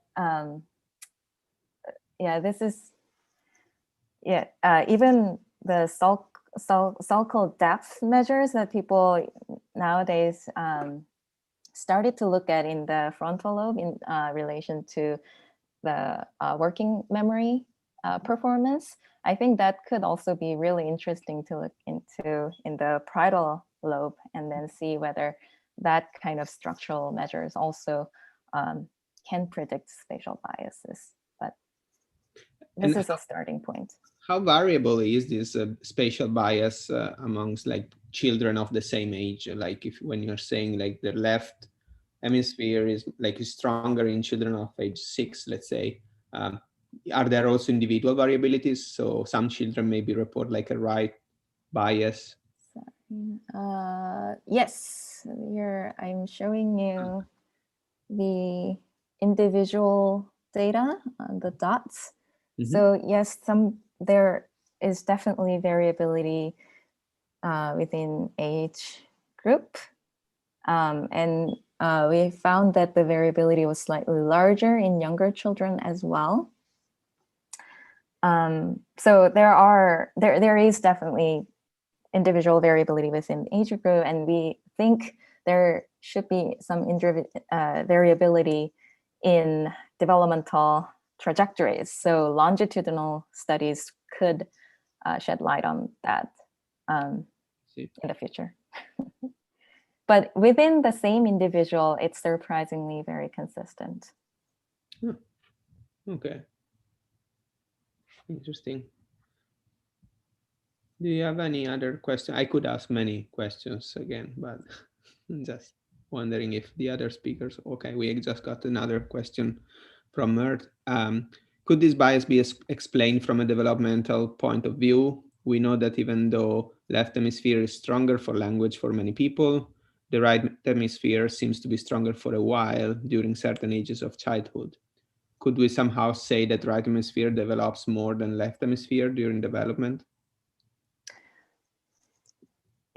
Interesting. So I think we had like a similar question when we started looking into this neural data. Currently, we can't really talk much about the age-related difference in the current data set. That's why I'm planning to, I wanted to build a predictive model and apply to a larger database with more subjects.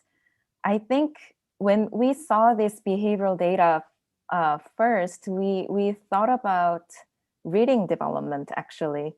So in these children, this is the start of elementary school. So these children start learning to read.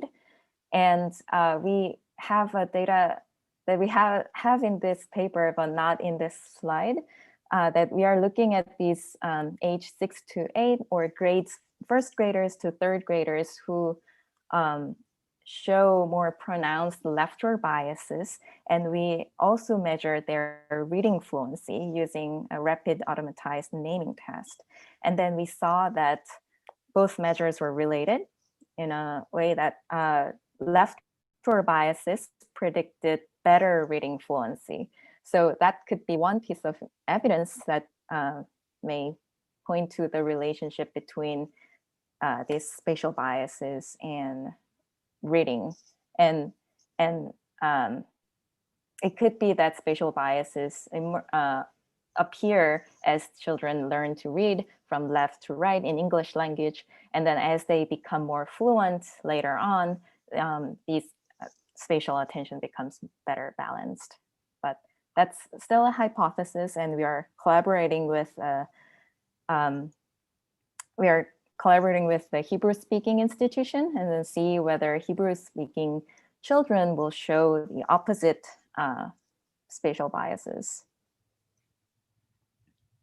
Awesome, thank you very much. I think if we have no further questions, we can move to the next speaker. But if you have further questions for Nayon, just ask them like on the chat. So thank you again for the great presentation. Our next speaker is going to be Taylor Chamberlain, who is a lab manager at the University of Chicago, the same lab as Omid, from Dr. Monica Rosenberg.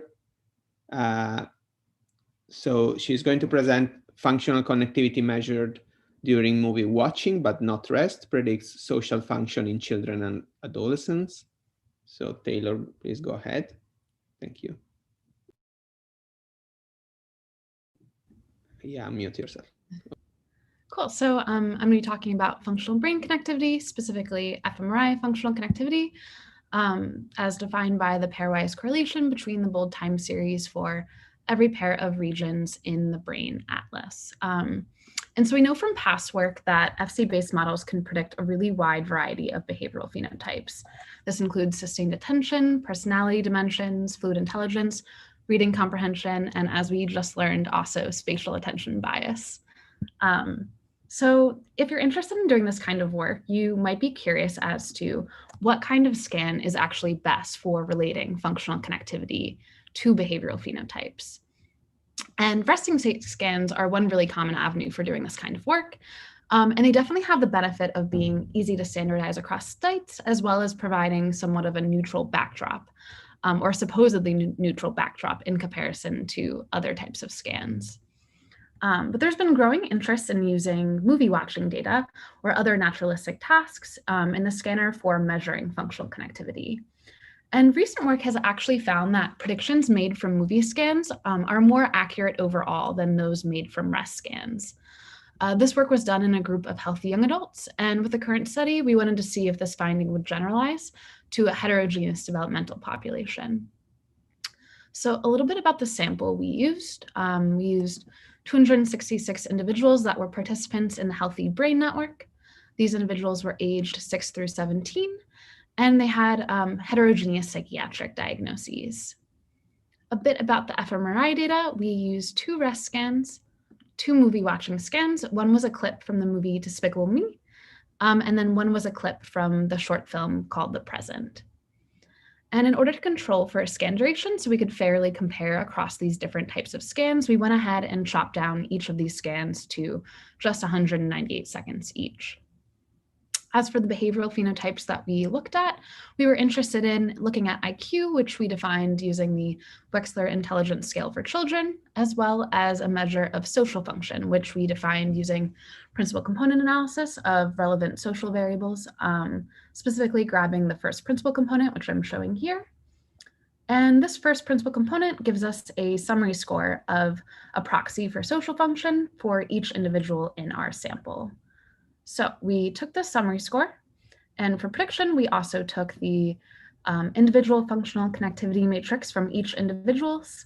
And we used the model actually described in the last presentation to go ahead and get predicted values for each individual in our sample using repeated 10-fold cross-validation. And ultimately, we went ahead and assessed model performance by looking at the correlation between our predicted and observed values. So what did we find? I'll talk about the prediction results for social function first. And here what I'm showing you, this gray distribution in the background is the null distribution made by shuffling behavioral scores. So the results you would get if behavioral scores were just randomly assigned to participants. And the dots you see here are the model's actual performance. So 1,000 iterations of training and testing the model on different splits of our data. And as you can see here, at least for this REST scan, our model is really not doing above chance. Its distribution is squarely overlaid with the null distribution. But moving on to look at the model built from the movie clip, The Present, we are able to significantly predict social function in this heterogeneous population above chance. And this actually replicates when we go ahead and build a model based off of the other movie clip we have from Despicable Me. So yeah, if we directly compare each of these movies to the REST results, we see that movie does indeed outperform REST. Moving on to the IQ predictions, what do we have? For the REST scan for IQ as well, we are not seeing above chance predictions. And that's the same for the model built based off of the movie The Present, but using Despicable Me movie data, we are able to see that we can successfully predict IQ. So all in all, what does this tell us? For one, we know that we can predict social function above chance in this heterogeneous developmental sample. And one cool factor of this work is this is done with only around 3 minutes of fMRI data. Additionally, this is providing a little bit more evidence that, at least in this instance, for this type of predictive work, movie data might be superior to REST data for these FC predictions. As for future directions, there's a couple avenues that we really want to explore. And the most pressing one is probably, what is it about movie scans that is driving this increase in predictive power? Is it something about how engaged the kids are during the movie, whereas maybe there's more mind wandering during rest? Is it something about arousal? Is it something about the social and emotional content of the movies themselves? These are all directions that we hope to look at in future work. So thanks for listening, and thanks to everyone who helped out with this research. Thank you very much, Taylor. Great presentation indeed. Well done. Yeah, feel free to ask questions using the Q&A button. In the meantime, I was wondering, like, how did you choose those movies? Yeah, so that's a good question. It wasn't really so much of a hand-picked selection of stimuli. These are just the Healthy Brain Network dataset is a publicly accessible dataset with ultimately, I think it'll have 10,000 participants. And so these are the movies selected by this group. And I'm not actually totally sure exactly why they chose this exact stimuli set, but it is interesting because it kind of gets at one of the future directions we want to go into, because the two clips that they chose are very emotionally evocative video clips, and kind of plays into this idea that it's potentially something to do with the emotional or social nature of these clips that is giving us the ability to better predict social function in kids. Though, of course, this is something we have to look into more. Okay. Yeah, because it was very interesting that yeah, you could predict IQ, but you couldn't predict. I mean, there was consistency across movies for IQ, but not for the other. So yeah, that is actually really interesting, but it actually goes along with some recent work. There's a preprint that was also using the same data set, and they similarly found difficulty in predicting from one of the movie clips, The Present, which is the movie clip that didn't generalize with IQ. And there was one theory that because this movie is the one that is shown consistently at the end of the scan order isn't counterbalanced, it's possible that the data quality is not quite the same as it is for the other movie. But of course, it's hard to say if that's definitively why there's this difference. Yeah, I think that Nayon has a question. Oh, you just answered my question. I wanted to ask about why the present, why would you see the difference between the present and discoverable? But this is cool. Thanks. Yeah. Yeah, because also I was thinking that the present is a short clip, so I wonder if the fact that it's a short clip and not a full movie has any impact on that, on like mentalizing or something like that with the movie yourself. Yeah, I mean, I would hope that that wouldn't come into play with the current results, since we are using the exact same scan duration for each of the clips. But yeah, I'm not sure exactly what it is about that. Yeah, about that clip that is causing the differences in results. But one thing we're interested in doing in the future is potentially, at least with our longer movie, Despicable Me, is breaking it up into chunks and trying to analyze the differences in the stimuli for each of those chunks and test out our ability to predict based off these different slices and see if we're able to find what drives better predictions from movie clips. Yeah, which was in fact my next question. like how did you select somehow the specific chunk that you analyze? Yeah, that's a really good question. We just, for consistency's sake, we just use the first 198 seconds from each scan. But like I mentioned, we are interested in, I have this hidden slide. We are interested in the future doing what I just mentioned, which is looking at differences in our ability to predict from different slices of the movie and trying to figure out why. So this here I'm showing prediction ability from the very first 198 seconds and then a sliding window approach looking at the rest. And as you can see, there is a fair bit of variability over the course of this 10-minute movie clip. So it would be, yeah, it's one of the main future directions we want to go in is look at what's causing this difference. Can I ask a question too? Taylor, do you think that, so basically I was thinking you emphasized on the heterogeneity in the sample over the measures that are used in the social function PC that you used. Is it the case that the heterogeneity is similarly high with regards to the IQ or not? Because I was thinking that maybe if it is something about the content of the videos compared to rest, like evoking certain patterns of activity and connectivity, or even just like the differences in terms of engagement. Is it the case that you do need like a larger level of variance within the behavioral measure that you're trying to predict, and that is kind of interacts with also the content if the video has like social content versus not? What's your take on that? And also about the heterogeneity. Yeah, I don't know. I don't know if I said that there's a lot of heterogeneity in terms of social function. I'm not sure that I meant to, because I mean, I wouldn't necessarily, it's not like I've directly compared, like just how wide the variability is for specifically social function. I would only say that just because it is a population that the vast majority of these kids have different psychiatric diagnoses. So this isn't like a population of largely neurotypical kids. So I don't actually know if how the variability in IQ compares to variability in like what we're defining as social function. But yeah, I think it is totally plausible that there is less of a range there. I mean, there is a big age range, but we're also controlling for age. So I'm not sure if those two factors would play a role in our ability to predict IQ. But I'm not sure if I answered your question. Do you have, yeah. Oh, that was great, thanks. Yeah, I was just wondering, because especially in your future work, when you're trying to come up with the kind of like the reasons that, or the types of visual stimuli that would work better than rest. These are some sort of questions. I assume that there is some relationship to the particular measure that you're building your predictive model for, the behavioral measure, that you have to take into account. But great presentation. Yeah, I was also wondering this is, I guess, a question for both you and Omid, about your predictors.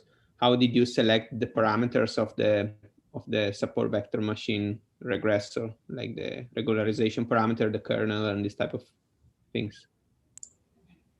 So I think Taylor you used connective predictive modeling, or did you use support vector regression? Yeah, so I actually use connectome predictive modeling, which was described in the last presentation. And so there the predictive, there the feature selection was done based off of a linear model relating the behavior to our functional connections, and then just picking the ones that crossed our threshold value set at p equals 0.01.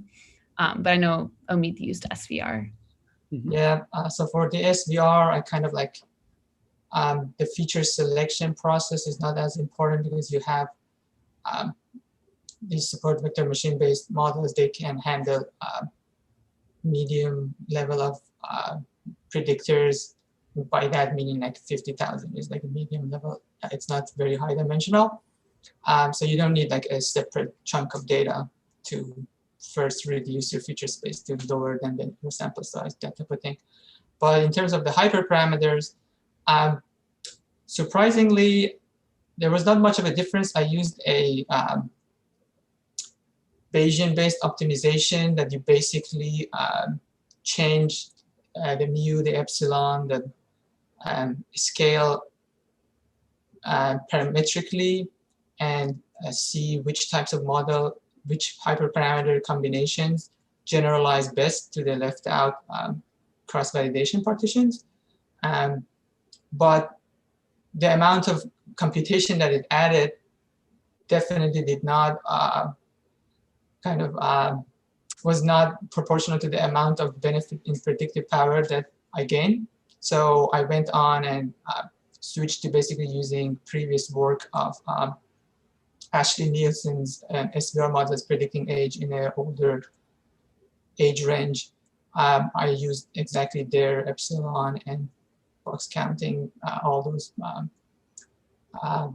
which is, I'd be happy to give you the exact parameters. It won't make too much of a difference though. I also tried to use RBF based rather than linear SVR. And there you can see a difference where linear models are much more robust for these types of predictive modeling. I see. But yes, if you were thinking of some theoretical basis for it, I think it has to be a data-driven approach to selecting the hyperparameters. Yeah, I think I was more thinking about whether there was some sort of overfitting or underfitting of the model, and that's why maybe sometimes the predictions are not that great, or whether because maybe the parameters were optimized on some particular type of prediction, and then you kept that parameter fixed and changed what you are predicting without re-optimizing the parameter. But doesn't. Yeah, the hyperparameter optimization step, if you want to have it, it would basically be kind of like a feature selection step for a connective-based predictive modeling. You have to subset the data and use a chunk of it for coming up with the best generalizable hyperparameters within that subset, and then never use those data again. But it was not worth the effort. In my, it literally moved things like by 1%. So yeah. All right. So yeah, I think if we don't have any other final question, I think we can wrap up, and would like to thank again our amazing speakers for today. Great presentations and great discussion. And I would like also to thank all attendees that have asked questions and participated, and again, our backhand. And I hope, guys, you are going to enjoy the rest of NeuroMatch. Thank you, everyone. Thank you. Bye.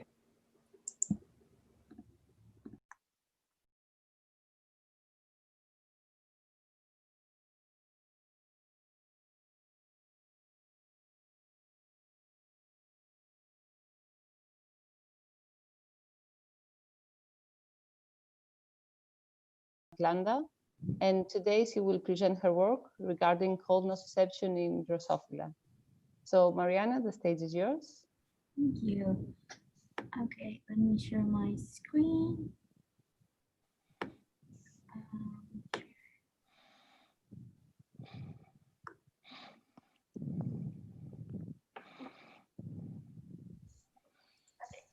Can you guys see it? I don't know how. Okay. Hi everyone. As I was introduced, my name is Mariana, and I'm here to talk to you about how TRPA1 mediates co-intussusception in Drosophila melanogaster larvae. I want to begin by defining pain, which is commonly understood as an unpleasant experience that is normally associated with tissue damage, and it evolved to help us avoid injuries. Painful stimuli are transduced by nociceptor cells that have different types of proteins in their membrane that help them transduce different types of stimuli. Example of nociceptor cells are chemical nociceptors, mechanical nociceptors, and thermal nociceptors. My research focuses on thermal nociceptors. A type of protein that these cells express is strip channels, which are temperature-sensitive cation channels, and the family of these channels is pretty wide, and each of them can react to really different ranges of temperature. A notable member of this family and what my research is focused on is the TRPA1 channel, which is a polymotor receptor channel that is sensitive to both temperature and chemical stimuli. It is evolutionarily conserved across species, however, the function it has varies. Another interesting fact about TRPA1 channel is that it has 4 different isoforms. And just as a comment, an isoform is how a gene is sliced. So in this cladogram, I'm kind of synthesizing the sensitivity of TRPA1 against chemicals and against cold. And if you guys can see, the chemical sensitivity of TRPA1 is pretty well conserved. However, when we start analyzing cold sensitivity, we see a really different type of responses in bilaterians, which led us to question whether cold sensitivity in TRPA1 channel emerge independently in different organisms or whether it has an ancient origin, and by some weird reason, we lost sensitivity in some of them. To answer this question, we went all the way back to an arthropod, Drosophila melanogaster. So in Drosophila melanogaster larvae, there's different type of sensory neurons. One has been shown to exist in class 4 neurons, which are sensitive against chemicals, against mechanicals, high heat, and chemical stimuli. The specific isoform of TRPA1 that is involved in the mediation of high heat nociception is isoform C. When class 4 neurons are activated, they initiate a rolling behavior in the animals.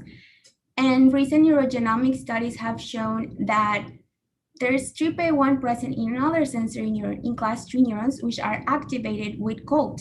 And when they get activated, the animals contract, which opens the question whether TRPA1 is mediating the detection of noxious cold in class 3 neurons, which led us to 3 different hypotheses that I tackle in my project. First, that TRPA1 presence in class 3 neurons is necessary for the mediation of cold nociception, that this function of TRPA1 is isoform specific, and lastly, that TRPA1 is participating in cold sensory transduction.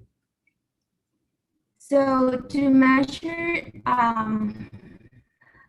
the behavior responses of larvae, we used a cold plate setup, and that helped us expose the larvae to 8 Celsius degrees, which is a temperature that has been previously recorded to be damaging to the animals. I'm gonna play a small video right here that shows that response of the animals to cold. As you can see, they contract, and the animals will remain contracted as long as you expose them to cold. So tackling our first hypothesis, we used knockout animals that had a null allele, meaning that we have no functional TRPA1 in the entire animal. And as you can see right here, there was a significant decrease in contractile responses against cold in our knockouts, showing that the sole presence of TRPA1 is required for an defensive response to take place. Second hypothesis, that it is isoform specific. If you remember, I mentioned that isoform C has been reported to be involved in high heat nociception. So we question which isoform is involved in cold detection. If you pay attention sorry, if you pay attention in this graph, all the blue ones have a significant decrease in responses against gold. And what they all had in common is that isoform A is the one that's absent in the animals. Over here in green, we have knockouts for isoform B, C, and D, which have no significant difference between our controls, showing that isoform A specifically is the one that's critical for gold nociception. I was mentioning that I was using knockout animals before, but if you remember, I mentioned that class 3 neurons are the ones that are mediating noxious gold. So we wanted to knock down TRPA1 in class 3 neurons specifically, and we rely on a GAL4 UAS binary expression system to drive the expression of an RNA interference against TRPA1 in class 3 neurons. And when we expose these knockdowns to our 8 Celsius degrees, we saw a significant decrease in responses of the animals, showing that TRPA1 functioning in class 3 neurons in specific is the one, it's critical. And third hypothesis of functioning of TRPA1, first, we wanted to make sure that TRPA1 was not somehow important for the establishment of an appropriate dendritic arbor. And we measured the total dendritic length and the number of branches of our knockdowns and our controls. And we saw no significant difference in any of these categories. Then we use optogenetics to kind of take over the control of the animal's nervous system. We drove channel rhodopsin theta in both controls and knockdowns and exposed them to a blue light. And if you see in this little black rectangle that I have, both animals contract. We measured the % change of larval area, and we saw similar patterns showing that TRPA1 was functioning in cold sensory transduction and not in action potential propagation. To conclude, by using knockout animals and knockdowns against class 3 specific TRPA1, we showed that TRPA1 is mediating noxious gold detection, sensation, and the initiation of the nose-offensive response in animals. We also showed that TRPA1 was functioning in stimulus transduction and it is not involved in the establishment of an appropriate dendritic carbon in our sensory neurons. And lastly, our results suggest that there might be a possible ancient origin of gold sensitivity in TRPA1. We will follow our study and we want to further investigate and understand the mechanism by which TRPA1 mediates noxious gold. And we're looking specifically at reactive oxygen species, which has been shown to be generated by tissues when they're exposed to cold temperatures. And also there has been proof that reactive oxygen species is somehow it's activating TRPA1 channels, and we look forward to our results. I want to thank Dr. Daniel Cox, my PI, gaming lecture, the graduate student I'm working with closely, and the funding provided by the NIH and the Alfred P. Sloan Fellowship. I also thank the flies, the larvae, and you for tuning in and listening to my talk. Thank you. Stop share. Hi. Thank you very much for your talk. It was amazingly on time. I couldn't see you and I was really worried. I couldn't see you and I didn't know how long I had left. I was like, oh no. So, thank you for listening. So actually, I'm really a novice in this topic, but from what I know, the trap channels, they are like cation channels, right? Yeah, they are. They are, and like what's the mechanism, the downstream mechanism? So you said they don't generate an action potential. No, they are involved in sensory transduction, at least in pulse sensing stimuli and in Drosophila melanogaster. Trip channels are really interesting. I showed that temperature sensing ability of these channels, but they are also involved in a whole other different mechanisms. They can regulate mechanical stimuli, chemical stimuli, but we were particularly interested in how they were working to mediate sensation of cold temperatures. And it was really interesting to show how that they were involved in sensory transduction. In that portion of the experiment, I was hoping that they will be involved in action potential activation because it will be really cool to see, but it wasn't actually sensory transduction. Okay, interesting. And I guess you will follow up on this, or is it? I'm sorry, what? My So you internet. will follow up, like you will follow up on how like this is, what's the transaction signal of? Yeah, so we showed how they were involved in sensory transduction, but our follow-up experiments looking at how actually this process is taking place, and we're specifically looking at how possibly reacting optic young species might help activate these channels and generate the transduction of the stimuli. Okay, thank you. So Astrid is also asking whether like if there are specific differences between the TRAP1 isoform sequences that might explain why only one of the isoform is thermosensitive. So is there like a specific, I guess also the protein structure or? Yeah, so I'm not really well versed on how like the specific sequence of troop channel varies. I just know as far that the isoform is how the general gene is spliced, and what I can gather from our research is that there may be some tweak in the amino acid sequence in each of them that gives them the different sensing ability against different temperature stimuli. I might have to follow up and read more regarding how specific the sequence of isoforms A varies from isoform C. But yeah, regarding TRPA1, isoform C is the one that's been reported to high heat, and my research showed that isoform A was involved in gold nociception. Okay, so thank you very much for this very nice talk. I cannot see other questions right now, so people can also like ask afterwards if they want. And then we can welcome our next speaker, that's Dan Landayan. Can you hear us, Dan? Yep, I can hear you. Can you hear me? Great. So Dan did his PhD at the University of California, Merced, where he investigated the neural circuits that contribute to hunger and thirst.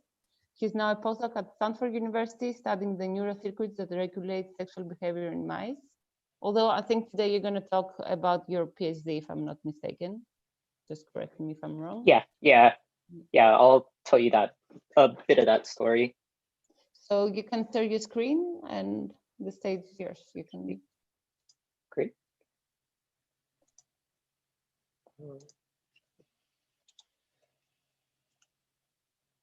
Okay. The title of my talk is Central Neural Circuitry Promotes Naive Water Seeking. So this is my graduate work. Okay, so motivational seeking is a highly conserved behavior that is similar across very diverse animal phyla. So to investigate the neural circuits that facilitate this behavior, we can use Drosophila as a model organism. So there are two main factors that can influence motivational seeking in flies. The first factor are external factors such as olfaction, taste, the sight, smell of highly caloric foods, for example. And the second factor is the internal state of the animal. So whether the animal is hungry, thirsty, or satiated. So how these two different factors integrate into the fly brain to produce very defined seeking and consumatory behaviors, such as locomotion, orienting to that goal stimulus, persisting, and finally consumption isn't very well understood. So I want to focus on motivational seeking for the remainder of my talk. So to study motivational water seeking in fruit flies, I designed a very simple assay, which is a clear two-sided box. On the left side are flies that are satiated, and on the right side are flies that are water deprived. So there are a few behavioral parameters that we could derive. from this very simple assay. So the first, we could use customized locomotor tracking software to track the individual movements of the flies over time. So what you see here is snapshots of 20 flies on the left side that are satiated. They have this very classic center surround behavior, and flies that are thirsty tend to focus on that blue water source in the middle. A second behavioral parameter that we could study is water intake. As flies are more water deprived, they drink longer.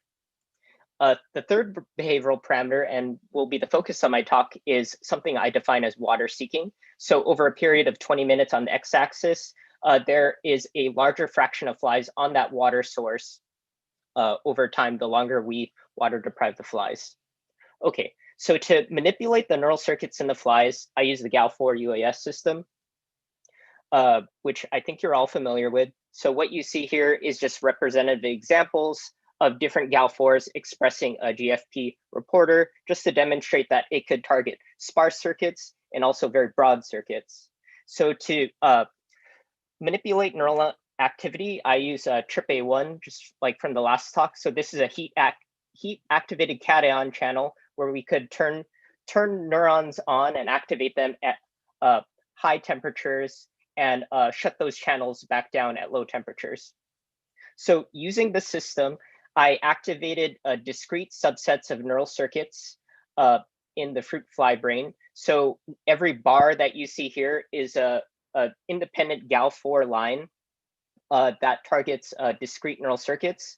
So for each of these 154 lines, I activated them in the well-fed state and a water replete state.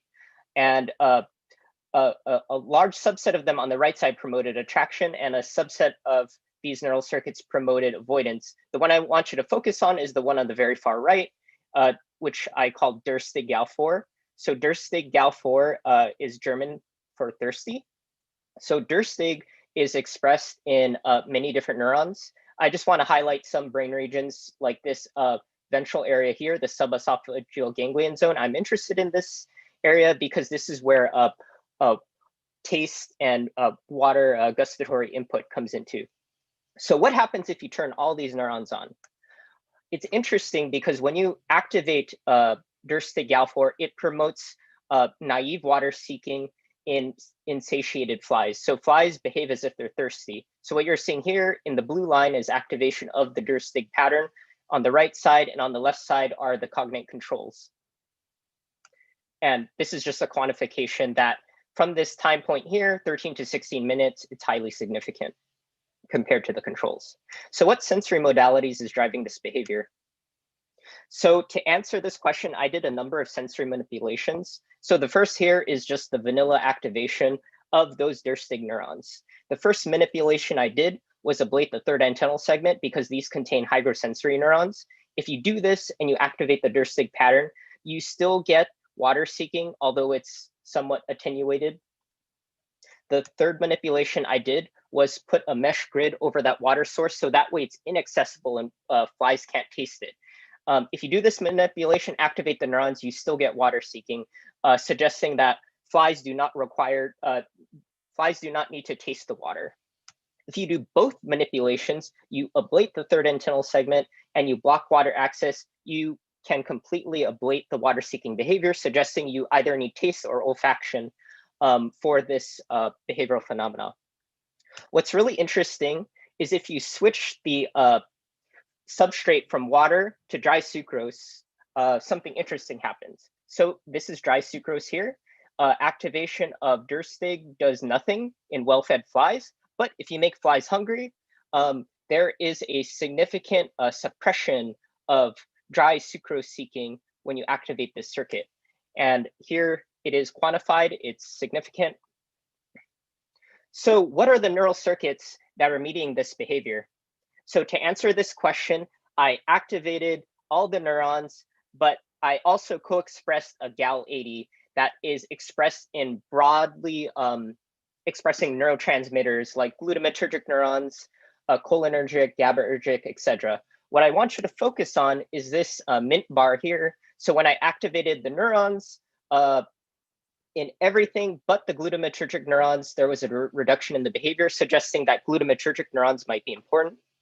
So I looked in the GAL4 repository from Genelia, and I screened more GAL4s using TRPA1, and I found another GAL4 circuit, seen here on the top right, that can phenocopy Durstig GAL4 when you activate these neurons. So it promotes water seeking in the naive state. Furthermore, I also asked what neuropeptides are important for water seeking in the Durstig neuron pattern. So in this experiment here, I expressed many different neuropeptide RNAis in the Durstig pattern. I water deprived these flies and asked what suppressed water seeking. And these are some of the hits, the top hits on the very far left. And this is the one I focused on here, the third bar from the left.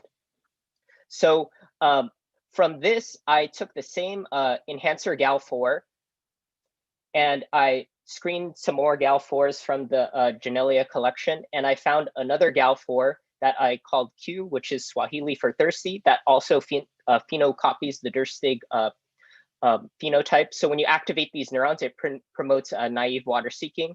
And if you inactivate these neurons by expressing tetanus toxin to silence them, you can suppress thirsty water seeking. And here's the expression pattern of Q. So here's a little bit more complex genetics. So this Q GAL4 pattern is expressed in the central brain, but also the ventral nerve cord. So what we could do to ask if the neurons only in the brain are sufficient for the water-seeking behavior, we can introduce another allele called OTD flip. So this restricts expression of TRPA1 only in the brain. So if you do this manipulation, you can still promote water-seeking, suggesting that the activation of the brain neurons only is sufficient to recapitulate the water-seeking phenotype. Okay. Also, what's kind of interesting is if you switch the stimulus from water to dry sucrose, and you could ask if activation of these neurons can suppress dry sucrose seeking when they're hungry, 16 hours, 8 hours, 4 hours. It actually doesn't have the same phenotype as the Durstig GAL4 when you activate those neurons. However, if you introduce two different stimuli, water and dry sucrose, and then you food deprive the flies but keep them water satiated, you can actually suppress that dry sucrose seeking drive only in the presence of water, suggesting that you need like some type of hygrosensory or water taste stimulus to overcome that competing internal drive.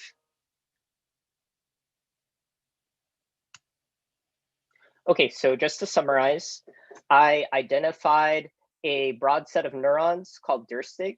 If you activate them, it promotes water seeking, and it requires either one of two sensory modalities intact, olfaction or taste. If you activate these neurons, they can actively suppress dry sucrose seeking in hungry flies. I identified two more GAL4 lines from the Genelia library, and in experiments I'm not showing you, they can also drive water seeking. And for one of the GAL4 lines, it is also necessary and sufficient for water seeking, just like Durstig. And interestingly, it suppresses dry sucrose seeking, but only in the presence of water. Okay, so just to summarize what I just said to you, based off of my data, I have evidence suggesting that thirst is encoded by a series of GAL4 lines. So Janu, I didn't have time to talk about, but this was a split GAL4 derivative of Q and CTO. But so I first identified Durstig from my first screen. So it's a very large expression pattern, promotes water seeking, And through subsequent screens, identified other GAL4s. And by combining these GAL4s, I actually identified 6 neurons that promote water seeking that I didn't have time to tell you about. And interestingly, it appears that these neurons can actively suppress another competing internal state, hunger. So thank you to lab members, new and old. It's what they look like. Yeah, thank you for having me. Small plug for UC Merced. It's a small school. It's a great school. Please check it out if you're applying. Yeah, thanks for having me. Great. Thank you very much for your talk. It's really interesting. First question is, how do you deprive the animals from water? Like, how can you deprive the flies from water? Yeah, so you could deprive the animals from water just by putting them in a vial full of dried up sucrose. Or another way is you could just dehydrate the standard cornmeal molasses that flies typically eat. So I've done both ways. Both ways work.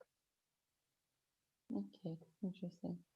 I have a question for you. I kind of don't understand what's the ecological advantage for the queue, like to have the separation for water when you have like both the dry sucrose in the presence of water. So, or did I understand this wrongly? So you, when there is water and there is dry sucrose, you shouldn't want avoidance, right? Yeah, I guess it's pretty telling to what is more important to the animal. So for really small animals like Drosophila, that has a very small volume to surface area ratio. So they desiccate more quickly than other animals. So this may be telling to they've evolved hardwired circuits that are more advantageous to their survival. So drinking is more important than maybe more important than eating, is what I'm saying. Yeah. Okay, that's interesting. And then I actually, okay, there is one more question. So this is from Sasarai Bisky. I'm sorry if I mispronounce your name. So do you think that water-seeking behavior comes from brain expressing or VNC expressing neurons in Q-cyto-GAL4 lines? So do you want me to repeat the question? Or? Do I think that the water-seeking in the ventral nerve cord of Q is responsible for water seeking? Yeah. No, I don't think that. This is because from my stop TRPA1 OTB flip intersection experiments, those demonstrate that you could still promote water seeking even though you activate only the brain neurons. I might have explained that very poorly. What the purpose of that experiment was, but yeah, so only the central brain neurons are and their activation are necessary for water seeking. Okay. Okay, thank you. I actually have one very fast question. Just my interest is mostly in rodents, and so I'll have to ask this question: like, are they homologous? This kind of genes to rodents? Whether you know, like, I know it's a little bit. To mammals, for example? Yeah, to mammals. Yeah, I mean,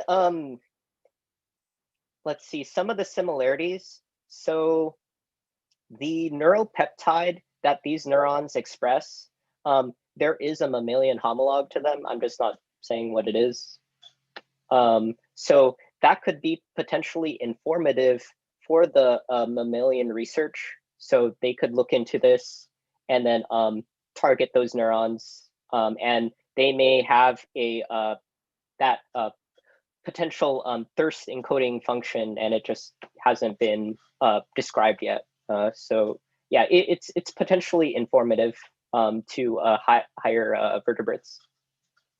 Okay, I have one last question. I know we are kind of running out of time. I just have to ask the last one. So the receptors for taste and water are different, as are the DANs. Where do these pathways coincide to suppress hunger and promote thirst? Yeah, so water taste in flies is encoded by the PPK28 channel. And yeah, they are expressed by gustatory neurons in the flies. And they're actually on the labellum, which is on the very tip of the proboscis. And yeah, they have projections onto the subesophageal ganglion zone. Kristen Scott published that. So the neurons that I described in my up and coming paper, they are situated within the SEZ. If they have direct contact with these water taste neurons, I'm not sure, I never looked at that. I looked at contacts with other things like the hygrosensory neurons that I can tell you about if there's time, but I don't think there is any more time. So thank you very much. That was really interesting. So we have to move to our last speaker for this session. That's Asra Bryan. So she's a senior postdoc at the UCLA in California, and she's working at the interface of parasitology and neuroscience, studying the neural basis of parasitism in third transmitter intestinal parasitic worms. So Asra, the stage is yours. All right, hi everyone. Folks can see us? Okay. Perfect. Okay, so as you heard, I'm Astra, and today I'm going to be talking about my postdoctoral research attempting to understand the neural mechanisms that underlie temperature-driven host seeking in the skin-penetrating human threadworm, Strongyloides stercoralis. So these are intestinal parasitic worms that infect approximately 610 million people worldwide.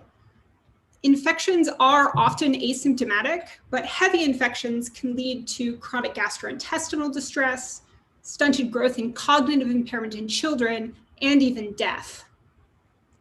Current treatments exclusively seek to reduce worm burdens through anthelminthic drugs, but this strategy is often ineffective due to really high reinfection rates. In addition, there's this growing concern about the rise of drug-resistant parasites. So in the Hallam lab, our hope is that a better understanding of how parasites find their hosts could lead to new therapeutic strategies for nematode control. So Strongyloides stercoralis are infective exclusively during a soil-dwelling, developmentally arrested third larval stage that's very similar to the C. elegans Gower stage. So we know that these IL-3s, which are 0.5 millimeter long, can respond to multiple host-emitted sensory cues, including heat. But when I started my postdoc, we didn't really understand the role that thermosensory cues played in driving host-seeking behaviors. And we also had basically no understanding at all of the molecular or cellular adaptations that might underlie parasite-specific thermosensory behaviors. So to address the first question, I tested the migration patterns of IL-3s exposed to temperatures ranging from below ambient to above human body temperature. And I found that they engage in two distinct modes of behavior.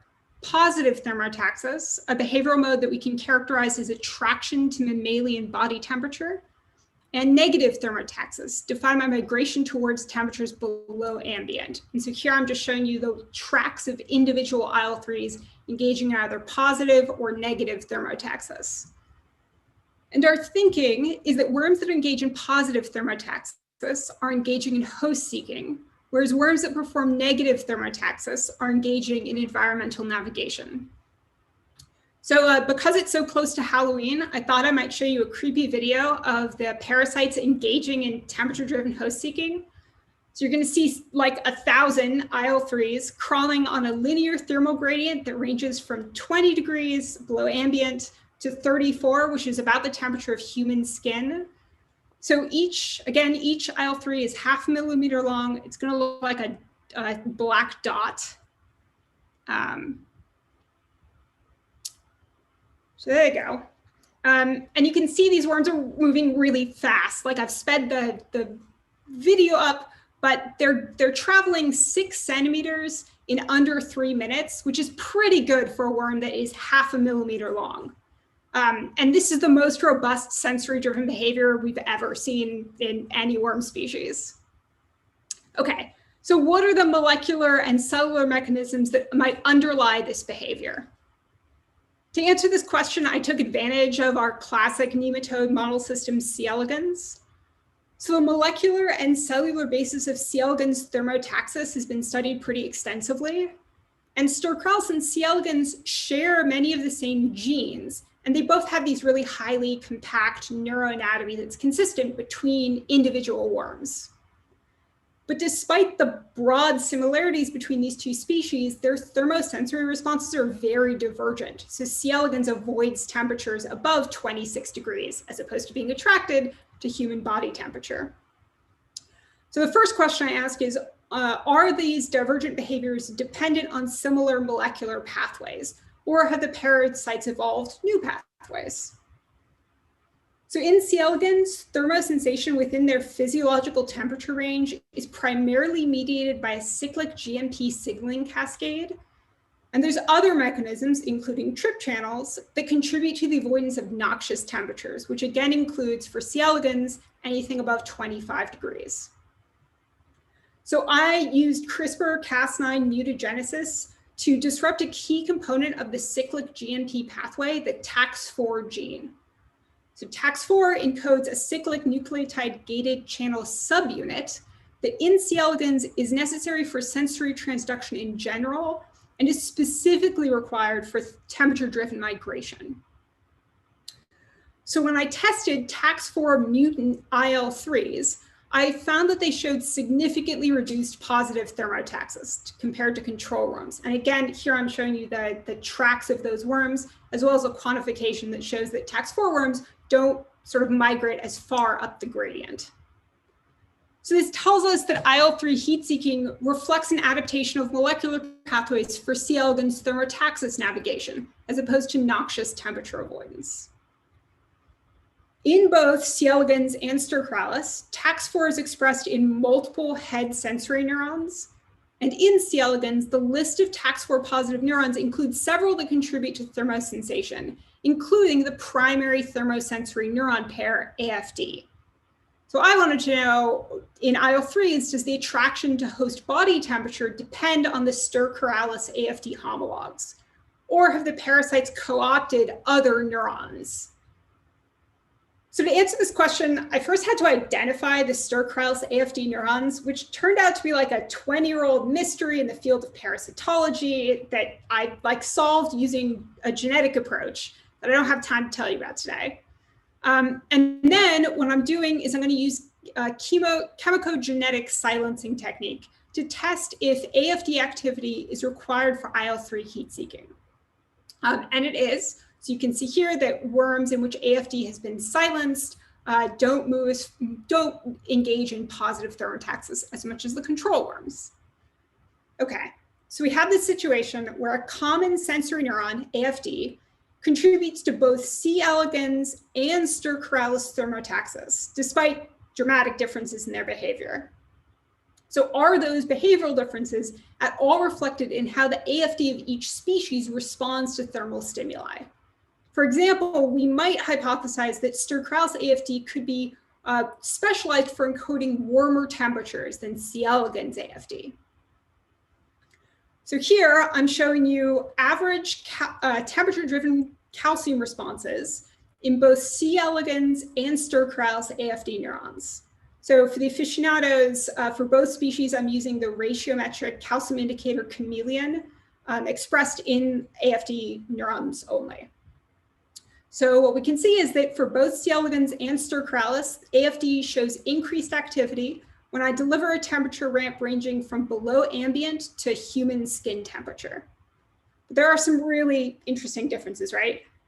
For example, as other labs have shown, C. elegans AFD primarily encodes a temperature threshold. So it's not active below ambient temperature, and then it is strongly active in a manner that doesn't clearly differentiate between temperatures that are higher than the ambient. In contrast, for stercoralis, we see that neuronal activity continues to increase almost linearly at temperatures above the threshold.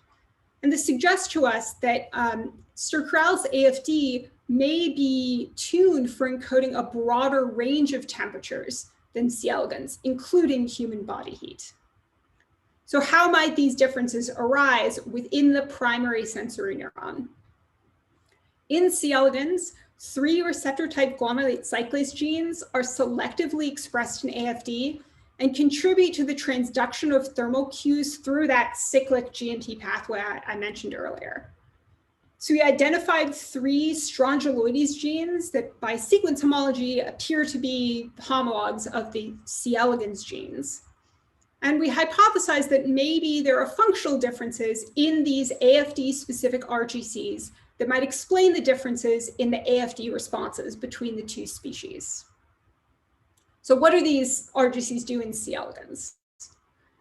Work from Piali Sengupta's lab at Brandeis showed that in C. elegans, 2 of the AFD RGCs are capable of conferring thermosensitivity to other C. elegans neurons in a tax-4 dependent manner.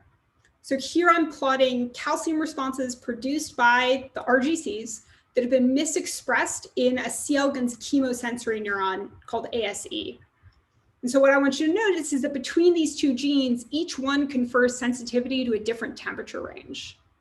What about the stercoralis homologs? So for these plots, I'm again showing average calcium response of C. elegans ASE neurons misexpressing each of the stercoralis AFD RGCs. So 2 things. First, all 3 stercoralis RGCs are conferring thermosensitivity compared to only 2 in C. elegans. And the second thing to notice is that whereas in C. elegans, only 1 RGC, GCY18, confers sensitivity to warm temperatures, all 3 of the stercoralis AFD-specific RGCs are responding to body heat. So to conclude, my research demonstrates that IL-3s display 2 parasite-specific modes of temperature-driven behavior, including attraction to human body heat. I found that parasitic and free-living nematodes rely on the same sensory transduction pathway and inputs from the same sensory neuron pair to drive their divergent behaviors. And I presented calcium imaging results that suggest that stercoralis thermosensory neurons more strongly encode temperature ranges that span human body temperatures. And I identified one possible mechanism, an expanded number of thermosensory proteins in strongyloid stercoralis that confer sensitivity to human body heat. And this contrasts with the situation in C. elegans and suggests that changes in primary sensory neuron responses may be contributing to the ability of parasitic nematodes to seek out hosts using heat. And the last thing I want to mention is that taken all together, these results are actually the first direct evidence of differential sensory encoding by homologous neurons in parasitic and free-living nematodes. And with that, I'd like to thank all the members of the Hallam Lab, but particularly the 3, at the time, pre-graduate researchers who've worked with me on this project over the years, Feli Ruiz, Junha Lee, and Jackie Lopez, as opposed to the funding that pays me, and all the NeuroMatch folks. Thank you very much for your talk. It was really nice. We have very small time for some questions. So actually, my question has to do with, as far as I'm really naive to this topic. But as far as I can see, there is the preference towards the temperature, but then there's also the motion, like the speed of the motion towards, like, for example, when you were showing this graph with the AFD silencing, I could, at least from what I could see, there was also a very big decrease in the motion or in the speed, like how far, like the. Yeah, so there's 2 things. I guess that it's known, so we observed that as parasites, the IL-3s engage in host seeking, like are doing positive thermotaxis, the speed of their movement actually increases. And that seems to be due to the sensory drive provided by the temperature cues drives them to move quicker. There's also, you might have noticed a difference in the directionality, I guess, of their movement when they're not engaging in heat seeking or not engaging in temperature driven migration. They sort of move around in little curls, like they're very circuitous. They straighten out in a linear thermal gradient in a way that's extremely dramatic, and we don't see when they respond to other sensory modalities. We don't know why they do that. Interesting. Okay, so I don't see any other question, and we are kind of past only 1 minute from our time. We're still fine. I would really like to thank you for your time and for this amazing talks. And I hope to see you in the next NeuroMatch meeting. Thank you very much. Bye-bye.